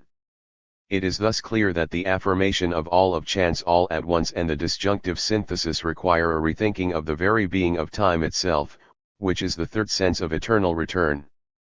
The great discovery of Nietzsche's philosophy, Deleuze writes, which marks his break with Schopenhauer and goes by the name of the will to power or the Dionysian world, is the following: no doubt the I and the self must be replaced by an undifferentiated abyss, but this abyss is neither an impersonal nor an abstract universal beyond individuation. On the contrary, it is the I and the self which are the abstract universals. They must be replaced, but in and by individuation, in the direction of the individuating factors which consume them and which constitute the world of Dionysus. 182. In Nietzsche and philosophy, Deleuze defines the will to power as the genealogical element of force, both differential and genetic. 183 Here, will to power appears as a synthetic principle, bringing forces into asymmetrical and hierarchical relations with one another. In this sense, the will to power as Deleuze describes it here closely resembles the thunderbolt in difference and repetition, communicating by way of the disparate between two heterogeneous series. The will to power is the flashing world of metamorphoses, of communicating intensities, differences, of breaths, insinuations and exhalations, a world of intensive intentionalities, a world of simulacra or mysteries. 184 Will to power is the explosive differential principle, the being of which is the eternal return. Eternal return is the being of this world, the only same which is said of this world and excludes any prior identity therein. 185 Again, if difference is the in itself, then repetition in the eternal return is the for itself of difference. 186 Let us look at the sense in which eternal return is, he says, the consequence. 187 Of will to power. Repetition, he claims, necessarily flows from this play of difference in two ways. 188 As we just saw, intensity as such is an uncancelable difference, an essential asymmetry. But intensity as such, according to Deleuze, inasmuch as it is difference, requires other differences in order to be explicated, and is unthinkable without them. The communications between these series take place through a discharge of signals through the disparate, forming a system, a multiplicity, or an idea. Thus, in the play of difference, a series explicates itself, manifesting spatio-temporal dynamisms, qualities, extensions, etc., only by way of implicating other series, in a mutual, and mutually constitutive, relation between the two, or more, series. In this multiplicitous communication, each series explicates itself only by implicating others, which are, in turn, themselves only explicated by way of the implication of the former. In this mutually implicating communication, taking place in a pure time much smaller than the minimum of continuous, thinkable time, what we have then is the bare repetition of self to self, and the clothed repetition of self in other. In other words, the series repeats in virtue of its back and forth communications with other series. The nature of the self is not the nature of the same, or rather, it is the very rethinking of the same in the order of the different, for as the differential relation between differential elements relates them one to another, it at the very same time differentiates them.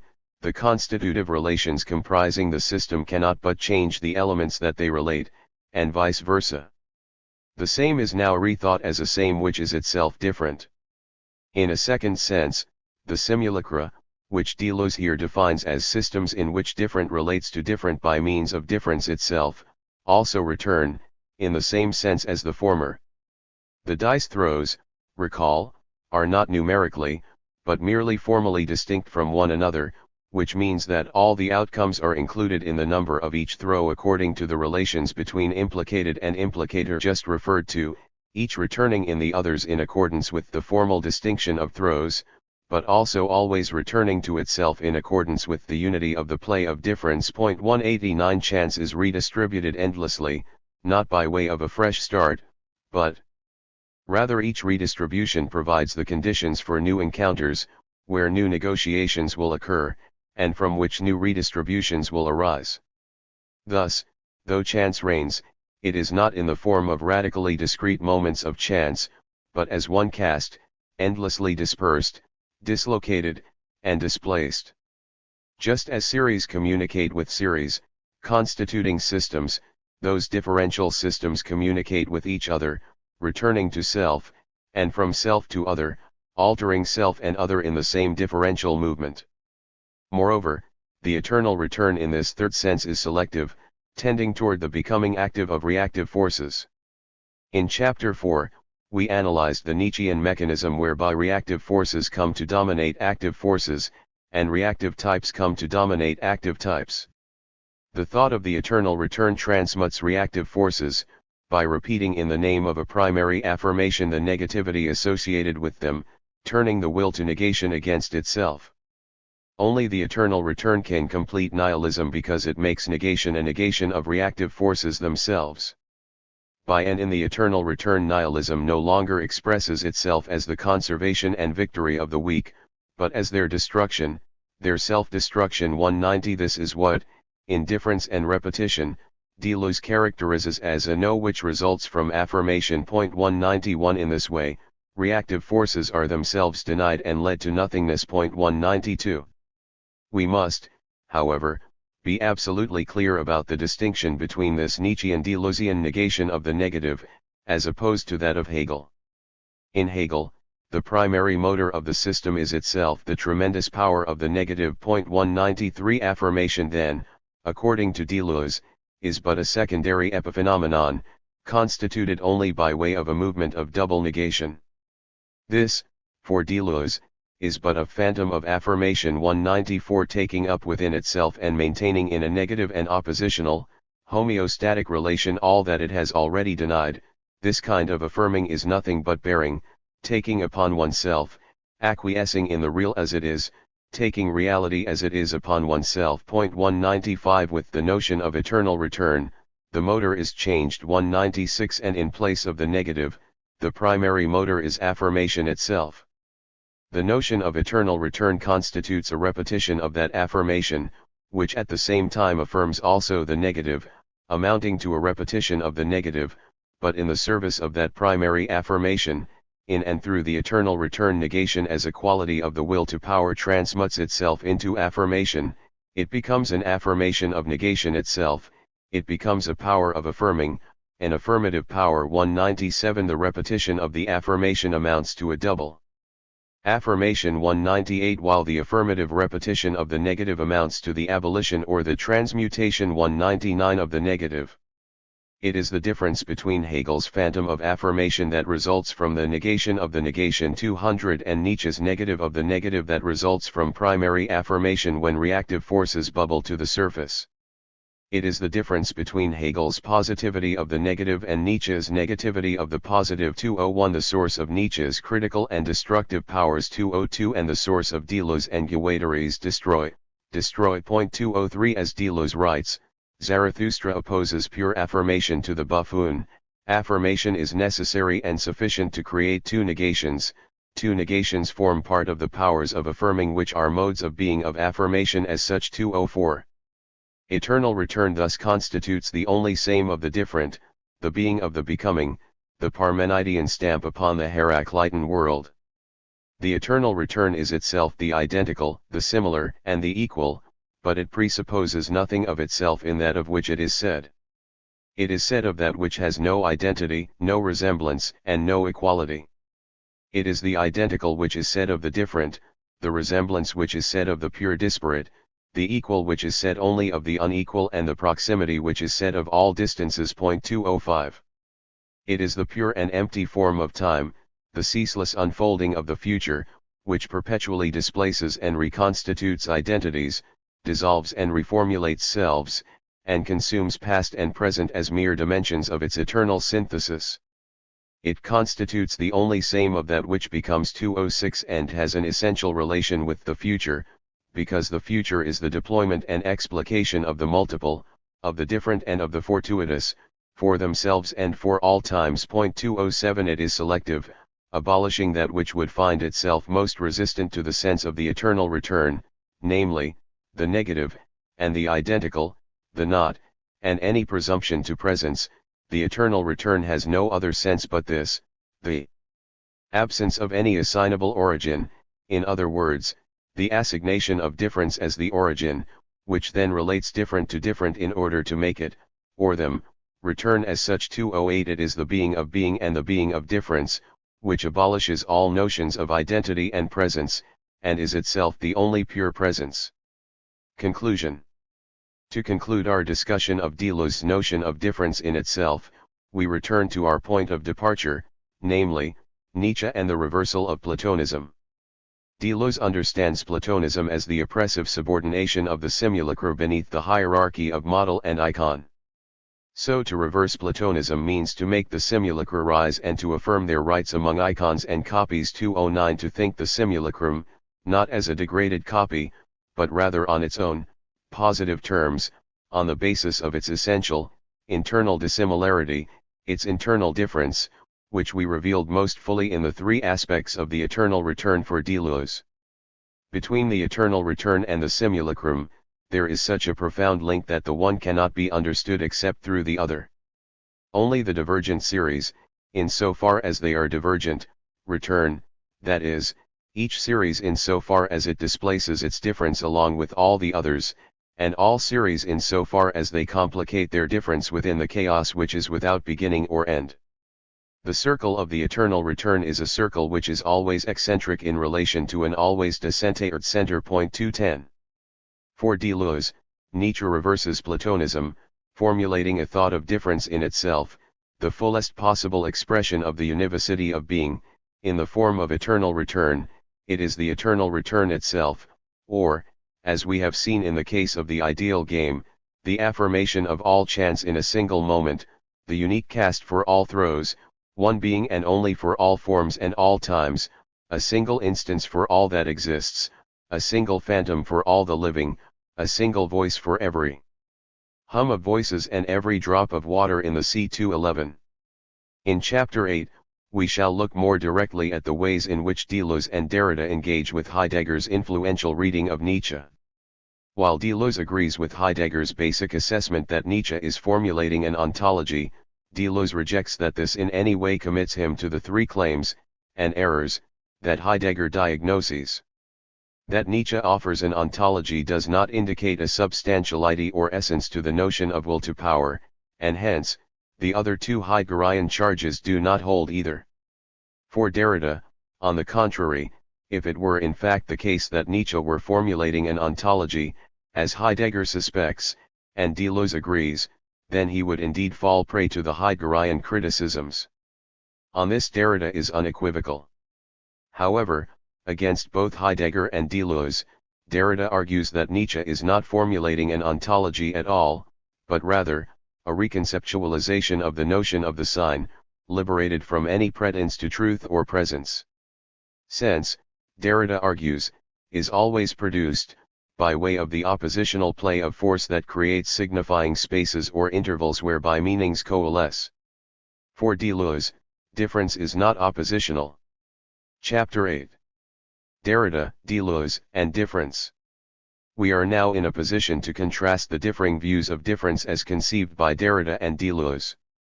As we have said, their respective uses of Nietzsche in the face of Heidegger's criticisms, along with their respective interpretations of Heidegger's criticisms, reveal the fundamental structure at work in their respective concepts of difference. So we shall begin by summarizing Heidegger's criticisms, showing point by point why Deleuze rejects them, before turning to Derrida. Deleuze agrees with Heidegger's basic point that Nietzsche is formulating an ontology, while rejecting the substance of the rest of Heidegger's reading. Derrida, on the contrary, agrees with Heidegger that, if Nietzsche were an ontological thinker, then Heidegger's criticisms would indeed apply. For Derrida, however, Nietzsche is not a thinker of ontology, but rather, one who has articulated a new conception of the sign, one devoid of any traditional pretenses to truth. Deleuze contra Heidegger. By way of introduction, we can say that Deleuze would agree with Heidegger's evaluation that Nietzsche is an ontological thinker, in the sense of one who attempts to formulate an account of being. This, however, is where Deleuze's consonance with Heidegger ends. For Heidegger, insofar as Nietzsche is an ontological thinker, and insofar as all ontology determines being as presence, Nietzsche too is a thinker of presence. Thus, when Nietzsche employs the term will, as in will to power, in order to characterize the fundamental creative, expressive, and expansive impulse underlying all of life, Heidegger unavoidably reads this in a substantialist way, assigning it a quiddity. Conversely, Deleuze says, when we posit the unity, the identity, of the will, we must necessarily repudiate the will itself. 1. Deleuze reads will to power in a purely relational way, as the explosive, pulsational communication between two or more divergent series. Moreover, though it is certainly elemental and constitutive in the creation of spatio-temporal dynamisms, in the production of qualities and extensions, it is not the differential element for Deleuze. 2. Rather, this role is occupied by the notion of intensity, an essentially asymmetrical, implicated inequality, a fundamental difference. The will to power is the differential principle. Secondly, because Heidegger isolates a quiddity to Nietzschean will to power, he is then able to provide an essentialist explication of it, of what a will to power as such looks like. It is the ever-expanding oscillation between securing greater degrees of presence, and transcending itself in the pursuit of more. It is the will to will, discharging its resources, will itself, in an effort to secure more power. In the case of Deleuze, however, and given his understanding of the overall system, there is no such thing as a will to power as such. The will to power never is, in the sense of an established presence, and never is, except in its relations, different to different, and relations to other manifestations of will to power across other series and systems. Moreover, the will to power, on Deleuze's reading, is never the desire for power. Will to power does not at all mean to want power. 3. On the contrary, the desire for power is a mere representation of power, rooted in ressentiment, and itself inverted. What we present to ourselves as power itself is merely the representation of power formed by the slave. 4. Finally, the third of Heidegger's criticisms which we addressed was his diagnosis of the so-called reversal of Platonism that Nietzsche carries out. Since the will to power is understood in a substantialist way, the reversal of Platonism merely inverts the hierarchical structure on which that substantiality is spawned. Instead of eternal life, now revealed as death, life in the fullest sense, instead of heaven, earth, instead of soul, body, the subjectness of the subject, the striving for power, characteristic of all representational models of thinking for Heidegger, is deposed from its centrality in the I, and deposited in the ineffable eyes of the drives in the depths of the body, wills that strive for ever increasing degrees and levels of power. Against Heidegger, in reading Nietzsche's reversal of Platonism, Deleuze does not merely invert the traditional hierarchy, but rather actualizes a suppressed term that is marginalist in most traditional readings of Plato. This term is the simulacrum, which simulates by way of dissimulation, an internalist difference. Deleuze thus understands Nietzsche's reversal of Platonism as the establishment of an ontology, but one rooted in systems of differential, though non-negational, relations.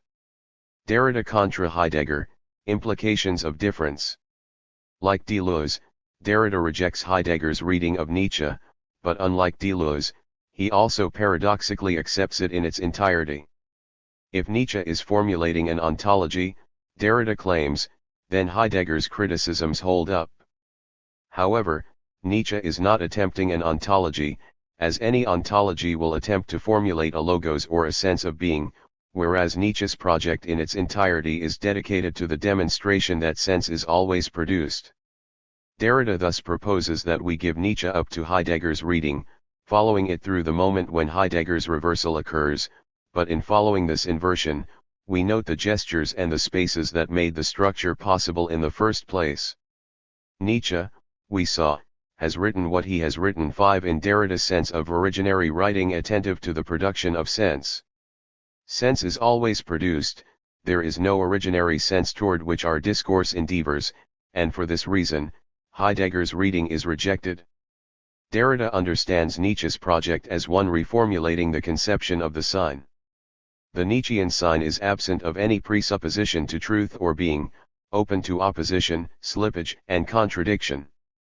Following Nietzsche's lead, Derrida's notion of difference involves the active, moving discord of different forces. 6. The productive play of differences, or traces, which are themselves the effects of difference. But the positive identity of the trace is its status as a presence of an absence, which above we characterized as a nexus of negations. The trace is but the trace of the trace. Its constitutive identity is its not being X. Here we quote Derrida extensively and in various contexts. The trace is the erasure of selfhood, of one's own presence, and is constituted by the threat or anguish of its irremediable disappearance, of the disappearance of its disappearance. 7. The thought of the trace makes binarism possible on the basis of nothing. 8. Presence, then, far from being, as is commonly thought, what the sign signifies, what a trace refers to. Presence, then, is the trace of the trace of the erasure of the trace. 9. There is no trace itself, no proper trace. The trace of the trace which is difference above all could not appear or be named as such, that is, in its presence. It is the as such which precisely, and as such, evades us forever. 10. The trace is a cinder as the house of being. 11. As he writes in Of Grammatology, the trace is nothing. 12. The play of differences supposes, in effect, syntheses and referrals which forbid at any moment, or in any sense, that a simple element be present in and of itself, referring only to itself. Whether in the order of spoken or written discourse, no element can function as a sign without referring to another element which itself is not simply present. This interweaving results in each element, phoneme or grapheme, being constituted on the basis of the trace within it of the other elements of the chain or system. Nothing, neither among the elements nor within the system, is anywhere ever simply present or absent. There are only, everywhere, differences and traces of traces. 13. Derrida employs an interesting turn of phrase in this last passage, neither among the elements nor within the system, indicating a distinction between the system itself and its elements, as though its elements are not, strictly speaking, within the system, but are rather productions of the system. The passage goes on to make the distinction between differences, and the traces of traces. If we take his binary assignation, neither nor, above as our lead, we can infer that the traces of the traces, the productions of difference, are the elements, while the differences, or spaces, as he will elsewhere call them, comprise the system itself. The element finds its identity only in its reflection, or rather its negation, in its other, itself also an element, which in turn, but at the same time, is also constituted on the basis of its not being the former. The identity of the trace is one of lack. It is primarily what it is not. Clearly this is a controversial claim. Geoffrey Bennington writes, for we must not suppose that because Derrida questions presence, he must therefore be a thinker of absence, emptiness, nothing. 14. Our evaluation, however, is not made in this way. We do not assume that because Derrida questions presence, he is therefore a thinker of absence. On the contrary, our estimation is borne out in Derrida's own claims about the status of the trace. Yet, to be sure, Derrida himself struggles to avoid such a conclusion. The gram as difference, then, is a structure and a movement no longer conceivable on the basis of the opposition presence/absence. Difference is the systematic play of differences, of the traces of differences, of the spacing by means of which elements are related to each other. This spacing is the simultaneously active and passive production of the intervals without which the full terms would not signify, would not function. Point 15. Here we have all the components of a differential ontology, primary plays of differences, spaces, and identities constituted on an ongoing basis. Yet everything turns on the way in which these components play out and relate to one another. Difference is, we have seen, a productive play of forces, but how do these forces play? According to Derrida, these plays of forces create intervals, both spatially and temporally.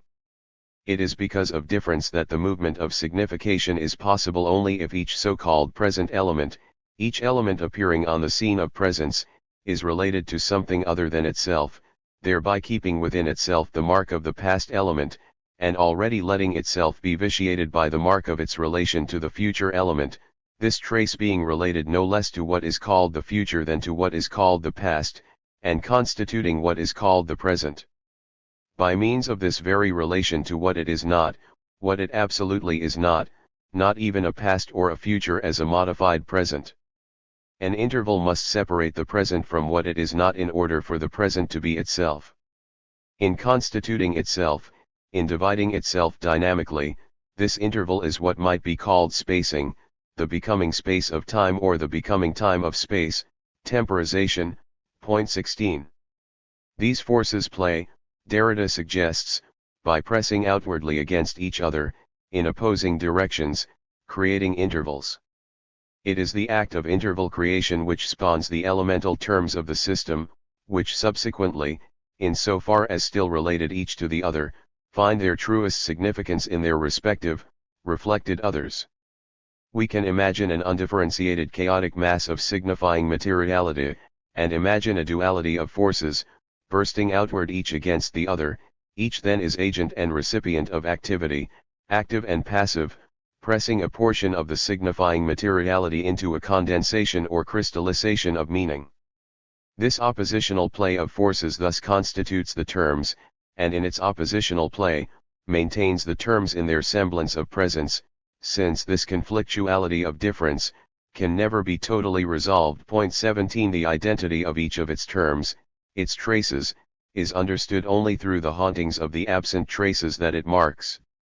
Difference reveals a fundamental constitutive structure of absence at the heart of presence, the identity of identity and non-identity in the same of the Im selben Augenblick. Point 18. Difference then, as I have characterized it, is a constitutive play of opposition and negation.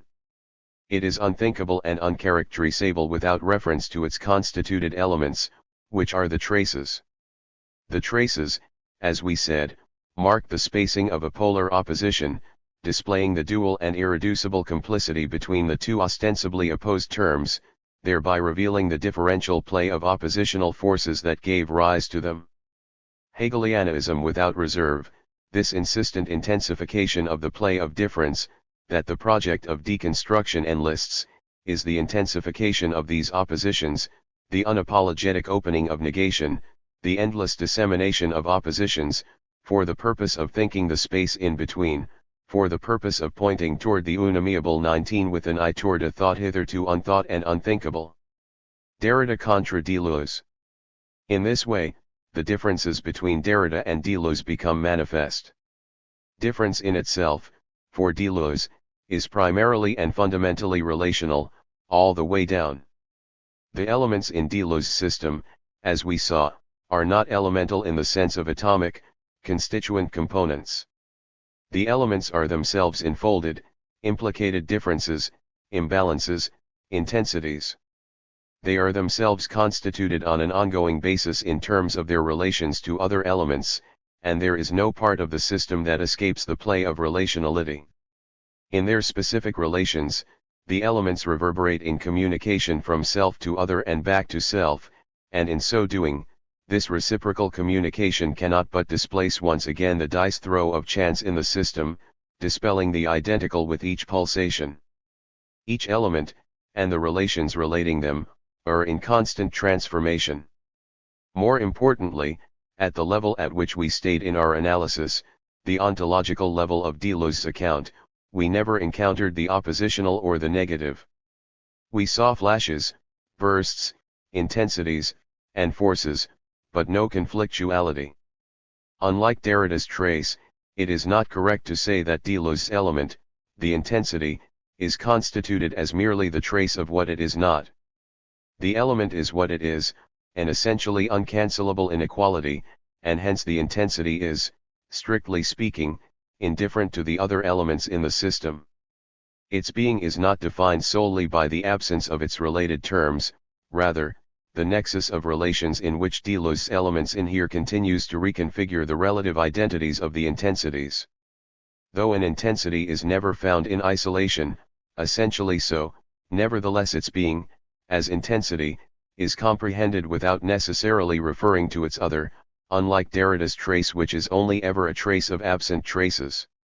As we saw in Chapter 5, for Derrida, given the oppositional nature of force, two specific forces are essentially interdependent, just as each of their terms must appear as the difference of the other. 20 For Deleuze, on the contrary, we affirm the relation of all forces. 21 In Derrida's system, the other is the not I, whereas in Deleuze's system, what serves as the other is always a fluid matter. Thus we have determined at last what we set out to find in the opening of the question: what difference obtains between the concept of difference in itself for Deleuze and the concept of difference for Derrida. Derrida's difference is a constitutive but negational concept of difference, while Deleuze's difference in itself is a constitutive but positive or relational conception of difference.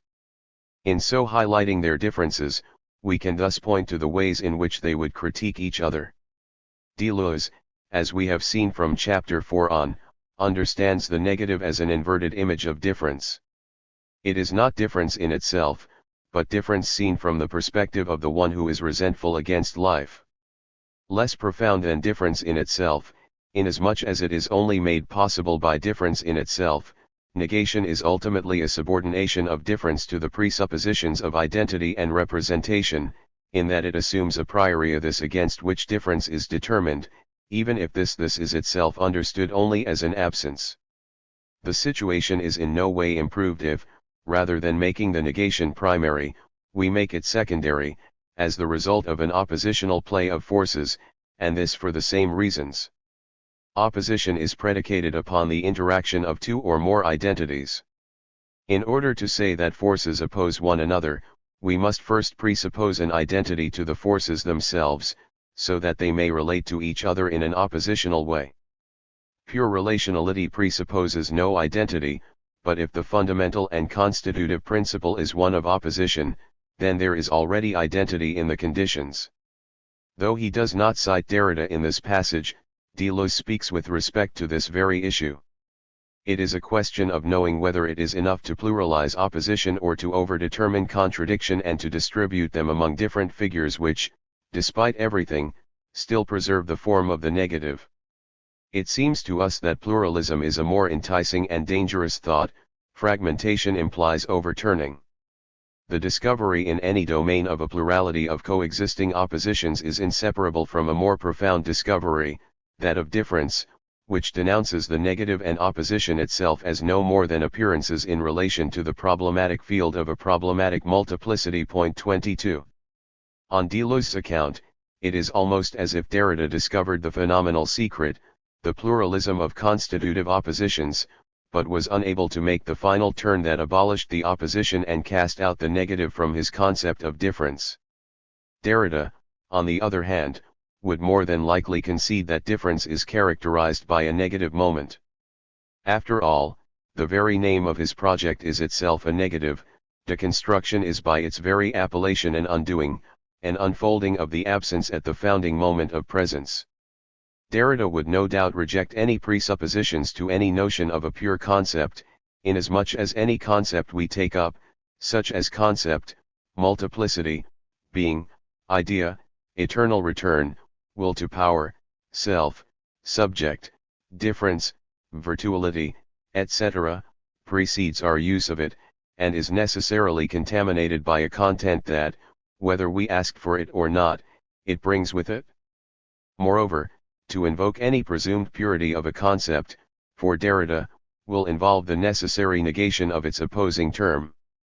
To say that one's ontology is immanent is to say that it is not transcendent, which thereby, whether we like it or not, brings the transcendent into the immanent. We must not forget Derrida's early comment on Hegelian difference: pure difference is not absolutely different from non-difference. 23 Moreover, he speaks affirmingly when he cites Hegel as saying what differentiates difference is identity. 24 Inasmuch as the binary terms of the Western philosophical tradition are constituted by way of an irreducible complicity, it is a grandiose act of self-delusion on the part of the one who seeks to utterly purify one of its other. Deleuze, in vain, attempts to formulate a pure thought of pure difference, which Derrida equates with the dream of empiricism, which has ever committed but one fault, the fault of presenting itself as a philosophy. 25 We shall examine these implied criticisms in greater detail in Chapter 10. Conclusion. Our discussion, therefore, has brought us to the final question we must address, namely, what is the nature of philosophy for these two thinkers? Derrida has formulated a differential system of thought on the basis of signs, traces, constituted by a fundamental negativity, while Deleuze has sought to formulate an ontology, an account of being, on the basis of relationality. Derrida in this fashion speaks constantly of an overcoming of metaphysics, even if this overcoming is constantly underway, claiming that he writes always in the margins of philosophy, while Deleuze dismisses any and all talk of an end to philosophy as empty, idle chatter.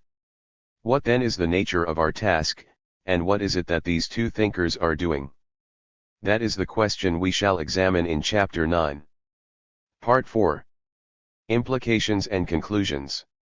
Chapter 9. Deconstruction vs. Constructivism. The previous chapter left us with a question: what is philosophy? Derrida and Deleuze reached ostensibly differing understandings regarding the nature of philosophy and the task of the philosopher. We saw this clearly in our articulations of their respective concepts of difference. Derrida, we saw, embraced a Nietzscheanism based upon the divorce of the signifier from its traditional pretension to truth, understanding sense and hence truth as something that is always produced, thus opening the notion of the signifier to the possibility of limitless dissemination of opposition, slippage, and internal contradiction. On the surface, it would therefore seem as though Derrida were providing a differential version of thought situated within the broader framework of what we might think of as philosophy of language. Indeed, consider the opening words in Of Grammatology: however the topic is considered, the problem of language has never been simply one problem among others. One or the titles and subtitles of his early works. In addition to Of Grammatology, we have Writing and Difference, containing such essays as Force and Signification, La Parole Soufflée, and Structure, Sign, and Play in the Discourse of the Human Sciences, along with Voice and Phenomenon, subtitled, Introduction to the Problem of the Sign in Husserl's Phenomenology. For his part, Deleuze reads Nietzsche as formulating a differential ontology of force, will to power, and eternal return, an ontology of pure immanence and univocity of being that implies its own ethical perspective on life. For this reason, we can all too easily be tempted to say that the only difference between Derrida and Deleuze regarding their concepts of difference is that Derrida's is motivated by and situated in a differential philosophy of language, while Deleuze is articulating a differential ontology. Indeed, as we have seen, Derrida himself seems to suggest that any differences between him and Deleuze can be understood as strategic or methodological, citing disparities in the gesture, the strategy, the manner of writing, of speaking, of reading perhaps. Point 2. But like Zarathustra's dwarf, we risk making things too easy for ourselves if we rest content with this response. To begin with, whatever else Derrida means when he uses the word sign, and despite its ubiquity especially in his early writings, it is clear that for him it is not reducible to a linguistic sign, strictly speaking. As he writes in Of Grammatology, there is not a single signified that escapes, even if recaptured, the play of signifying references that constitute language. The advent of writing is the advent of this play. Today such a play is coming into its own, effacing the limits starting from which one had thought to regulate the circulation of signs, drawing along with it all the reassuring signifieds, reducing all the strongholds, all the out-of-bounds shelters that watched over the field of language. This, strictly speaking, amounts to destroying the concept of sign and its entire logic. Point 3. When sense and truth are themselves produced, when the thing itself is a sign for and the represented is always already a representame. And 5. The traditional definition of the sign, anything which, being determined by an object, determines an interpretation to determination, through it, by the same object. 6. Is expanded to the point of obliteration, and the same is true of any traditional philosophy of language predicated thereupon. As Derrida elsewhere writes, the field of oppositions that deconstruction criticizes is also a field of non-discursive forces. Point 7. Moreover, the question, what is philosophy, and the answer that the thinker provides to that question, drives right to the very heart of the nature of being itself. The methodology of the philosopher speaks to and is informed by their understanding of the fundamental, inasmuch as how they engage with it cannot but implicate what they think of it. So to reduce the difference between Derrida and Deleuze to a mere question of strategy or methodology is to risk losing sight of the deeper difference between the two. Derrida claims, regarding Deleuze, I have never felt the slightest objection arising in me, not even potentially, against any one of his works, even if I happen to grumble a bit, about the idea that philosophy consists in creating concepts. 8. This is not surprising, given everything that we have seen about Derrida's understanding concerning the expressions of relations of force. In Chapter 5, we saw that Derrida's understanding of difference is oppositional in nature, and hence, specific forces subsist in specific, negational relations. For this reason, in any given logical or ontological binary, each term must appear as the difference of the other. Point 9. We saw this again, more clearly, in Chapter 6, where we discovered that the trace is nothing other than traces of traces. Point 11. Given this understanding, it would stand to reason that for Derrida, the creation of concepts would also accord with this interdependent, binary structure, and indeed, Derrida states this explicitly and unequivocally. Every concept that lays claim to any rigor whatsoever implies the alternative of all or nothing. Even if in reality or in experience everyone believes he knows that there is never all or nothing, a concept determines itself only according to all or nothing. It is impossible or illegitimate to form a philosophical concept outside this logic of all or nothing. But one can, think or deconstruct the concept of concept otherwise, think a difference. But it is true, when a concept is to be treated as a concept, I believe that one has to accept the logic of all or nothing. Point 12. The all or nothing choice was not set up by me. It is implied in every distinction or every opposition of concepts, which is to say, of idealities. Point 13. Thus, Derrida's grumbles about Deleuze's understanding of philosophy are to be expected. But it must be noted that the idea of philosophy as concept creation is not an incidental or tangential element in Deleuze's oeuvre. Rather, it guides everything he does from his very first book, Empiricism and Subjectivity, an essay on Hume's theory of human nature, up through his very last, written with Félix Guattari, What is Philosophy? Every single one of the monographs he writes in the history of philosophy and of literature is guided by the question, what concepts did this thinker create? One cannot therefore say of Deleuze, and in the same breath, that one has no objections to his works, and that one disagrees with his formulation of the task of philosophy. These two propositions are mutually exclusive. One cannot grumble about Deleuze's understanding of philosophy without at the same time grumbling about his entire body of work. It is also important to note that Derrida explicitly rejects the language of ontology, and understands the task of the contemporary philosopher as founding a community of the question 14 pertaining to the fact that beyond the death, or dying nature, of philosophy, perhaps even because of it, thought still has a future. Point 15 For Derrida, the project of ontology will always seek an unmediated, simple sense of being. 16 And philosophy, strictly speaking, is always a thought of presence. Moreover, there is no possible objection, within philosophy, in regard to the privilege of the present now. This privilege defines the very element of philosophical thought. It is evidentness itself, conscious thought itself.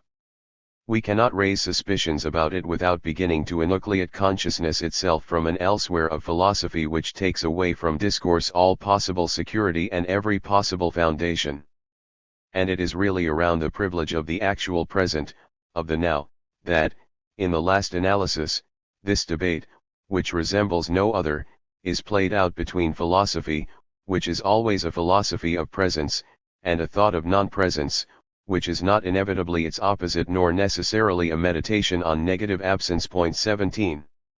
For Derrida, therefore, the task at hand is the opening of new possibilities for thinking itself, which the tradition of Western metaphysics, with its necessary binary structure, essentially restricts. This necessary binarism also entails the necessarily axiological and hierarchical structure of metaphysical thought.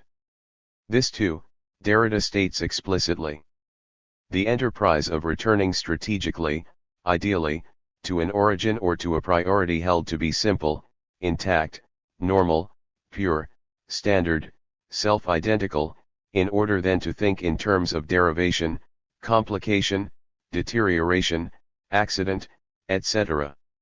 All metaphysicians, from Plato, to Rousseau, Descartes to Husserl, have proceeded in this way, conceiving good to be before evil, the positive before the negative, the pure before the impure, the simple before the complex, the essential before the accidental, the imitated before the imitation, etc.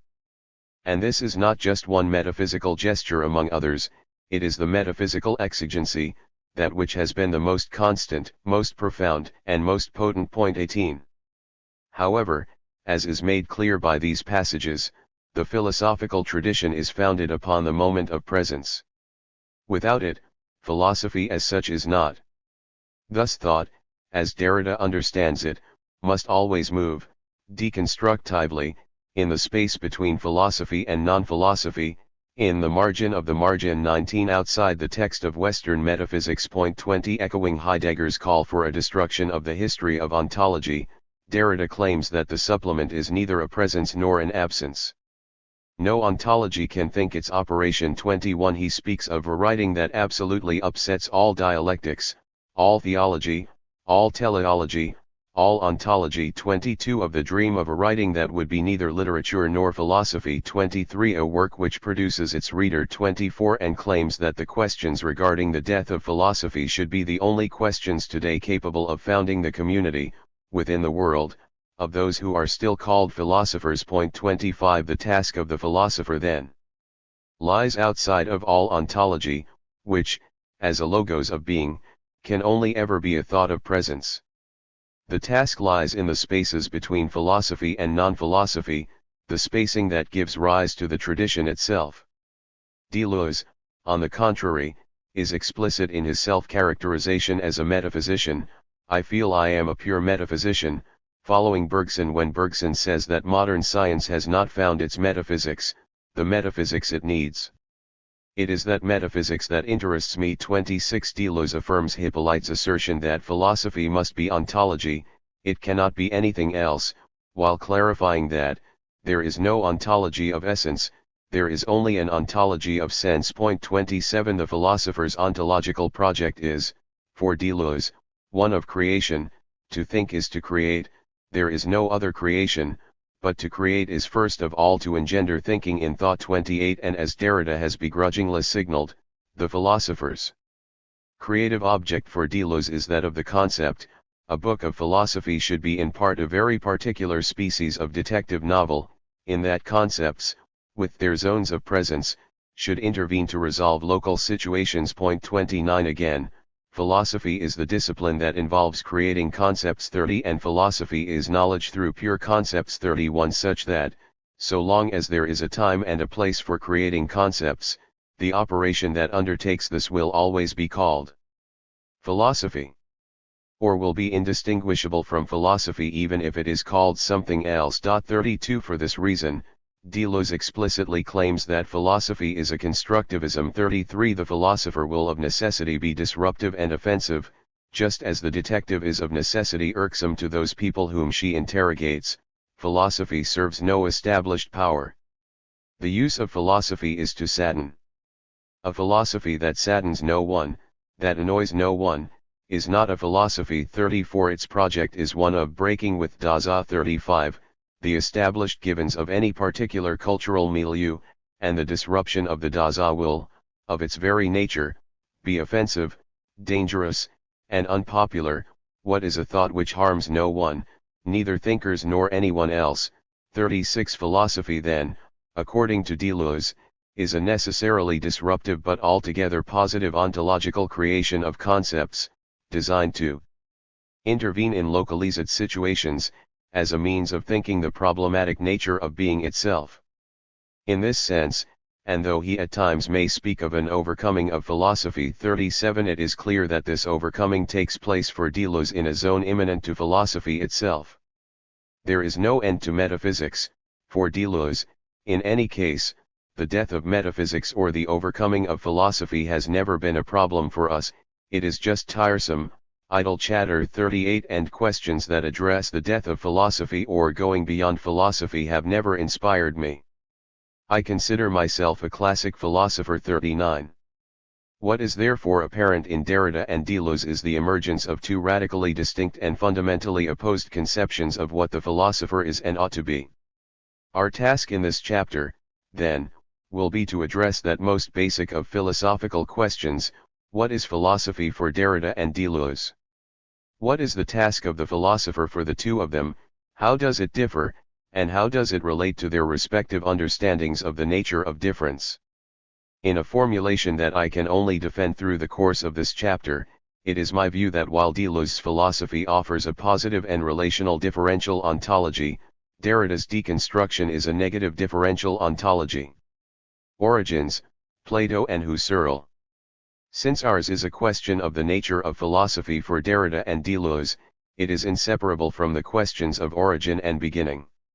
Thus, in posing the question, we proceed by way of thinking through origins, two in particular, Plato, as the origin 40 of the Western philosophical tradition generally, and Husserl, as the origin 41 of the philosophical tradition bearing the name continental philosophy, in which Derrida and Deleuze are situated. Our questioning must begin on the soil in which philosophy took its first breaths, the Greek landscape, as Derrida notes that the founding concepts of philosophy are primarily Greek, and it would not be possible to philosophize, or to speak philosophically, outside this medium. 42 And as Deleuze and Guattari write, philosophy was something Greek, although brought by immigrants. 43 It is Plato who laid out for us what a philosopher is and does.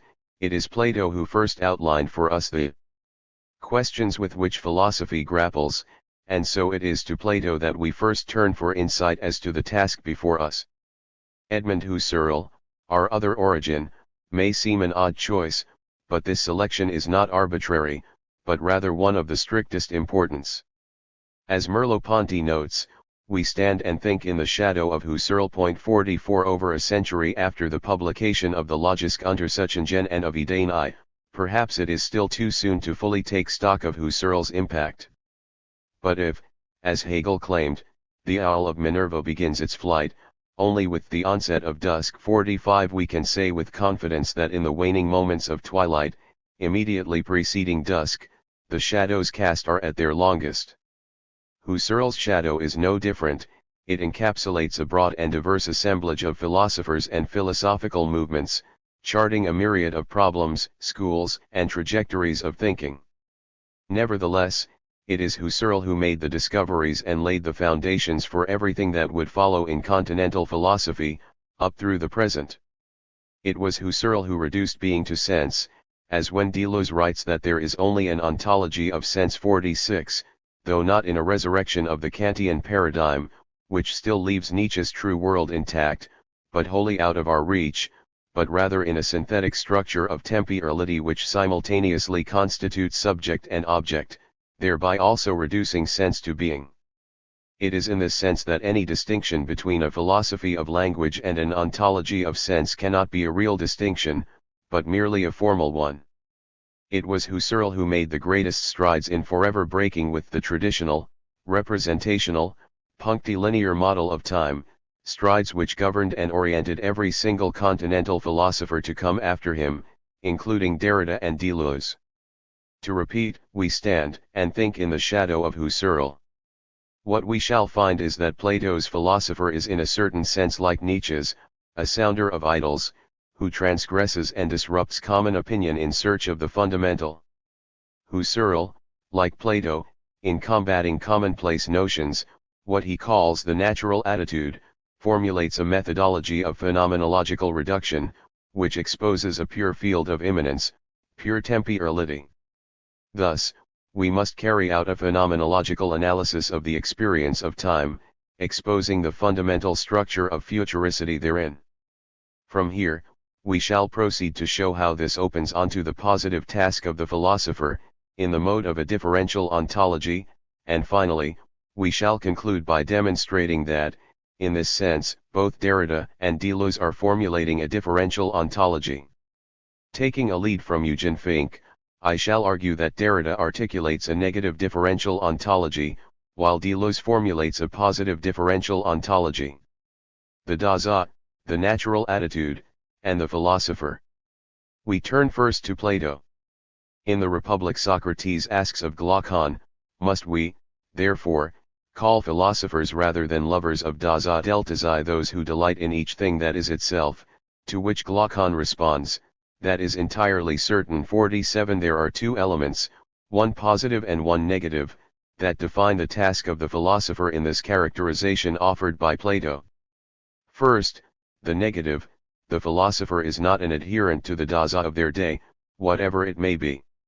In Greek philosophical parlance 48 the Dasein is the common opinion of the masses. Often misguided, it is the understood, established code of givens with which an individual, as a citizen living in a specific historical culture, is inculcated. The first characteristic, the negative characteristic, of the philosopher according to Plato is that the philosopher will not be swayed by, and, if we may take Socrates as our example, will even positively disrupt, the Dasein. From this characteristic, the philosopher derives her irksome reputation for attempting to abolish all cultural presuppositions, religious, political, cultural, scientific, in short, wherever they may be found. As Deleuze claims, where to begin in philosophy has always, rightly, been regarded as a very delicate problem, for beginning means eliminating all presuppositions. 49. The second characteristic, this time positive, of the philosopher will seek each thing that is itself. In seeking the thing that is itself, the philosopher seeks what I shall call the fundamental point. 50 In Plato's case, the fundamental is the transcendent form, never given as such in particular things, but necessary for thinking them. But we need not accept the transcendent, idealist, metaphysical implications of Plato's philosophy in order to accept his prescribed task for the philosopher. The fundamental, for our purposes, merely indicates whatever, in whatever sense of the term whatever, grounds, or conditions, whatever is. We make no presumptions at this time about, nor does the term commit us to, an ontological status of the whatever. It does not commit us to a substantialist metaphysics, nor does it commit us to the simple presence or purity of the origin. 51 Or anything of this nature. The fundamental may be a how rather than a what, fluid rather than static, relational rather than essential. But with this understanding, we have identified the task of the philosopher as outlined by Plato, the disruption of the Dasein in pursuit of the fundamental. This fundamental, whatever it may come to be, I shall henceforth refer to as being, and the pursuit thereof, ontology. As Miguel de Baistegui writes, the essence of philosophy is concerned with one thing, and one thing only, being. 52. For his part, Husserl too labored arduously against a prevailing Dasein, a particularly convincing one, which he called the natural attitude. The natural attitude, though implicit in Plato and the tradition generally, reaches its apex only with the inauguration of the Cartesian paradigm. The natural attitude is what we as cognizing subjects take for granted, accept as given, undeniable, irrefutable, and in no need of defense or even explicit articulation. In the natural attitude, I find a world of objects, consisting of things in pre-established systems of arrangement and value. They just are, as they are, and they just mean so and so, with or without my knowledge of them, or even, with or without any knowledge of them. Corporeal physical things with some spatial distribution or other are simply there for me, on hand in the literal or the figurative sense, whether or not I am particularly heedful of them and busied with them in my considering, thinking, feeling, or willing. 53 I at the same time find myself, a passive thinking thing, an embodied soul, or a mind, which looks out upon the world of objects. Being, on the natural attitude, is thus divided into two categories, the objects of the world, what we shall call brute being, and thought, which is conceived as ontologically distinct from brute being, and which mediates all of my encounters with being, brute being and thought of being, my representations of being. Thought, or my representations of being, arises via the intercourse of my sensory faculties with being, along with the transmissions they receive as interpreted and rendered by the brain. Thus, on this account, it is clear that there is always an irreducible disconnect between being and thought. Perception is always translation, and translation is always alteration, on some level. This puts our thought of being at the mercy of our sensory faculties, which can render things differently based upon the conditions, and based upon their own, the faculties, relative strengths or weaknesses. A person with some form of color blindness, for instance, will represent being differently, and on the natural attitude, less truly, than a person without such color blindness. Likewise, the same table may appear blue, red, or even purple, depending upon the intensity and hue of the lighting in the room. Thus, in the natural attitude, philosophy's ontological purpose must subordinate itself to the task of epistemology. Even if we grant that the task of the philosopher is primarily to think being, we have already taken it as a given that being is ontologically subdivided into the categories of brute being and thought of being, which more or less closely approximates brute being as it in fact is. In order to think being in its entirety then, the philosopher must first make sure her thoughts are true, she must secure for herself a domain of juridicality, where she can be sure that her perceptions and representations are, in fact, grounded and justified. In other words, she must formulate a theory wherein she secures for herself, 1. An evaluation, the evaluative criterion by which she may distinguish between what does and does not count as a true thought or idea, and, 2. A method, the means whereby the adequation between her thought of being and being itself is made perfect, the perfection of the faculty of thinking itself. These two requirements posed by the natural attitude, however, unfortunately present the philosopher with an insuperable paradox. In order to provide an account of being, I must possess the means or method of thinking, capable of perfecting the adequation between brute being and thought, but in order to validate my method, I must already have at my disposal the ability to distinguish between a true and a false idea. The impasse of this paradox can be highlighted by an example. If, for instance, I wish to know if my cleaning solution is properly mixed, if my methodology is sound, I can run a simple test: is the surface on which I have used it now clean? But this test only works because I already know the desired outcome, I already know what clean means, as opposed to dirty. To continue with our analogy, in the natural attitude, the philosopher knows neither whether the solution is properly mixed, nor does she possess any adequate concept of clean. Thought, on the natural attitude, is forever divorced from being, and ontology on this model is forever damned to vain attempts at reconciliation. It is thus no surprise that the radical certainty afforded by the Cartesian cogito in the so-called way of ideas terminates in Humean scepticism a mere century later. Breaking with the Dasein, the epoche and the transcendental reduction. In the face of this paradox, thought is born. Husserl's response, and Deleuze and Derrida's as well, is the return to a field of immanence, in order to evaluate the given as given. This takes the form of Husserl's famous principle of all principles, that everything originarily, offered to us in intuition is to be accepted simply as what it is presented as being, but also only within the limits in which it is presented there. 54 His methodology is the absolute suspension of the natural attitude. In the mode of the phenomenological epoche, we put out of action the general positing which belongs to the essence of the natural attitude. 55 Though sharing methodological similarities with Cartesian doubt, the epoche does not negate, deny, or doubt the real existence of the world, it simply puts it out of play, suspends the judgment that would either affirm or deny its existence, and along with it, all the propositions and conclusions of the sciences founded thereupon. The epoche thus fundamentally transforms our understanding of the world and of the things in it.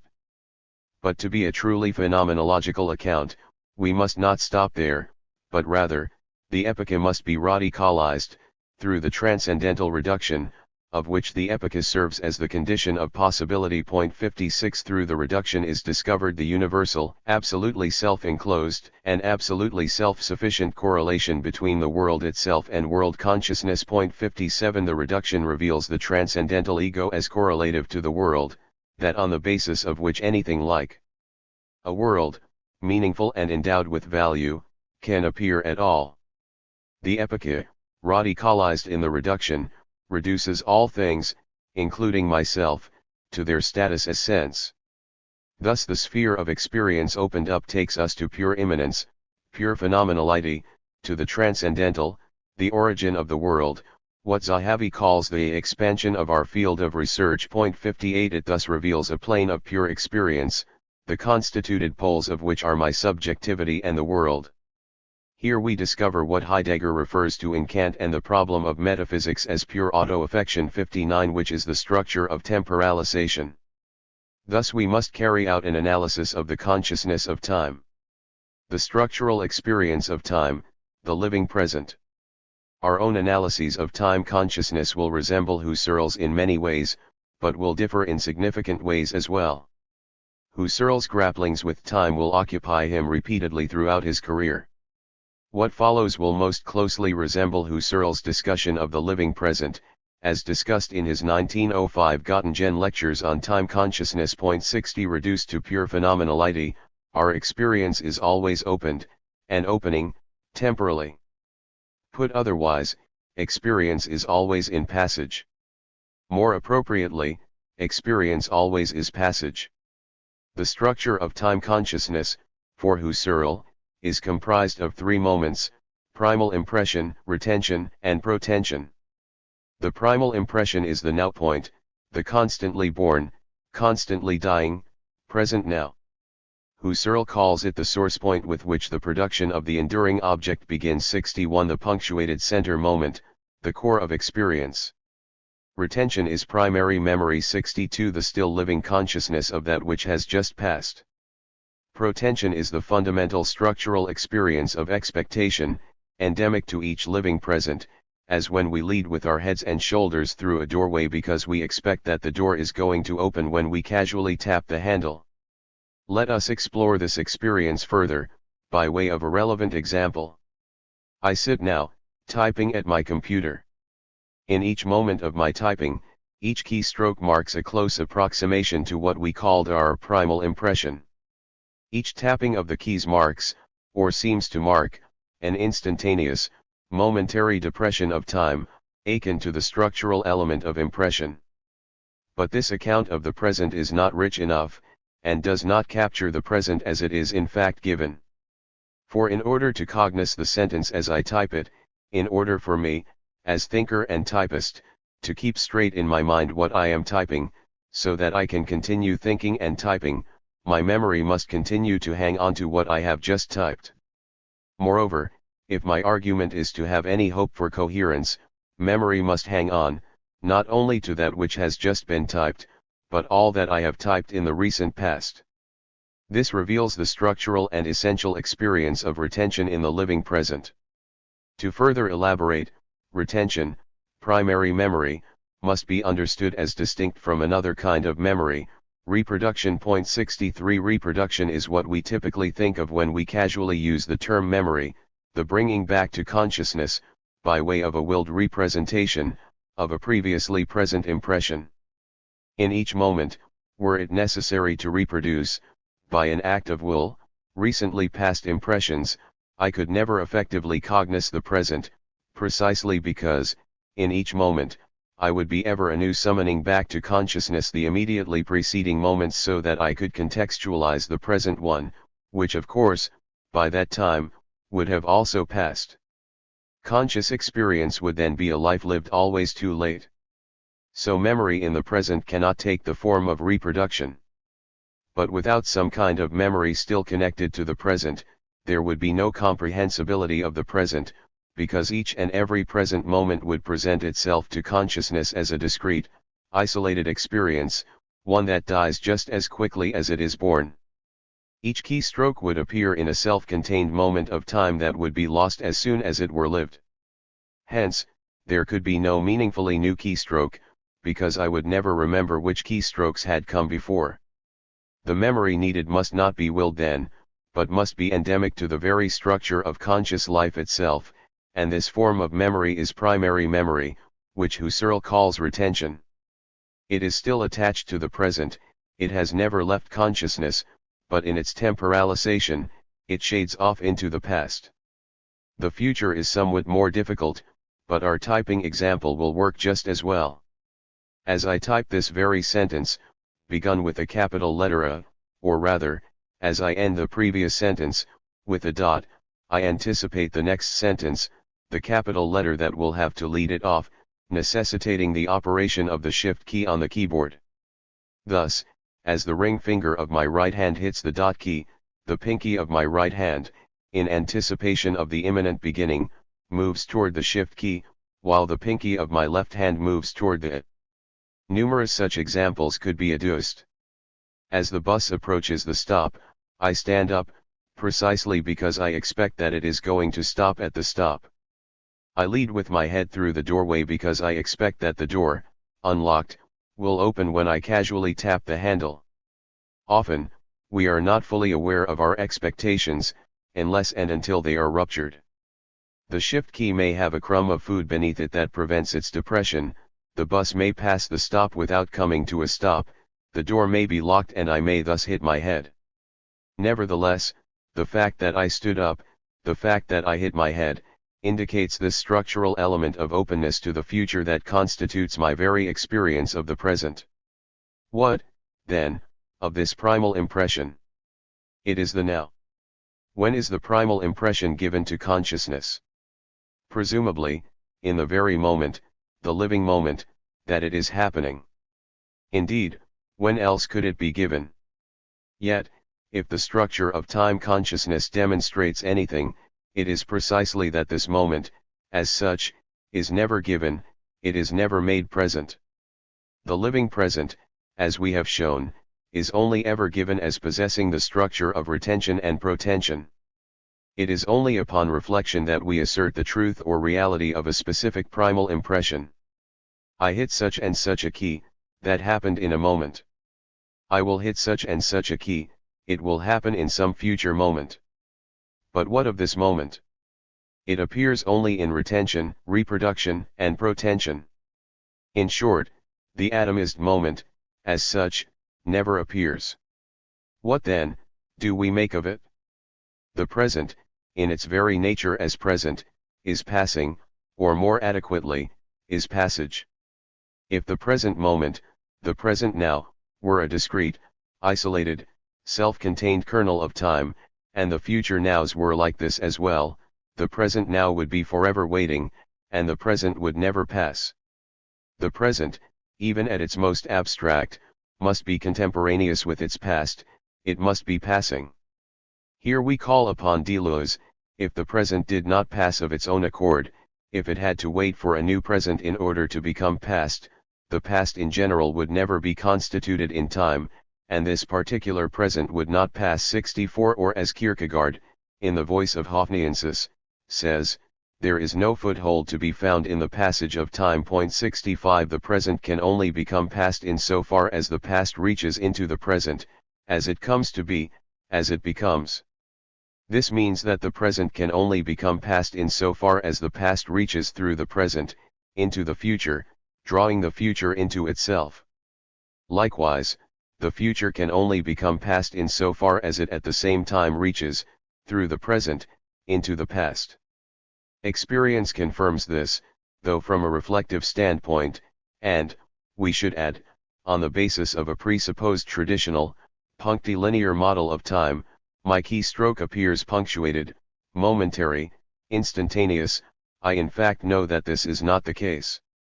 If I, for instance, slow my typing down, and immerse myself in the awareness of my typing, I find that my keystrokes are continuous, fluid.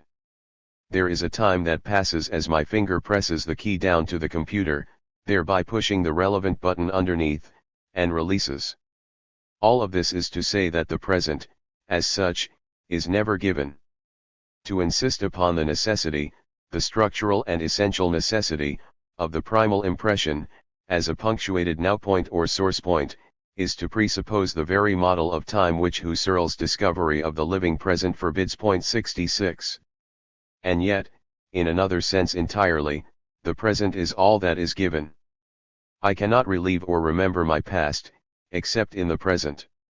I cannot make plans, set goals, etc., for the future, except in the present. Reflection and expectation can only take place in the context of a living, present, moment. As Augustine puts it beautifully in Confessions.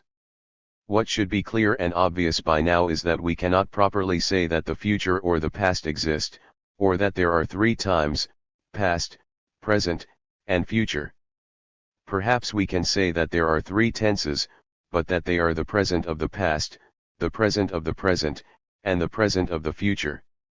This would correspond, in some sense, with the triad I find in the soul and nowhere else, where the past is present to memory, the present is present to observation, and the future is present to anticipation. 67. So as we have already established, the present as such is never given, and yet, the present is all that is. This presents us with an apparent paradox: the present is not, and yet, the present is all that is. But it appears as paradoxical only because of the extreme difficulty we have with thinking time in a non-punctuated, non-linear, non-presentist manner, where time is understood as a line, comprised of an infinite amount of discrete points, called moments, and the past, present, and future are the dimensions of this line of time.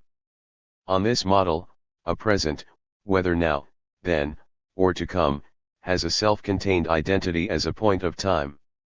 If this is the case, the present cannot both be and not be.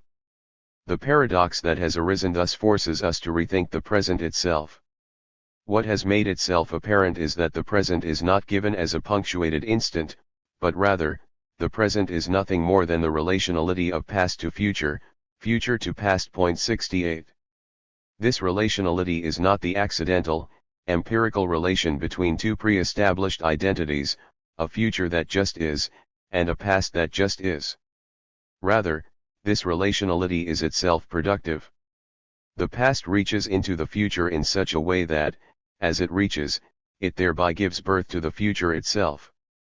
Let us examine, by eidetic variation, our concept of protension. The examples we have used thus far are mundane, everyday examples, awaiting the bus, hitting keys on a keyboard, etc. But these everyday examples are predicated upon a more basic and fundamental structure of openness, the experience of futurality itself. It is only on the basis of futurality that I can anticipate anything at all. But futurality itself is not the expectation of anything in particular, but rather the mere expectation of a future, an openness to the new, to the coming, that is constituted, lived, indeed birthed, in each present moment, as resulting from its past. The relationality that constitutes the present produces its future, produces this structural experience of openness. What, then, of the past? On the traditional, punctilinear model of time, the past is comprised of the presents that are no more. But on our understanding of the living present, nothing could be further from the truth. The past is, and forevermore shall be. Let us analyze the experience of memory, the death of a loved one, for instance. When someone we love dies, it is wholly inaccurate to say that this event is no more. On the contrary, this event is, and will be, for the duration of the life of the organism. A painful romance, a heartbreak, a divorce, the birth of a child, a wedding day, the event, is not gone, it is what is produced, from the Latin, pro meaning bringing forth and ducere meaning to guide or to lead, brought forth or led forward, by the future in its coming. The past, from the future, perpetually meets consciousness in its present. As the future comes to pass, it produces the past, and this past forever runs simultaneously parallel, and intertwined with, the future in its coming. The past relates to the future in such a way that its events make possible the future as such, and in like manner, the future constitutes the past. Both are intertwined in, and constituted by, the present in its productive relationality. The present alone exists 69, but it exists always and only as the productive relationality constituting simultaneously its dually intertwined dimensions of future and past. This is the structure of what I call futuricity. A philosophy of the future. Philosophy, as we have traced it out of Plato's thought, is ontology. Philosophy is the attempt to think being, the fundamental, as we have understood it in the broadest possible sense. Despite its myriad forms, it is forever distinguished from the sciences by its pursuit of the fundamental. Philosophy of art is neither art history nor art criticism, philosophy of physics is not physics, political philosophy is not political science, philosophy of film is not film theory. Philosophy's revelations are, according to Husserl, metaphysical, if it be true that the ultimate cognitions of being should be called metaphysical. 70 The ultimate cognitions of being on Husserl's account overcome the traditional dualistic metaphysics that forever damns ontology to the back seat with epistemology at the wheel, because Husserl puts thought at the very heart of being. Being, we realize in the shadow of Husserl, is the fundamental structure of life itself, which we, in agreement with Husserl, identified as essentially tempi erlesing. Being is productive relationality. What is philosophy, according to Derrida and Deleuze? It is ontology in the very broad sense that we have described. But in its ontological pursuits, it must vigilantly avoid the trappings of traditional essentialist metaphysics, metaphysics of identity, of centrality, of presence, which continually tempts the thinker with its promises of the universal. 71 Philosophy must attempt to think being in its very sense as productive relationality, without compromise, as what fundamentally opens thought to the experience of the new, even in its manifestations as past. Without compromise, that is to say, as nothing but compromise, as compromising is a promising together. In its productive relationality, its difference, being promises itself in the dual futuricity of past and future.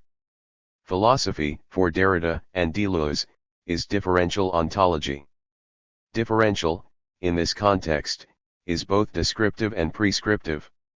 A differential ontology is one that attempts to think being on a differential foundation, thinking identity as secondary and essentially relational. In this setting, truth becomes not irrelevant, non-existent, or worse, purely relativistic, but itself essentially constituted and tempi erlesing. It is foundational in a certain sense, but the foundation it thinks is not one of absolute presence, certainty, identity, or centrality. Ideas, therefore, are related not to a cogito which functions as ground or as a proposition of consciousness, but to the fractured I of a dissolved cogito, in other words, to the universal ungrounding which characterizes thought as a faculty in its transcendental exercise. 72 Differential ontology thinks the ground, but must always think the ground as an essential ungrounding. It does not abolish the pursuit of the ground, but perpetually attempts to reformulate the language whereby we address the ground. This means that its concepts must not be representational. Representation fixes stable and permanent limits, demarcating what is from what is not the thing in question, establishing atemporal quiddities within beings. This activity thus immobilizes and hence corrupts the thinking proper to an ontology of difference. The concepts of a differential ontology must themselves be differential in nature.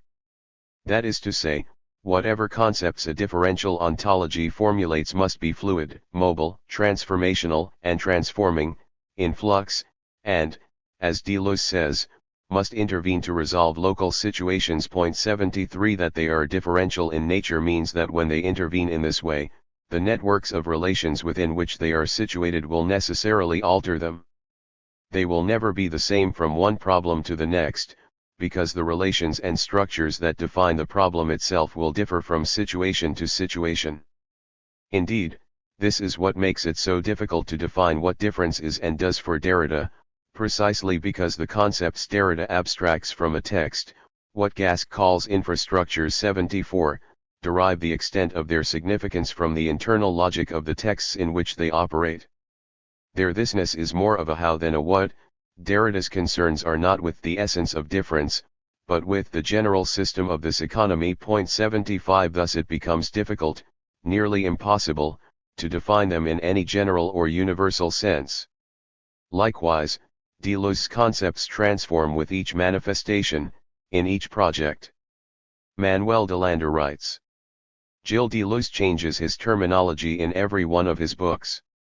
Very few of his concepts retain their names or linguistic identity. The point of this terminological exuberance is not merely to give the impression of difference through the use of synonyms, but rather to develop a set of different theories on the same subject, theories which are slightly displaced relative to one another but retain enough overlaps that they can be meshed together as a heterogeneous assemblage. Thus, the different names which a given concept gets are not exact synonyms but near synonyms, or sometimes, non-synonymous terms defining closely related concepts. 76. Likewise, Daniel W. Smith writes, one of the most obvious features of Deleuze's analytic of concepts lies in the fact that, from a Deleuzean perspective, concepts do not have an identity but only a becoming. 77 Though there is indeed continuity to Deleuze's thinking, from the early book on Hume all the way through the later politically motivated works with Guattari, nevertheless, his concepts transform. The simulacrum, which, as we have seen, was so central to his formulation of a philosophy of difference in both difference and repetition and the logic of sense, goes away after latter work. On the other hand, it seems to me that I have totally abandoned the notion of simulacrum, which is all but worthless. 78 Deleuze has not thereby abandoned differential ontology in his later works, but in fact held fast to its most decisive condition: deconstruction as differential ontology. The next task is to defend the characterization of Derrida's project as an ontology. Prima facie, this would appear to be an absurd task, given the number of times that Derrida himself explicitly rejects such terminology. As ontology will attempt to formulate a sense of being, and as being has been historically determined as presence, and as everything that Derrida does calls into question the unmediated simplicity of presence, am I not grossly misrepresenting Derrida's thought by characterizing it as an ontology? Indeed, Derrida writes explicitly of the impossibility of formulating the movement of supplementarity within the classical logos, within the logic of identity, within ontology. 79 So if Derrida is giving us an ontology, what sort of ontology is it? It almost goes without saying that there are few philosophers in the history of philosophy who have been as widely ridiculed, dismissed, and disregarded as Derrida. 80 The John Searle debacle, which ultimately culminated in the publication of Derrida's Limited Incorporated, is well known, and though Searle himself refused to formally take up the debate again, he nevertheless continued in his published work to dismissively mock Derrida, poorly translating his infamous line ilny apod or text 81. As there exists nothing outside of texts 82. Another of Derrida's persistently dismissive attackers is Brian Leiter, who accuses Derrida of attempting to appear profound by being deliberately obscure. 83 In an interview, Leiter remarks that philosophers generally think that people like Derrida are pretty bad philosophers, and say a lot of silly and foolish things about truth, about meaning, about knowledge, and so on, claiming that for Derrida, texts have no meaning. They can mean almost anything the interpreter wants them to mean. 84 As we have seen, this is a reductive and gross mischaracterization of Derrida. Finally, there is the famous attempt, on the part of numerous professional philosophers, among them Willard Quine and David Armstrong, to prevent Derrida's being awarded an honorary degree from Cambridge University in 1992, citing his semi-intelligible attacks upon the values of reason, truth, and scholarship. 85 Deriding Derrida as deliberately obscure, irreverent, insincere, disrespectful, or frivolous is, in some academic circles, a badge of honor, one that can be flashed without need of defense or justification. Yet, Derrida himself repeatedly asserts the seriousness and importance of his work. His earliest works on Husserl reflect a careful and thorough engagement with the philosopher who, more than any other in our epoch, sought to radicalize the Cartesian and Kantian projects, purging them of their errors and inconsistencies in the unrelenting and unwavering search for apodictic certainty, in order to once again establish philosophy as the rigorous science par excellence. Writing and Difference and Margins of Philosophy, the published collections of his early essays, contain such careful engagements with every significant movement and thinker in French philosophy in his day, Husserl, Levinas, Hegel, Foucault, Baudelais, Structuralism, Freud, Artaud, Nietzsche, and others, and always with the same exigency and the same questions: what does this thought demand, and what economic structures and logics command its operation? What are the conditions for thought? What is the foundation of meaning? These are not the questions of someone who does not take philosophy seriously. Moreover, Derrida played a key role in the Groupe de Recherche sur l'enseignement philosophique, GREPH, the Collège International de Philosophie, CIPH, and the États Généraux de la Philosophie, Estates General of Philosophy. These groups were all focused on concentrating efforts to ensure the continued teaching of philosophy in French secondary schools when it came under attack by the proposed Haby reform. 86 The writings of this period are collected in Derrida's Two Right to Philosophy volumes. 87 These actions are not the actions and preoccupations of someone who does not take philosophy seriously. Why then the insistent and persistent mockeries and derisions of his work?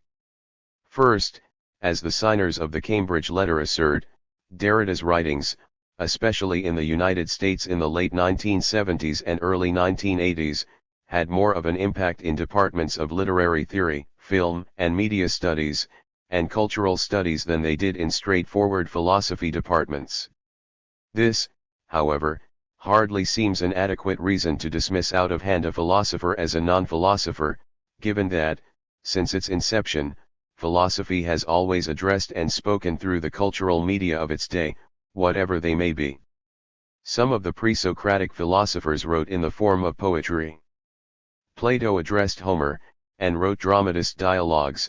Aristotle is believed to have written dialogues, as did Georges Berkeley and David Hume, who also wrote a 6-volume history of England. Augustine philosophized through confessions and prayers. Boethius dramatized a dialogue between himself and a personified philosophia. Nietzsche was a musician, a poet, and philologist. Moreover, in Eastern thought, the boundaries between poetry, scripture, and philosophy have never been hard and fast. It is only in the 20th century that certain strains in Western thought have asserted that philosophy should be isolated from the arts, the rest of the world, and from every other academic discipline.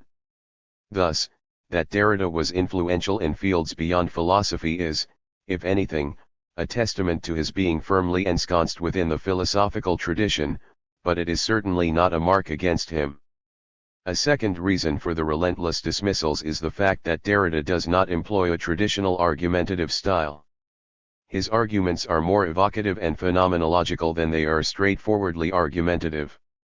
Rather than a premise-conclusion model of argument, he attempts to evoke an experience of the logic of the text itself, drawing out the ways in which language makes possible, but also undermines the argument structure of the text, which thus means that his arguments can and often do go on for the duration of the engagement in question.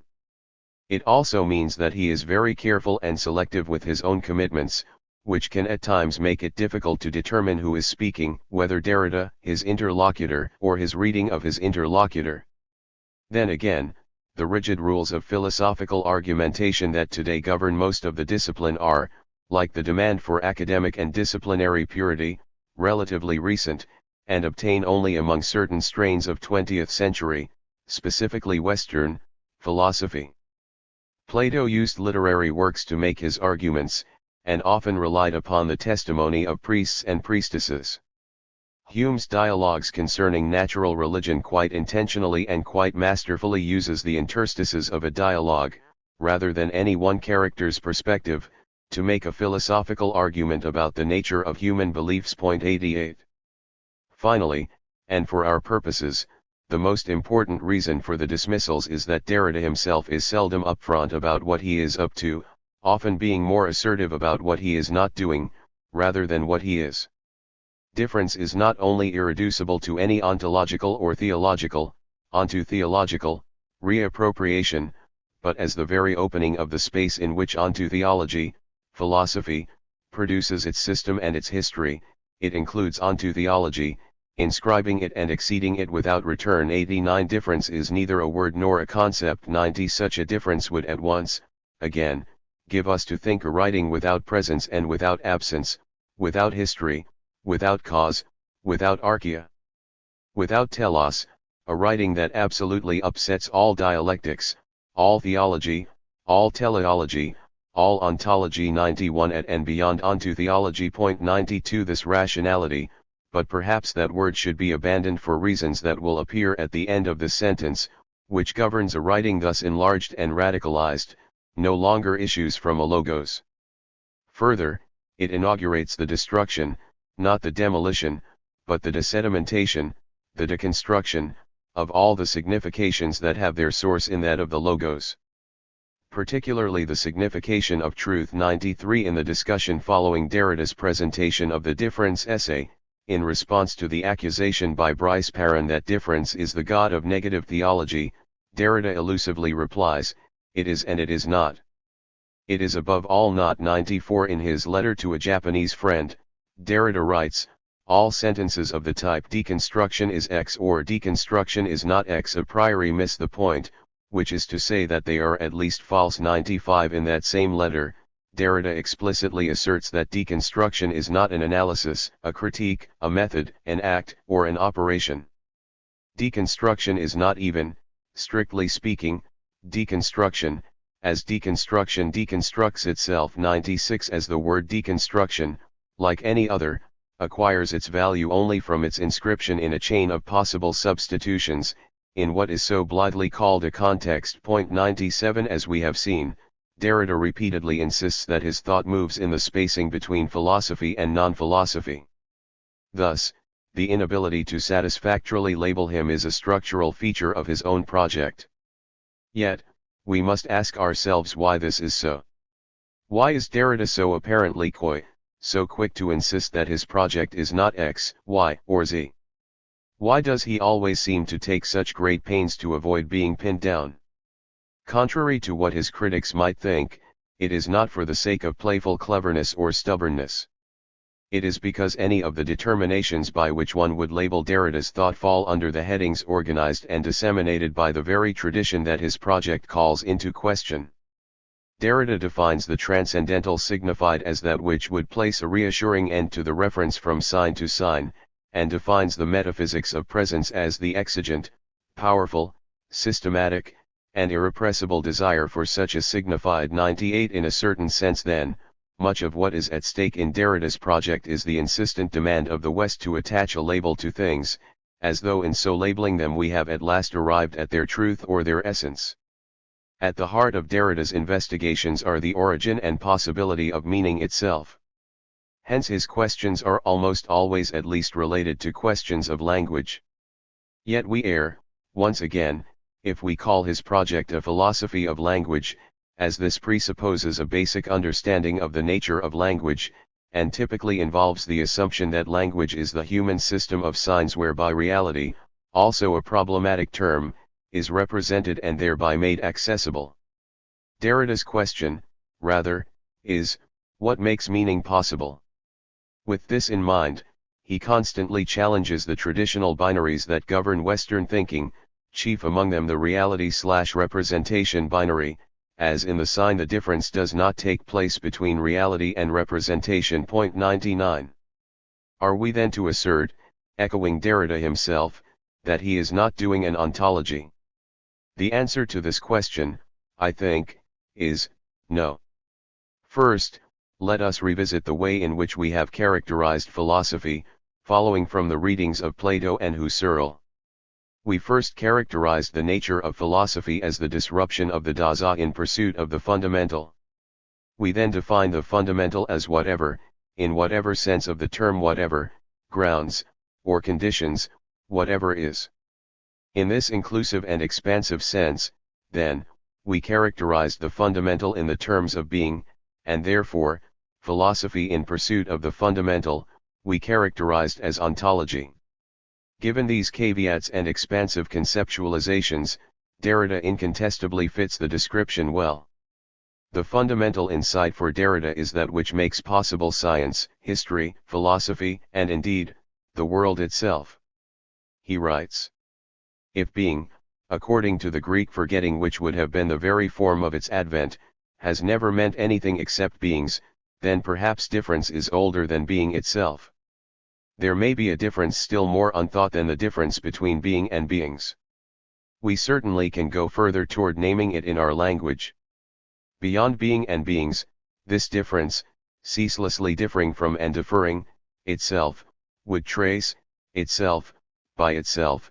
This difference would be the first or last trace if one still could speak, here, of origin and end. 100. Again, essentially and lawfully, every concept is inscribed in a chain or in a system within which it refers to the other, to other concepts, by means of the systematic play of differences. Such a play, difference, is thus no longer simply a concept, but rather, the possibility of conceptuality, of a conceptual process and system in general. 101 Difference is the non-full, non-simple, structured and differentiating origin of differences. 102 Again. Within the decisive concept of ontico-ontological difference, all is not to be thought at one go, entity and being, ontic and ontological, ontico-ontological, are, in an original style, derivative with regard to difference, and with respect to what I shall later call difference, an economic concept designating the production of differing/differing. The ontico-ontological difference and its ground, are not absolutely originary. Difference by itself would be more originary, but one would no longer be able to call it origin or ground, these notions belonging essentially to the history of ontotheology, to the system functioning as the effacing of difference. 103. Finally, in Voice and Phenomenon, after effectively arguing that no pure transcendental reduction is possible, Derrida claims that nevertheless, it is necessary to pass through the reduction in order to recapture the difference in closest proximity to itself, not to its identity, nor its purity, nor its origin. It has none of these. But in closest proximity to the movement of difference. 104 Thus, it seems undeniable that Derrida is attempting to think the originary and the fundamental, even if it is an originary that complicates the very notion of origin. As Geoffrey Bell writes, to the extent that philosophies within the critique of metaphysics and end of philosophy traditions attempt to think the uncommon condition for the possibility of common, everyday practices and beliefs, then they are doing what metaphysicians and philosophers ought to be doing. They are, in short, doing philosophy. 105 Thus, keeping in mind all the necessary Derridean caveats, we can say that Derrida is indeed operating at the level of the ontological as we have characterized it. Nevertheless, does he not persistently speak almost exclusively, and especially in the early writings, of signs? We must admit this is the case. He is after all, speaking of a grammatology, a science of writing that would be more basic and more fundamental than either science or writing. However, it is only in light of a presupposed traditional commitment to an absolute breach between thought and being that one must maintain that a philosophy of signs cannot be an ontology, a breach that the very movement of deconstruction, in its relentless problematization of traditional binaries, would have to reject. Derrida writes, citing C.S. Peirce, "From the moment there is meaning there are nothing but signs. We think only in signs." 106. He then points us almost immediately back in the direction of Nietzsche, noting that this amounts to ruining the notion of the sign at the very moment when, as in Nietzsche, its exigency is recognized in the absoluteness of its right. 107. We recall that Derrida's Nietzscheanism embraces the liberation of the signifier from any presupposition to truth or to being in the form of the presence of a signified. In one of his most infamous passages, Nietzsche writes, against positivism, which halts at phenomena, there are only facts. I would say, no, facts is precisely what there is not, only interpretations. In so far as the word knowledge has any meaning, the world is knowable, but it is interpretable otherwise, it has no meaning behind it, but countless meanings. Perspectivism. 108. Like Derrida, Nietzsche is often subjected to the most outlandish and ridiculous criticisms. This citation is one that has elicited some of those criticisms. But let us first look at what he is not saying. He is not endorsing a robust relativism, or saying that the world has no meaning other than the one that a would-be subject injects into it. Perspectivism does not entail an egoistic relativism. 109. As evidence, consider that Leibniz's monadology is, in a certain sense, a perspectivism. Indeed, egoism, and the interpretation that it would impose upon the world, would itself be an interpretation, relying upon assumptions about the ego. Everything is subjective, you say, but even this is interpretation. The subject is not something given, it is something added and invented and projected behind what there is. Finally, is it necessary to posit an interpreter behind the interpretation? Even this is invention, hypothesis. 110. Let us look to this passage of the Will to Power more closely, as it is illuminative to understanding Derrida's ontology of signs. Positivists, Nietzsche claims, halt at the phenomena, which they understand as facts. The word fact derives from the Latin factum, which is the nominal use of the past participle of the verb facere, meaning to make, compose, or do. A fact is a given, a something done. In his reading of positivism, Nietzsche equates the fact with the phenomena, or appearances.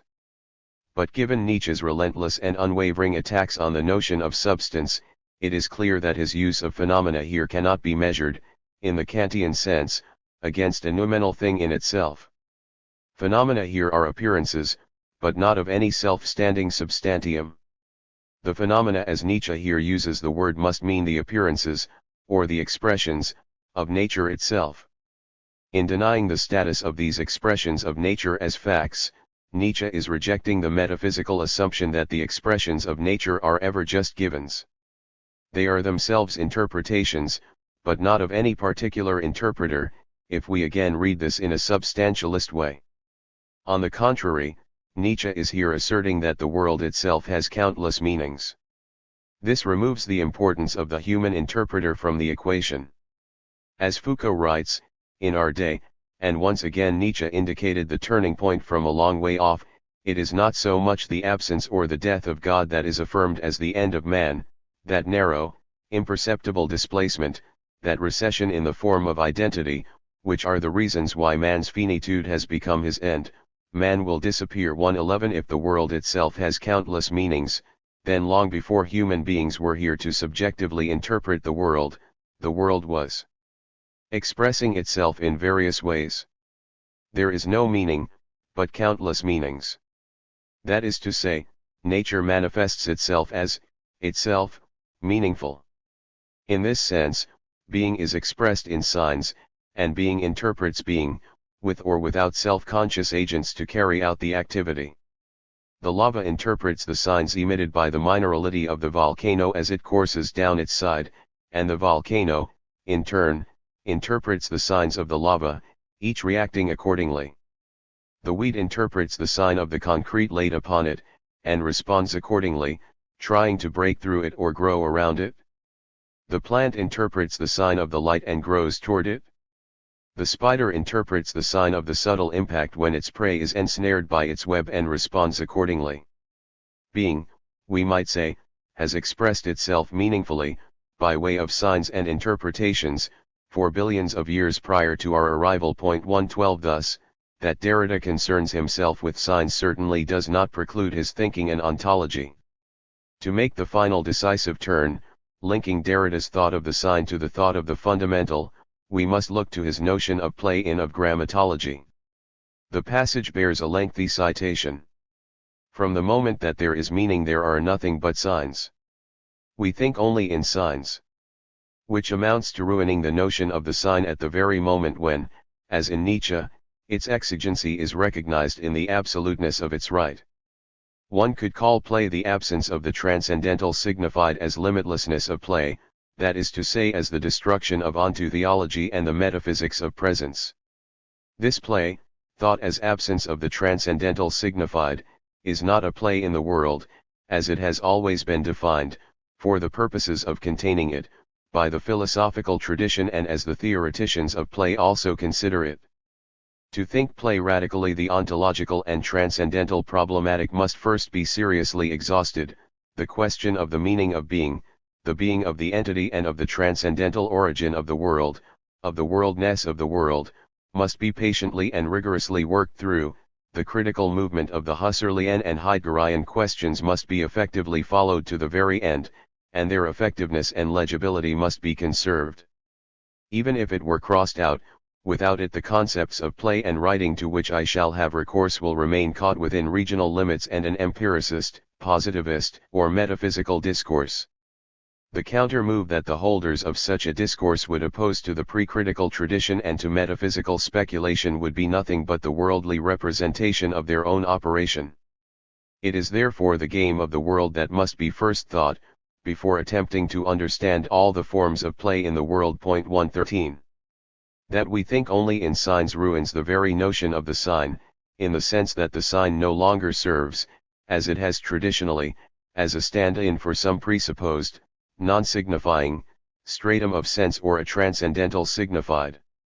This is why Derrida claims that Peirce, in a certain sense, goes further than does Husserl toward the deconstruction of the transcendental signified, in that, for Peirce, the thing itself is a sign. 114 whereas, for Husserl, the thing itself is pre-expressive, and signs come after. That we think only in signs is thus a demolition of the traditional understanding of what a sign is and how signs function. The sign traditionally understood, both temporally and spatially, points toward a presence that is not here, and is not now. Signs are thus understood as essentially secondary. They tell us that so and so was here, but is no more, or that someone will be here at such and such a time. They tell us that we are not yet at our destination, but will be. Linguistically, they point the listener toward the internal experiences of a speaker, which the listener, as listener, can never quite grasp in the way that the speaker does, because it is held that our own experiences, immanent as they are to our personal consciousnesses, are full and complete, whereas the signs that we use to convey them are necessarily deficient. They point toward ideal senses. That we think only in signs, and only by way of a limitless series of referentiality and interpretation, without ever reaching a terminus, is tantamount to putting a notion of play at the heart of thinking. But we must not, by that token, remain trapped within a Cartesian framework of a self-enclosed, self-contained subjectivity which would be responsible for the thinking, as this would merely reinstate the transcendental signified, in the mode of the I that serves as the absolute ground of its thought. The subject thinks only in signs, even when she is thinking about herself, and signs always point elsewhere. So even in her efforts at self-understanding, the signs whereby she thinks the self will be infected with an exteriority, such that any rigid line between the inside of the subject and the outside of the subject will be unsustainable.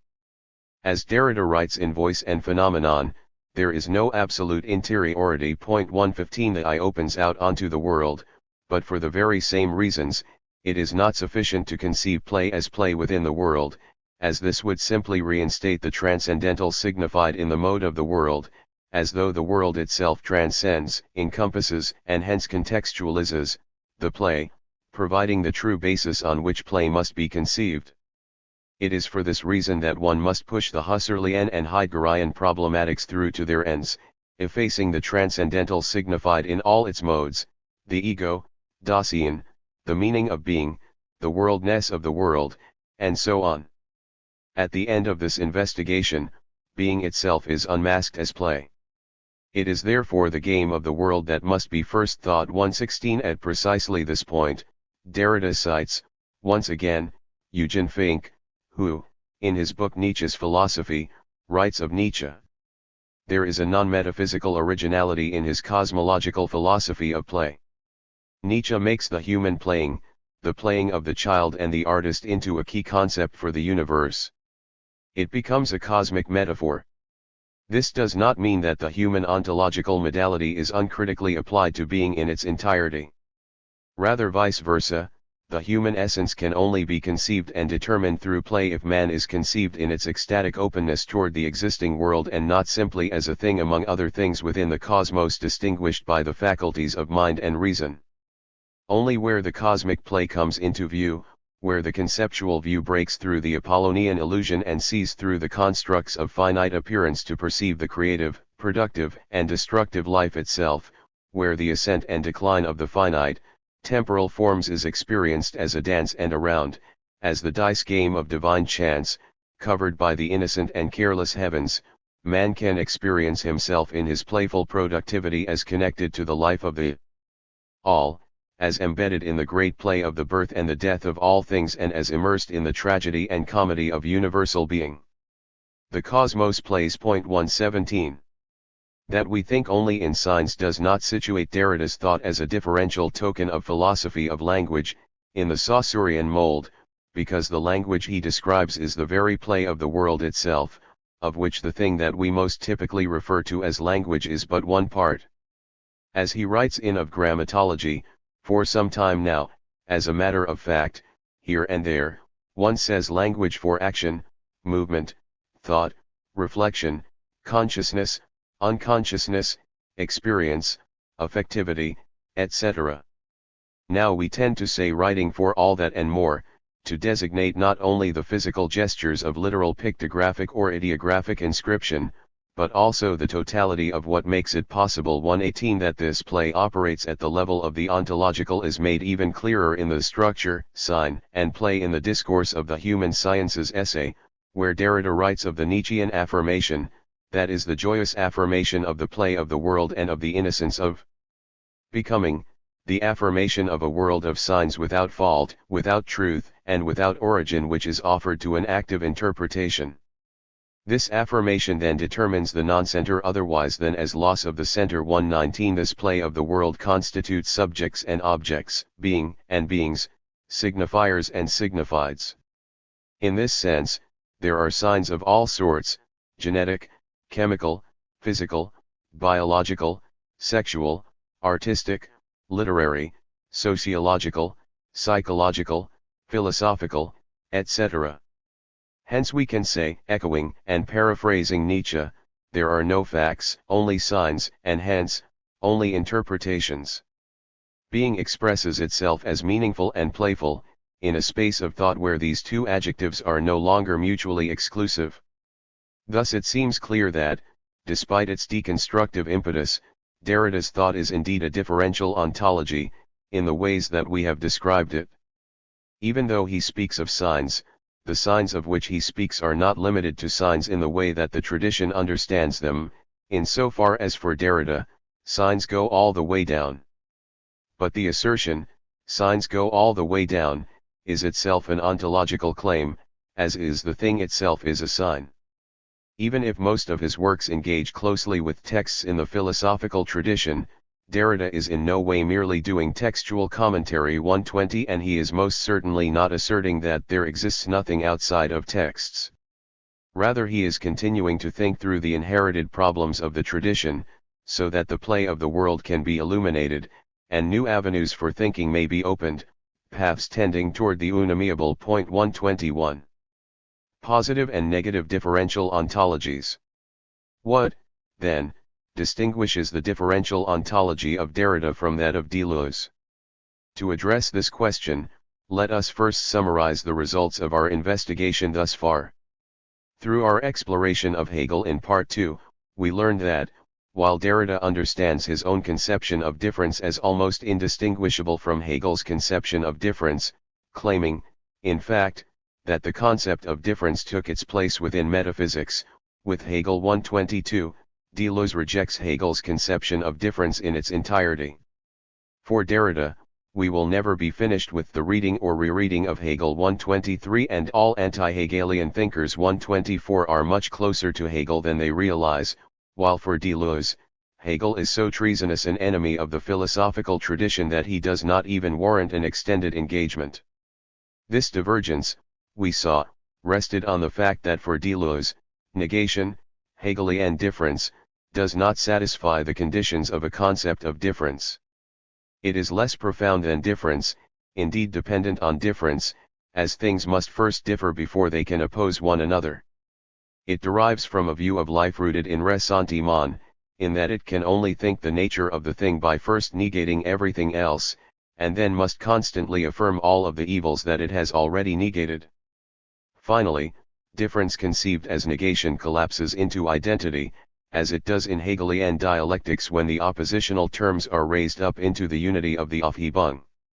Difference, for Deleuze, must be conceived without negation, or it is, we might say, insufficiently difference. On the contrary, Derrida's criticism of Hegel's conception of difference is that it is insufficiently negative, because the binary oppositions in Hegel's system are ultimately aufgehoben into a higher, dynamic, and homeostatic unity, thereby cancelling the opposition. The problem, for Derrida, is not that difference is conceived by Hegel as a negation, but rather that the negation is ultimately overcome.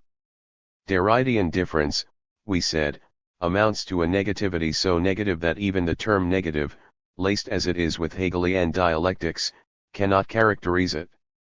Then, through our investigations of Nietzsche in Part 3, we saw that both Deleuze and Derrida reject Heidegger's reading of Nietzsche, and both understand Nietzsche as the pivotal figure in the overcoming of the Hegelian conception of difference. Like their rejections of Hegel, however, their reasons and strategies for rejecting Heidegger, as well as their understandings of the Nietzschean contribution, differ significantly. Derrida strenuously rejects Heidegger's reading of Nietzsche as an ontological thinker, writing that in wishing to restore a truth and an originary or fundamental ontology in the thought of Nietzsche, one risks misunderstanding, perhaps at the expense of everything else, the axial intention of his concept of interpretation. 125 Given his rejection of Heidegger's ontological reading of Nietzsche, Derrida also rejects the two further points in Heidegger's reading, including Heidegger's understanding of Nietzsche as reversing Platonism.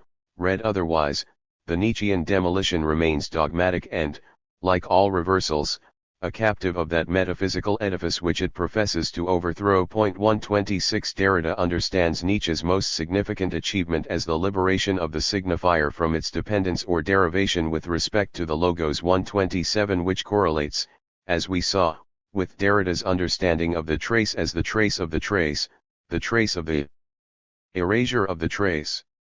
128 A cinder as the house of being. 129 Deleuze, on the contrary, affirms an ontological reading of Nietzsche, but rejects the notion that this ontology commits him to a substantialist, presentist metaphysics, in the way that Heidegger reads him, and as Derrida asserts is true of all ontologies. Rejecting the principle that all reversals remain captive to that which they endeavor to reverse, Deleuze thinks through the implications of the Nietzschean injunction to reverse Platonism, the task of modern philosophy. 130, arguing that this reversal in fact liberates a Platonic concept typically suppressed in the traditional, dyadic readings of the Platonic tradition, the simulacrum.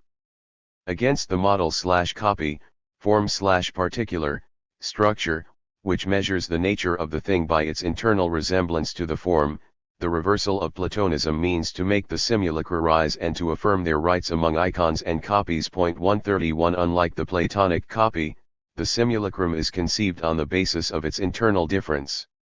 This internal difference is Deleuze's basic ontological principle, the thought of which, Deleuze argues, is made possible by Nietzsche's notion of eternal return. The internal difference we saw in Deleuze as the notion of the intensity, the implicated multiplicity that constitutes the differential element for Deleuze. These intensities are connected in groupings known as series, the relations of which are modified by, and themselves modify, the intensities which constitute them. Then, two or more series 132 connect and communicate to form what Deleuze calls systems. At each level of Deleuze's ontology, the constitutive relations communicatively alter the natures of the things in question. Within a series, relations between intensities alter the intensities, while the intensities themselves impact the natures of the relations. Within a system, the relations between series alter the natures of the series, and the interactions between different systems impact the natures of the systems in relation as well. Most relevant about this account is that it is relational, as opposed to negational, all the way down. Nietzsche's eternal return is understood as the dice throw in the ideal game of the cosmos, wherein each move introduces and reconfigures its own rules, fully immanent to the game itself, thus affirming chance through each move. It is the disjunctive synthesis, whereby the tensile relation between heterogeneous systems is creative and affirmative, rather than pernicious. Finally, the eternal return is understood by Deleuze as the unthinkable heartbeat of time, the selective, expulsive pulsation of repetition that selects out the negative and the identical in favor of the different, constituting the only same of that which becomes. 133 Deleuze's differential ontology is therefore positive and relational. Being, becoming, for Deleuze, is not manifested as lack or negation, but as pure affirmation, expression, relation, and creativity. Derrida's ontology, on the other hand, is negative. In the simplest of terms, for Derrida, difference is understood as a negativity so negative that the term negative as it is traditionally understood cannot grasp it, and the trace, the constituted effect of difference, is only ever the trace of other traces, constituted by their status as placeholders of absences. Derrida attempts to offer an account for the play of the world, but he does so in such a way that the thing is conceived, precisely in terms of what it is not, rather than what it is. In a certain sense, inasmuch as isness is understood by Derrida only in the mode of presence, this is a structural and essential necessity of the project of deconstruction. Derrida says, difference cannot be thought without the trace. 134 That the pure trace is difference. 135 And that the trace must be thought before the entity. 136 The trace is that on the basis of which the entity may be thought at all, and yet the trace does not exist. 137 The trace is what is produced by the play of difference, it is the self-effacing mark of otherness in the interiority of the same, that which announces the same only inasmuch as it at the same time occludes that very same and marks the announcement of the other, which the same is not. The trace is akin to ashes and cinders, remaining from what is not, in order to recall at the delicate, charred bottom of itself only non-being or non-presence. 138. For these reasons, I shall here borrow a designation from Eugen Fink to characterize Derrida's project. In his work, Nietzsche's Philosophy, Fink writes, Nietzsche's thesis is this: in truth there are no things, there are no substances, there is no being. There is only the wavering flood of life, only the stream of becoming and the incessant up and down of its waves. Nothing endures, stays, and persists, and all is in flux. But our cognition forges its reality and changes the flow falsely into the being of enduring things which endure in the change and which persist during the change of their states. The thing or the substance is a fiction. It is a structure created by the will to power which violates the reality. It arrests, forges, and grasps becoming and subjects it to the concept. 139. Though reason insists to us that we see things, there are, for Nietzsche, no things to be seen, only waves, flows, and becomings. Fink goes on to say that, What looks like a separate thing is only a wave in the stream of life and temporary quantum and conglomeration of power which only presents a phase in the dynamic of the cosmic interplay. 140 Fink therefore refers to Nietzsche's thought as a negative ontology of the thing. 141. Likewise, Derrida's differential ontology may be thought of as a negative differential ontology. 142 It is an ontology in that it attempts to think, even more fundamentally and originarily, the fundamental and the originary. It is differential in that it formulates the fundamental on the basis of difference, rather than a basis of identity or, in Derridian terminology, presence. It is a negative differential ontology for two related reasons. 1. The fundamental for Derrida, difference, is understood, as we have seen numerous times in numerous contexts, as a fundamental negativity, a negativity more negative, oppositional, and conflictual than the Hegelian negative, in that this conflictuality of difference can never be totally resolved. 143 That forces are in relation for Derrida entails that they oppose one another, and do so in imbalanced but interdependent binarities, constituting terms which must appear as the difference of the other. 144. 2. The constituted for Derrida, the trace, is conceptualized according to the same supernegativity. The trace consists only of traces of traces. 145 The trace of the trace of the erasure of the trace. 146 A cinder as the house of being. 147 A nothing. 148 That does not exist. 149 Remaining from what is not, in order to recall at the delicate, charred bottom of itself only non-being or non-presence. 150 The trace, constituted by the play of difference, is but a placeholder of other, absent traces, themselves understood only in the senses of what they are not. These 2 points of Derrida's negative differential ontology may be contrasted with the analogous points in Deleuze's thought. 1. The fundamental for Deleuze, difference in itself, is not understood as fundamentally negative or oppositional, but as relational.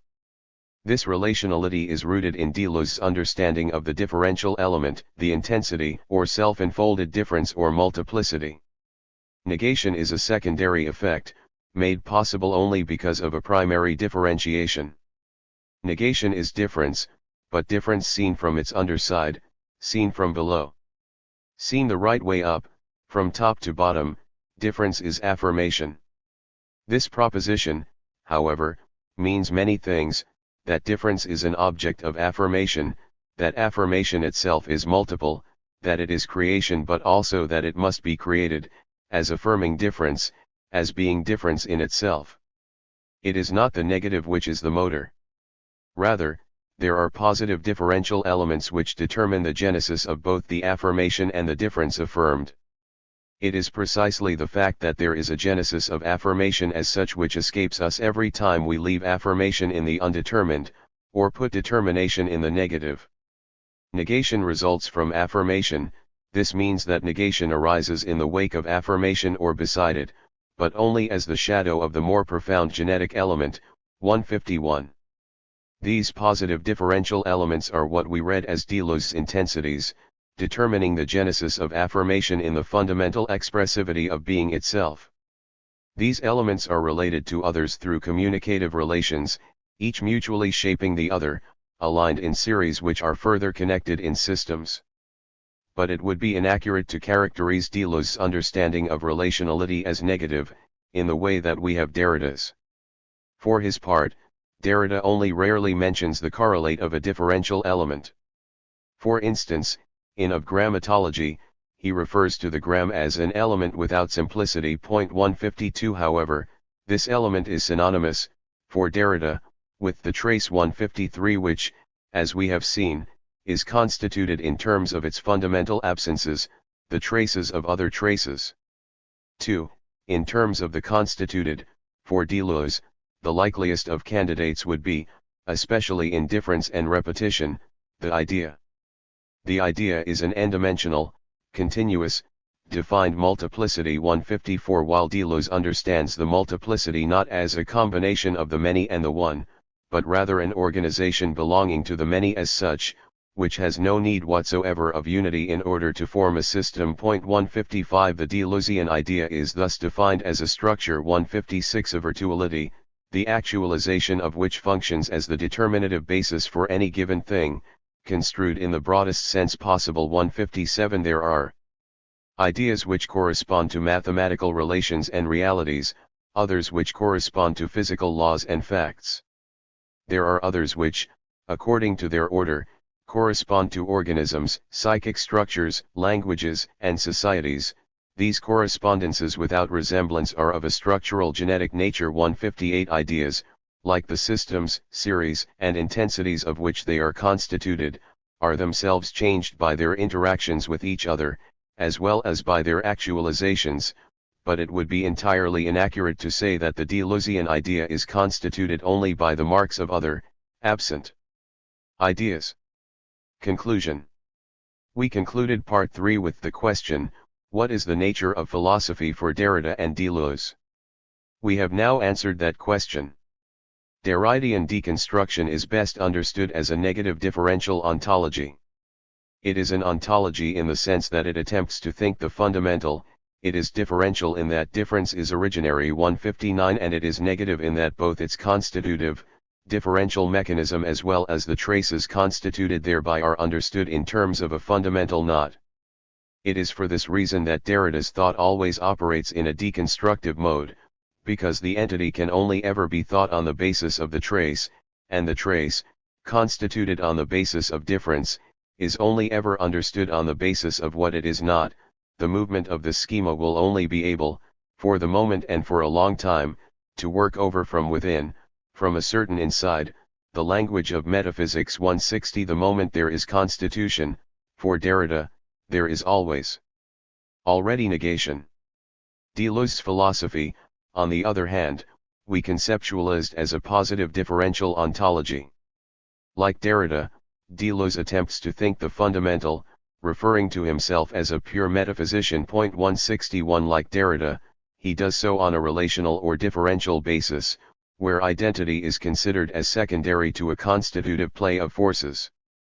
But unlike Derrida, difference for Deleuze should not be thought most fundamentally as negation, but as positive relationality and affirmation. The intensity, Deleuze's differential element, relates to other intensities through productive relations, themselves shaped by the intensities, which are in turn altered by their relations.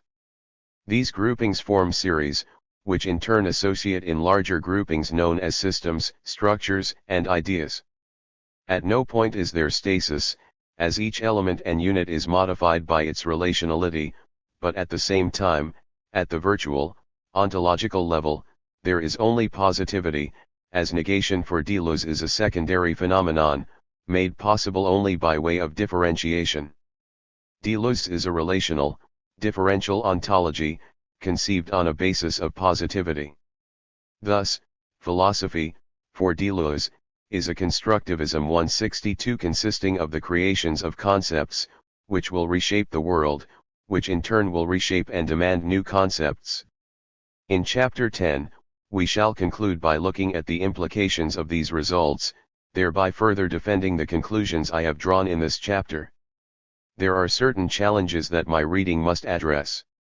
First, my characterization of deconstruction as a negative differential ontology has not yet taken into account Derrida's unwavering commitment to affirmation, to double affirmation, to an archi-originary yes. Indeed, in his remarks on the event of Deleuze's death, he explicitly cites Deleuze as a kindred spirit in this regard. Thus, I must examine the role of affirmation in Derrida's thinking. In addition, I want to stave off the concern that my reading of Derrida entails a quietism or political ineffectuality to Derrida's thinking. I do this by looking at the role of the not in Derrida's concept of undecidability. Finally, I look at the criticisms that both Derrida and Deleuze level against Hegel, turning those criticisms this time against Deleuze and Derrida themselves, to see which, if any, of these criticisms hold up. In the end, it seems to me that the one criticism of Deleuze that has real bite when it comes to deconstruction is the idea that a negative conception of difference is less profound than difference. This is not an entirely unhappy point, however, as the power of the negative in Derrida's thinking is that it arguably does a better job of providing a space of vocalization and expression at existing sites of oppression, precisely because it leaves intact, while fundamentally destabilizing, the binarities on which those oppressions are based. For formulating positive concepts beyond the binarities, however, Deleuze seems more useful. We shall see this by briefly looking at the ways in which feminist scholars have taken up and or distanced themselves from Derrida and Deleuze. Chapter 10. Conclusion, S. In this concluding chapter, I would like to clarify the results of this study, in particular the characterization of deconstruction as a negative differential ontology, hopefully clearing up what I do not mean by this formulation. First, given that Derrida equates deconstruction with affirmation, launching a new phase in the process of deconstructive, i.e. affirmative, interpretation 1, I shall look at the ways in which Derrida explicitly takes up the theme of double affirmation 2, contrasting it with the notion of double affirmation in Deleuze. Point 3. Then we will examine Derrida's notion of undecidability as it relates to the notion of the not and to Derrida's understanding of the decision.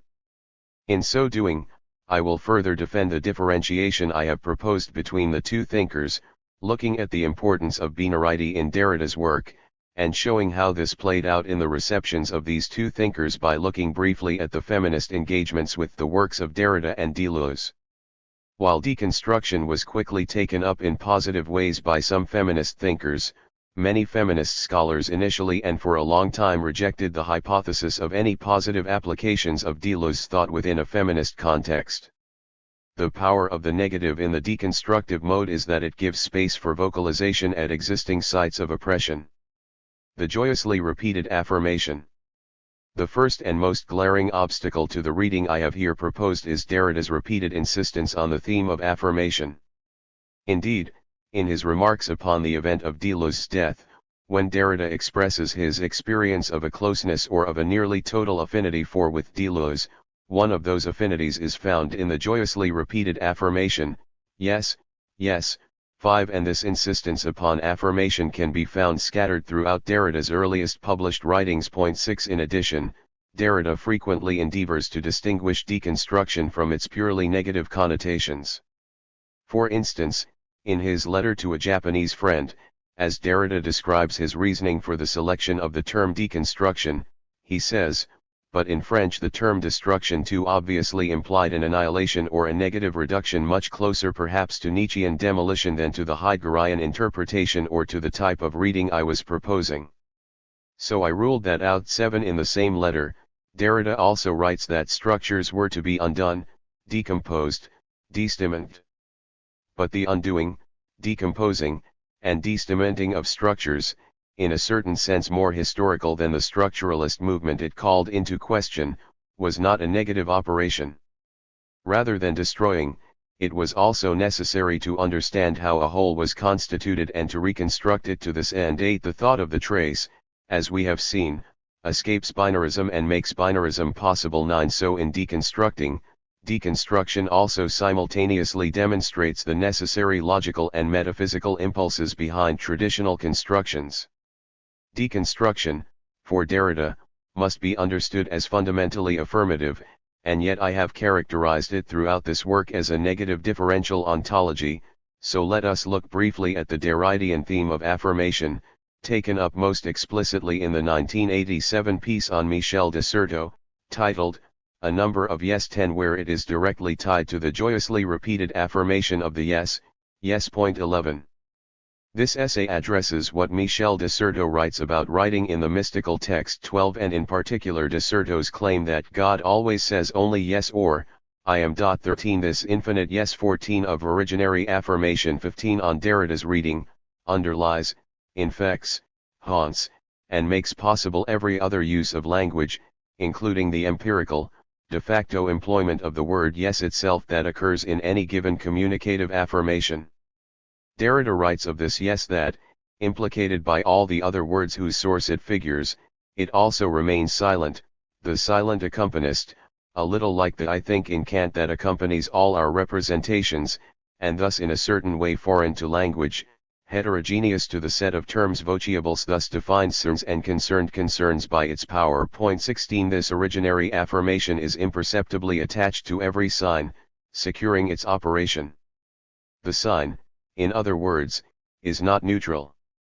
The very use of the sign asserts that the sign itself says what it says, even when it says no, a kind of archi-engagement, alliance, consent, or promise that merges with the acquiescence given to the utterance it always accompanies, albeit silently, and even if this utterance is radically negative. 17 The sign, no, in other words, asserts, positively says yes to, and thus affirms the no.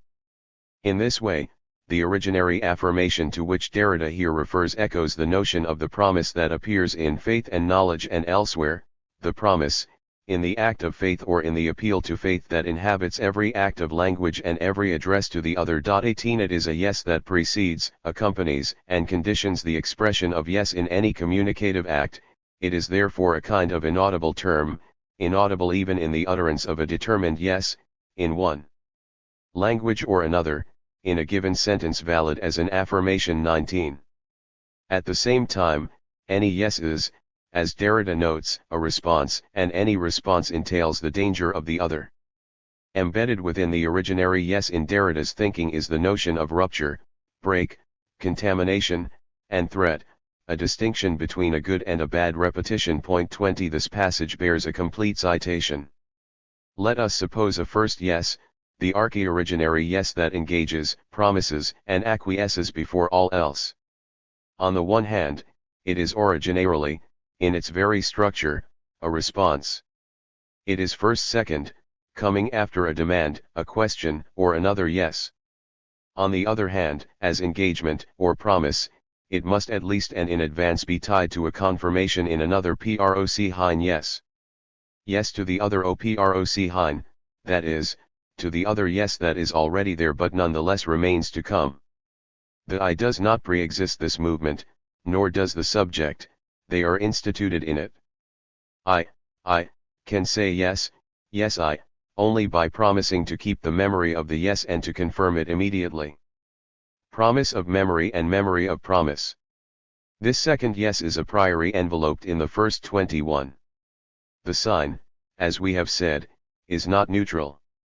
There is an affirmation attached to every use of the sign, an archi-originary yes or a promise that ensures the functioning of the sign. Yet, every yes, Derrida notes, is a response, every response indicates an other, and thus, this archi-originary response portends and entails a second yes, another yes that remains, in the archi-originary affirmation, yet to come. This second yes, the promise to the other, must, as a condition of its execution, forget the archi-originary yes that infects every use of every sign. Otherwise, it would be merely a natural, psychological, or logical consequence. 22 of the archi-originary yes. The very notion of the promise, in other words, includes as a condition of its promissory status, the possibility of being broken. Nietzsche describes the promise as an act of no longer wanting to get rid of, a willing on and on of something one has once willed, a true memory of the will. 23 And yet the very gravity of the promise that Nietzsche describes, the sanctity that we typically attach to the promise, rests upon the fact that our word may be broken, our will may weaken, our yes may be violated. Thus the second yes must act as if the first had been forgotten, past enough to require a new, initial yes. This forgetting is not psychological or accidental, it is structural, the very condition of fidelity. 24. At root in the yes, therefore, is the danger of oblivion, thanks, if this can be said, to the threat of this oblivion, the memory of the promise itself can take its first step, namely, the second. 25 There are other dangers as well, the danger that the repetition of the yes will be merely mechanical, hence, lacking in the solemnity of the promise, that it will be broken, in infidelity, that the yes is but simulacrum, fiction, fable. 26 There is also the danger that the yes opens us to the threat of harm from the other. Derrida notes in Faith and Knowledge that the coming of the other can only emerge as a singular event when no anticipation sees it coming, when the other and death, and radical evil, can come as a surprise at any moment. 27 This danger at the heart of the second yes is not unlike what, in violence and metaphysics, Derrida refers to as an original, transcendental violence, previous to every ethical choice, even supposed by ethical nonviolence. 28 But to be clear, it is this aspect of threat that makes possible the welcoming of the other, for here the relationship of a yes to the other, of a yes to the other and of one yes to the other yes, must be such that the contamination of the two yes remains inevitable.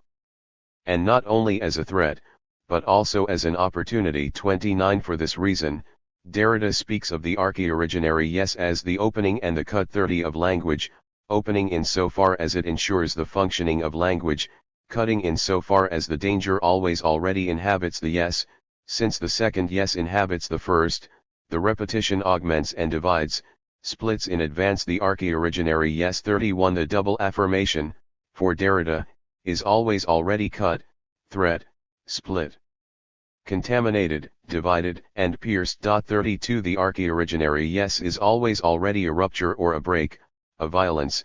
In the language we have used throughout, the yes is always already a not. 33 The double affirmation has an entirely different sense in Deleuze's thought, rooted in the Nietzschean interpretation of the divine couple, Dionysus Ariadne. 34 The Nietzschean celebration of the Dionysian is well known. Have I been understood? Dionysus versus the crucified. 35 Less often commented on, however, is Nietzsche's frequent literary partnering of Dionysus with Ariadne. Nothing like this has ever been written, felt, or suffered. Thus suffers a god, a Dionysus. The answer to such a dithyramb of solar solitude in the light would be Ariadne. Who besides me knows what Ariadne is? For all such riddles nobody so far had any solution. I doubt that anybody even saw riddles here. 36 The dithyramb to which Nietzsche here refers is the night song from Thus Spoke Zarathustra excerpted in Ecce Homo, which ends with the line, Night has come, now all the songs of lovers awaken.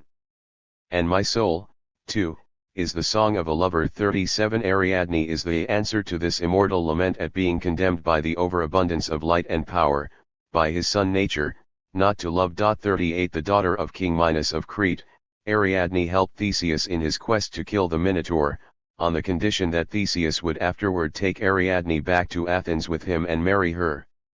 Ariadne provided Theseus with the instructions on locating the Minotaur, the strategy for escaping the labyrinth when finished, and the sword with which to carry out the task. Theseus agreed, defeated the Minotaur, and escaped from the labyrinth. On the way to Athens, they put in at the island of Naxos. 39 Where, while Ariadne slept, Theseus abandoned her. There, Dionysus discovered her, fell in love with her, and married her. Who besides me knows what Ariadne is? Asks Nietzsche. As Deleuze reads the Nietzschean understanding of the Ariadne myth, Ariadne and Dionysus represent a mutually beneficial complementarity, a marriage based upon admiration and reciprocal strengthening, as opposed to the codependent, sickly understanding of love and marriage that populates so much popular literature and film. Marriage, thus I name the will of two to create a one that is more than those who created it. Reverence for each other, as for those willing with such a will, is what I name marriage. Let this be the meaning and truth of your marriage. But that which the all too many, the superfluous, call marriage, alas, what shall I name that? Alas, this poverty of the soul in pair. Alas, this filth of the soul in pair. Alas, this wretched contentment in pair. Marriage they call this, and they say that their marriages are made in heaven. Well, I do not like it, this heaven of the superfluous. 40 The sickly understanding of love and marriage is predicated upon two complementarily weak people finding each other and partnering up, each making up for the weaknesses of the other. It is a love based upon lack.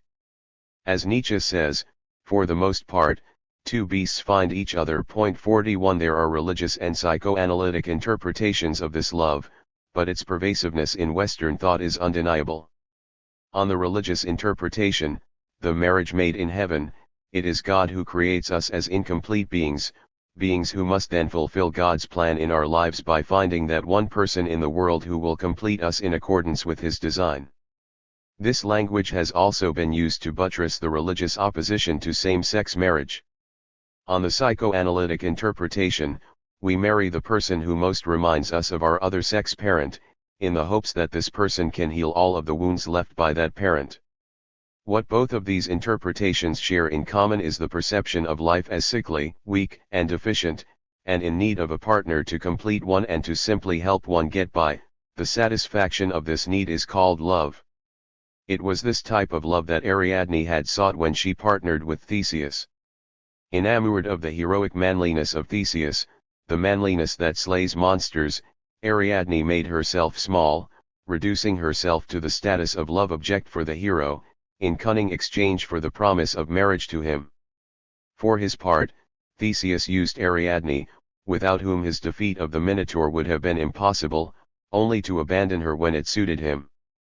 Paul Kirkland writes of Theseus, his return to Athens without her demonstrates his concealment of his dependence. 42. As Deleuze notes, this particular image of the feminine in Ariadne is merely a sickly reflection of an already sickly image of the masculine. As long as woman loves man, as long as she is mother, sister, wife of man, even if he is the higher man, she is only the feminine image of man, the feminine power remains fettered in man. As terrible mothers, terrible sisters, and wives, femininity represents the spirit of revenge and the ressentiment which animates man himself. 43. Nietzsche writes elsewhere in Thus Spoke Zarathustra, there is little of man here, therefore their women strive to be mannish. 44. In Thus Spoke Zarathustra, Nietzsche writes, for this is the soul's secret, only when the hero has abandoned her, she is approached in a dream by the over-hero. 45. The soul in this passage is feminine, the anima, and the exit of the heroic is salutary for the anima. According to Kirkland, Dionysus is a worthy lover for Ariadne because unlike Theseus, he does not need. Nietzsche presents such love as the longing of one who is overfull. 46. Such is a longing that derives from a saturation of one's being that desires to give, not to receive. In conversation with Claire Parnett, Deleuze says that one should strive to become capable of loving without remembering, without phantasm, and without interpretation, without taking stock. 47. To love based upon overflow rather than deficiency. Theseus' abandonment of Ariadne in fact makes possible her liberation from the sickly view of love. She senses the coming of a transmutation which is specific to her, the feminine power emancipated, become beneficent and affirmative, the anima. 48. In the writings of Carl Jung, anima, the Latin word for soul, is the feminine complement to the masculine consciousness, a power of the feminine that Western man suppresses in himself, as our Western mind, lacking all culture in this respect, has never yet devised a concept, nor even a name, for the union of opposites through the middle path. 49. Which he characterizes in the terms of the ancient Chinese notion of the Tao. According to Deleuze, following the exit of Theseus, Ariadne signifies the discovery of the feminine power within herself. Hers is the power to say, yes. Dionysus is the yes, the primary affirmation synonymous with being itself, but Ariadne is the power to proclaim the yes and in so doing, to double the primary affirmation synonymous with Dionysian becoming. In The Birth of Tragedy, Nietzsche writes of the Dionysian, now, with the gospel of universal harmony, each one feels himself not only united, reconciled, and fused with his neighbor, but as one with him, as if the veil of Maya had been torn aside and were now merely fluttering in tatters before the mysterious primordial unity. 50. The Dionysian signifies the collapse of the principium individuationis, in which everything subjective vanishes into complete self-forgetfulness. 51. In its purest sense, the Dionysian world. 52 indicates the oneness of the mysterious primordial unity, a monster of energy, without beginning, without end, a sea of forces flowing and rushing together, eternally changing, eternally flooding back. 53. Dionysus is the perpetually expressive power of being itself. According to Deleuze, affirmation itself is being, being is solely affirmation in all its power. In itself and as primary affirmation, it is becoming. 54. As the ceaseless, unself-conscious ebbing and flowing of becoming, being is affirmation in a primary sense. But this affirmation must also become affirmation in a secondary sense, saying yes to the flow of becoming. Dionysus longs for a lover. Ariadne, according to Deleuze, signifies this second affirmation in Nietzsche's thought, the anima that now corresponds to the spirit that says yes. 55 Becoming gives birth to beings capable of echoing this primary affirmation. As Lawrence Lampert writes, to enhance humanity, Dionysus leads it into possession of the qualities of his beloved. He makes humanity truer to what it is and to what is. 56 In the Dionysian mythos, according to Deleuze, Ariadne signifies this yes saying. Nietzsche clearly distinguishes the two affirmations when he says eternal affirmation of being, eternally I am your affirmation. Dionysus is the affirmation of being, but Ariadne is the affirmation of affirmation, the second affirmation or the becoming active. 57 Ariadne is the affirmation of chance that willfully expels the negative, repeating that primary affirmation of becoming itself. She is, in other words, the eternal return personified, and it is for this reason that in Thus Spoke Zarathustra, the ring of eternal return is described no fewer than 7 times as a wedding ring, the nuptial ring of rings. 58. It is therefore clear that while Derrida echoes the double affirmation of Deleuze, he means it in an entirely different sense. The archaeoriginary yes is an inaudible term that inhabits and secures the functioning of every sign, according to Derrida. Any yes, however, is a response, and as such, the archaeoriginary yes portends a second yes, the promise to the other, which not only requires the forgetting of the archaeoriginary yes, but also opens one to the danger of radical evil. At the heart of the archaeoriginary yes, therefore, is the danger of oblivion, and the threat of harm from the other. The negativity of the cut and of oblivion therefore lies at the heart of Derrida's archaeoriginary yes. On the contrary, the primary affirmation in Deleuze is synonymous with the expressive and affirmative power of becoming itself, the Dionysian in Nietzsche's thought.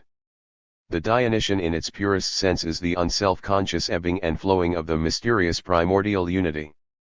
Such a sea of forces, however, lacks the capacity to speak. It cannot say yes because it is yes. The affirmation of being doubles upon itself, becoming a hymn to the cosmos, when becoming gives birth to beings who are capable of saying the yes that is the nature of becoming itself. This is the wedding of Dionysus and Ariadne. Organisms awake to the sublime words of the third Ennead, all is contemplation. 59 While, for Deleuze, the second affirmation is the proclaimed repetition of the expressive and affirmative power of becoming, for Derrida, the primary affirmation itself is already cut, split, and pierced. 60. In the next section, we will address the notion of the decision in Derrida's thinking. In an effort to further clarify what I mean, and what I do not mean, by negative differential ontology, we shall look briefly at the combat zone 61 of undecidability, itself a negative denomination, demonstrating that despite and because of the madness associated with undecidability, a decision is not only possible, but demanded. The power of the negative in Derrida's thought is not an endorsement of indecision or inactivity. Decision and undecidability. Thich give voice to a commonly held misconception of deconstruction when they write, the only thought compatible with empire, when it is not sanctioned as its official thought, is deconstruction. Deconstruction is a discursive practice guided by one unique goal, to dissolve and disqualify all intensity, while never producing any itself. 62 Given my characterization of Derrida's thought as a negative differential ontology, it may appear prima facie that I hold a similar view. For his part, Derrida struggles against this perception of his work throughout his life, asserting that what is currently called deconstruction would not at all correspond to a quasi-nihilistic abdication before the ethico-political juridical question of justice and before the opposition between just and unjust. 63 Insofar as deconstruction consists of Derrida's famously articulated double gesture, we must first overturn the traditional concept of history, but at the same time mark the interval 64, and insofar as the interval consists of a differential play of force, then contrary to Thich's characterization, deconstruction is focused almost in its entirety on the liberation and mobilization of force. Moreover, it is difficult to think of many continental thinkers from the late 20th century more focused on ethical and political concepts, such as responsibility and justice, than Jacques Derrida. But even then, Derrida typically formulates such concepts in negative terms, and given our taxonomic designation as negative differential ontology, we must for the sake of clarity look more closely at such concepts. One of the most important is the concept of undecidability, which plays a key role in Derrida's now famous force of law essay. Though it assumes center stage in Derrida's project in the period that comes to be equated with his ethical turn 65, the concept of undecidability appears quite early in Derrida's work. In the Plato's Pharmacy essay, Derrida analyzes the pharmakon of writing as both poison and cure, writing that long before being divided up into occult violence and accurate knowledge, the element of the pharmakon is the combat zone between philosophy and its other. An element that is in itself, if one can still say so, undecidable. 66 Elsewhere, in his analysis of the hymen in Mallarmé, Derrida writes, an undecidable proposition, as Gödel demonstrated in 1931, is a proposition which, given a system of axioms governing a multiplicity, is neither an analytical nor deductive consequence of those axioms, nor in contradiction with them, neither true nor false with respect to those axioms. Tertium dater, without synthesis. 67 The tertium dater is the third given, or the third possibility, philosophically forbidden by the logical principle of the law of excluded middle, tertium non dater. The undecidable functions in the essays in Derrida's dissemination as the between, synonymous with difference. It is the between, whether it names fusion or separation, that thus carries all the force of the operation. The hymen must be determined through the entree and not the other way around. The word between has no full meaning of its own. What holds for hymen also holds, mutatis mutandis, for all other signs which, like pharmakon, supplement, difference, and others, have a double, contradictory, undecidable value that always derives from their syntax. 68.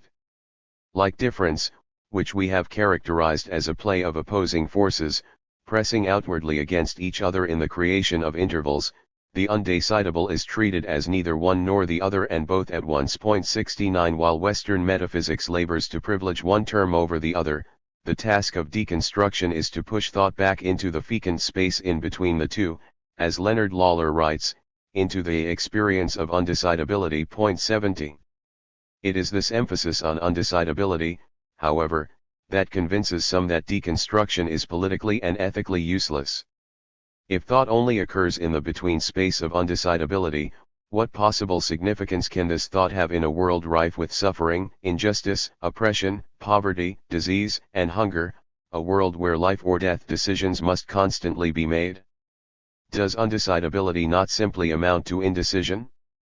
As Derrida says, there are no doubt many reasons why the majority of texts hastily identified as deconstructionists seem, I do say seem, not to foreground the theme of justice, as theme, precisely, nor even the theme of ethics or politics. 71 It is precisely this mischaracterization that Derrida begins to address in his 1989 essay, Force of Law, the Mystical Foundation of Authority.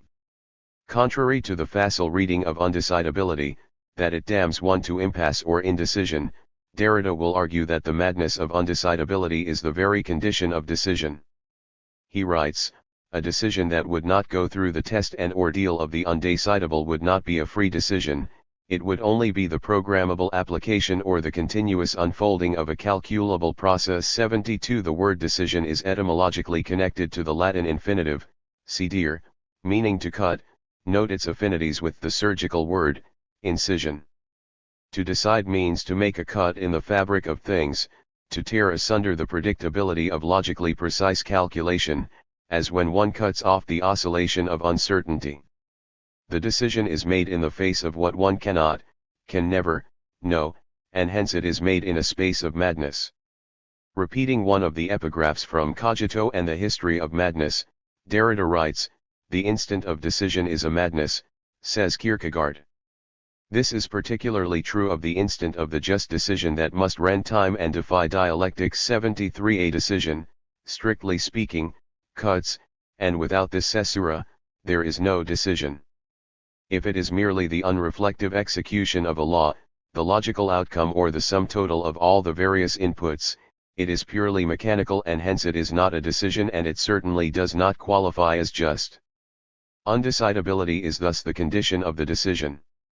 Moreover, once the decision is made, it is always haunted by the ghost of the undecidable, in two senses: 1. Whatever else one might say henceforth of the decision that has been made, it will always be the case that this decision was made in the face of undecidability.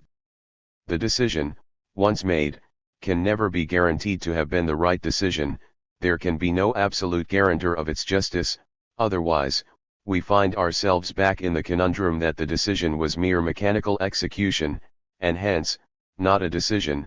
The memory of the undecidability must keep a living trace that forever marks a decision as such. 74. 2.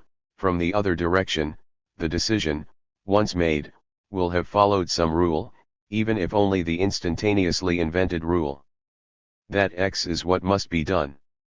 A decision that would follow no rule at all would not be just, nor would it even be, strictly speaking, a decision. It would be merely an arbitrary, anarchic, and accidental enactment of whatever unself-conscious, unreflective precursors had engendered it.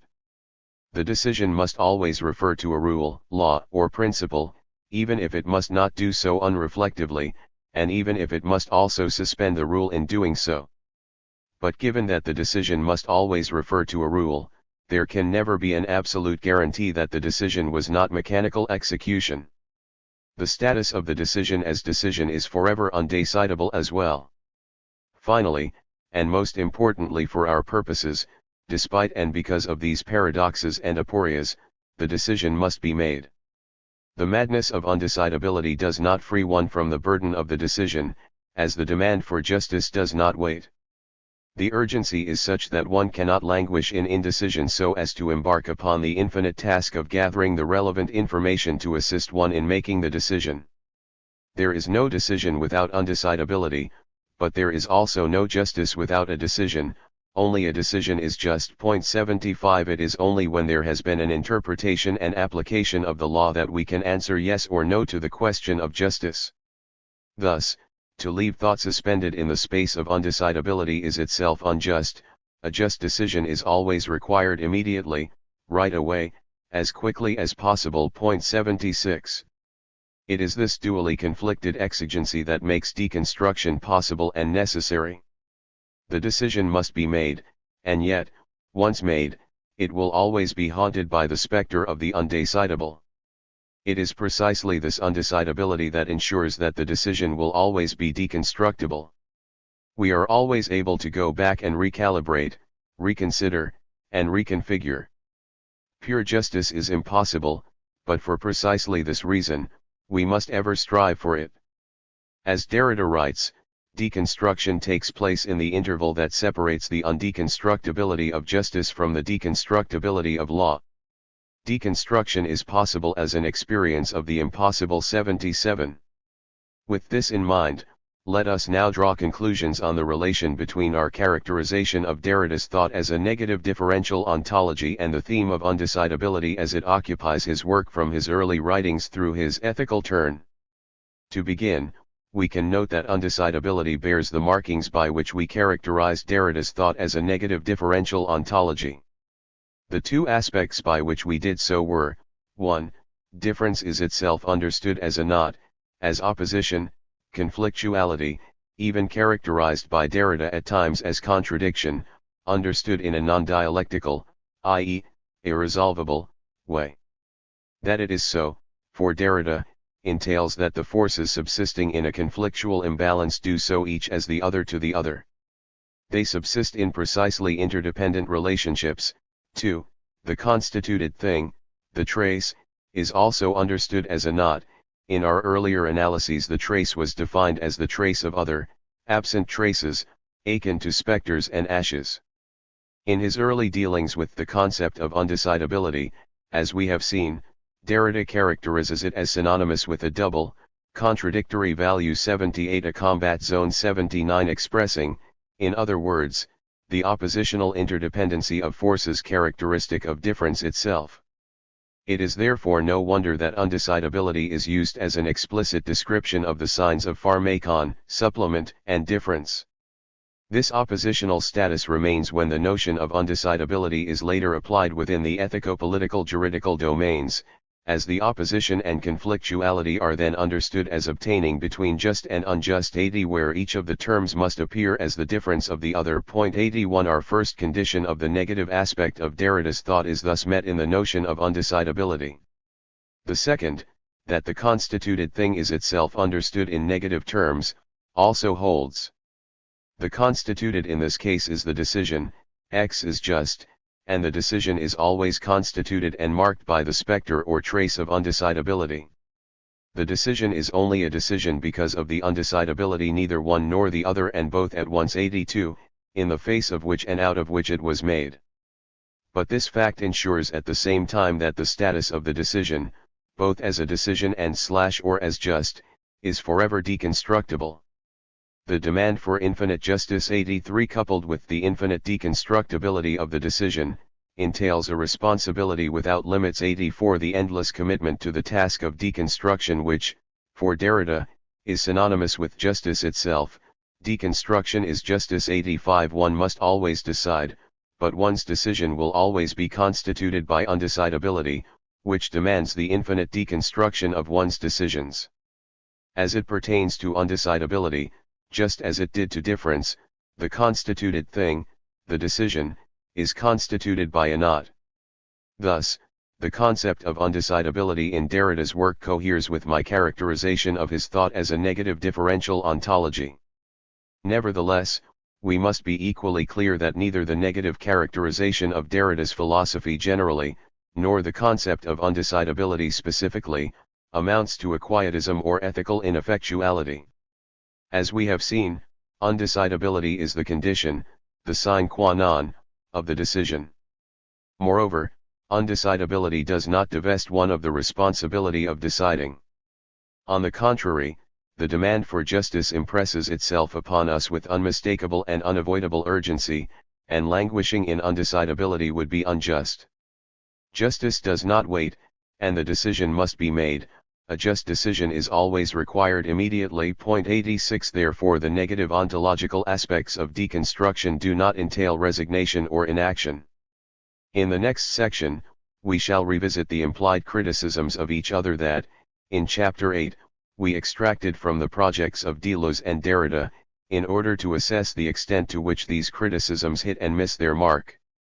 What we shall see is that, of the three criticisms that Deleuze poses against the conception of difference as negativity, the one that seems most damning is the first, that difference, conceived as negation, is less than difference.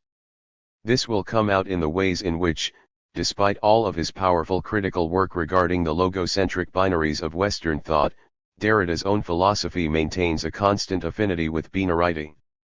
Derrida contra Deleuze, The Last Dance.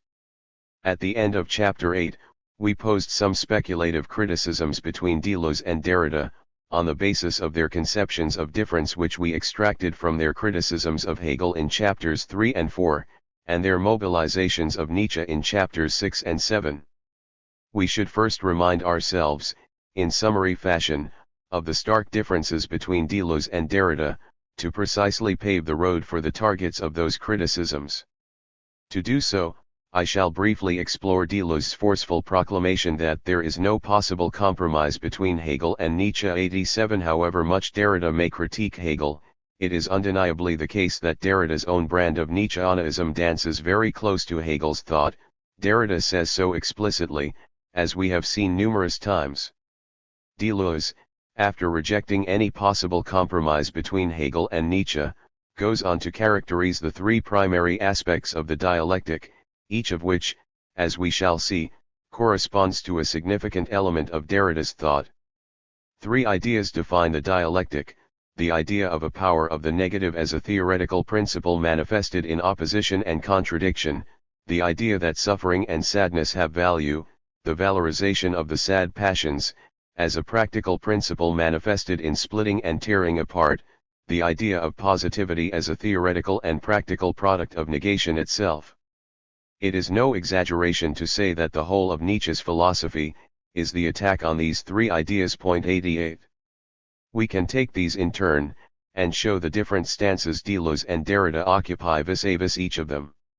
Deleuze rejects the power of the negative as a theoretical principle, manifested in opposition and contradiction. Derrida's thought, on the contrary, seeks a negativity so negative 89 that the term negative cannot even grasp it. Deleuze rejects the productive significance of opposition and contradiction, while Derrida explicitly celebrates it.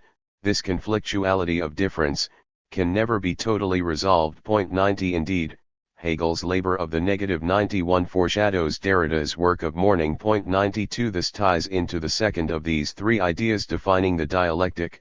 Deleuze rejects the valorization of the sad passions, while Derrida understands mourning as central to the notion of work, and in particular, to the notion of bringing forth, as in bringing forth the new work, that which makes for a work, for an oeuvre, indeed that which works, and works to open, opus and opening, oeuvre and overture, the work or labor of the oeuvre in so far as it engenders, produces, and brings to light, but also labor or travail as suffering, as the enduring of force, as the pain of one who gives. Of the one who gives birth, who brings to the light of day and gives something to be seen, who enables or empowers, who gives the force to know and to be able to see, and all these are powers of the image, the pain of what is given and of the one who takes the pains to help us see, read, and think. One cannot hold a discourse on the work of mourning without taking part in it, without announcing or partaking in death, and first of all in one's own death. All work in general works at mourning. In and of itself. Even when it has the power to give birth, even and especially when it plans to bring something to light and let it be seen. 93. Work is tied to the notion of opening which, as we saw with the archi-originary yes, is tied to the notion of the cut. The cut in this case evokes the sense of giving birth, which is at once a bringing forth and a rending into.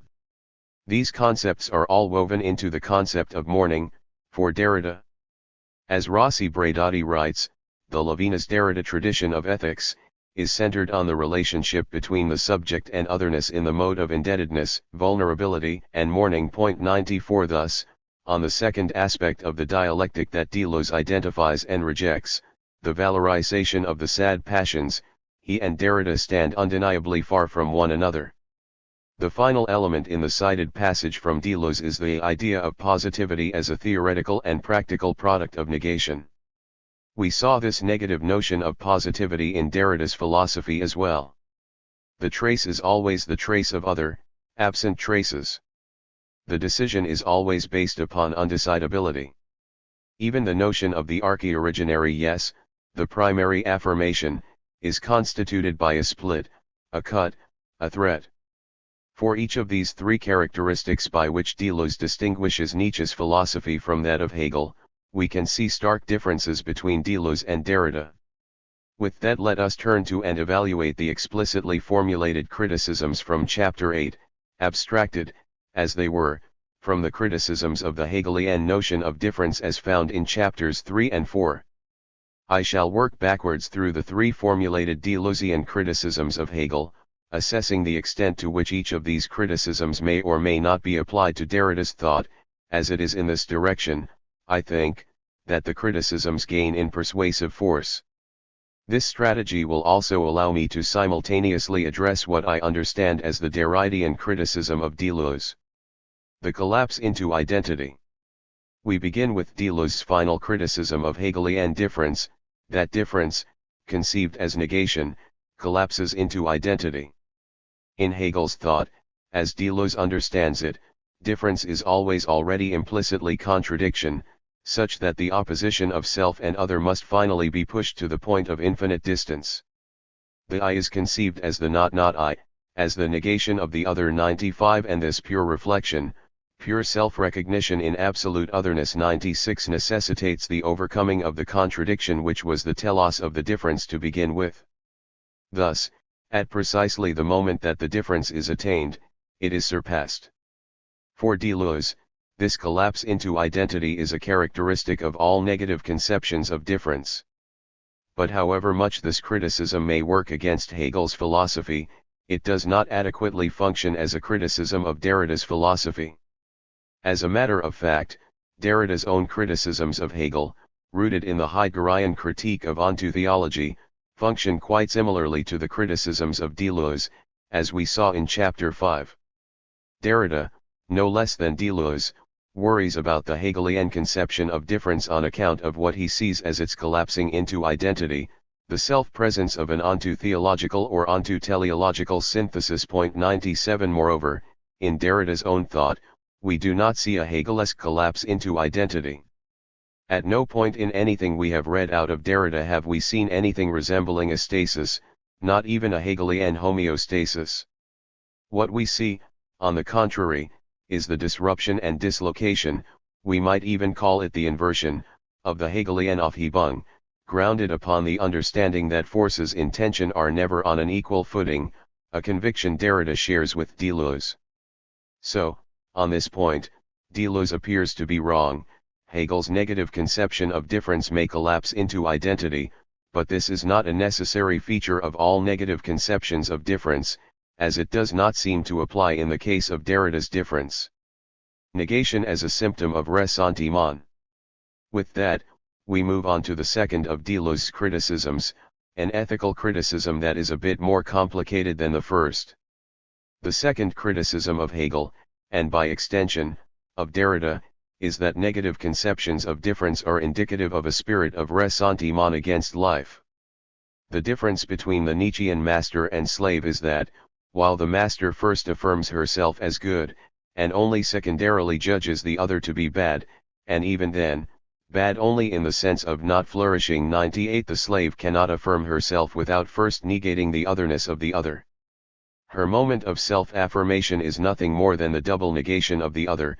For the affirmation of self it substitutes the negation of the other, and for the affirmation of affirmation it substitutes the famous negation of the negation. 99 It is this fact, and nothing else, that makes her a slave in the sense that Nietzsche or Deleuze, or Spinoza, for that matter, would understand the term.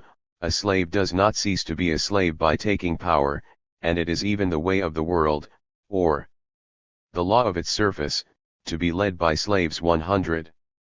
Deleuze then extrapolates this structure from the ethical to the ontological level.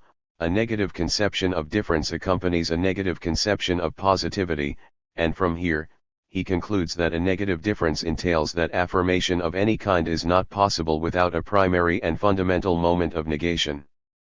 This is indicative of a negative or nihilistic comportment of thought, rooted in ressentiment. We should point out that there are elements of this criticism that certainly ring true where Derrida's thought is concerned.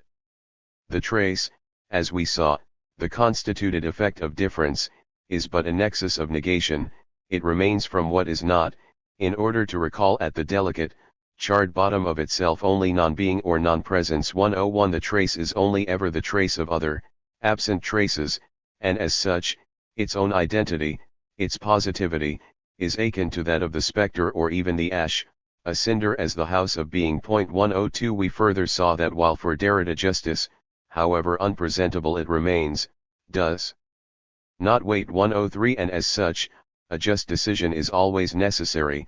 It is nevertheless the case that the decision is always constituted by undecidability, and as such, the decision will always be deconstructible, entailing a responsibility without limits. 104 It is, moreover, worth noting that even Derrida's notion of archaeoriginary affirmation is marked by a fundamental cut, threat, and oblivion. For Deleuze, the primary affirmation is redoubled in the hymnic affirmation of Ariadne. Affirmation turns back on itself, then returns once more, carried to its highest power. 105 Affirmation, as he says, must divide into 106 in the sense of the distinction between the primary affirmation that is synonymous with becoming itself, the Dionysian, and the secondary affirmation that is the song of Ariadne, the stamp of being upon the flow of becoming. But for Derrida, the primary affirmation is itself already torn asunder by the second affirmation that it portends. Nevertheless, Derrida's negative conception of positivity does not seem to entail in any robust sense that affirmation can only occur by way of double negation. The situation is far more complicated where Derrida is concerned, because Derrida's own negative conception of difference is far more complicated than that of Hegel. As we have seen, Derrida is explicit in his embrace of affirmation, and he understands deconstruction as a fundamentally affirmative practice, taking great pains over the course of his life to clarify that deconstruction is not to be understood as a negative endeavor. He is, furthermore, absolutely uncompromising and unwavering in his explicit affirmation of life itself in the face of death. Here it behoves us to remind ourselves of Derrida's final interview. I maintain that survival is an originary concept that constitutes the very structure of what we call existence, Dasein, if you will. We are structurally survivors, marked by this structure of the trace and of the testament. But, having said that, I would not want to encourage an interpretation that situates surviving on the side of death and the past rather than life and the future. No, deconstruction is always on the side of the yes, on the side of the affirmation of life. Everything I say about survival as a complication of the opposition life/death proceeds in me from an unconditional affirmation of life. This surviving is life beyond life, life more than life, and my discourse is not a discourse of death, but, on the contrary, the affirmation of a living being who prefers living and thus surviving to death, because survival is not simply that which remains but the most intense life possible. I am never more haunted by the necessity of dying than in my moments of happiness and joy. To feel joy and to weep over the death that awaits are for me the same thing. When I recall my life, I tend to think that I have had the good fortune to love even the unhappy moments of my life, and to bless them. Almost all of them, with just one exception. When I recall the happy moments, I bless them too, of course, at the same time as they propel me toward the thought of death, because all that has passed, come to an end. 107. This notion of survival echoes a discovery that Derrida had made at least as early as Voice and Phenomenon. In the final pages, Derrida characterizes the history of metaphysics, and in particular Hegel as its culmination, as the absolute wanting to hear itself speak. 108 Hegel's goal is to bring to completion Aristotle's self-thinking thought from the metaphysics. In order to do so, as we have seen with the notion of the Aufhebung, Hegel conceptualizes a progressively expanding positing of otherness, followed in turn by movements of reconciliation. Hegel thus posits fundamental moments of difference or mediation as the condition of the self-thinking thought of the absolute, but simultaneously cancels those differences. But in cancelling difference, Hegel thereby cancels mediation in every meaningful sense, and without mediation, there is no movement, no life. The absolute attainment of self-presence, traditionally synonymous with life, therefore amounts to the simultaneous cancellation of that life, making it at once absolutely alive and absolutely dead. 109 As Nietzsche notes in The Antichrist, true life is synonymous with nothingness. 110 Against this notion of absolute life, Derrida posits a new conception of life, one that in the Heideggerian spirit is in constant relation to death and hence, a concept of life that is essentially and irrevocably finite. Only a relationship to my death can make the infinite difference of presence appear. By the same token, compared to the ideality of the positive infinite, this relation to my death becomes an accident of finite empiricity. The appearing of infinite difference is itself finite. Difference, which is nothing outside of this relationship, thereupon becomes the finitude of life as the essential relation to itself as to its death. The infinite difference is finite. 111. It is this conception of life, as difference, that Derrida later christens with the name of survival. 112 As it is a life that has at its core a relation to death, this death, not unlike the cut at the heart of Derrida's conception of archi-originary affirmation, entails a doubling of this notion of life, ending forth in a life that remains, like Derrida's second affirmation, ever to come. It is therefore a life lived as an openness to the unforeseeable future, and it is in this way that the notion of survival, for Derrida, amounts to the most intense life possible. This reflection and explication appear to be definitive. However negative Derrida's understanding of difference may be, it does not, at least in Derrida's view, entail a nihilistic spirit or a ressentiment against life. It is a death at the heart of life, and a knot or a cut at the heart of the archi-originary yes, to be sure, but nevertheless, Derrida is unflinching in his assertion of the affirmation of life. Taking him at his word, let us then explore the distinction between him and Deleuze on this point. Above, we distinguished the joyously repeated affirmation in Derrida from the double affirmation in Deleuze. We did so by noting that for Derrida, the primary, archi-originary yes is an inaudible term that secures the functioning of the sign, and insofar as it portends a second yes, it is already cut open by the oblivion required for the second yes, as well as the threat of radical evil in the openness to the other. For Deleuze, on the other hand, the primary affirmation is synonymous with the Dionysian, unself-conscious ebbing and flowing of the mysterious primordial unity, given explicit voice in the second affirmation, which we characterized as the cosmic yes in the hymn of Ariadne. This was prefigured by our analysis in Chapter 7, where we explored Deleuze's understanding of Nietzsche's concept of eternal return. The third sense of the eternal return, we characterized as the selective heartbeat of time, the centrifugal, expulsive pulsation of repetition itself, which abolishes both the self-identical and the negative, constituting the only remaining sense of the same, as the different. The mechanism by which it expels the negative is the repetition of the affirmation, Ariadne's song, which at the same time affirms the negative, turning it into a repetition of the negative itself, which thereby turns the negative against itself, transmuting it into affirmation. In this sense, the eternal return is the transvaluation whereby reactive forces change their quality and become active. With Derrida's sense of affirmation, however, we have something different. Insofar as Derrida's affirmation of life is synonymous with the death at the heart of life, and insofar as this entails the constant haunting of the necessity of death at the heart of every moment of joy, then we can say that while for Deleuze affirmation is primary and negation is a secondary epiphenomenon, for Derrida affirmation is primary only because it puts the negative at the heart of it.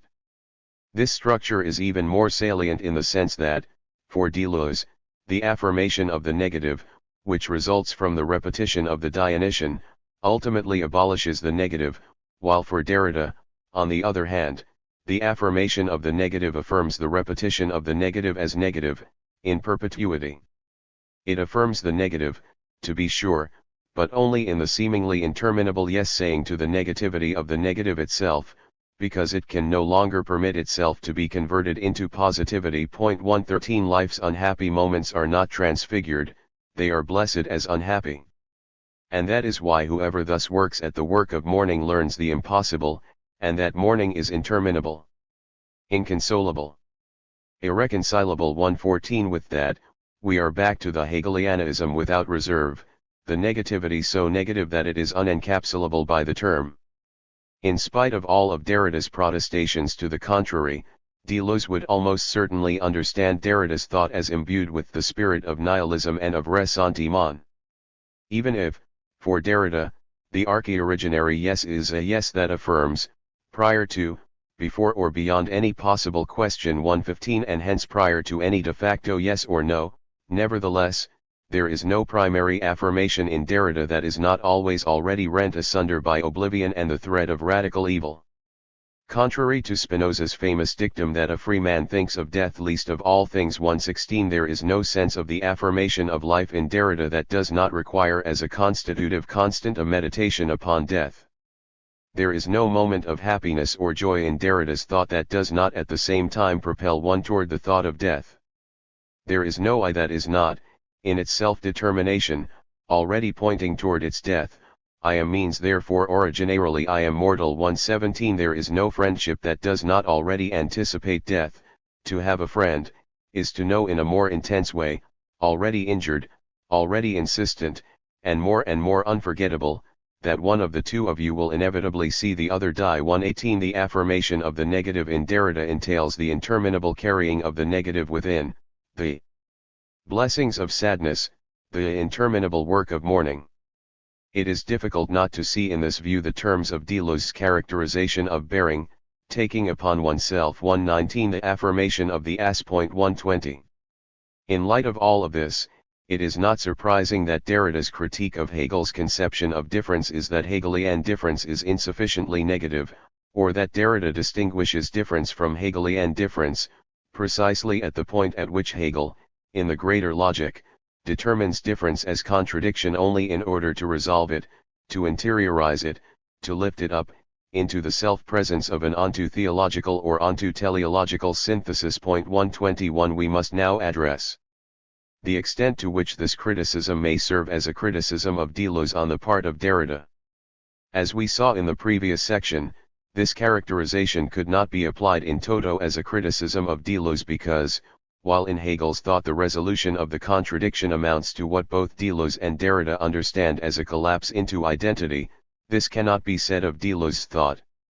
Deleuze's ontology consists of intensities, series, and systems, none of which is ever self-identical, static, or completely stable. There is no essence to the concept of force as such that does not already include the notion of other forces, in communication with each other, and there are never perfectly counterbalanced forces, according to Deleuze, just as for Derrida. Deleuze is a system that functions always, in Bell's words, at the edge of chaos. 122.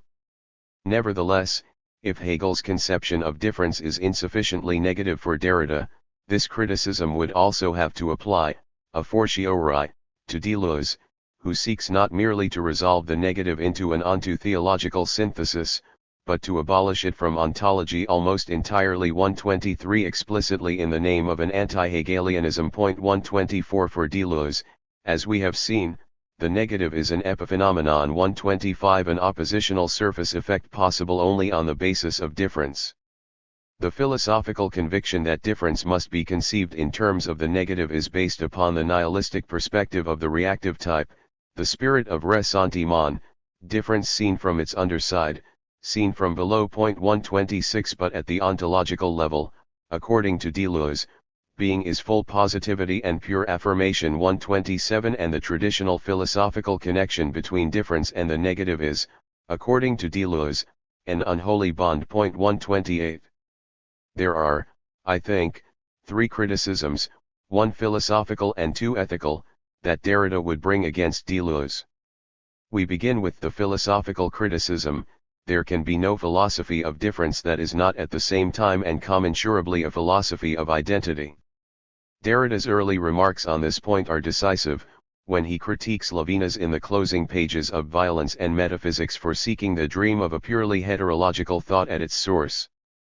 A pure thought of pure difference that goes by the name of empiricism, which has ever committed but one fault, the fault of presenting itself as a philosophy. 129 It would seem that this criticism would have to also apply to Deleuze. As we saw, Deleuze's notion of the intensity is his elemental difference or his differential element. This element is intensity, understood as pure difference in itself. 130 And the expression, pure difference runs throughout the entirety of difference and repetition.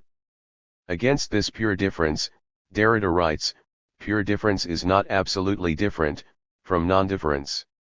Hegel's critique of the concept of pure difference is for us here, doubtless, the most uncircumventable theme. Hegel thought absolute difference, and showed that it can be pure only by being impure. 131 The impurity of pure difference, contaminated as it is with identity, is most uncircumventable. He then goes on to affirmingly cite Hegel, who, in The Science of Logic, writes, difference in itself is self-related difference, as such, it is the negativity of itself, the difference not of an other, but of itself from itself. It is not itself but its other. But that which is different from difference is identity. Difference is therefore itself and identity. 132 Derrida is the thinker of originary contamination, and as such, any pure notion, even that of pure difference, will be suspect. This criticism, however, seems to have teeth only if we operate with the assumption that identity must be understood in the sense of static and abiding presence. Deleuze clearly does not reject in its entirety the notion of identity. He does, however, reject the notion that what differentiates difference is identity. 133 Or in the translation of Hegel, that which is different from difference is identity. 134 Rather, Deleuze attempts to formulate a philosophy wherein the identical is always a secondary, surface effect of the play of difference. All identities are only simulated, produced as an optical effect by the more profound game of difference and repetition. 135 Deleuze's ontology, as we have seen, consists of intensities and the relations between them, singularities, series, and systems. At no point in this ontology is there anything resembling stasis, but that does not exclude, but rather reformulates, the notion of identity. The question where Deleuze is concerned, therefore, is not whether one's philosophy can do without the concept of identity entirely, but rather the status of the concept of identity vis-a-vis the concept of difference. This brings us to the second and third criticisms, the ethical criticisms that I suspect Derrida would bring against Deleuze. If Deleuze would characterize Derrida's thought as nihilistic or as exemplifying the spirit of ressentiment, we can say from the other direction that Derrida would almost certainly characterize Deleuze's thought, in failing to take adequate stock of the negative, as lacking a dimension of responsibility. It is important to note, the knot or the cut at the heart of the yes, the death at the heart of life, are for Derrida the ground of his notion of responsibility, occupying Derrida's thought from his earliest writings. The first ethical criticism that Derrida would bring against Deleuze has to do with a certain responsibility or fidelity to the tradition of philosophy itself. Violence and Metaphysics opens with a series of problems and questions, focused on the dying nature of philosophy. That philosophy died yesterday, since Hegel, or Marx, Nietzsche, or Heidegger, and philosophy should still wander toward the meaning of its death, or that it has always lived knowing itself to be dying, that beyond the death, or dying nature, of philosophy, perhaps even because of it, thought still has a future, or even, as is said today, is still entirely to come because of what philosophy has held in store, or, more strangely still, that the future itself has a future. All these are unanswerable questions. It may even be that these questions are not philosophical, are not philosophy's questions.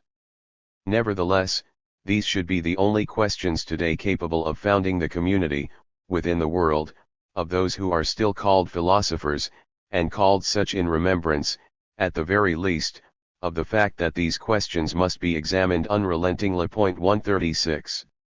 The question of the death of philosophy, and in particular of the way in which philosophy is essentially and perennially understood as related to death, and to its death in particular, are the questions that ought to ground today's community of philosophers, even if they cannot be addressed from within the philosophical tradition itself.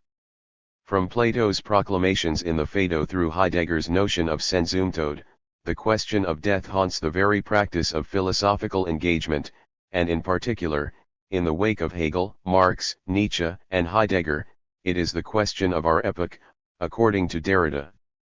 As he writes in The Gift of Death, the Phaedo explicitly names philosophy, it is the attentive anticipation of death, the care brought to bear upon dying, the meditation on the best way to receive, give, or give oneself death, the experience of a vigil over the possibility of death, and over the possibility of death as impossibility. 137 Philosophy only occurs through a meditation upon its death, Derrida says, a death at the heart of philosophy's life. This, of course, pushes thought into a space that is not, strictly speaking, philosophical. Nevertheless we owe it to the philosophical tradition to be its responsible guardians. 138 In this way, this epical responsibility is one that Deleuze simply rejects without a second thought. In any case, the death of metaphysics or the overcoming of philosophy has never been a problem for us, it is just tiresome, idle chatter. 139 And questions that address the death of philosophy or going beyond philosophy have never inspired me. 140 Nevertheless, Deleuze maintains a constant relation between philosophy and non-philosophy that must not be overlooked. For me, the system must not only be in perpetual heterogeneity, it must also be a heterogenesis, which as far as I can tell, has never been tried. 141 And the non-philosophical is perhaps closer to the heart of philosophy than philosophy itself. 142 This, however, is not a meditation upon the death of philosophy, according to Deleuze, but rather, the life of philosophy in communication with life outside of philosophy, which is why in What is Philosophy? Deleuze and Guattari characterize it in the terms of geophilosophy. 143. But the second, more pernicious, charge that Derrida would likely bring against Deleuze in his avoidance of the negative would lie in his lack of an adequate sense of responsibility to the other. Thinking back to our reflection upon Derrida's engagement with the archi-originary yes, we recall that this primary affirmation portended a second affirmation as a response, but as a response to an unforeseeable other, a yes in the mode of the promise. It was this yes, its attendant oblivion and the threat of radical evil, that cut open the primary yes of the archi-originary affirmation. But this cutting open is the very condition of possibility of the ethical realm, according to Derrida, an original, transcendental violence, previous to every ethical choice, even supposed by ethical nonviolence. 144 The sensibility is one that Deleuze explicitly, point by point, rejects. Thus Zarathustra's ass says yes, but for him to affirm is to bear, to assume, or to shoulder a burden. He bears everything, the burdens with which he is laden, divine values, those which he assumes himself, human values, and the weight of his tired muscles when he no longer has anything to bear, the absence of values. This ass and the dialectical ox leave a moral aftertaste. They have a terrifying taste for responsibility, as though one could affirm only by expiating, as though it were necessary to pass through the misfortunes of rift and division in order to be able to say yes. 145. To be clear, there is a profound and undeniable ethical dimension running through the entirety of Deleuze's thought, but it is not oriented, as it is for Derrida, and Levinas, by the responsibility in the face of radical altruity. It is not one that emphasizes values that have been traditionally associated with the Judeo-Christian tradition, such as hospitality and forgiveness. 146 In fact, it is an ontology and an ethics that is explicitly focused on the innocence of becoming. 147 A philosophy commensurate with the fact that existence is not responsible or even blameworthy. 148 In rejecting the negative or the cut at the heart of the primary affirmation, Derrida would argue, Deleuze is disallowed this ethical dimension of altruity. Indeed, in his remarks on Deleuze's death, it appears that Derrida stealthily acknowledges this as a criticism. Deleuze was the one among all of this generation who was doing philosophy the most gaily, the most innocently. I don't think he would have liked me using the word thinker earlier. He would have preferred philosopher. In this regard, he once described himself as the most innocent, the one who felt the least guilt about doing philosophy. 149 However polite, even warm, these comments may seem, they are most assuredly not, in Derrida's vernacular, compliments. It seems to me that both of these ethical criticisms between Derrida and Deleuze have teeth, depending upon one's perspective. It does appear to be the case that there is a fundamental rift or cut at the heart of Derrida's thinking, one that situates mourning as central to Derrida's conception of joy and not at the core of the archi-originary affirmation, which thereby distinguishes his thinking from one that is purely affirmative. It also appears to me that, by focusing so heavily on pure affirmation and on pure immanence, Deleuze lacks, and even explicitly rejects, an emphasis on any robust sense of responsibility, and if ethics requires a robust notion of responsibility, a view that Deleuze would reject, this is problematic for Deleuze. Though I myself side with Deleuze on this question, it seems to me that it is a question of preference. It seems to me to come down to a difference of interpretation of the following aspect of Nietzsche's thought. Have you ever said yes to a single joy? Oh my friends, then you said yes to all woe.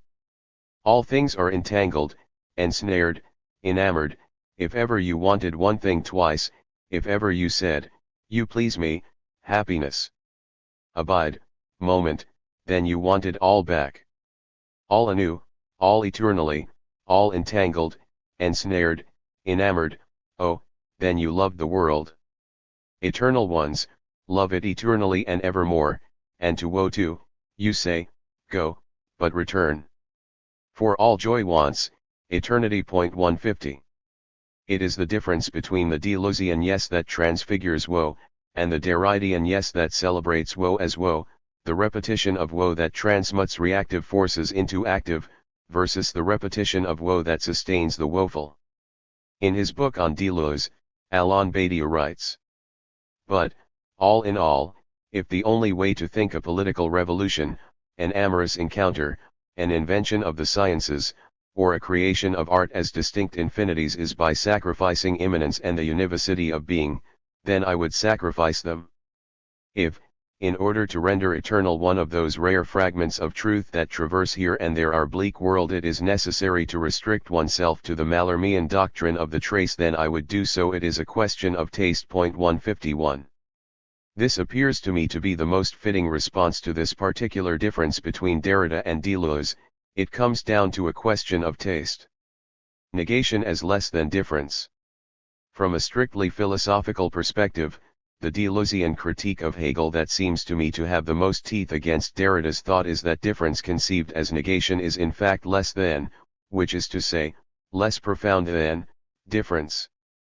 Put otherwise, conceived as negation, difference retains vestiges of the traditional, static conception of identity, which entails at the same time that difference itself is understood as at least retaining aspects of the traditional conception of difference, as difference between two things. We have just seen that negative difference does not necessarily collapse into identity in the robust, dialectical Hegelian sense. But this charge of less than difference is more subtle than that. Above, we saw Deleuze critique Hegel on the ground that it is only because things first differ that they can then oppose or negate one another. So to think of difference in negative terms is to maintain semblances of static identity as the basis of difference. Given everything we have hitherto said about Derrida's thinking, this should come as no surprise. There is a rift at the heart of the archi-originary yes, and a rift always entails, in some sense, a two-ness. This brings us to the primary way in which it seems that Derrida is subject to this critique. We see an abiding affiliation with the structure of binarity running through the entirety of Derrida's thought. Difference is unthinkable without the trace, but the trace only ever marks other, absent traces, the one always points to the other. Difference is inconceivable without the thought of the not, and is inseparable from conflictuality, requiring two, in some senses constituted, forces, its forces v in imbalanced but interdependent dualities, which in dissemination Derrida refers to as having a double, contradictory, undecidable value. 152 He consistently celebrates the term contradiction, which requires a two-ness, provided it is kept separate from its Hegelian, resolvable, senses. Most damningly, the creation of concepts, and the practice of philosophy itself, is for Derrida not comprehensible except as proceeding by way of the either/or, the all or nothing. Derrida is explicit about this. Every concept that lays claim to any rigor whatsoever implies the alternative of all or nothing. Even if in reality or in experience everyone believes he knows that there is never all or nothing, a concept determines itself only according to all or nothing. Even the concept of difference of degree, the concept of relativity is, qua concept, determined according to the logic of all or nothing, of yes or no, differences of degree or non-difference of degree. It is impossible or illegitimate to form a philosophical concept outside this logic of all or nothing. 153. Difference is the productive play of forces that constitutes the nature of thought for Derrida, and as such, difference is always already on the way to being manifested in binary terms. It is for this reason that Derrida grumbles at Deleuze's definition of philosophy as the creation of concepts. 154 And it is why philosophy can only be, for the foreseeable future, deconstruction.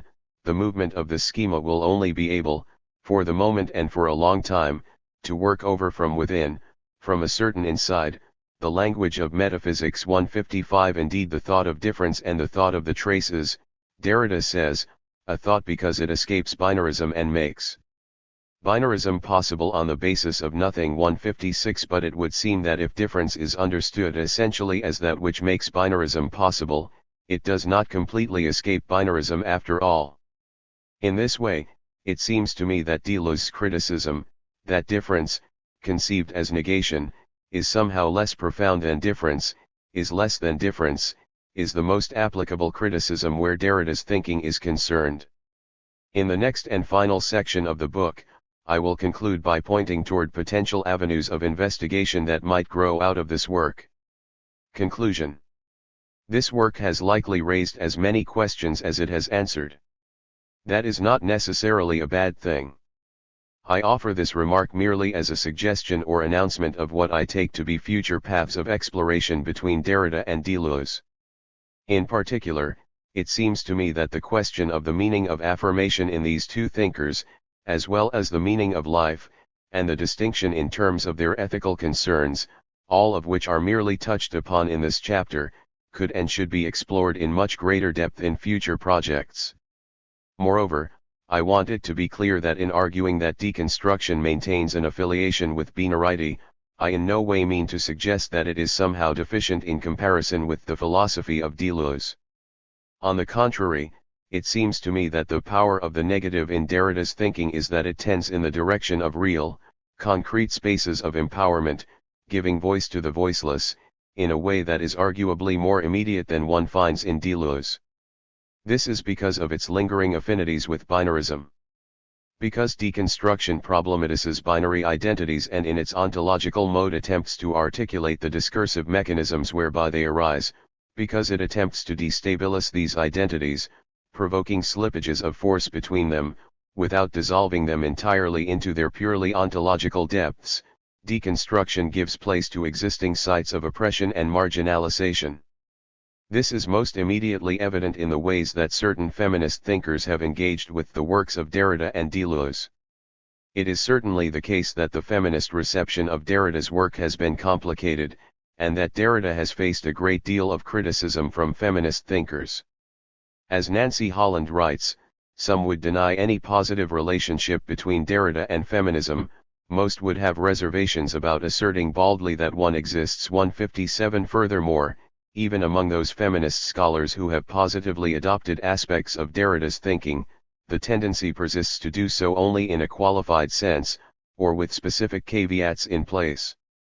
Elizabeth Grosz, one of the more sympathetic thinkers when it comes to feminist appropriations of Derrida, writes, "This is not, however, to suggest that Derrida's work should be accepted wholesale as feminist or as readily compatible with and amenable to feminism." 158 While Spivak writes that deconstruction is not feminism as such. 159 Nevertheless, it is also the case that, with Derrida, there have been a number of prominent feminist thinkers, among them Drusilla Cornell, Gayatri Spivak, Helen Sixus, Peggy Kamov, Elizabeth Grosz, and Barbara Johnson, who engaged seriously with and were influenced by his work, while in the case of Deleuze, the feminist reception was, for a long time, lukewarm at best, and in many cases hostile.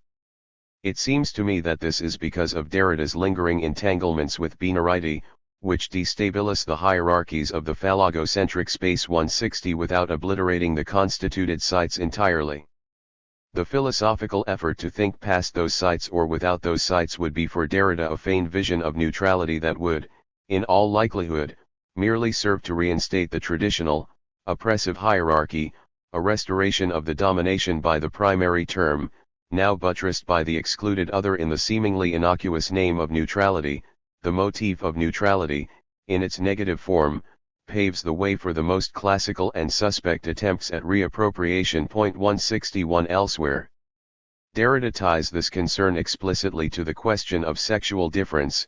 The classical interpretation gives a masculine sexual marking to what is presented either as a neutral originariness or, at least, as prior and superior to all sexual markings. 162 According to Elizabeth Grosz, Derrida's gift to feminism, which we may receive as a gift even though it was never given to feminists as such, a true gift, a gift given not as gift, is this concept of difference.